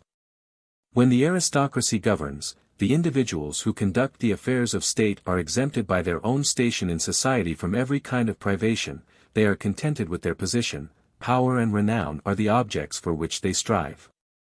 And, as they are placed far above the obscurer throng of citizens, they do not always distinctly perceive how the well-being of the mass of the people ought to redound to their own honor. They are not indeed callous to the sufferings of the poor, but they cannot feel those miseries as acutely as if they were themselves partakers of them. Provided that the people appear to submit to its lot, the rulers are satisfied, and they demand nothing further from the government. An aristocracy is more intent upon the means of maintaining its influence than upon the means of improving its condition.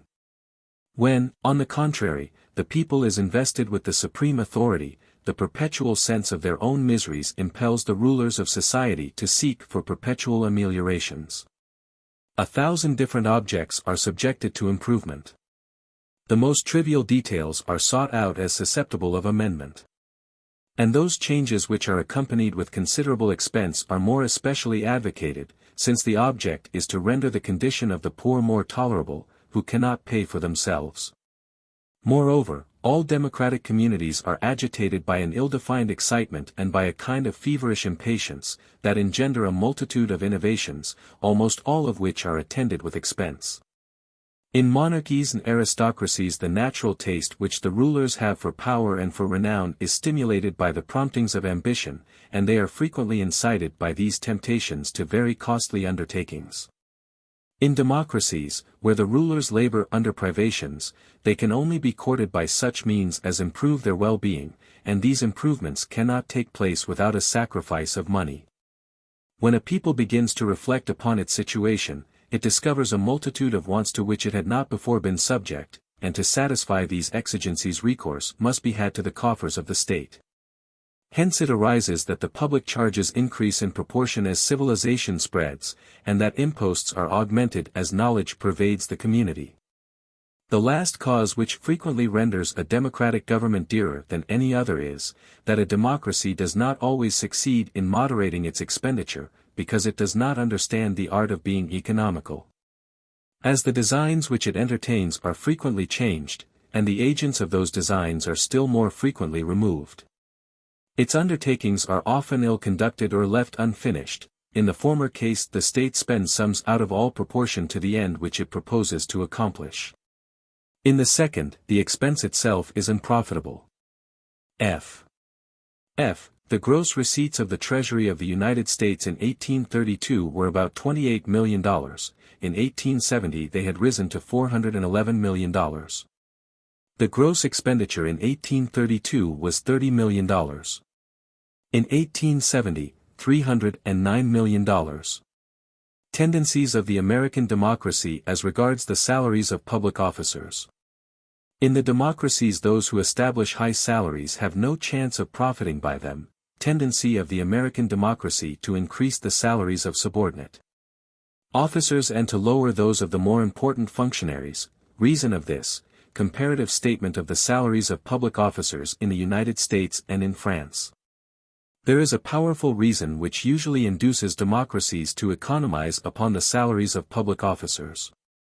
As the number of citizens who dispense the remuneration is extremely large in democratic countries, so the number of persons who can hope to be benefited by the receipt of it is comparatively small. In aristocratic countries, on the contrary, the individuals who fix high salaries have almost always a vague hope of profiting by them. These appointments may be looked upon as a capital which they create for their own use, or at least as a resource for their children. It must, however, be allowed that a democratic state is most parsimonious towards its principal agents. In America the secondary officers are much better paid, and the dignitaries of the administration much worse, than they are elsewhere. These opposite effects result from the same cause. The people fixes the salaries of the public officers in both cases, and the scale of remuneration is determined by the consideration of its own wants. It is held to be fair that the servants of the public should be placed in the same easy circumstances as the public itself. But when the question turns upon the salaries of the great officers of state, this rule fails, and chance alone can guide the popular decision. The poor have no adequate conception of the wants which the higher classes of society may feel. The sum which is scanty to the rich appears enormous to the poor man whose wants do not extend beyond the necessaries of life. And in his estimation the governor of a state, with his $1,200 or $1,500 a year, is a very fortunate and enviable being. If you undertake to convince him that the representative of a great people ought to be able to maintain some show of splendor in the eyes of foreign nations, he will perhaps assent to your meaning. But when he reflects on his own humble dwelling, and on the hard-earned produce of his wearisome toil, he remembers all that he could do with a salary which you say is insufficient. And he is startled or almost frightened at the sight of such uncommon wealth. Besides, the secondary public officer is almost on a level with the people, whilst the others are raised above it. The former may therefore excite his interest, but the latter begins to arouse his envy. The easy circumstances in which secondary functionaries are placed in the United States result also from another cause, which is independent of the general tendencies of democracy. Every kind of private business is very lucrative, and the state would not be served at all if it did not pay its servants. The country is in the position of a commercial undertaking, which is obliged to sustain an expensive competition, notwithstanding its tastes for economy. The state of Ohio, which contains 1 million of inhabitants, gives its governor a salary of only $1,200 a year. This is very clearly seen in the United States, where the salaries seem to decrease as the authority of those who receive them augments. To render this assertion perfectly evident, it will suffice to examine the scale of salaries of the agents of the federal government. I have added the salaries attached to the corresponding officers in France under the constitutional monarchy to complete the comparison. United States Treasury Department messenger. $700 clerk with lowest salary. 1,000 clerk with highest salary. 1,600 chief clerk. 2,000 Secretary of State. 6,000 the President. 25,000 France Ministère des Finances Hussier. 1,500 FR clerk with lowest salary, 1,000 to 1,800 FR clerk with highest salary, 3,200 to 8,600 FR Secrétaire General, 20,000 FR. The Minister, 80,000 FR. The King, 12,000 FR. I have perhaps done wrong in selecting France as my standard of comparison. In France, the democratic tendencies of the nation exercise an ever-increasing influence upon the government, and the chambers show a disposition to raise the low salaries and to lower the principal ones. Thus, the Minister of Finance, who received 160,000 fr under the Empire, receives 80,000 fr in 1835, the Directeurs Generaux of Finance, who then received 50,000 fr now receive only 20,000 fr.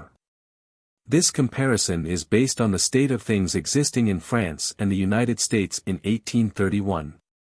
It has since materially altered in both countries, but not so much as to impugn the truth of the author's observation. Under the rule of an aristocracy it frequently happens, on the contrary, that whilst the high officers are receiving munificent salaries, the inferior ones have not more than enough to procure the necessaries of life. The reason of this fact is easily discoverable from causes very analogous to those to which I have just alluded. If a democracy is unable to conceive the pleasures of the rich or to witness them without envy, an aristocracy is slow to understand, or, to speak more correctly, is unacquainted with, the privations of the poor. The poor man is not, if we use the term aright, the fellow of the rich one, but he is a being of another species. An aristocracy is therefore apt to care but little for the fate of its subordinate agents.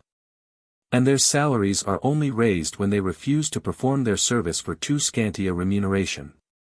It is the parsimonious conduct of democracy towards its principal officers which has countenanced a supposition of far more economical propensities than any which it really possesses.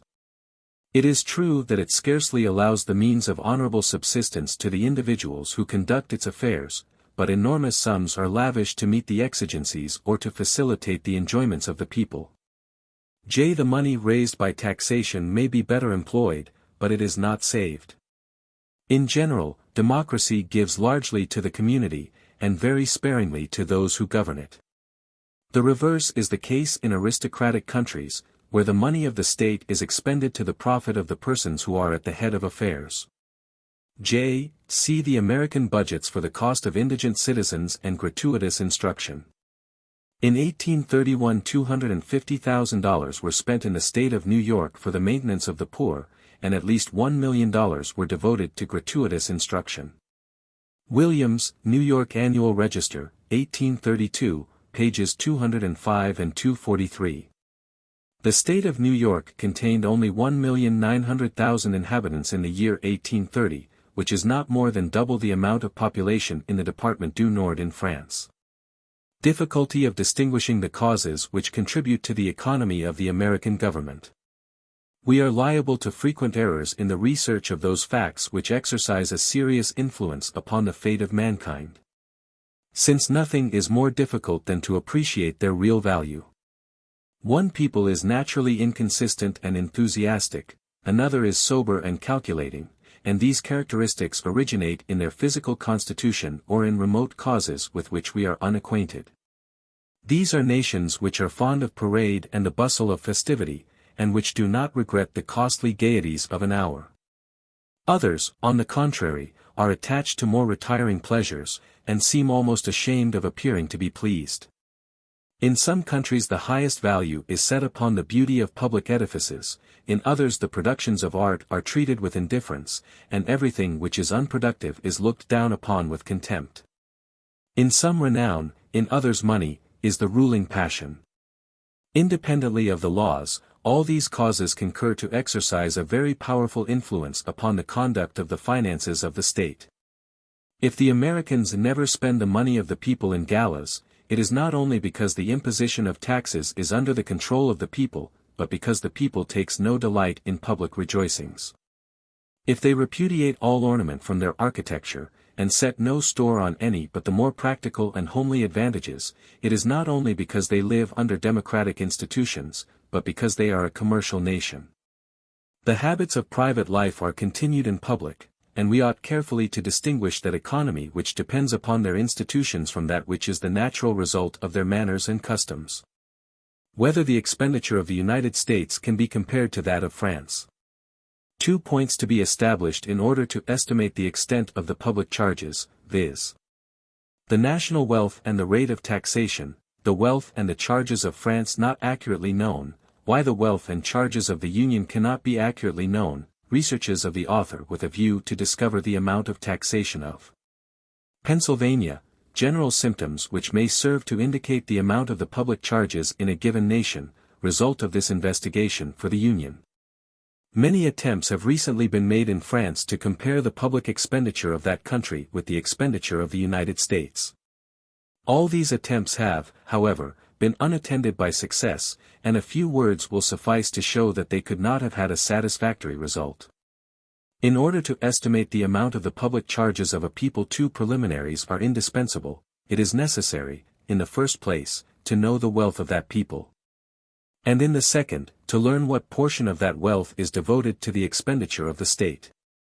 To show the amount of taxation without showing the resources which are destined to meet the demand, is to undertake a futile labor. For it is not the expenditure, but the relation of the expenditure to the revenue, which it is desirable to know. The same rate of taxation which may easily be supported by a wealthy contributor will reduce a poor one to extreme misery.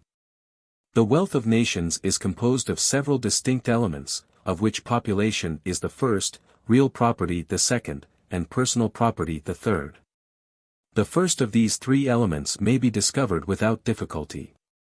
Amongst civilized nations it is easy to obtain an accurate census of the inhabitants, but the two others cannot be determined with so much facility. It is difficult to take an exact account of all the lands in a country which are under cultivation, with their natural or their acquired value. And it is still more impossible to estimate the entire personal property which is at the disposal of a nation, and which eludes the strictest analysis by the diversity and the number of shapes under which it may occur. And, indeed, we find that the most ancient civilized nations of Europe, including even those in which the administration is most central, have not succeeded, as yet, in determining the exact condition of their wealth. In America the attempt has never been made, for how would such an investigation be possible in a country where society has not yet settled into habits of regularity and tranquility? Where the national government is not assisted by a multiple of agents whose exertions it can command and direct to one sole end? And where statistics are not studied, because no one is able to collect the necessary documents, or to find time to peruse them? Thus the primary elements of the calculations which have been made in France cannot be obtained in the Union.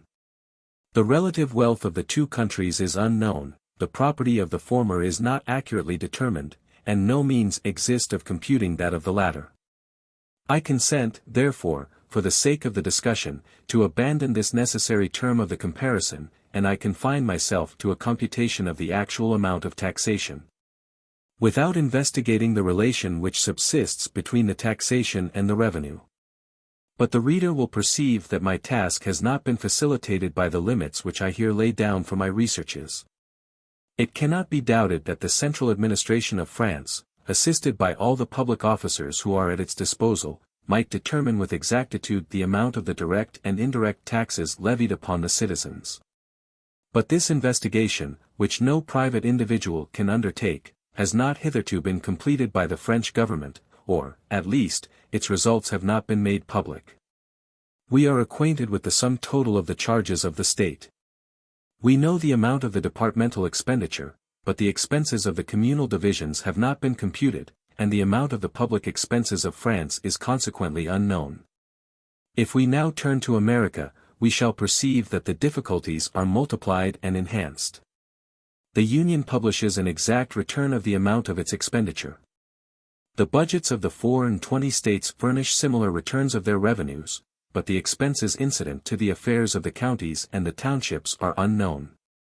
The Americans, as we have seen, have 4 separate budgets, the Union, the states, the counties, and the townships having each severally their own.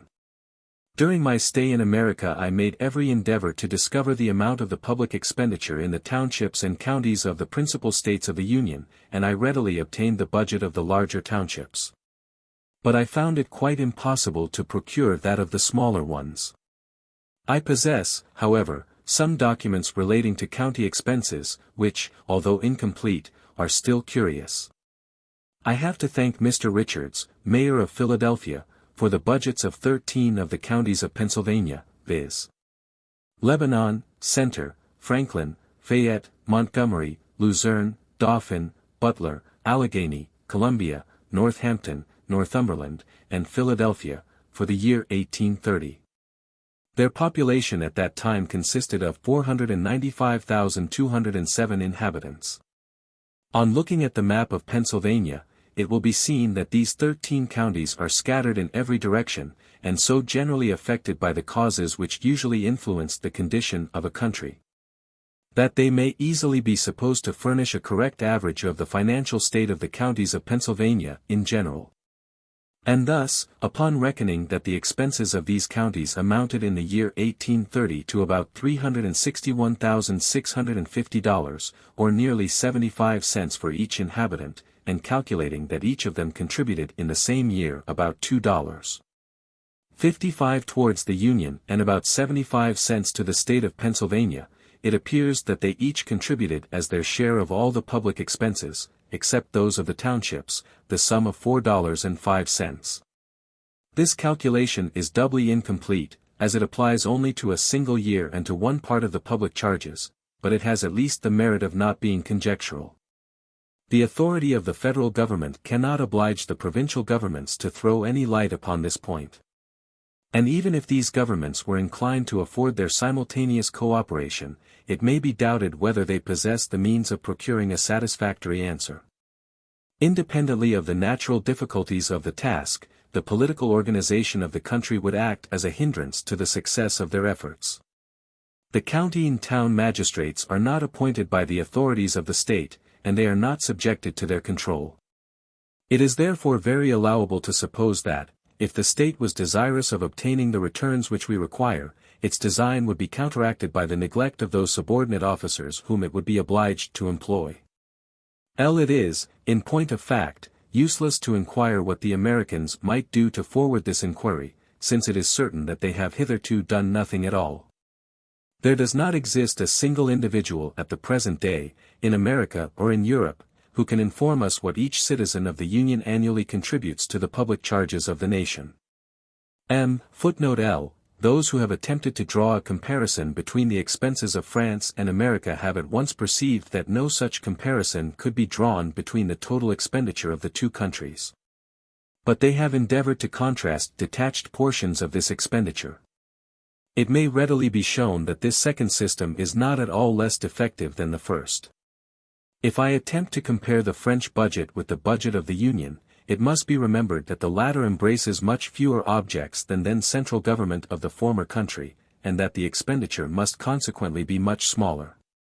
If I contrast the budgets of the departments with those of the states which constitute the Union, it must be observed that, as the power and control exercised by the states is much greater than that which is exercised by the departments, their expenditure is also more considerable. As for the budgets of the counties, nothing of the kind occurs in the French system of finances, and it is, again, doubtful whether the corresponding expenses should be referred to the budget of the state or to those of the municipal divisions. Municipal expenses exist in both countries, but they are not always analogous. In America the townships discharge a variety of offices which are reserved in France to the departments or to the state. It may, moreover, be asked what is to be understood by the municipal expenses of America. The organization of the municipal bodies or townships differs in the several states. Are we to be guided by what occurs in New England or in Georgia, in Pennsylvania or in the state of Illinois? A kind of analogy may very readily be perceived between certain budgets in the two countries. But as the elements of which they are composed always differ more or less, no fair comparison can be instituted between them. The same difficulty exists, perhaps to a greater degree at the present time, when the taxation of America has largely increased. 1874. Even if we knew the exact pecuniary contributions of every French and American citizen to the coffers of the state, we should only come at a portion of the truth. Governments do not only demand supplies of money, but they call for personal services, which may be looked upon as equivalent to a given sum. When a state raises an army, besides the pay of the troops, which is furnished by the entire nation, each soldier must give up his time, the value of which depends on the use he might make of it if he were not in the service. The same remark applies to the militia. The citizen who is in the militia devotes a certain portion of valuable time to the maintenance of the public peace, and he does in reality surrender to the state those earnings which he is prevented from gaining. Many other instances might be cited in addition to these. The governments of France and of America both levy taxes of this kind, which weigh upon the citizens, but who can estimate with accuracy their relative amount in the two countries? This, however, is not the last of the difficulties which prevent us from comparing the expenditure of the Union with that of France. The French government contracts certain obligations which do not exist in America, and vice versa. The French government pays the clergy, in America the voluntary principle prevails. In America there is a legal provision for the poor, in France they are abandoned to the charity of the public. The French public officers are paid by a fixed salary. In America they are allowed certain perquisites. In France contributions in kind take place on very few roads, in America upon almost all the thoroughfares. In the former country the roads are free to all travelers, in the latter turnpikes abound. All these differences in the manner in which contributions are levied in the two countries enhance the difficulty of comparing their expenditure. For there are certain expenses which the citizens would not be subject to, or which would at any rate be much less considerable, if the state did not take upon itself to act in the name of the public. Hence we must conclude that it is no less difficult to compare the social expenditure than it is to estimate the relative wealth of France and America. I will even add that it would be dangerous to attempt this comparison. For when statistics are not based upon computations which are strictly accurate, they mislead instead of guiding aright. The mind is easily imposed upon by the false affectation of exactness, which prevails even in the misstatements of science, and it adopts with confidence errors which are dressed in the forms of mathematical truth. We abandon, therefore, our numerical investigation, with the hope of meeting with data of another kind. In the absence of positive documents, we may form an opinion as to the proportion which the taxation of a people bears to its real prosperity, by observing whether its external appearance is flourishing. Whether, after having discharged the calls of the state, the poor man retains the means of subsistence, and the rich the means of enjoyment. And whether both classes are contented with their position, seeking, however, to ameliorate it by perpetual exertions, so that industry is never in want of capital, nor capital unemployed by industry. The observer who draws his inferences from these signs will, undoubtedly, be led to the conclusion that the American of the United States contributes a much smaller portion of his income to the state than the citizen of France. Nor, indeed, can the result be otherwise. A portion of the French debt is the consequence of two successive invasions, and the Union has no similar calamity to fear. A nation placed upon the continent of Europe is obliged to maintain a large standing army. The isolated position of the Union enables it to have only 6,000 soldiers. The French have a fleet of 300 sail, the Americans have 52 vessels. And how, then, can the inhabitants of the Union be called upon to contribute as largely as the inhabitants of France? No parallel can be drawn between the finances of two countries so differently situated. And, see the details in the budget of the French Minister of Marine, and for America, the National Calendar of 1833, page 228. But the public debt of the United States in 1870, caused by the Civil War, amounted to $2,480,672,427. That of France was more than doubled by the extravagance of the Second Empire and by the War of 1870. It is by examining what actually takes place in the Union, and not by comparing the Union with France, that we may discover whether the American government is really economical. On casting my eyes over the different republics which form the Confederation, I perceive that their governments lack perseverance in their undertakings, and that they exercise no steady control over the men whom they employ. Whence I naturally infer that they must often spend the money of the people to no purpose, or consume more of it than is really necessary to their undertakings. Great efforts are made, in accordance with the democratic origin of society, to satisfy the exigencies of the lower orders, to open the career of power to their endeavors, and to diffuse knowledge and comfort amongst them. The poor are maintained, immense sums are annually devoted to public instruction, all services whatsoever are remunerated, and the most subordinate agents are liberally paid. If this kind of government appears to me to be useful and rational, I am nevertheless constrained to admit that it is expensive. Wherever the poor direct public affairs and dispose of the national resources, it appears certain that, as they profit by the expenditure of the state, they are apt to augment that expenditure. I conclude, therefore, without having recourse to inaccurate computations, and without hazarding a comparison which might prove incorrect, that the democratic government of the Americans is not a cheap government, as is sometimes asserted. And I have no hesitation in predicting that, if the people of the United States is ever involved in serious difficulties, its taxation will speedily be increased to the rate of that which prevails in the greater part of the aristocracies and the monarchies of Europe. Oh, that is precisely what has since occurred. Chapter 13, Government of the Democracy in America, Part 3. Corruption and Vices of the Rulers in a Democracy, and consequent effects upon public morality. In aristocracies rulers sometimes endeavor to corrupt the people, in democracies rulers frequently show themselves to be corrupt, in the former their vices are directly prejudicial to the morality of the people, in the latter their indirect influence is still more pernicious. A distinction must be made, when the aristocratic and the democratic principles mutually inveigh against each other, as tending to facilitate corruption. In aristocratic governments the individuals who are placed at the head of affairs are rich men, who are solely desirous of power. In democracies statesmen are poor, and they have their fortunes to make. The consequence is that in aristocratic states the rulers are rarely accessible to corruption, and have very little craving for money, whilst the reverse is the case in democratic nations.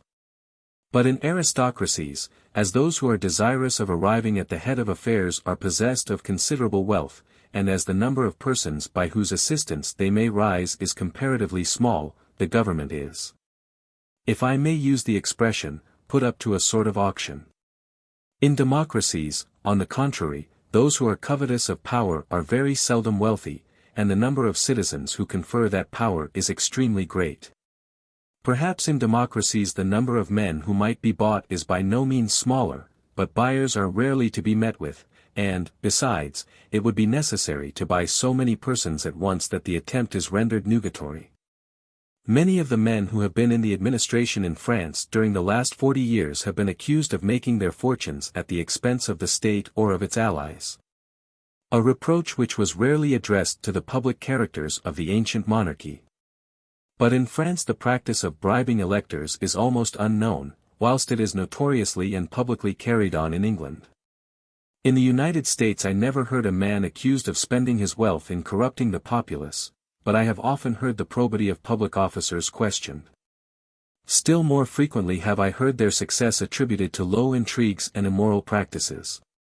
If, then, the men who conduct the government of an aristocracy sometimes endeavor to corrupt the people, the heads of a democracy are themselves corrupt. In the former case the morality of the people is directly assailed. In the latter an indirect influence is exercised upon the people which is still more to be dreaded. As the rulers of democratic nations are almost always exposed to the suspicion of dishonorable conduct, they in some measure lend the authority of the government to the base practices of which they are accused. They thus afford an example which must prove discouraging to the struggles of virtuous independence, and must foster the secret calculations of a vicious ambition. If it be asserted that evil passions are displayed in all ranks of society, that they ascend the throne by hereditary right, and that despicable characters are to be met with at the head of aristocratic nations as well as in the sphere of a democracy, this objection has but little weight in my estimation. The corruption of men who have casually risen to power has a coarse and vulgar infection in it which renders it contagious to the multitude. On the contrary, there is a kind of aristocratic refinement and an air of grandeur in the depravity of the great, which frequently prevent it from spreading abroad. The people can never penetrate into the perplexing labyrinth of court intrigue, and it will always have difficulty in detecting the turpitude which lurks under elegant manners, refined tastes, and graceful language. But to pillage the public purse, and to vend the favors of the state, are arts which the meanest villain may comprehend, and hope to practice in his turn. In reality it is far less prejudicial to witness the immorality of the great than to witness that immorality which leads to greatness. In a democracy private citizens see a man of their own rank in life, who rises from that obscure position, and who becomes possessed of riches and of power in a few years. The spectacle excites their surprise and their envy, and they are led to inquire how the person who was yesterday their equal is today their ruler. To attribute his rise to his talents or his virtues is unpleasant. For it is tacitly to acknowledge that they are themselves less virtuous and less talented than he was. They are therefore led, and not unfrequently their conjecture is a correct one, to impute his success mainly to some one of his defects. And an odious mixture is thus formed of the ideas of turpitude and power, unworthiness and success, utility and dishonor. Efforts of which a democracy is capable. The Union has only had one struggle hitherto for its existence: enthusiasm at the commencement of the war, indifference towards its close, difficulty of establishing military conscription or impressment of seamen. In America, why a democratic people is less capable of sustained effort than another. I here warn the reader that I speak of a government which implicitly follows the real desires of a people, and not of a government which simply commands in its name. Nothing is so irresistible as a tyrannical power commanding in the name of the people, because, whilst it exercises that moral influence which belongs to the decision of the majority, it acts at the same time with the promptitude and the tenacity of a single man.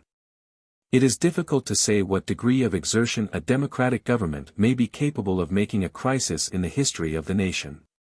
But no great democratic republic has hitherto existed in the world. To style the oligarchy which ruled over France in 1793 by that name would be to offer an insult to the republican form of government. The United States afford the first example of the kind. The American Union has now subsisted for half a century, in the course of which time its existence has only once been attacked, namely, during the War of Independence. At the commencement of that long war, various occurrences took place which betokened an extraordinary zeal for the service of the country. But as the contest was prolonged, symptoms of private egotism began to show themselves.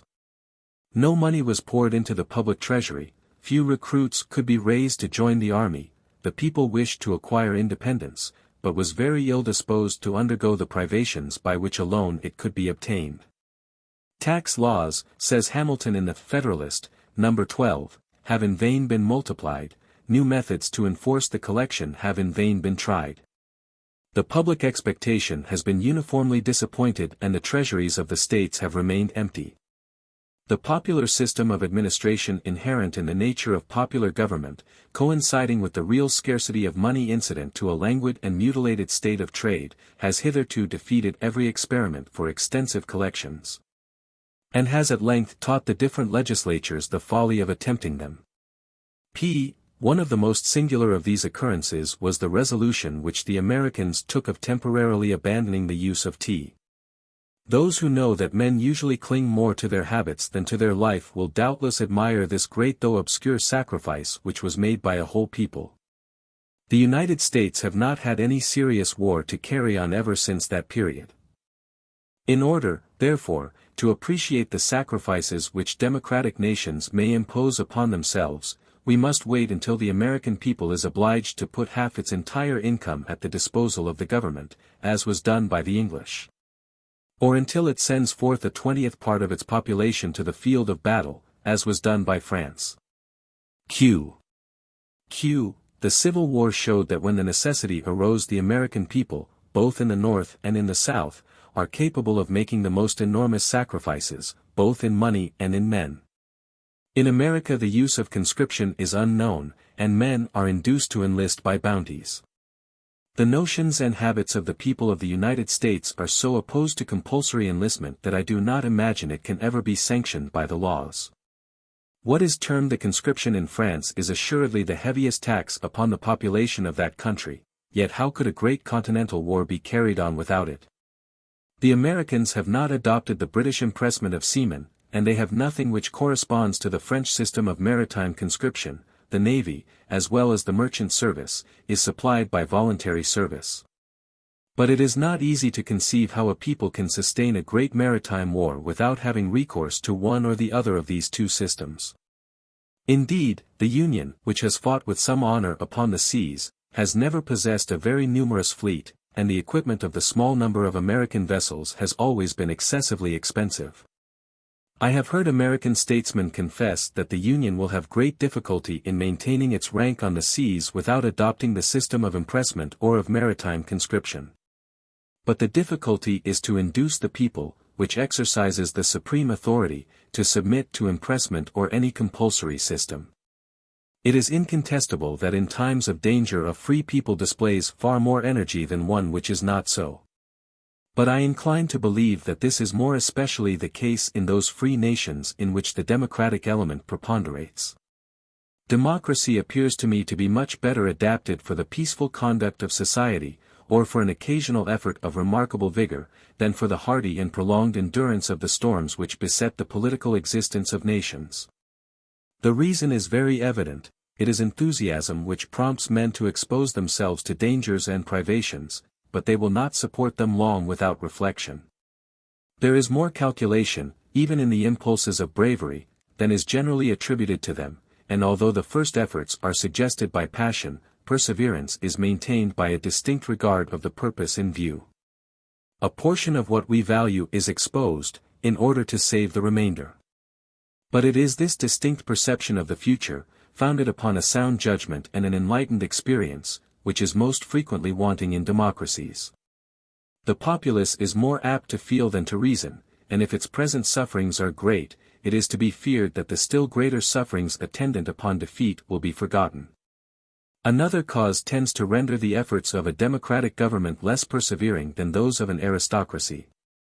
Not only are the lower classes less awakened than the higher orders to the good or evil chances of the future, but they are liable to suffer far more acutely from present privations. The noble exposes his life, indeed, but the chance of glory is equal to the chance of harm. If he sacrifices a large portion of his income to the state, he deprives himself for a time of the pleasures of affluence. But to the poor man death is embellished by no pomp or renown, and the imposts which are irksome to the rich are fatal to him. This relative impotence of democratic republics is, perhaps, the greatest obstacle to the foundation of a republic of this kind in Europe. In order that such a state should subsist in one country of the Old World, it would be necessary that similar institutions should be introduced into all the other nations. I am of opinion that a democratic government tends in the end to increase the real strength of society, but it can never combine, upon a single point and at a given time, so much power as an aristocracy or a monarchy. If a democratic country remained during a whole century subject to a republican government, it would probably at the end of that period be more populous and more prosperous than the neighboring despotic states. But it would have incurred the risk of being conquered much oftener than they would in that lapse of years. Self-control of the American democracy. The American people acquiesces slowly, or frequently does not acquiesce, in what is beneficial to its interests. The faults of the American democracy are for the most part reparable. The difficulty which a democracy has in conquering the passions and in subduing the exigencies of the moment, with a view to the future, is conspicuous in the most trivial occurrences of the United States. The people, which is surrounded by flatterers, has great difficulty in surmounting its inclinations, and whenever it is solicited to undergo a privation or any kind of inconvenience, even to attain an end which is sanctioned by its own rational conviction, it almost always refuses to comply at first. The deference of the Americans to the laws has been very justly applauded, but it must be added that in America the legislation is made by the people and for the people. Consequently, in the United States the law favors those classes which are most interested in evading it elsewhere. It may therefore be supposed that an offensive law, which should not be acknowledged to be one of immediate utility, would either not be enacted or would not be obeyed. In America there is no law against fraudulent bankruptcies. Not because they are few, but because there are a great number of bankruptcies. The dread of being prosecuted as a bankrupt acts with more intensity upon the mind of the majority of the people than the fear of being involved in losses or ruin by the failure of other parties. And a sort of guilty tolerance is extended by the public conscience to an offense which everyone condemns in his individual capacity. In the new states of the Southwest the citizens generally take justice into their own hands, and murders are a very frequent occurrence. This arises from the rude manners and the ignorance of the inhabitants of those deserts, who do not perceive the utility of investing the law with adequate force, and who prefer duels to prosecutions. Someone observed to me one day, in Philadelphia, that almost all crimes in America are caused by the abuse of intoxicating liquors, which the lower classes can procure in great abundance, from their excessive cheapness. "How comes it," said I, "that you do not put a duty upon brandy?" "Our legislators," rejoined my informant, "have frequently thought of this expedient, but the task of putting it in operation is a difficult one. A revolt might be apprehended, and the members who should vote for a law of this kind would be sure of losing their seats." "Whence I am to infer," replied I, "that the drinking population constitutes the majority in your country, and that temperance is somewhat unpopular. When these things are pointed out to the American statesmen, they content themselves with assuring you that time will operate the necessary change, and that the experience of evil will teach the people its true interests. This is frequently true, although a democracy is more liable to error than a monarch or a body of nobles. The chances of its regaining the right path when once it has acknowledged its mistake, are greater also. Because it is rarely embarrassed by internal interests, which conflict with those of the majority, and resist the authority of reason. But a democracy can only obtain truth as the result of experience, and many nations may forfeit their existence whilst they are awaiting the consequences of their errors. The great privilege of the Americans does not simply consist in their being more enlightened than other nations, but in their being able to repair the faults they may commit. To which it must be added, that a democracy cannot derive substantial benefit from past experience, unless it be arrived at a certain pitch of knowledge and civilization. There are tribes and peoples whose education has been so vicious, and whose character presents so strange a mixture of passion, of ignorance, and of erroneous notions upon all subjects, that they are unable to discern the causes of their own wretchedness, and they fall a sacrifice to ills with which they are unacquainted. I have crossed vast tracts of country that were formerly inhabited by powerful Indian nations which are now extinct. I have myself passed some time in the midst of mutilated tribes, which witness the daily decline of their numerical strength and of the glory of their independence. And I have heard these Indians themselves anticipate the impending doom of their race. Every European can perceive means which would rescue these unfortunate beings from inevitable destruction. They alone are insensible to the expedient. They feel the woe which year after year heaps upon their heads, but they will perish to a man without accepting the remedy.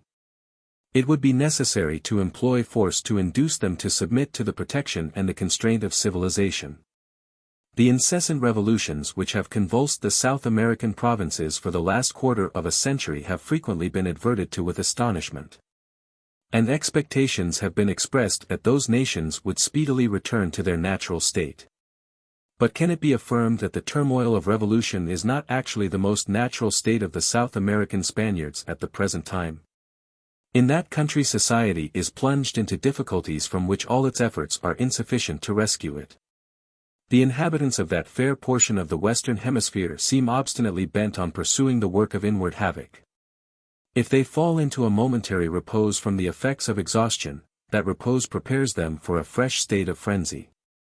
When I consider their condition, which alternates between misery and crime, I should be inclined to believe that despotism itself would be a benefit to them, if it were possible that the words despotism and benefit could ever be united in my mind. Conduct of Foreign Affairs by the American Democracy. Direction given to the foreign policy of the United States by Washington and Jefferson. Almost all the defects inherent in democratic institutions are brought to light in the conduct of foreign affairs. Their advantages are less perceptible. We have seen that the federal constitution entrusts the permanent direction of the external interests of the nation to the President and the Senate, which tends in some degree to detach the general foreign policy of the Union from the control of the people. It cannot therefore be asserted with truth that the external affairs of state are conducted by the democracy. The President, says the Constitution, Art. 2, Sect. 2, Section 2, shall have power, by and with the advice and consent of the Senate, to make treaties, provided 2/3 of the senators present concur. The reader is reminded that the senators are returned for a term of 6 years, and that they are chosen by the legislature of each state. The policy of America owes its rise to Washington, and after him to Jefferson, who established those principles which it observes at the present day. Washington said in the admirable letter which he addressed to his fellow citizens, and which may be looked upon as his political bequest to the country, the great rule of conduct for us in regard to foreign nations is, in extending our commercial relations, to have with them as little political connection as possible. So far as we have already formed engagements, let them be fulfilled with perfect good faith. Here let us stop. Europe has a set of primary interests which to us have none, or a very remote relation. Hence, she must be engaged in frequent controversies, the causes of which are essentially foreign to our concerns. Hence, therefore, it must be unwise in us to implicate ourselves, by artificial ties, in the ordinary vicissitudes of her politics, or the ordinary combinations and collisions of her friendships or enmities. Our detached and distant situation invites and enables us to pursue a different course.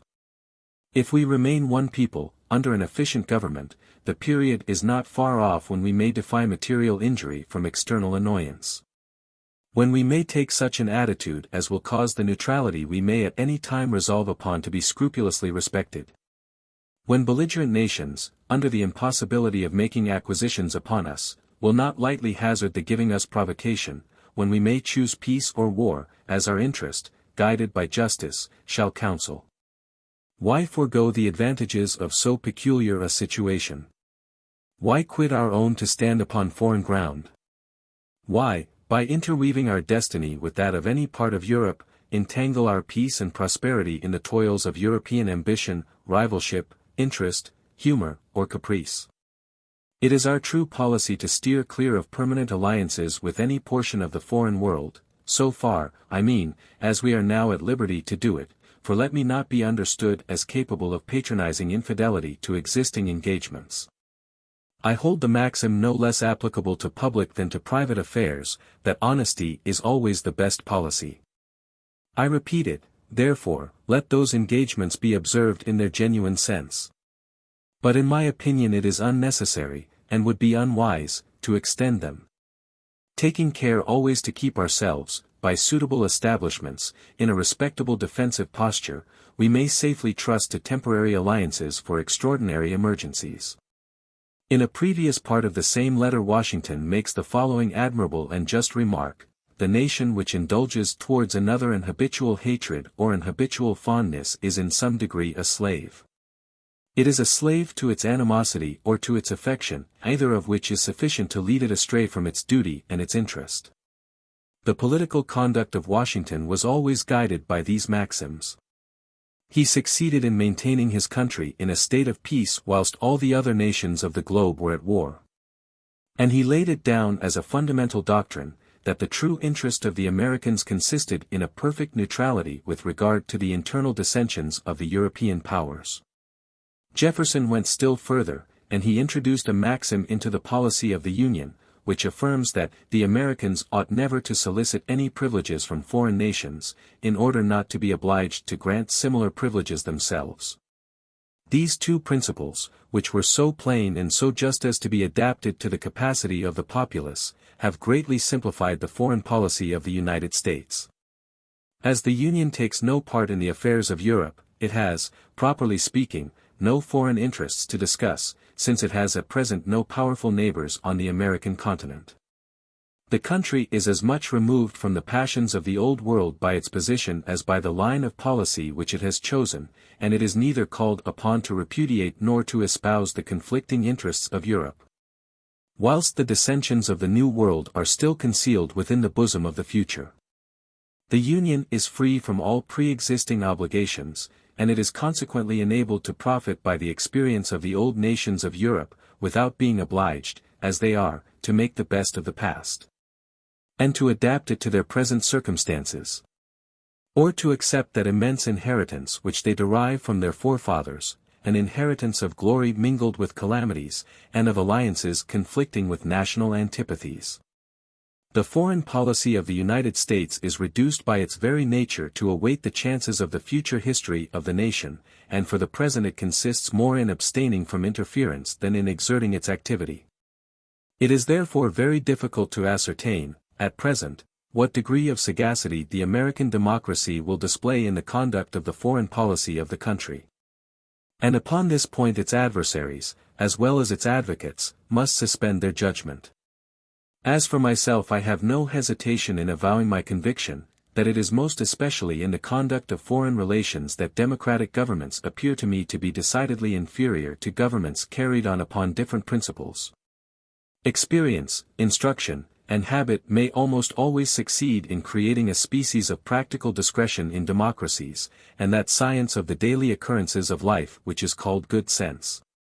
Good sense may suffice to direct the ordinary course of society. And amongst a people whose education has been provided for, the advantages of democratic liberty in the internal affairs of the country may more than compensate for the evils inherent in a democratic government. But such is not always the case in the mutual relations of foreign nations. Foreign politics demand scarcely any of those qualities which a democracy possesses. And they require, on the contrary, the perfect use of almost all those faculties in which it is deficient. Democracy is favorable to the increase of the internal resources of the state, it tends to diffuse a moderate independence. It promotes the growth of public spirit, and fortifies the respect which is entertained for law in all classes of society, and these are advantages which only exercise an indirect influence over the relations which one people bears to another. But a democracy is unable to regulate the details of an important undertaking, to persevere in a design, and to work out its execution in the presence of serious obstacles. It cannot combine its measures with secrecy, and it will not await their consequences with patience. These are qualities which more especially belong to an individual or to an aristocracy. And they are precisely the means by which an individual people attains to a predominant position. If, on the contrary, we observe the natural defects of aristocracy, we shall find that their influence is comparatively innoxious in the direction of the external affairs of a state. The capital fault of which aristocratic bodies may be accused is that they are more apt to contrive their own advantage than that of the mass of the people. In foreign politics it is rare for the interest of the aristocracy to be in any way distinct from that of the people. The propensity which democracies have to obey the impulse of passion rather than the suggestions of prudence, and to abandon a mature design for the gratification of a momentary caprice, was very clearly seen in America on the breaking out of the French Revolution. It was then as evident to the simplest capacity as it is at the present time that the interest of the Americans forbade them to take any part in the contest which was about to deluge Europe with blood, but which could by no means injure the welfare of their own country. Nevertheless, the sympathies of the people declared themselves with so much violence in behalf of France that nothing but the inflexible character of Washington, and the immense popularity which he enjoyed, could have prevented the Americans from declaring war against England. And even then, the exertions which the austere reason of that great man made to repress the generous but imprudent passions of his fellow citizens, very nearly deprived him of the sole recompense which he had ever claimed, that of his country's love. The majority then reprobated the line of policy which he adopted, and which has since been unanimously approved by the nation. If the Constitution and the favor of the public had not entrusted the direction of the foreign affairs of the country to Washington, it is certain that the American nation would at that time have taken the very measures which it now condemns. See the 5th volume of Marshall's Life of Washington. In a government constituted like that of the United States, he says, it is impossible for the chief magistrate, however firm he may be, to oppose for any length of time the torrent of popular opinion. And the prevalent opinion of that day seemed to incline to war. In fact, in the session of Congress held at the time, it was frequently seen that Washington had lost the majority in the House of Representatives. The violence of the language used against him in public was extreme, and in a political meeting they did not scruple to compare him indirectly to the treacherous Arnold. By the opposition, says Marshall, the friends of the administration were declared to be an aristocratic and corrupt faction, from a desire to introduce monarchy, were hostile to France and under the influence of Britain. That they were a paper nobility, whose extreme sensibility at every measure which threatened the funds, induced a tame submission to injuries and insults, which the interests and honor of the nation required them to resist. Almost all the nations which have ever exercised a powerful influence upon the destinies of the world by conceiving, following up, and executing vast designs, from the Romans to the English, have been governed by aristocratic institutions. Nor will this be a subject of wonder when we recollect that nothing in the world has so absolute a fixity of purpose as an aristocracy. The mass of the people may be led astray by ignorance or passion. The mind of a king may be biased, and his perseverance in his designs may be shaken, besides which a king is not immortal, but an aristocratic body is too numerous to be led astray by the blandishments of intrigue. And yet not numerous enough to yield readily to the intoxicating influence of unreflecting passion, it has the energy of a firm and enlightened individual, added to the power which it derives from perpetuity. Chapter 14, Advantages American Society Derive from Democracy, Part 1. What the real advantages are which American society derives from the government of the democracy. Before I enter upon the subject of the present chapter, one am induced to remind the reader of what I have more than once adverted to in the course of this book. The political institutions of the United States appear to me to be one of the forms of government which a democracy may adopt, but I do not regard the American Constitution as the best, or as the only one, which a democratic people may establish. In showing the advantages which the Americans derive from the government of democracy, I am therefore very far from meaning, or from believing, that similar advantages can only be obtained from the same laws. General tendency of the laws under the rule of the American democracy. And habits of those who apply them. Defects of a democratic government easy to be discovered, its advantages only to be discerned by long observation, democracy in America often inexpert. But the general tendency of the laws advantageous. In the American democracy public officers have no permanent interests distinct from those of the majority, result of this state of things. The defects and the weaknesses of a democratic government may very readily be discovered, they are demonstrated by the most flagrant instances, whilst its beneficial influence is less perceptibly exercised. A single glance suffices to detect its evil consequences, but its good qualities can only be discerned by long observation.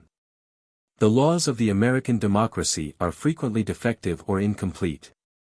They sometimes attack vested rights, or give a sanction to others which are dangerous to the community, but even if they were good, the frequent changes which they undergo would be an evil. How comes it, then, that the American republics prosper and maintain their position? In the consideration of laws a distinction must be carefully observed between the end at which they aim and the means by which they are directed to that end, between their absolute and their relative excellence.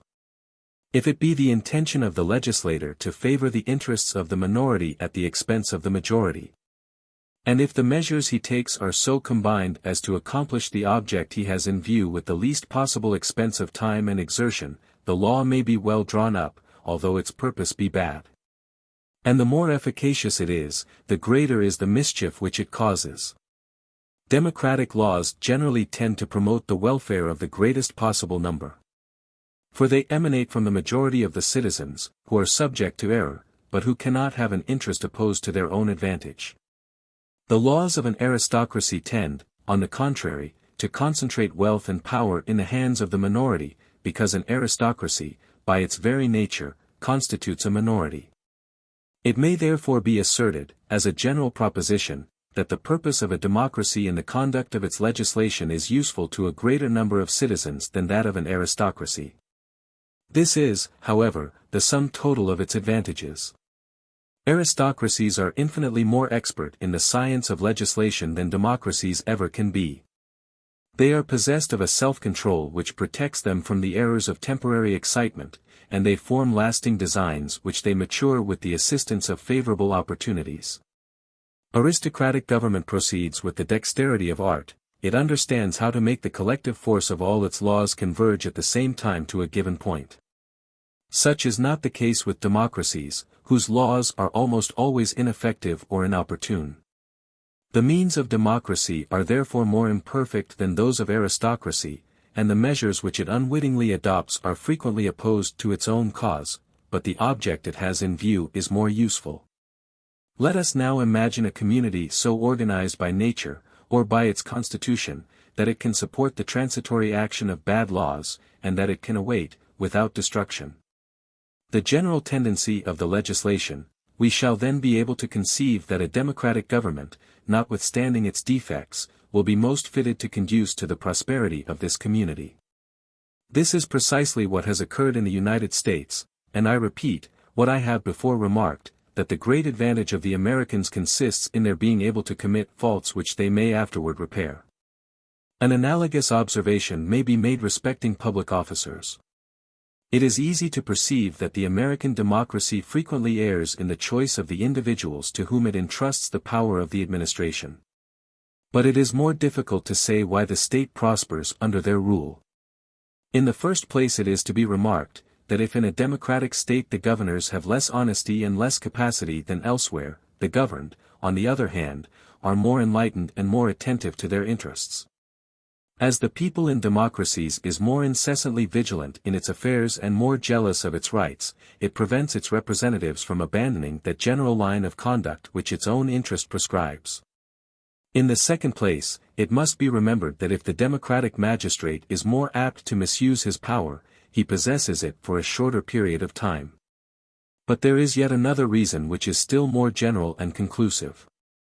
It is no doubt of importance to the welfare of nations that they should be governed by men of talents and virtue, but it is perhaps still more important that the interests of those men should not differ from the interests of the community at large.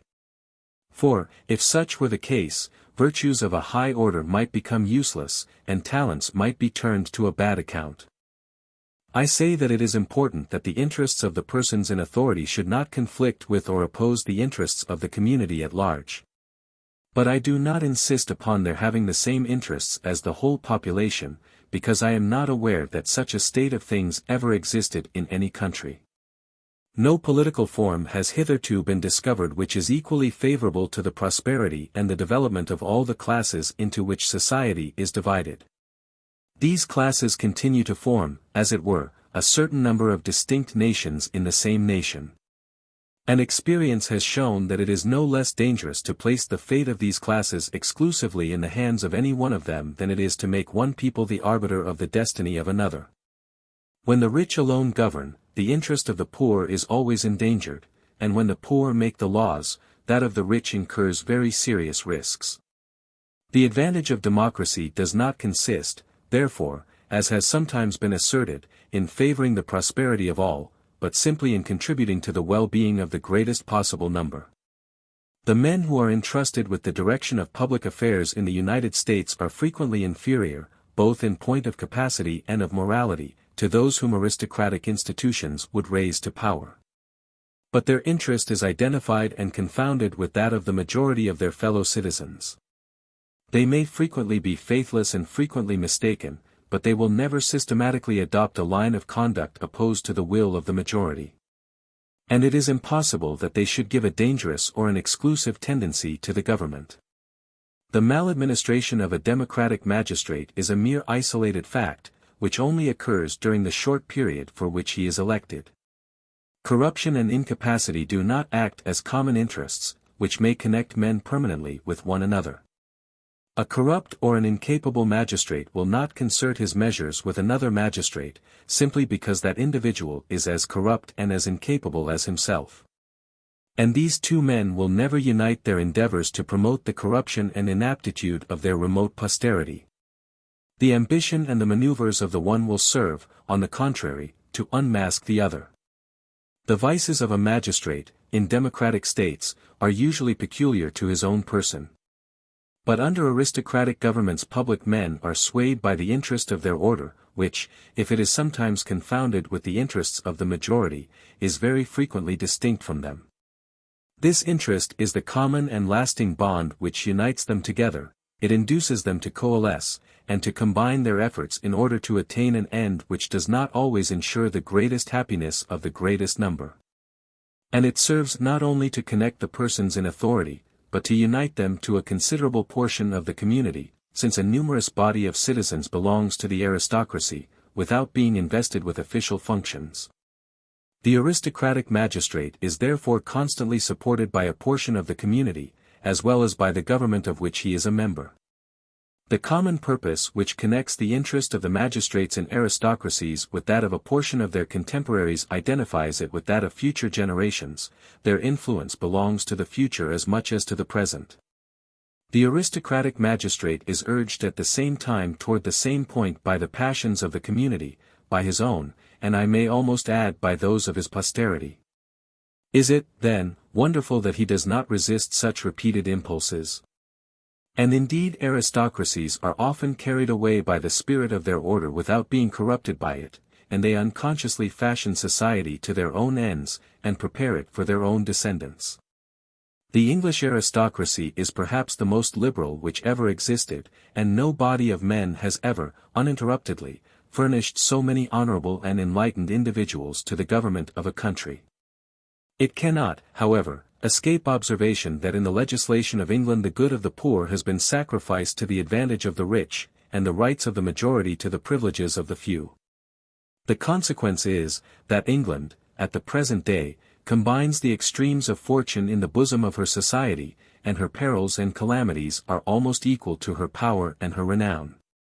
The legislation of England for the 40 years is certainly not fairly open to this criticism, which was written before the Reform Bill of 1832.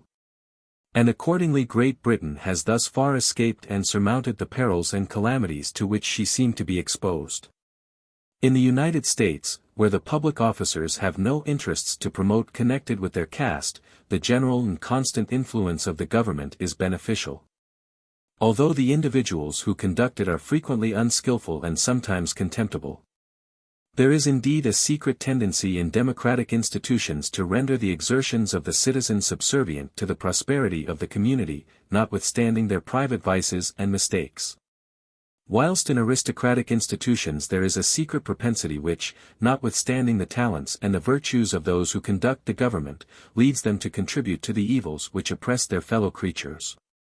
In aristocratic governments public men may frequently do injuries which they do not intend, and in democratic states they produce advantages which they never thought of. Public spirit in the United States. Patriotism of instinct, patriotism of reflection, their different characteristics. Nations ought to strive to acquire the second when the first has disappeared, efforts of the Americans to it, interest of the individual. Intimately connected with that of the country. There is one sort of patriotic attachment which principally arises from that instinctive, disinterested, and undefinable feeling which connects the affections of man with his birthplace. This natural fondness is united to a taste for ancient customs, and to a reverence for ancestral traditions of the past. Those who cherish it love their country as they love the mansions of their fathers. They enjoy the tranquility which it affords them, they cling to the peaceful habits which they have contracted within its bosom. They are attached to the reminiscences which it awakens, and they are even pleased by the state of obedience in which they are placed. This patriotism is sometimes stimulated by religious enthusiasm, and then it is capable of making the most prodigious efforts. It is in itself a kind of religion, it does not reason, but it acts from the impulse of faith and of sentiment. By some nations the monarch has been regarded as a personification of the country, and the fervor of patriotism being converted into the fervor of loyalty, they took a sympathetic pride in his conquests, and gloried in his power. At one time, under the ancient monarchy, the French felt a sort of satisfaction in the sense of their dependence upon the arbitrary pleasure of their king, and they were wont to say with pride, "We are the subjects of the most powerful king in the world." But, like all instinctive passions, this kind of patriotism is more apt to prompt transient exertion than to supply the motives of continuous endeavor. It may save the state in critical circumstances, but it will not unfrequently allow the nation to decline in the midst of peace. Whilst the manners of a people are simple and its faith unshaken, whilst society is steadily based upon traditional institutions whose legitimacy has never been contested, this instinctive patriotism is wont to endure. But there is another species of attachment to a country which is more rational than the one we have been describing. It is perhaps less generous and less ardent, but it is more fruitful and more lasting. It is coeval with the spread of knowledge, it is nurtured by the laws, it grows by the exercise of civil rights, and, in the end, it is confounded with the personal interest of the citizen. A man comprehends the influence which the prosperity of his country has upon his own welfare. He is aware that the laws authorize him to contribute his assistance to that prosperity, and he labors to promote it as a portion of his interest in the first place, and as a portion of his right in the second. But epochs sometimes occur, in the course of the existence of a nation, at which the ancient customs of a people are changed, public morality destroyed, religious belief disturbed, and the spell of tradition broken. Whilst the diffusion of knowledge is yet imperfect, and the civil rights of the community are ill-secured, or confined within very narrow limits. The country then assumes a dim and dubious shape in the eyes of the citizens, they no longer behold it in the soil which they inhabit, for that soil is to them a dull inanimate clod. Nor in the usages of their forefathers, which they have been taught to look upon as a debasing yoke, nor in religion, for of that they doubt, nor in the laws, which do not originate in their own authority. Nor in the legislator, whom they fear and despise. The country is lost to their senses, they can neither discover it under its own nor under borrowed features, and they entrench themselves within the dull precincts of a narrow egotism. They are emancipated from prejudice without having acknowledged the empire of reason, they are neither animated by the instinctive patriotism of monarchical subjects nor by the thinking patriotism of republican citizens. But they have stopped halfway between the two, in the midst of confusion and of distress. In this predicament, to retreat is impossible. For a people cannot restore the vivacity of its earlier times, any more than a man can return to the innocence and the bloom of childhood. Such things may be regretted, but they cannot be renewed. The only thing, then, which remains to be done is to proceed, and to accelerate the union of private with public interests, since the period of disinterested patriotism is gone by forever. I am certainly very far from averring that, in order to obtain this result, the exercise of political rights should be immediately granted to all the members of the community. But I maintain that the most powerful, and perhaps the only, means of interesting men in the welfare of their country which we still possess is to make them partakers in the government. At the present time civic zeal seems to me to be inseparable from the exercise of political rights, and I hold that the number of citizens will be found to augment or to decrease in Europe in proportion as those rights are extended. In the United States the inhabitants were thrown but as yesterday upon the soil which they now occupy, and they brought neither customs nor traditions with them there, they meet each other for the first time with no previous acquaintance. In short, the instinctive love of their country can scarcely exist in their minds. But everyone takes as zealous an interest in the affairs of his township, his county, and of the whole state, as if they were his own, because everyone, in his sphere, takes an active part in the government of society. The lower orders in the United States are alive to the perception of the influence exercised by the general prosperity upon their own welfare, and simple as this observation is, it is one which is but too rarely made by the people. But in America the people regards this prosperity as the result of its own exertions. The citizen looks upon the fortune of the public as his private interest, and he cooperates in its success, not so much from a sense of pride or of duty, as from what I shall venture to term cupidity. It is unnecessary to study the institutions and the history of the Americans in order to discover the truth of this remark, for their manners render it sufficiently evident. As the American participates in all that is done in his country, he thinks himself obliged to defend whatever may be censured, for it is not only his country which is attacked upon these occasions, but it is himself. The consequence is, that his national pride resorts to 1,000 artifices, and to all the petty tricks of individual vanity. Nothing is more embarrassing in the ordinary intercourse of life than this irritable patriotism of the Americans. A stranger may be very well inclined to praise many of the institutions of their country, but he begs permission to blame some of the peculiarities which he observes, a permission which is, however, inexorably refused. America is therefore a free country, in which, lest anybody should be hurt by your remarks, you are not allowed to speak freely of private individuals, or of the state, of the citizens or of the authorities, of public or of private undertakings, or, in short, of anything at all, except it be of the climate and the soil. And even then Americans will be found ready to defend either the one or the other, as if they had been contrived by the inhabitants of the country. In our times option must be made between the patriotism of all and the government of a few. For the force and activity which the first confers are irreconcilable with the guarantees of tranquility which the second furnishes. Notion of rights in the United States. No great people without a notion of rights. How the notion of rights can be given to people, respect of rights in the United States, whence it arises. After the idea of virtue, I know no higher principle than that of right, or, to speak more accurately, these two ideas are commingled in one. The idea of right is simply that of virtue introduced into the political world. It is the idea of right which enabled men to define anarchy and tyranny, and which taught them to remain independent without arrogance, as well as to obey without servility. The man who submits to violence is debased by his compliance. But when he obeys the mandate of one who possesses that right of authority which he acknowledges in a fellow creature, he rises in some measure above the person who delivers the command. There are no great men without virtue, and there are no great nations. It may almost be added that there would be no society, without the notion of rights. For what is the condition of a mass of rational and intelligent beings who are only united together by the bond of force? I am persuaded that the only means which we possess at the present time of inculcating the notion of rights, and of rendering it, as it were, palpable to the senses, is to invest all the members of the community with the peaceful exercise of certain rights. This is very clearly seen in children, who are men without the strength and the experience of manhood. When a child begins to move in the midst of the objects which surround him, he is instinctively led to turn everything which he can lay his hands upon to his own purposes. He has no notion of the property of others. But as he gradually learns the value of things, and begins to perceive that he may in his turn be deprived of his possessions, he becomes more circumspect, and he observes those rights in others which he wishes to have respected in himself.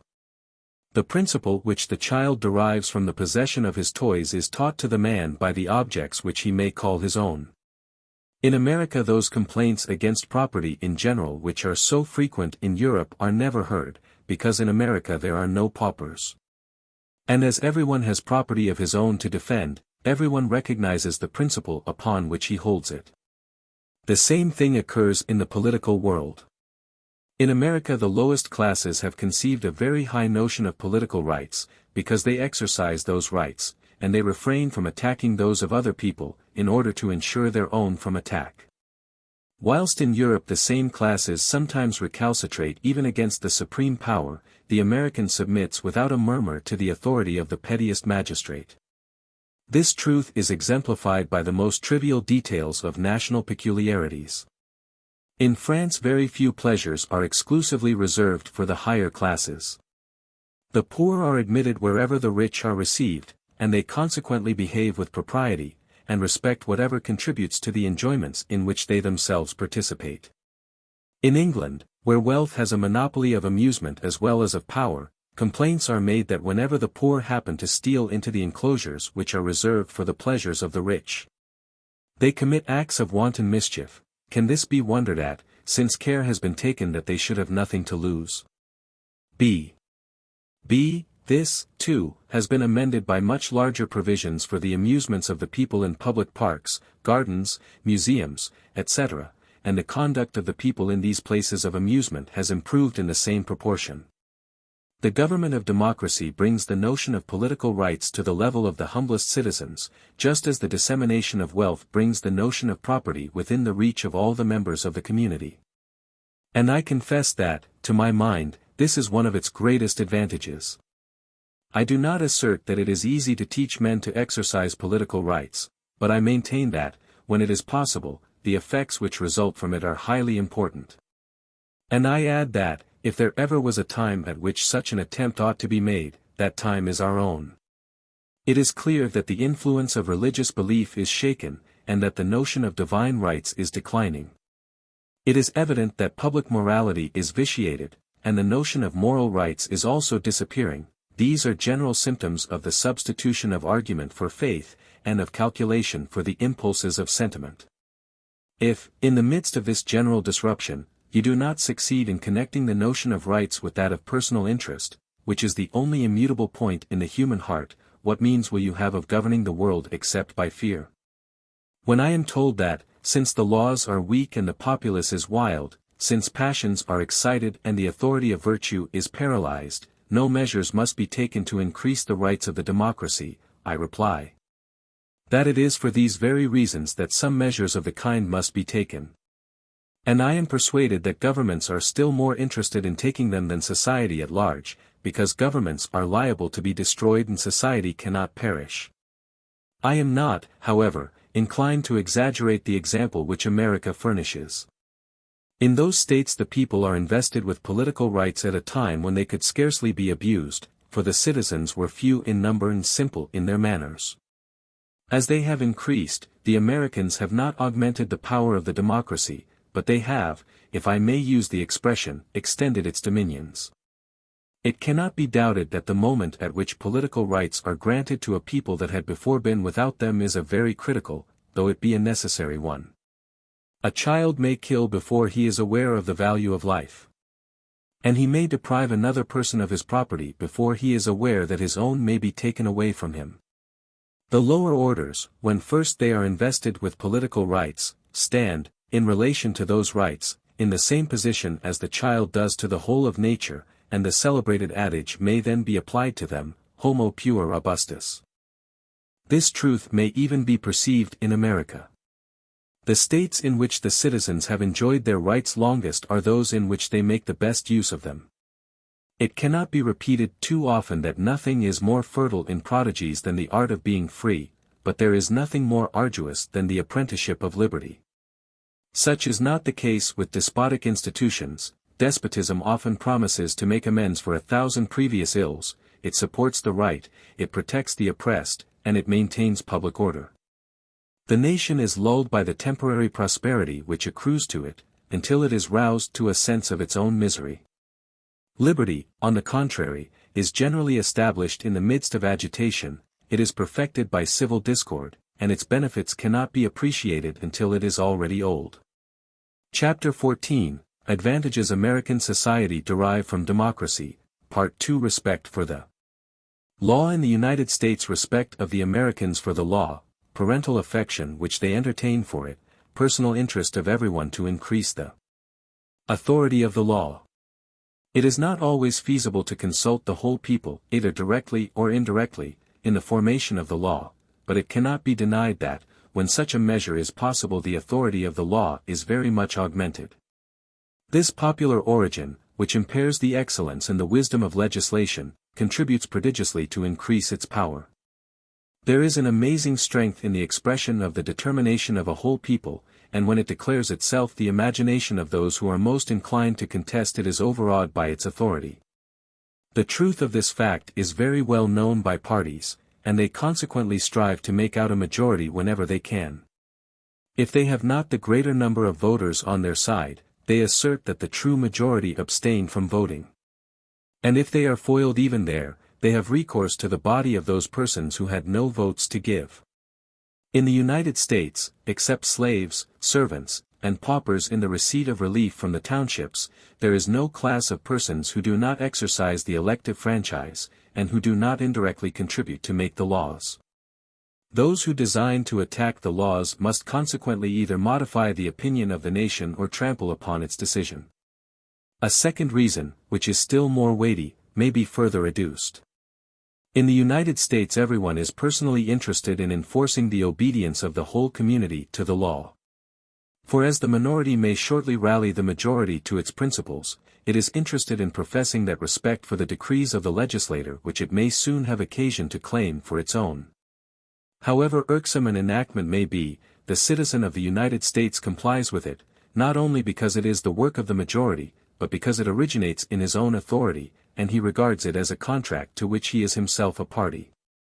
In the United States, then, that numerous and turbulent multitude does not exist which always looks upon the law as its natural enemy, and accordingly surveys it with fear and with distrust. It is impossible, on the other hand, not to perceive that all classes display the utmost reliance upon the legislation of their country, and that they are attached to it by a kind of parental affection. I am wrong, however, in saying all classes. For as in America the European scale of authority is inverted, the wealthy are there placed in a position analogous to that of the poor in the Old World, and it is the opulent classes which frequently look upon the law with suspicion. I have already observed that the advantage of democracy is not, as has been sometimes asserted, that it protects the interests of the whole community, but simply that it protects those of the majority. In the United States, where the poor rule, the rich have always some reason to dread the abuses of their power. This natural anxiety of the rich may produce a sullen dissatisfaction, but society is not disturbed by it. For the same reason which induces the rich to withhold their confidence in the legislative authority makes them obey its mandates, their wealth, which prevents them from making the law, prevents them from withstanding it. Amongst civilized nations revolts are rarely excited, except by such persons as have nothing to lose by them, and if the laws of a democracy are not always worthy of respect, at least they always obtain it. For those who usually infringe the laws have no excuse for not complying with the enactments they have themselves made, and by which they are themselves benefited. Whilst the citizens whose interests might be promoted by the infraction of them are induced, by their character and their stations, to submit to the decisions of the legislature, whatever they may be. Besides which, the people in America obeys the law not only because it emanates from the popular authority, but because that authority may modify it in any points which may prove vexatory. A law is observed because it is a self-imposed evil in the first place, and an evil of transient duration in the second. Activity which pervades all the branches of the body politic in the United States. Influence which it exercises upon society. More difficult to conceive the political activity which pervades the United States than the freedom and equality which reign there, the great activity which perpetually agitates the legislative bodies is only an episode to the general activity, difficult for an American to confine himself to his own business. Political agitation extends to all social intercourse, commercial activity of the Americans partly attributable to this cause, indirect advantages which society derives from a democratic government. On passing from a country in which free institutions are established to one where they do not exist, the traveler is struck by the change. In the former all is bustle and activity, in the latter everything is calm and motionless. In the one, amelioration and progress are the general topics of inquiry, in the other, it seems as if the community only aspired to repose in the enjoyment of the advantages which it has acquired. Nevertheless, the country which exerts itself so strenuously to promote its welfare is generally more wealthy and more prosperous than that which appears to be so contented with its lot. And when we compare them together, we can scarcely conceive how so many new wants are daily felt in the former, whilst so few seem to occur in the latter. If this remark is applicable to those free countries in which monarchical and aristocratic institutions subsist, it is still more striking with regard to democratic republics. In these states it is not only a portion of the people which is busied with the amelioration of its social condition, but the whole community is engaged in the task. And it is not the exigencies and the convenience of a single class for which a provision is to be made, but the exigencies and the convenience of all ranks of life. It is not impossible to conceive the surpassing liberty which the Americans enjoy. Some idea may likewise be formed of the extreme equality which subsists amongst them, but the political activity which pervades the United States must be seen in order to be understood. No sooner do you set foot upon the American soil than you are stunned by a kind of tumult, a confused clamor is heard on every side, and 1,000 simultaneous voices demand the immediate satisfaction of their social wants. Everything is in motion around you. Here, the people of one quarter of a town are met to decide upon the building of a church. There, the election of a representative is going on. A little further the delegates of a district are posting to the town in order to consult upon some local improvements, or in another place the laborers of a village quit their plows to deliberate upon the project of a road or a public school. Meetings are called for the sole purpose of declaring their disapprobation of the line of conduct pursued by the government, whilst in other assemblies the citizens salute the authorities of the day as the fathers of their country. Societies are formed which regard drunkenness as the principal cause of the evils under which the state labors, and which solemnly bind themselves to give a constant example of temperance. C. At the time of my stay in the United States, the temperance societies already consisted of more than 270,000 members, and their effect had been to diminish the consumption of fermented liquors by 500,000 gallons per annum in the state of Pennsylvania alone. The great political agitation of the American legislative bodies, which is the only kind of excitement that attracts the attention of foreign countries, is a mere episode or a sort of continuation of that universal movement which originates in the lowest classes of the people and extends successively to all the ranks of society. It is impossible to spend more efforts in the pursuit of enjoyment.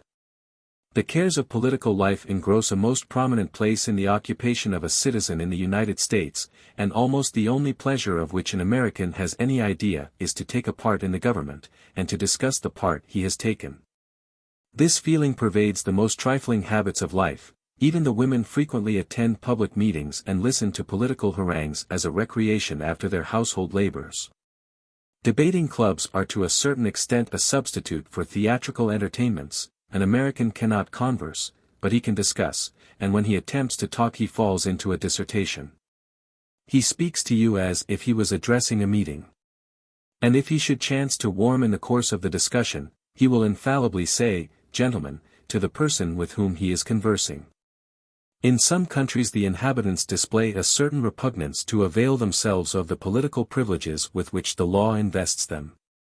It would seem that they set too high a value upon their time to spend it on the interests of the community, and they prefer to withdraw within the exact limits of a wholesome egotism, marked out by 4 sunk fences and a quickset hedge. But if an American were condemned to confine his activity to his own affairs, he would be robbed of 1/2 of his existence, he would feel an immense void in the life which he is accustomed to lead, and his wretchedness would be unbearable.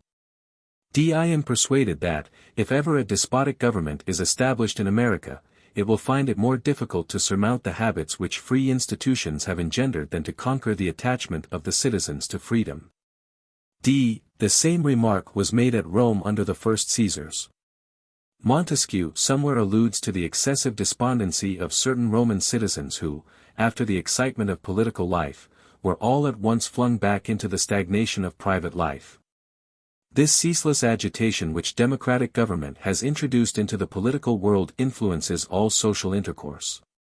I am not sure that upon the whole this is not the greatest advantage of democracy. And I am much less inclined to applaud it for what it does than for what it causes to be done.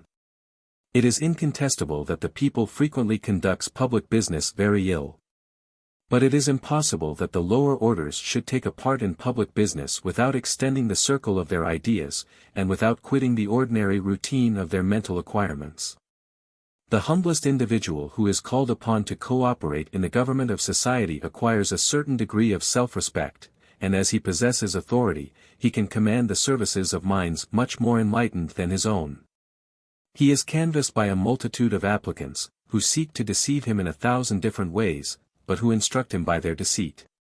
He takes a part in political undertakings which did not originate in his own conception, but which give him a taste for undertakings of the kind.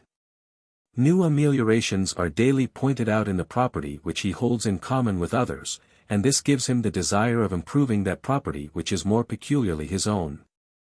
He is perhaps neither happier or better than those who came before him, but he is better informed and more active.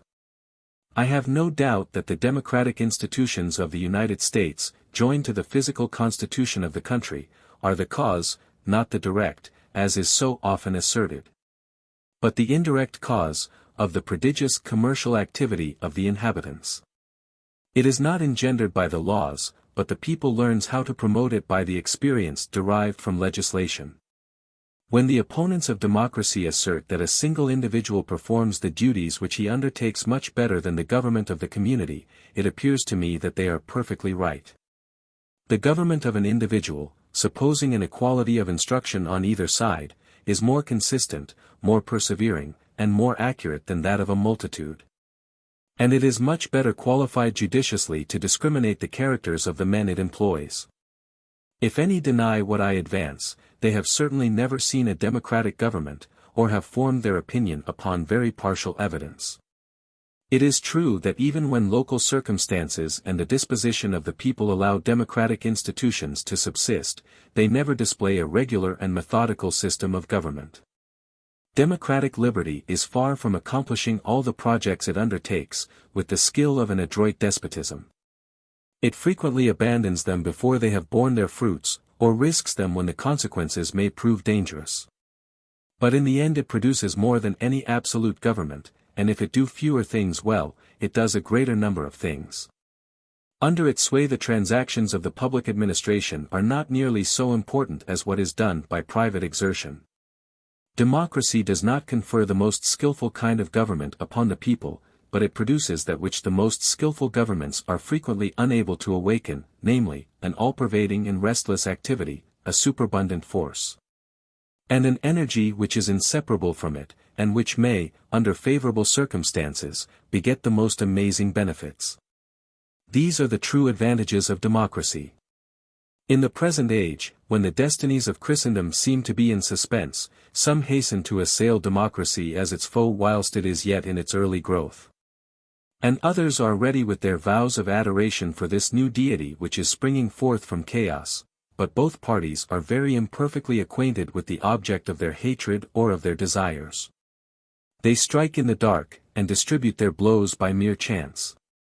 We must first understand what the purport of society and the aim of government is held to be. If it be your intention to confer a certain elevation upon the human mind, and to teach it to regard the things of this world with generous feelings, to inspire men with a scorn of mere temporal advantage, to give birth to living convictions, and to keep alive the spirit of honorable devotedness. If you hold it to be a good thing to refine the habits, to embellish the manners, to cultivate the arts of a nation, and to promote the love of poetry, of beauty, and of renown. If you would constitute a people not unfitted to act with power upon all other nations, nor unprepared for those high enterprises which, whatever be the result of its efforts, will leave a name forever famous in time, if you believe such to be the principal object of society, you must avoid the government of democracy, which would be a very uncertain guide to the end you have in view. But if you hold it to be expedient to divert the moral and intellectual activity of man to the production of comfort, and to the acquirement of the necessaries of life, if a clear understanding be more profitable to man than genius, if your object be not to stimulate the virtues of heroism, but to create habits of peace, if you had rather witness vices than crimes and are content to meet with fewer noble deeds, provided offences be diminished in the same proportion. If, instead of living in the midst of a brilliant state of society, you are contented to have prosperity around you. If, in short, you are of opinion that the principal object of a government is not to confer the greatest possible share of power and of glory upon the body of the nation, but to ensure the greatest degree of enjoyment and the least degree of misery to each of the individuals who compose it, if such be your desires, you can have no surer means of satisfying them than by equalizing the conditions of men, and establishing democratic institutions. But if the time be past at which such a choice was possible, and if some superhuman power impel us towards one or the other of these two governments without consulting our wishes, let us at least endeavor to make the best of that which is allotted to us. And let us so inquire into its good and its evil propensities as to be able to foster the former and repress the latter to the utmost. Chapter 15, Unlimited Power of Majority. And its Consequences, Part 1. Chapter Summary. Natural strength of the majority in democracies. Most of the American constitutions have increased this strength by artificial means. How this has been done: pledged delegates, moral power of the majority, opinion as to its infallibility, respect for its rights. How augmented in the United States. Unlimited power of the majority in the United States, and its consequences. The very essence of democratic government consists in the absolute sovereignty of the majority, for there is nothing in democratic states which is capable of resisting it. Most of the American constitutions have sought to increase this natural strength of the majority by artificial means. A. We observed, in examining the federal constitution, that the efforts of the legislators of the Union had been diametrically opposed to the present tendency. The consequence has been that the federal government is more independent in its sphere than that of the states. But the federal government scarcely ever interferes in any but external affairs. And the governments of the state are in the governments of the states are in reality the authorities which direct society in America. The legislature is, of all political institutions, the one which is most easily swayed by the wishes of the majority. The Americans determined that the members of the legislature should be elected by the people immediately, and for a very brief term, in order to subject them, not only to the general convictions, but even to the daily passion, of their constituents. The members of both houses are taken from the same class in society, and are nominated in the same manner, so that the modifications of the legislative bodies are almost as rapid and quite as irresistible as those of a single assembly. It is to a legislature thus constituted that almost all the authority of the government has been entrusted. But whilst the law increased the strength of those authorities which of themselves were strong, it enfeebled more and more those which were naturally weak. It deprived the representatives of the executive of all stability and independence, and by subjecting them completely to the caprices of the legislature, it robbed them of the slender influence which the nature of a democratic government might have allowed them to retain.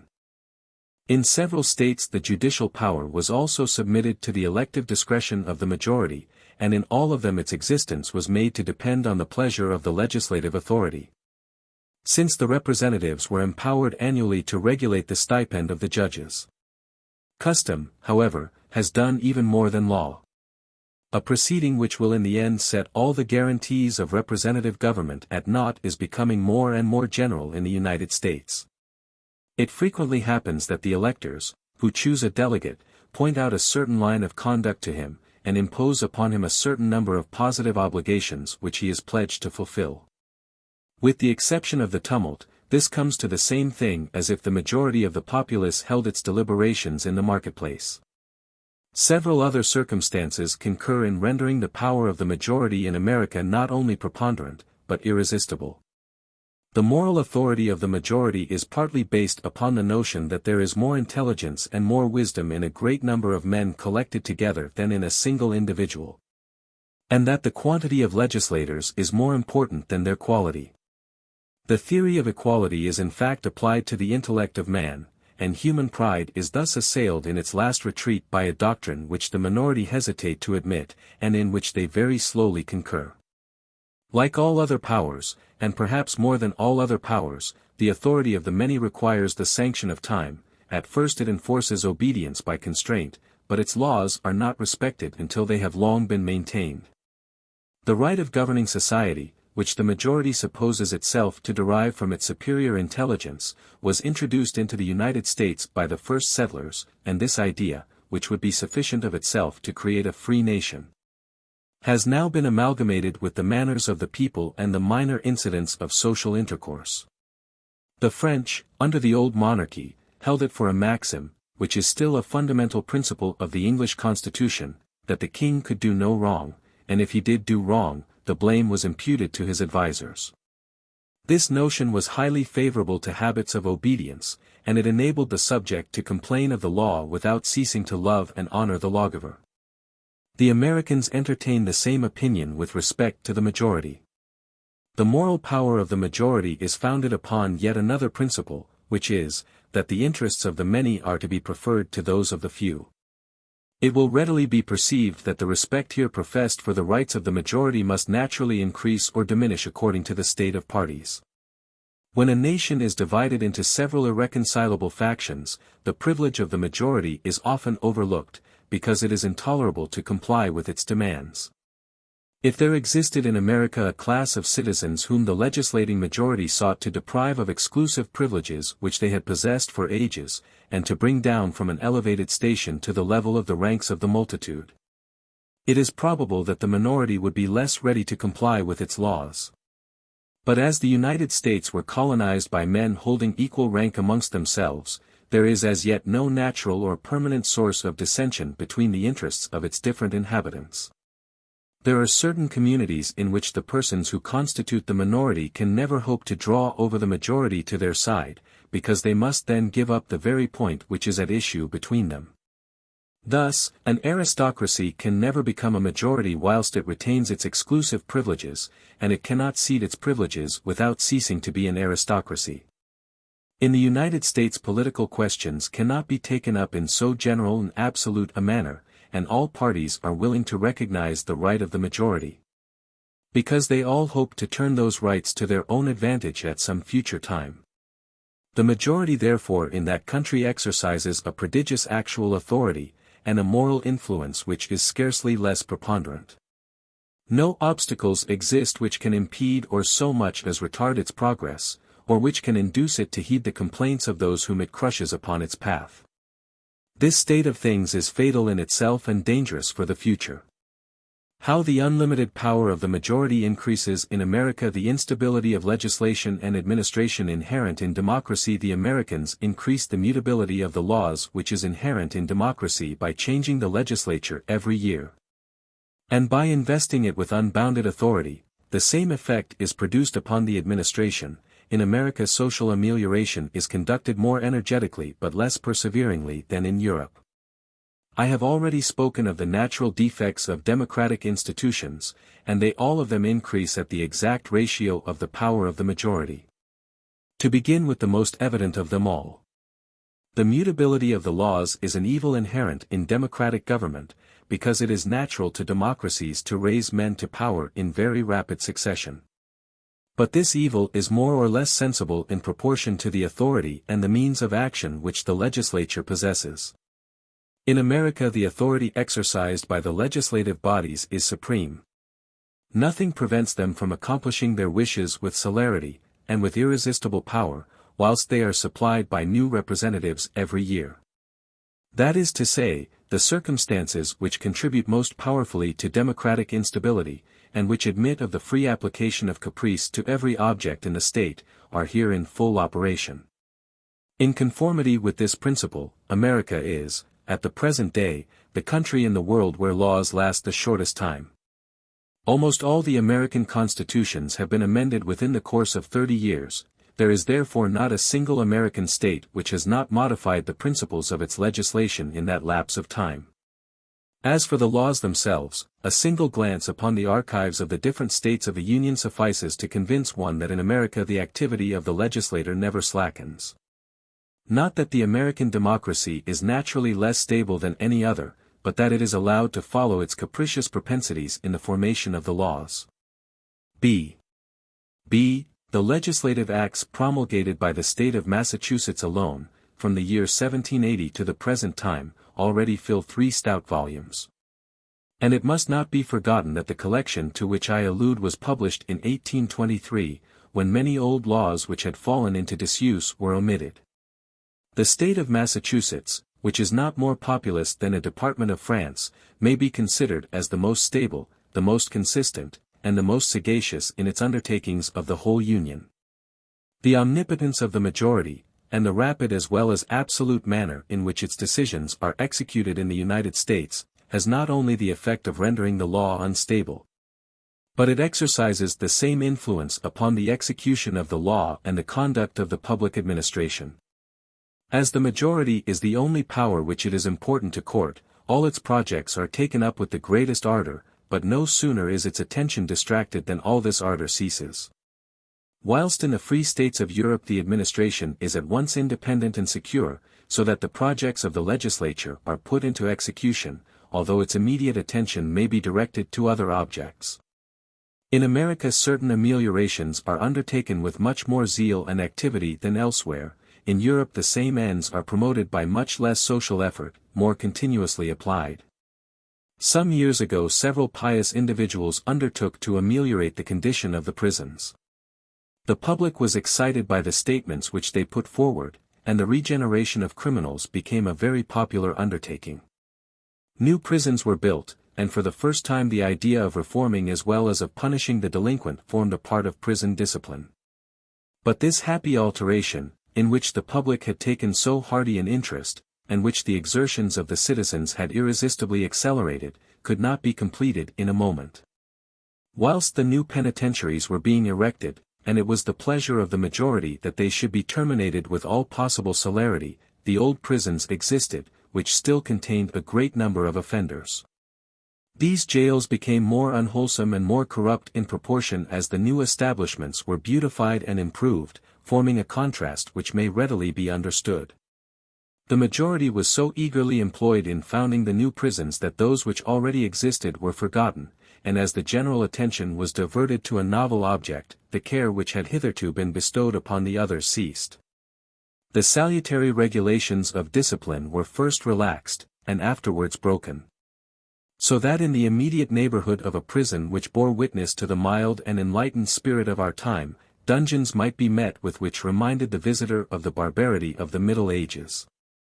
Chapter 15, Unlimited Power of Majority. And its Consequences, Part 2. Tyranny of the Majority. How the principle of the sovereignty of the people is to be understood. Impossibility of conceiving a mixed government. The sovereign power must center somewhere. Precautions to be taken to control its action. These precautions have not been taken in the United States. Consequences. I hold it to be an impious and an execrable maxim that, politically speaking, a people has a right to do whatsoever it pleases, and yet I have asserted that all authority originates in the will of the majority. Am I then, in contradiction with myself? A general law, which bears the name of justice, has been made and sanctioned, not only by a majority of this or that people, but by a majority of mankind. The rights of every people are consequently confined within the limits of what is just. A nation may be considered in the light of a jury which is empowered to represent society at large, and to apply the great and general law of justice.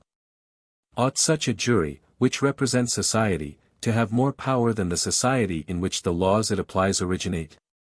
When I refuse to obey an unjust law, I do not contest the right which the majority has of commanding, but I simply appeal from the sovereignty of the people to the sovereignty of mankind.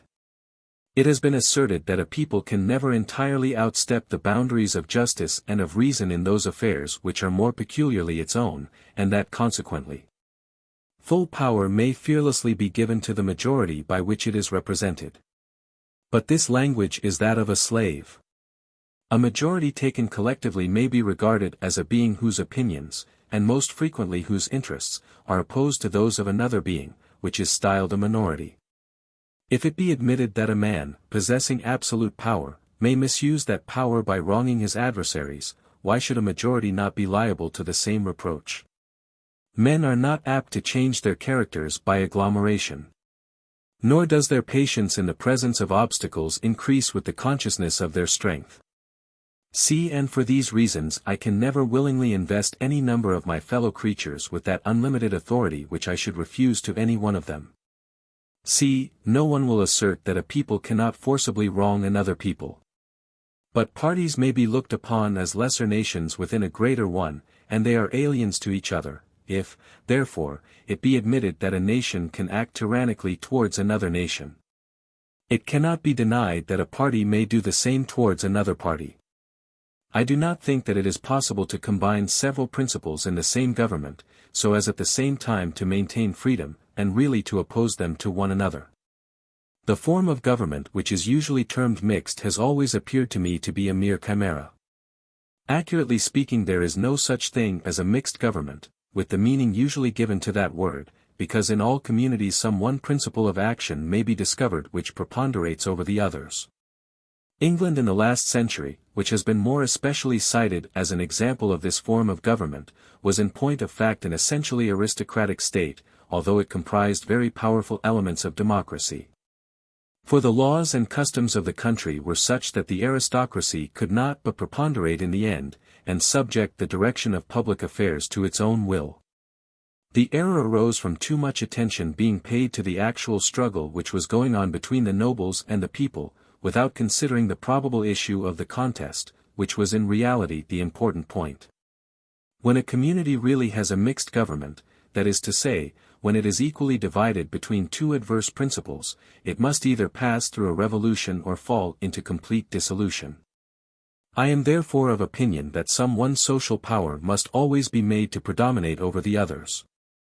But I think that liberty is endangered and this power is checked by no obstacles which may retard its course, and force it to moderate its own vehemence. Unlimited power is in itself a bad and dangerous thing. Human beings are not competent to exercise it with discretion, and God alone can be omnipotent, because his wisdom and his justice are always equal to his power. But no power upon earth is so worthy of honor for itself, or of reverential obedience to the rights which it represents, that I would consent to admit its uncontrolled and all-predominant authority. When I see that the right and the means of absolute command are conferred on a people or upon a king, upon an aristocracy or a democracy, a monarchy or a republic, I recognize the germ of tyranny. And I journey onward to a land of more hopeful institutions. In my opinion, the main evil of the present democratic institutions of the United States does not arise, as is often asserted in Europe, from their weakness, but from their overpowering strength. And I am not so much alarmed at the excessive liberty which reigns in that country as at the very inadequate securities which exist against tyranny. When an individual or a party is wronged in the United States, to whom can he apply for redress? If to public opinion constitutes the majority; if to the legislature, it represents the majority, and implicitly obeys its injunctions. If to the executive power, it is appointed by the majority, and remains a passive tool in its hands. The public troops consist of the majority under arms, the jury is the majority invested with the right of hearing judicial cases.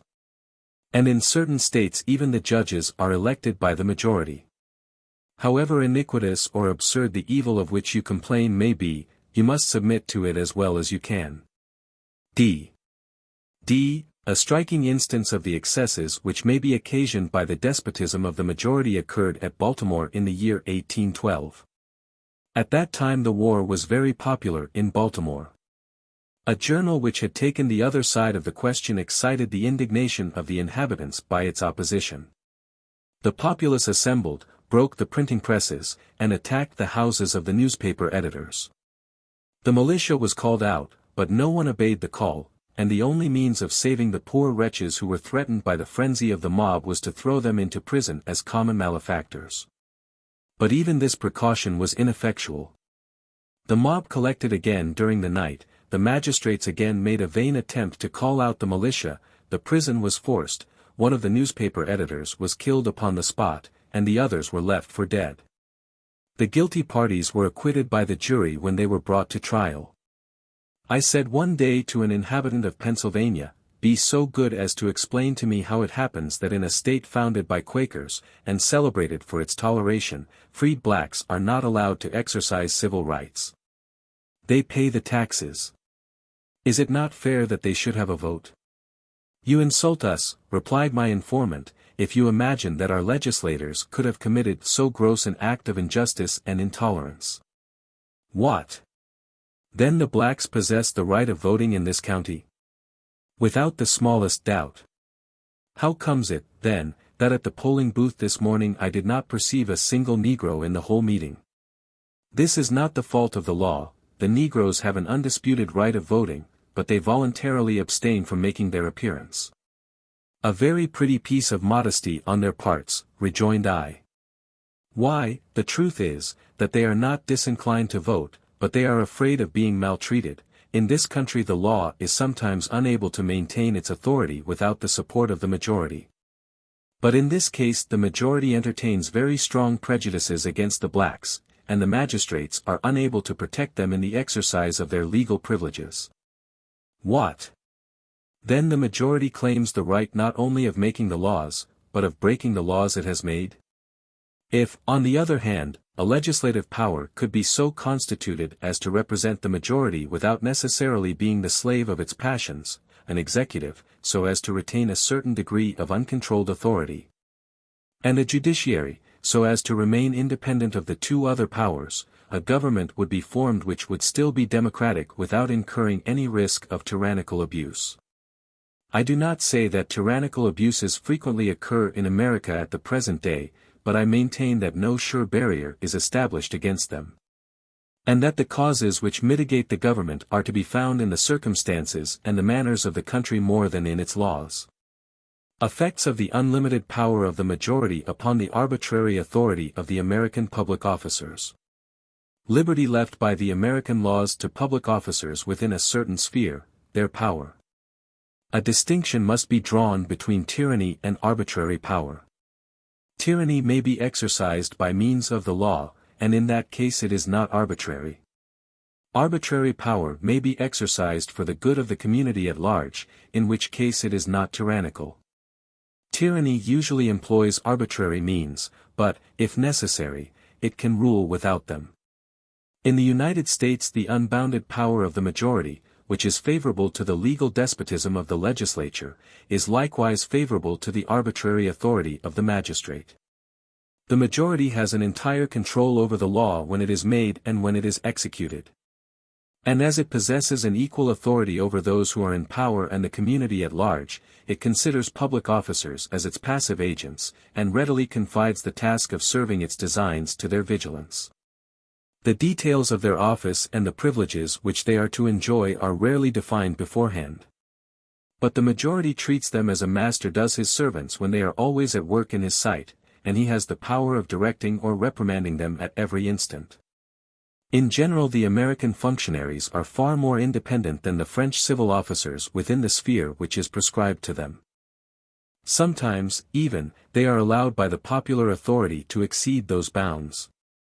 And as they are protected by the opinion, and backed by the cooperation, of the majority, they venture upon such manifestations of their power as astonish a European. By this means habits are formed in the heart of a free country which may some day prove fatal to its liberties. Power exercised by the majority in America upon opinion. In America, when the majority has once irrevocably decided a question, all discussion ceases. Reason of this: moral power exercised by the majority upon opinion. Democratic republics have deprived despotism of its physical instruments, their despotism sways the minds of men. It is in the examination of the display of public opinion in the United States that we clearly perceive how far the power of the majority surpasses all the powers with which we are acquainted in Europe. Intellectual principles exercise an influence which is so invisible, and often so inappreciable, that they baffle the toils of oppression. At the present time the most absolute monarchs in Europe are unable to prevent certain notions, which are opposed to their authority, from circulating in secret throughout their dominions, and even in their courts. Such is not the case in America. As long as the majority is still undecided, discussion is carried on. But as soon as its decision is irrevocably pronounced, a submissive silence is observed, and the friends, as well as the opponents, of the measure unite in assenting to its propriety. The reason of this is perfectly clear. No monarch is so absolute as to combine all the powers of society in his own hands, and to conquer all opposition with the energy of a majority which is invested with the right of making and of executing the laws. The authority of a king is purely physical, and it controls the actions of the subject without subduing his private will, but the majority possesses a power which is physical and moral at the same time. It acts upon the will as well as upon the actions of men, and it represses not only all contest, but all controversy. I know no country in which there is so little true independence of mind and freedom of discussion as in America. In any constitutional state in Europe every sort of religious and political theory may be advocated and propagated abroad. For there is no country in Europe so subdued by any single authority as not to contain citizens who are ready to protect the man who raises his voice in the cause of truth from the consequences of his hardihood. If he is unfortunate enough to live under an absolute government, the people is upon his side. If he inhabits a free country, he may find a shelter behind the authority of the throne, if he require one. The aristocratic part of society supports him in some countries, and the democracy in others. But in a nation where democratic institutions exist, organized like those of the United States, there is but one sole authority, one single element of strength and of success, with nothing beyond it. In America the majority raises very formidable barriers to the liberty of opinion. Within these barriers an author may write whatever he pleases, but he will repent it if he ever step beyond them. Not that he is exposed to the terrors of an auto da fe, but he is tormented by the slights and persecutions of daily obloquy. His political career is closed forever, since he has offended the only authority which is able to promote his success. Every sort of compensation, even that of celebrity, is refused to him. Before he published his opinions he imagined that he held them in common with many others. But no sooner has he declared them openly than he is loudly censured by his overbearing opponents, whilst those who think without having the courage to speak, like him, abandon him in silence. He yields at length, oppressed by the daily efforts he has been making, and he subsides into silence, as if he was tormented by remorse for having spoken the truth. Fetters and headsmen were the coarse instruments which tyranny formerly employed. But the civilization of our age has refined the arts of despotism which seemed, however, to have been sufficiently perfected before. The excesses of monarchical power had devised a variety of physical means of oppression. The democratic republics of the present day have rendered it as entirely an affair of the mind as that will which it is intended to coerce. Under the absolute sway of an individual despot the body was attacked in order to subdue the soul, and the soul escaped the blows which were directed against it and rose superior to the attempt. But such is not the course adopted by tyranny in democratic republics. There the body is left free, and the soul is enslaved. The sovereign can no longer say, "You shall think as I do on pain of death." But he says, "You are free to think differently from me, and to retain your life, your property, and all that you possess, but if such be your determination, you are henceforth an alien among your people. You may retain your civil rights, but they will be useless to you, for you will never be chosen by your fellow citizens if you solicit their suffrages, and they will affect to scorn you if you solicit their esteem. You will remain among men, but you will be deprived of the rights of mankind. Your fellow creatures will shun you like an impure being, and those who are most persuaded of your innocence will abandon you too, lest they should be shunned in their turn. Go in peace. I have given you your life, but it is an existence incomparably worse than death. Monarchical institutions have thrown an odium upon despotism. Let us beware lest democratic republics should restore oppression, and should render it less odious and less degrading in the eyes of the many, by making it still more onerous to the few. Works have been published in the proudest nations of the Old World expressly intended to censure the vices and deride the follies of the times.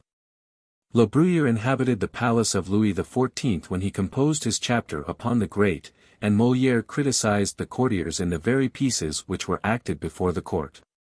But the ruling power in the United States is not to be made game of. The smallest reproach irritates its sensibility, and the slightest joke which has any foundation in truth renders it indignant. From the style of its language to the more solid virtues of its character, everything must be made the subject of encomium. No writer, whatever be his eminence, can escape from this tribute of adulation to his fellow citizens. The majority lives in the perpetual practice of self-applause, and there are certain truths which the Americans can only learn from strangers or from experience. If great writers have not at present existed in America, the reason is very simply given in these facts: there can be no literary genius without freedom of opinion, and freedom of opinion does not exist in America. The Inquisition has never been able to prevent a vast number of anti-religious books from circulating in Spain. The empire of the majority succeeds much better in the United States, since it actually removes the wish of publishing them. Unbelievers are to be met with in America, but, to say the truth, there is no public organ of infidelity. Attempts have been made by some governments to protect the morality of nations by prohibiting licentious books. In the United States no one is punished for this sort of works, but no one is induced to write them, not because all the citizens are immaculate in their manners, but because the majority of the community is decent and orderly. In these cases the advantages derived from the exercise of this power are unquestionable, and I am simply discussing the nature of the power itself.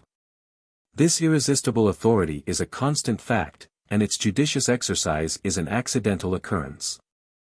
Effects of the tyranny of the majority upon the national character of the Americans. Effects of the tyranny of the majority more sensibly felt hitherto in the manners than in the conduct of society. They check the development of leading characters. Democratic republics organized like the United States bring the practice of courting favor within the reach of the many. Proofs of this spirit in the United States, why there is more patriotism in the people than in those who govern in it. Name. The tendencies which I have just alluded to are as yet very slightly perceptible in political society, but they already begin to exercise an unfavorable influence upon the national character of the Americans. I am inclined to attribute the singular paucity of distinguished political characters to the ever-increasing activity of the despotism of the majority in the United States. When the American Revolution broke out, they arose in great numbers, for public opinion then served, not to tyrannize over, but to direct the exertions of individuals. Those celebrated men took a full part in the general agitation of mind common at that period, and they attained a high degree of personal fame, which was reflected back upon the nation, but which was by no means borrowed from it. In absolute governments the great nobles who are nearest to the throne flatter the passions of the sovereign, and voluntarily truckle to his caprices. But the mass of the nation does not degrade itself by servitude, it often submits from weakness, from habit, or from ignorance, and sometimes from loyalty. Some nations have been known to sacrifice their own desires to those of the sovereign with pleasure and with pride, thus exhibiting a sort of independence in the very act of submission. These peoples are miserable, but they are not degraded. There is a great difference between doing what one does not approve and feigning to approve what one does. The one is the necessary case of a weak person, the other befits the temper of a lackey. In free countries, where everyone is more or less called upon to give his opinion in the affairs of state. In democratic republics, where public life is incessantly commingled with domestic affairs, where the sovereign authority is accessible on every side, and where its attention can almost always be attracted by vociferation. More persons are to be met with who speculate upon its foibles and live at the cost of its passions than in absolute monarchies. Not because men are naturally worse in these states than elsewhere, but the temptation is stronger, and of easier access at the same time. The result is a far more extensive debasement of the characters of citizens. Democratic republics extend the practice of currying favor with the many, and they introduce it into a greater number of classes at once. This is one of the most serious reproaches that can be addressed to them. In democratic states organized on the principles of the American republics, this is more especially the case, where the authority of the majority is so absolute and so irresistible that a man must give up his rights as a citizen, and almost abjure his quality as a human being, if he intends to stray from the track which it lays down. In that immense crowd which throngs the avenues to power in the United States I found very few men who displayed any of that manly candor and that masculine independence of opinion which frequently distinguished the Americans in former times, and which constitutes the leading feature in distinguished characters, wheresoever they may be found. It seems, at first sight, as if all the minds of the Americans were formed upon one model, so accurately do they correspond in their manner of judging. A stranger does, indeed, sometimes meet with Americans who dissent from these rigorous formularies, with men who deplore the defects of the laws, the mutability, and the ignorance of democracy, who even go so far as to observe the evil tendencies which impair the national character, and to point out such remedies as it might be possible to apply. But no one is there to hear these things besides yourself, and you, to whom these secret reflections are confided, are a stranger and a bird of passage. They are very ready to communicate truths which are useless to you, but they continue to hold a different language in public. If ever these lines are read in America, I am well assured of two things: in the first place, that all who peruse them will raise their voices to condemn me, and in the second place, that very many of them will acquit me at the bottom of their conscience. I have heard of patriotism in the United States, and it is a virtue which may be found among the people, but never among the leaders of the people. This may be explained by analogy. Despotism debases the oppressed much more than the oppressor. In absolute monarchies the king has often great virtues, but the courtiers are invariably servile. It is true that the American courtiers do not say, "Sire," or "Your Majesty," a distinction without a difference. They are forever talking of the natural intelligence of the populace they serve. They do not debate the question as to which of the virtues of their master is preeminently worthy of admiration, for they assure him that he possesses all the virtues under heaven without having acquired them, or without caring to acquire them. They do not give him their daughters and their wives to be raised at his pleasure to the rank of his concubines, but, by sacrificing their opinions, they prostitute themselves. Moralists and philosophers in America are not obliged to conceal their opinions under the veil of allegory. But, before they venture upon a harsh truth, they say, we are aware that the people which we are addressing is too superior to all the weaknesses of human nature to lose the command of its temper for an instant. And we should not hold this language if we were not speaking to men whom their virtues and their intelligence render more worthy of freedom than all the rest of the world. It would have been impossible for the sycophants of Louis XIV to flatter more dexterously. For my part, I am persuaded that in all governments, whatever their nature may be, servility will cower to force, and adulation will cling to power. The only means of preventing men from degrading themselves is to invest no one with that unlimited authority which is the surest method of debasing them. The greatest dangers of the American republics proceed from the unlimited power of the majority. Democratic republics liable to perish from a misuse of their power. And not by impotence. The governments of the American republics are more centralized and more energetic than those of the monarchies of Europe, dangers resulting from this, opinions of Hamilton and Jefferson upon this point. Governments usually fall a sacrifice to impotence or to tyranny. In the former case their power escapes from them, it is wrested from their grasp in the latter. Many observers, who have witnessed the anarchy of democratic states, have imagined that the government of those states was naturally weak and impotent. The truth is, that when once hostilities are begun between parties, the government loses its control over society. But I do not think that a democratic power is naturally without force or without resources, say, rather, that it is almost always by the abuse of its force and the misemployment of its resources that a democratic government fails. Anarchy is almost always produced by its tyranny or its mistakes, but not by its want of strength. It is important not to confound stability with force, or the greatness of a thing with its duration. In democratic republics, the power which directs a society is not stable, for it often changes hands and assumes a new direction. But whichever way it turns, its force is almost irresistible.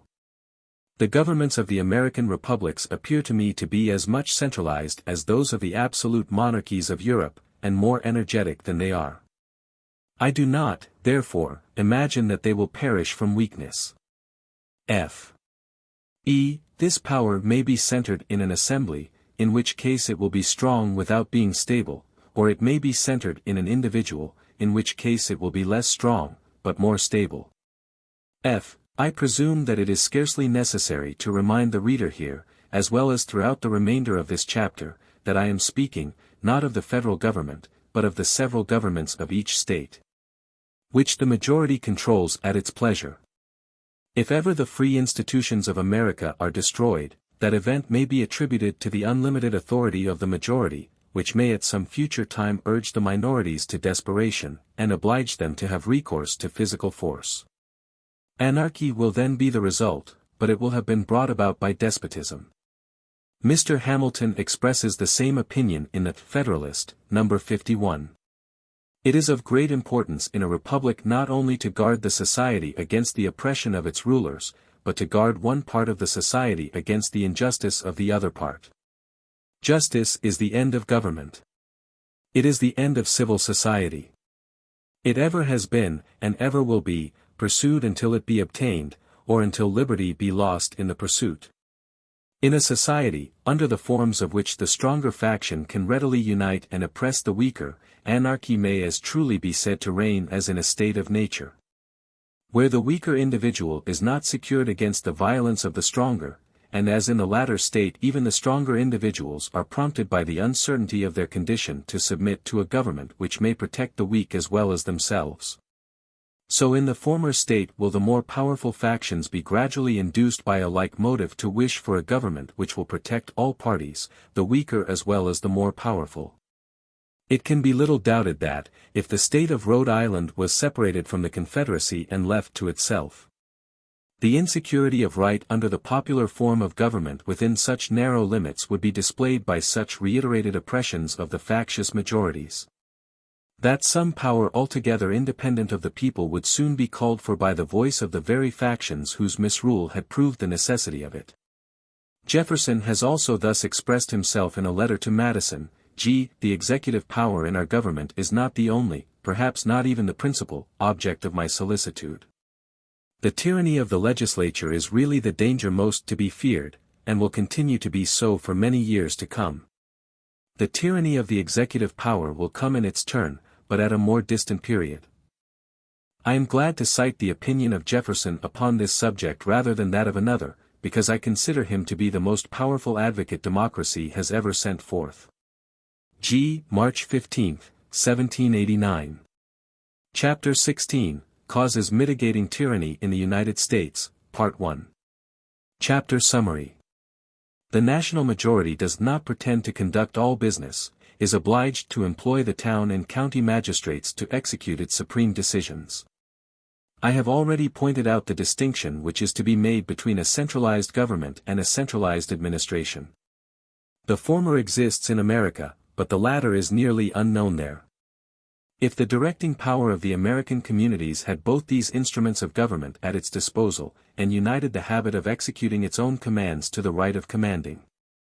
If, after having established the general principles of government, it descended to the details of public business.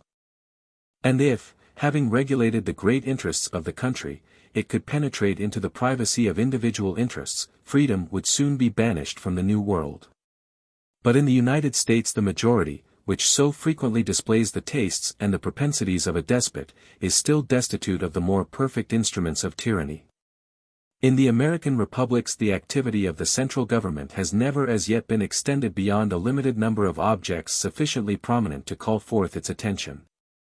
The secondary affairs of society have never been regulated by its authority, and nothing has hitherto betrayed its desire of interfering in them. The majority is become more and more absolute, but it has not increased the prerogatives of the central government. Those great prerogatives have been confined to a certain sphere.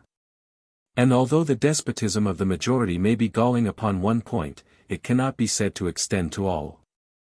However the predominant party in the nation may be carried away by its passions, however ardent it may be in the pursuit of its projects, it cannot oblige all the citizens to comply with its desires in the same manner and at the same time throughout the country.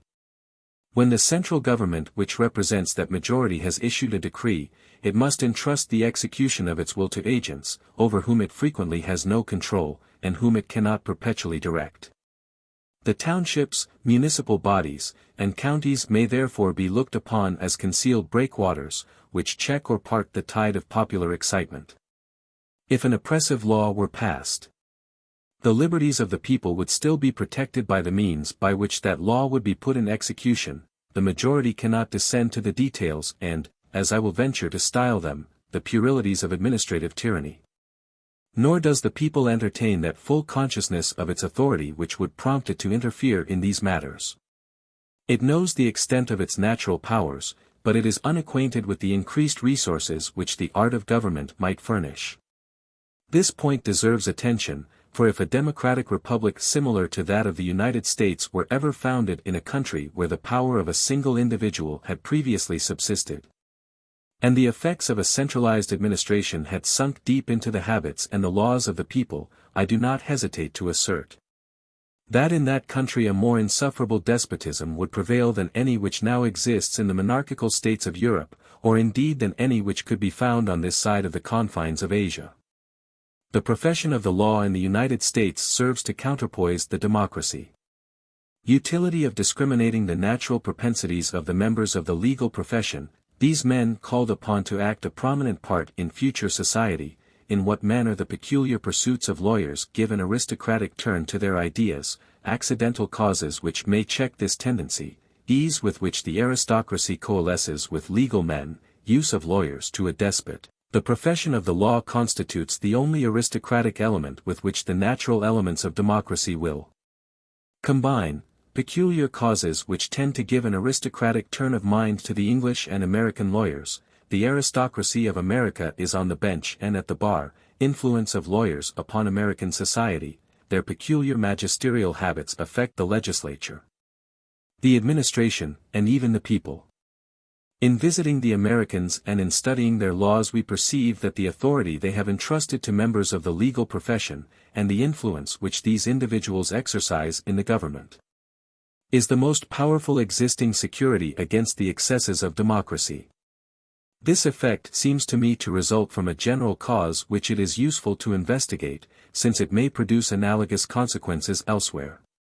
The members of the legal profession have taken an important part in all the vicissitudes of political society in Europe during the last 500 years. At one time they have been the instruments of those who were invested with political authority, and at another they have succeeded in converting political authorities into their instrument. In the Middle Ages they afforded a powerful support to the crown, and since that period they have exerted themselves to the utmost to limit the royal prerogative. In England they have contracted a close alliance with the aristocracy. In France they have proved to be the most dangerous enemies of that class. It is my object to inquire whether, under all these circumstances, the members of the legal profession have been swayed by sudden and momentary impulses, or whether they have been impelled by principles which are inherent in their pursuits, and which will always recur in history. I am incited to this investigation by reflecting that this particular class of men will most likely play a prominent part in that order of things to which the events of our time are giving birth. Men who have more especially devoted themselves to legal pursuits derive from those occupations certain habits of order, a taste for formalities, and a kind of instinctive regard for the regular connection of ideas, which naturally render them very hostile to the revolutionary spirit and the unreflecting passions of the multitude. The special information which lawyers derive from their studies ensures them a separate station in society, and they constitute a sort of privileged body in the scale of intelligence. This notion of their superiority perpetually recurs to them in the practice of their profession. They are the masters of a science which is necessary, but which is not very generally known. They serve as arbiters between the citizens, and the habit of directing the blind passions of parties in litigation to their purpose inspires them with a certain contempt for the judgment of the multitude. To this it may be added that they naturally constitute a body, not by any previous understanding, or by an agreement which directs them to a common end, but the analogy of their studies and the uniformity of their proceedings connect their minds together, as much as a common interest could combine their endeavors. A portion of the tastes and of the habits of the aristocracy may consequently be discovered in the characters of men in the profession of the law. They participate in the same instinctive love of order and of formalities, and they entertain the same repugnance to the actions of the multitude, and the same secret contempt of the government of the people. I do not mean to say that the natural propensities of lawyers are sufficiently strong to sway them irresistibly, for they, like most other men, are governed by their private interests and the advantages of the moment. In a state of society in which the members of the legal profession are prevented from holding that rank in the political world which they enjoy in private life, we may rest assured that they will be the foremost agents of revolution. But it must then be inquired whether the cause which induces them to innovate and to destroy is accidental, or whether it belongs to some lasting purpose which they entertain. It is true that lawyers mainly contributed to the overthrow of the French monarchy in 1789. But it remains to be seen whether they acted thus because they had studied the laws, or because they were prohibited from cooperating in the work of legislation. 500 years ago the English nobles headed the people, and spoke in its name. At the present time the aristocracy supports the throne, and defends the royal prerogative. But aristocracy has, notwithstanding this, its peculiar instincts and propensities. We must be careful not to confound isolated members of a body with the body itself. In all free governments, of whatsoever form they may be, members of the legal profession will be found at the head of all parties. The same remark is also applicable to the aristocracy, for almost all the democratic convulsions which have agitated the world have been directed by nobles. A privileged body can never satisfy the ambition of all its members.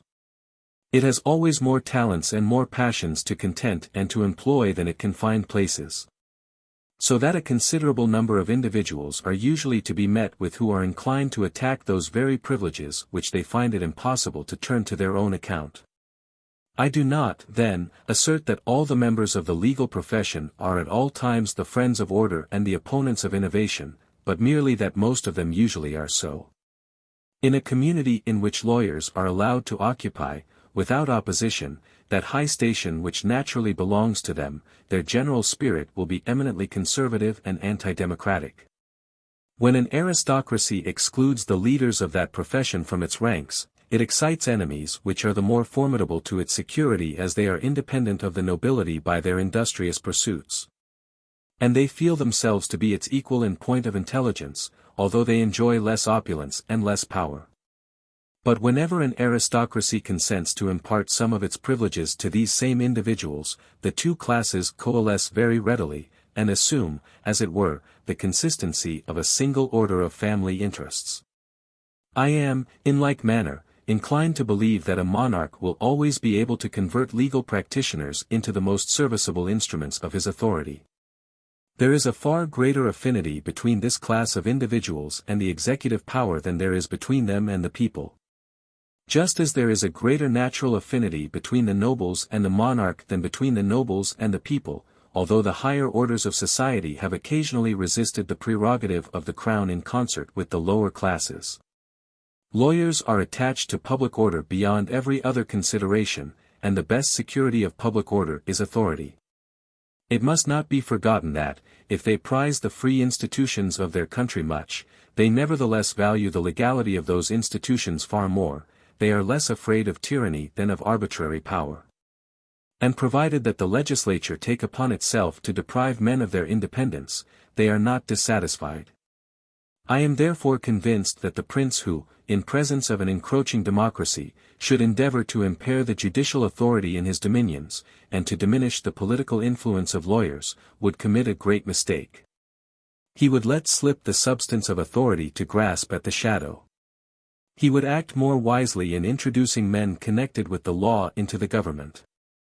And if he entrusted them with the conduct of a despotic power, bearing some marks of violence, that power would most likely assume the external features of justice and of legality in their hands. The government of democracy is favorable to the political power of lawyers. For when the wealthy, the noble, and the prince are excluded from the government, they are sure to occupy the highest stations, in their own right, as it were, since they are the only men of information and sagacity, beyond the sphere of the people. Who can be the object of the popular choice?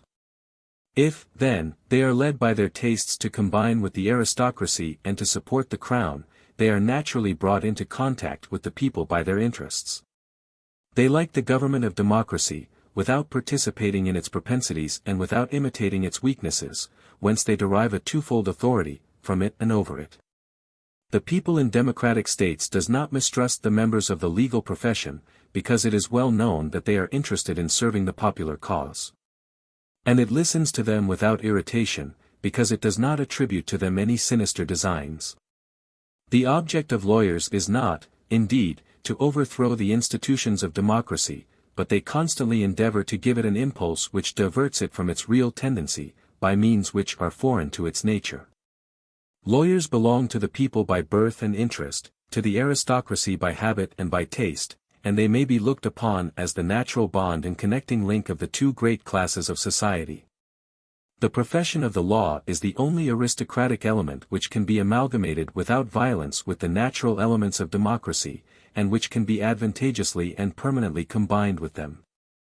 I am not unacquainted with the defects which are inherent in the character of that body of men. But without this admixture of lawyer-like sobriety with the democratic principle, I question whether democratic institutions could long be maintained. And I cannot believe that a republic could subsist at the present time if the influence of lawyers in public business did not increase in proportion to the power of the people. This aristocratic character, which I hold to be common to the legal profession, is much more distinctly marked in the United States and in England than in any other country. This proceeds not only from the legal studies of the English and American lawyers, but from the nature of the legislation, and the position which those persons occupy in the two countries. The English and the Americans have retained the law of precedents, that is to say, they continue to found their legal opinions and the decisions of their courts upon the opinions and the decisions of their forefathers. In the mind of an English or American lawyer, a taste and a reverence for what is old is almost always united to a love of regular and lawful proceedings. This predisposition has another effect upon the character of the legal profession and upon the general course of society. The English and American lawyers investigate what has been done, the French advocate inquires what should have been done. The former produce precedents, the latter reasons. A French observer is surprised to hear how often an English or an American lawyer quotes the opinions of others, and how little he alludes to his own, whilst the reverse occurs in France. There the most trifling litigation is never conducted without the introduction of an entire system of ideas peculiar to the counsel employed. And the fundamental principles of law are discussed in order to obtain a perch of land by the decision of the court. This abnegation of his own opinion, and this implicit deference to the opinion of his forefathers, which are common to the English and American lawyer, this subjection of thought which he is obliged to profess, necessarily give him more timid habits and more sluggish inclinations in England and America than in France. The French codes are often difficult of comprehension, but they can be read by every one. Nothing, on the other hand, can be more impenetrable to the uninitiated than a legislation founded upon precedents. The indispensable want of legal assistance which is felt in England and in the United States, and the high opinion which is generally entertained of the ability of the legal profession, tend to separate it more and more from the people, and to place it in a distinct class. The French lawyer is simply a man extensively acquainted with the statutes of his country, but the English or American lawyer resembles the hierophants of Egypt, for, like them, he is the sole interpreter of an occult science. The station which lawyers occupy in England and America exercises no less an influence upon their habits and their opinions. The English aristocracy, which has taken care to attract to its sphere whatever is at all analogous to itself, has conferred a high degree of importance and of authority upon the members of the legal profession. In English society lawyers do not occupy the first rank, but they are contented with the station assigned to them. They constitute, as it were, the younger branch of the English aristocracy, and they are attached to their elder brothers, although they do not enjoy all their privileges. The English lawyers consequently mingle the taste and the ideas of the aristocratic circles in which they move with the aristocratic interests of their profession. And indeed the lawyer-like character which I am endeavouring to depict is most distinctly to be met with in England. Their laws are esteemed not so much because they are good as because they are old. And if it be necessary to modify them in any respect, or to adapt them to the changes which time operates in society, recourse is had to the most inconceivable contrivances in order to uphold the traditionary fabric, and to maintain that nothing has been done which does not square with the intentions and complete the labors of former generations. The very individuals who conduct these changes disclaim all intention of innovation, and they had rather resort to absurd expedients than plead guilty to so great a crime. This spirit appertains more especially to the English lawyers. They seem indifferent to the real meaning of what they treat, and they direct all their attention to the letter, seeming inclined to infringe the rules of common sense and of humanity rather than to swerve one title from the law. The English legislation may be compared to the stock of an old tree, upon which lawyers have engrafted the most various shoots, with the hope that, although their fruits may differ, their foliage at least will be confounded with the venerable trunk which supports them all. In America there are no nobles or men of letters, and the people is apt to mistrust the wealthy. Lawyers consequently form the highest political class, and the most cultivated circle of society.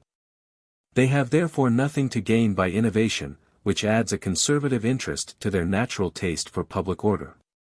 If I were asked where I place the American aristocracy, I should reply without hesitation that it is not composed of the rich, who are united together by no common tie, but that it occupies the judicial bench and the bar. The more we reflect upon all that occurs in the United States, the more shall we be persuaded that the lawyers as a body form the most powerful, if not the only, counterpoise to the democratic element.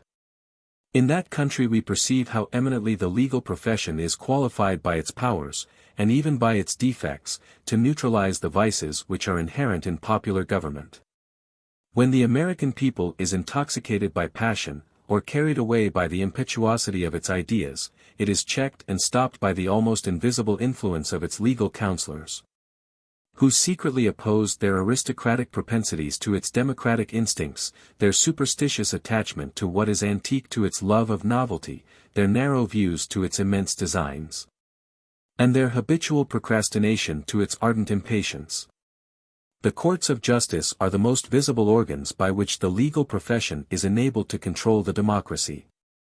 The judge is a lawyer, who, independently of the taste for regularity and order which he has contracted in the study of legislation, derives an additional love of stability from his own inalienable functions.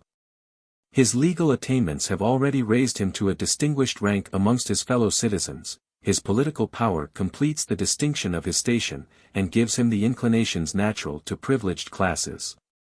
Armed with the power of declaring the laws to be unconstitutional, the American magistrate perpetually interferes in political affairs. He cannot force the people to make laws, but at least he can oblige it not to disobey its own enactments, or to act inconsistently with its own principles. I am aware that a secret tendency to diminish the judicial power exists in the United States, and by most of the constitutions of the several states the government can, upon the demand of the two houses of the legislature, remove the judges from their station.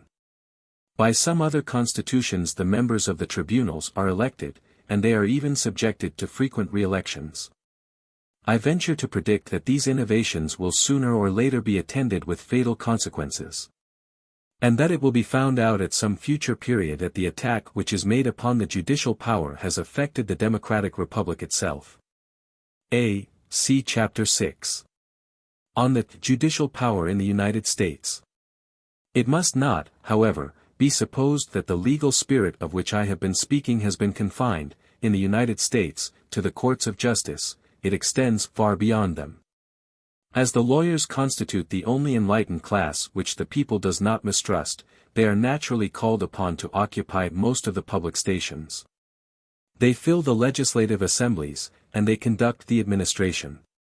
They consequently exercise a powerful influence upon the formation of the law, and upon its execution. The lawyers are, however, obliged to yield to the current of public opinion, which is too strong for them to resist it, but it is easy to find indications of what their conduct would be if they were free to act as they chose. The Americans, who have made such copious innovations in their political legislation, have introduced very sparing alterations in their civil laws, and that with great difficulty, although those laws are frequently repugnant to their social condition. The reason of this is, that in matters of civil law the majority is obliged to defer to the authority of the legal profession, and that the American lawyers are disinclined to innovate when they are left to their own choice. It is curious for a Frenchman, accustomed to a very different state of things, to hear the perpetual complaints which are made in the United States against the stationary propensities of legal men, and their prejudices in favor of existing institutions. The influence of the legal habits which are common in America extends beyond the limits I have just pointed out. Scarcely any question arises in the United States which does not become, sooner or later, a subject of judicial debate. Hence all parties are obliged to borrow the ideas, and even the language, usual in judicial proceedings in their daily controversies. As most public men are, or have been, legal practitioners, they introduce the customs and technicalities of their profession into the affairs of the country. The jury extends this habitude to all classes. The language of the law thus becomes, in some measure, a vulgar tongue. The spirit of the law, which is produced in the schools and courts of justice, gradually penetrates beyond their walls into the bosom of society, where it descends to the lowest classes, so that the whole people contracts the habits and the tastes of the magistrate. The lawyers of the United States form a party which is but little feared and scarcely perceived, which has no badge peculiar to itself, which adapts itself with great flexibility to the exigencies of the time, and accommodates itself to all the movements of the social body. But this party extends over the whole community, and it penetrates into all classes of society. It acts upon the country imperceptibly, but it finally fashions it to suit its purposes. Chapter 16. Causes mitigating tyranny in the United States, Part 2. Trial by jury in the United States considered as a political institution. Trial by jury, which is one of the instruments of the sovereignty of the people, deserves to be compared with the other laws which establish that sovereignty, composition of the jury in the United States, effect of trial by jury upon the national character, it educates the people, it tends to establish the authority of the magistrates and to extend the knowledge of law among the people. Since I have been led by my subject to recur to the administration of justice in the United States, I will not pass over this point without adverting to the institution of the jury. Trial by jury may be considered in two separate points of view, as a judicial and as a political institution. If it entered into my present purpose to inquire how far trial by jury, more especially in civil cases, contributes to ensure the best administration of justice, I admit that its utility might be contested. As the jury was first introduced at a time when society was in an uncivilized state, and when courts of justice were merely called upon to decide on the evidence of facts, it is not an easy task to adapt it to the wants of a highly civilized community when the mutual relations of men are multiplied to a surprising extent, and have assumed the enlightened and intellectual character of the age. B. The investigation of trial by jury as a judicial institution, and the appreciation of its effects in the United States, together with the advantages the Americans have derived from it, would suffice to form a book. And a book upon a very useful and curious subject. The state of Louisiana would in particular afford the curious phenomenon of a French and English legislation, as well as a French and English population, which are gradually combining with each other. See the Digestes de lois de la Louisiana, in 2 volumes, and the Traits sur les règles d'actions civiles, printed in French and English at New Orleans in 1830. My present object is to consider the jury as a political institution, and any other course would divert me from my subject. Of trial by jury, considered as a judicial institution, I shall here say but very few words. When the English adopted trial by jury they were a semi-barbarous people, they are become, in course of time, one of the most enlightened nations of the earth. And their attachment to this institution seems to have increased with their increasing cultivation. They soon spread beyond their insular boundaries to every corner of the habitable globe, some have formed colonies, others independent states. The mother country has maintained its monarchical constitution, many of its offspring have founded powerful republics, but wherever the English have been they have boasted of the privilege of trial by jury. See, they have established it, or hastened to re-establish it, in all their settlements. A judicial institution which obtains the suffrages of a great people for so long a series of ages, which is zealously renewed at every epoch of civilization, in all the climates of the earth and under every form of human government, cannot be contrary to the spirit of justice. D. See, all the English and American jurists are unanimous upon this head. Mr. Story, Judge of the Supreme Court of the United States, speaks, in his Treatise on the Federal Constitution, of the advantages of trial by jury in civil cases, the inestimable privilege of a trial by jury in civil cases, a privilege scarcely inferior to that in criminal cases, which is counted by all persons to be essential to political and civil liberty. Story, Book 3, Chapter 38. D. If it were our province to point out the utility of the jury as a judicial institution in this place, much might be said. And the following arguments might be brought forward amongst others. By introducing the jury into the business of the courts you are enabled to diminish the number of judges, which is a very great advantage. When judges are very numerous, death is perpetually thinning the ranks of the judicial functionaries, and laying places vacant for newcomers. The ambition of the magistrates is therefore continually excited, and they are naturally made dependent upon the will of the majority, or the individual who fills up the vacant appointments. The officers of the court then rise like the officers of an army. This state of things is entirely contrary to the sound administration of justice, and to the intentions of the legislator. The office of a judge is made inalienable in order that he may remain independent, but of what advantage is it that his independence should be protected if he be tempted to sacrifice it of his own accord? When judges are very numerous many of them must necessarily be incapable of performing their important duties, for a great magistrate is a man of no common powers. And I am inclined to believe that a half-enlightened tribunal is the worst of all instruments for attaining those objects which it is the purpose of courts of justice to accomplish. For my own part, I had rather submit the decision of a case to ignorant jurors directed by a skillful judge than to judges a majority of whom are imperfectly acquainted with jurisprudence and with the laws. I turn, however, from this part of the subject. To look upon the jury as a mere judicial institution is to confine our attention to a very narrow view of it. For however great its influence may be upon the decisions of the law courts, that influence is very subordinate to the powerful effects which it produces on the destinies of the community at large. The jury is above all a political institution, and it must be regarded in this light in order to be duly appreciated. By the jury I mean a certain number of citizens chosen indiscriminately, and invested with a temporary right of judging. Trial by jury, as applied to the repression of crime, appears to me to introduce an eminently republican element into the government upon the following grounds. The institution of the jury may be aristocratic or democratic, according to the class of society from which the jurors are selected. But it always preserves its republican character, inasmuch as it places the real direction of society in the hands of the governed, or of a portion of the governed, instead of leaving it under the authority of the government. Force is never more than a transient element of success, and after force comes the notion of right. A government which should only be able to crush its enemies upon a field of battle would very soon be destroyed. The true sanction of political laws is to be found in penal legislation, and if that sanction be wanting the law will sooner or later lose its cogency. He who punishes infractions of the law is therefore the real master of society. Now the institution of the jury raises the people itself, or at least a class of citizens, to the bench of judicial authority. The institution of the jury consequently invests the people, or that class of citizens, with the direction of society. An important remark must, however, be made.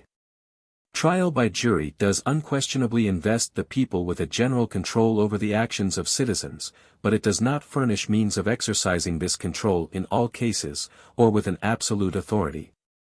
When an absolute monarch has the right of trying offences by his representatives, the fate of the prisoner is, as it were, decided beforehand. But even if the people were predisposed to convict, the composition and the non-responsibility of the jury would still afford some chances favourable to the protection of innocence. In England the jury is returned from the aristocratic portion of the nation. The aristocracy makes the laws, applies the laws, and punishes all infractions of the laws. Everything is established upon a consistent footing, and England may with truth be said to constitute an aristocratic republic. In the United States the same system is applied to the whole people. Every American citizen is qualified to be an elector, a juror, and is eligible to office. The system of the jury, as it is understood in America, appears to me to be as direct and as extreme a consequence of the sovereignty of the people as universal suffrage. These institutions are two instruments of equal power, which contribute to the supremacy of the majority. All the sovereigns who have chosen to govern by their own authority, and to direct society instead of obeying its directions, have destroyed or enfeebled the institution of the jury. The monarchs of the House of Tudor sent to prison jurors who refused to convict, and Napoleon caused them to be returned by his agents. This may be true to some extent of special juries, but not of common juries. The author seems not to have been aware that the qualifications of jurors in England vary exceedingly. See Appendix, Q. However clear most of these truths may seem to be, they do not command universal assent, and in France, at least, the institution of trial by jury is still very imperfectly understood. If the question arises as to the proper qualification of jurors, it is confined to a discussion of the intelligence and knowledge of the citizens who may be returned, as if the jury was merely a judicial institution. This appears to me to be the least part of the subject. The jury is preeminently a political institution, it must be regarded as one form of the sovereignty of the people. When that sovereignty is repudiated, it must be rejected, or it must be adapted to the laws by which that sovereignty is established. The jury is that portion of the nation to which the execution of the laws is entrusted, as the Houses of Parliament constitute that part of the nation which makes the laws. And in order that society may be governed with consistency and uniformity, the list of citizens qualified to serve on juries must increase and diminish with the list of electors. This I hold to be the point of view most worthy of the attention of the legislator, and all that remains is merely accessory. I am so entirely convinced that the jury is preeminently a political institution that I still consider it in this light when it is applied in civil causes. Laws are always unstable unless they are founded upon the manners of a nation. Manners are the only durable and resisting power in a people. When the jury is reserved for criminal offenses, the people only witnesses its occasional action in certain particular cases. The ordinary course of life goes on without its interference, and it is considered as an instrument, but not as the only instrument, of obtaining justice. This is true a fortiori when the jury is only applied to certain criminal causes. When, on the contrary, the influence of the jury is extended to civil causes, its application is constantly palpable, it affects all the interests of the community. Everyone cooperates in its work. It thus penetrates into all the usages of life, it fashions the human mind to its peculiar forms, and is gradually associated with the idea of justice itself. The institution of the jury, if confined to criminal causes, is always in danger, but when once it is introduced into civil proceedings it defies the aggressions of time and of man. If it had been as easy to remove the jury from the manners as from the laws of England, it would have perished under Henry VIII, and Elizabeth, and the civil jury did in reality, at that period, save the liberties of the country. In whatever manner the jury be applied, it cannot fail to exercise a powerful influence upon the national character, but this influence is prodigiously increased when it is introduced into civil causes. The jury, and more especially the jury in civil cases, serves to communicate the spirit of the judges to the minds of all the citizens, and this spirit, with the habits which attend it, is the soundest preparation for free institutions. It imbues all classes with a respect for the thing judged, and with the notion of right. If these two elements be removed, the love of independence is reduced to a mere destructive passion. It teaches men to practice equity, every man learns to judge his neighbor as he would himself be judged. And this is especially true of the jury in civil causes, for, whilst the number of persons who have reason to apprehend a criminal prosecution is small, every one is liable to have a civil action brought against him. The jury teaches every man not to recoil before the responsibility of his own actions, and impresses him with that manly confidence without which political virtue cannot exist. It invests each citizen with a kind of magistracy, it makes them all feel the duties which they are bound to discharge towards society, and the part which they take in the government. By obliging men to turn their attention to affairs which are not exclusively their own, it rubs off that individual egotism which is the rust of society. The jury contributes most powerfully to form the judgment and to increase the natural intelligence of a people, and this is, in my opinion, its greatest advantage. It may be regarded as a gratuitous public school ever open, in which every juror learns to exercise his rights, enters into daily communication with the most learned and enlightened members of the upper classes, and becomes practically acquainted with the laws of his country, which are brought within the reach of his capacity by the efforts of the bar, the advice of the judge, and even by the passions of the parties. I think that the practical intelligence and political good sense of the Americans are mainly attributable to the long use which they have made of the jury in civil causes. I do not know whether the jury is useful to those who are in litigation. But I am certain it is highly beneficial to those who decide the litigation, and I look upon it as one of the most efficacious means for the education of the people which society can employ. What I have hitherto said applies to all nations, but the remark I am now about to make is peculiar to the Americans and to democratic peoples. I have already observed that in democracies the members of the legal profession and the magistrates constitute the only aristocratic body which can check the irregularities of the people. This aristocracy is invested with no physical power, but it exercises its conservative influence upon the minds of men, and the most abundant source of its authority is the institution of the civil jury. In criminal causes, when society is armed against a single individual, the jury is apt to look upon the judge as the passive instrument of social power, and to mistrust his advice. Moreover, criminal causes are entirely founded upon the evidence of facts which common sense can readily appreciate. Upon this ground the judge and the jury are equal.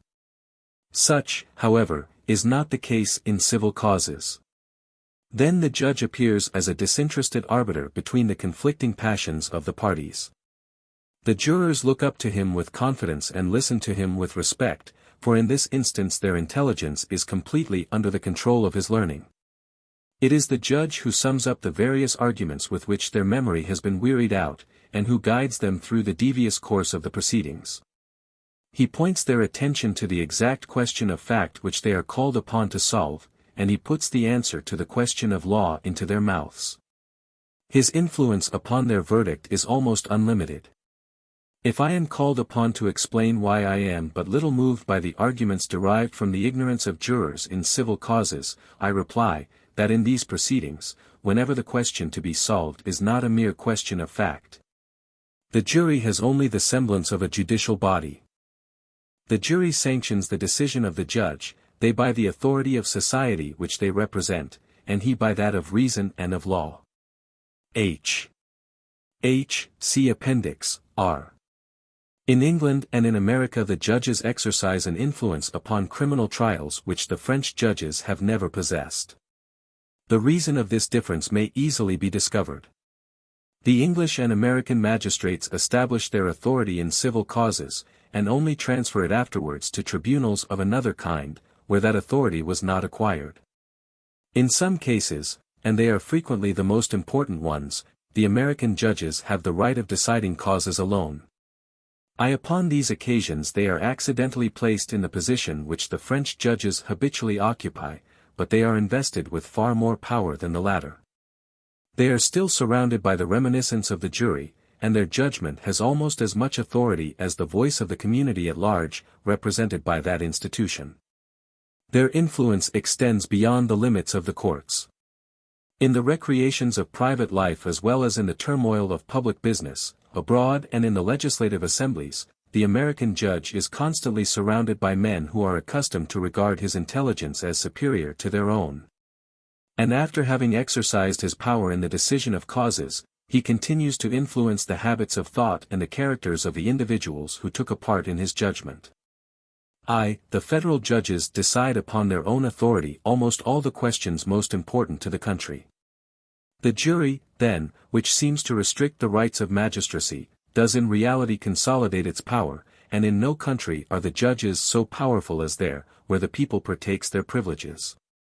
It is more especially by means of the jury in civil causes that the American magistrates imbue all classes of society with the spirit of their profession. Thus the jury, which is the most energetic means of making the people rule, is also the most efficacious means of teaching it to rule well. Chapter 17, Principal Causes Maintaining the Democratic Republic, Part 1. Principal causes which tend to maintain the Democratic Republic in the United States.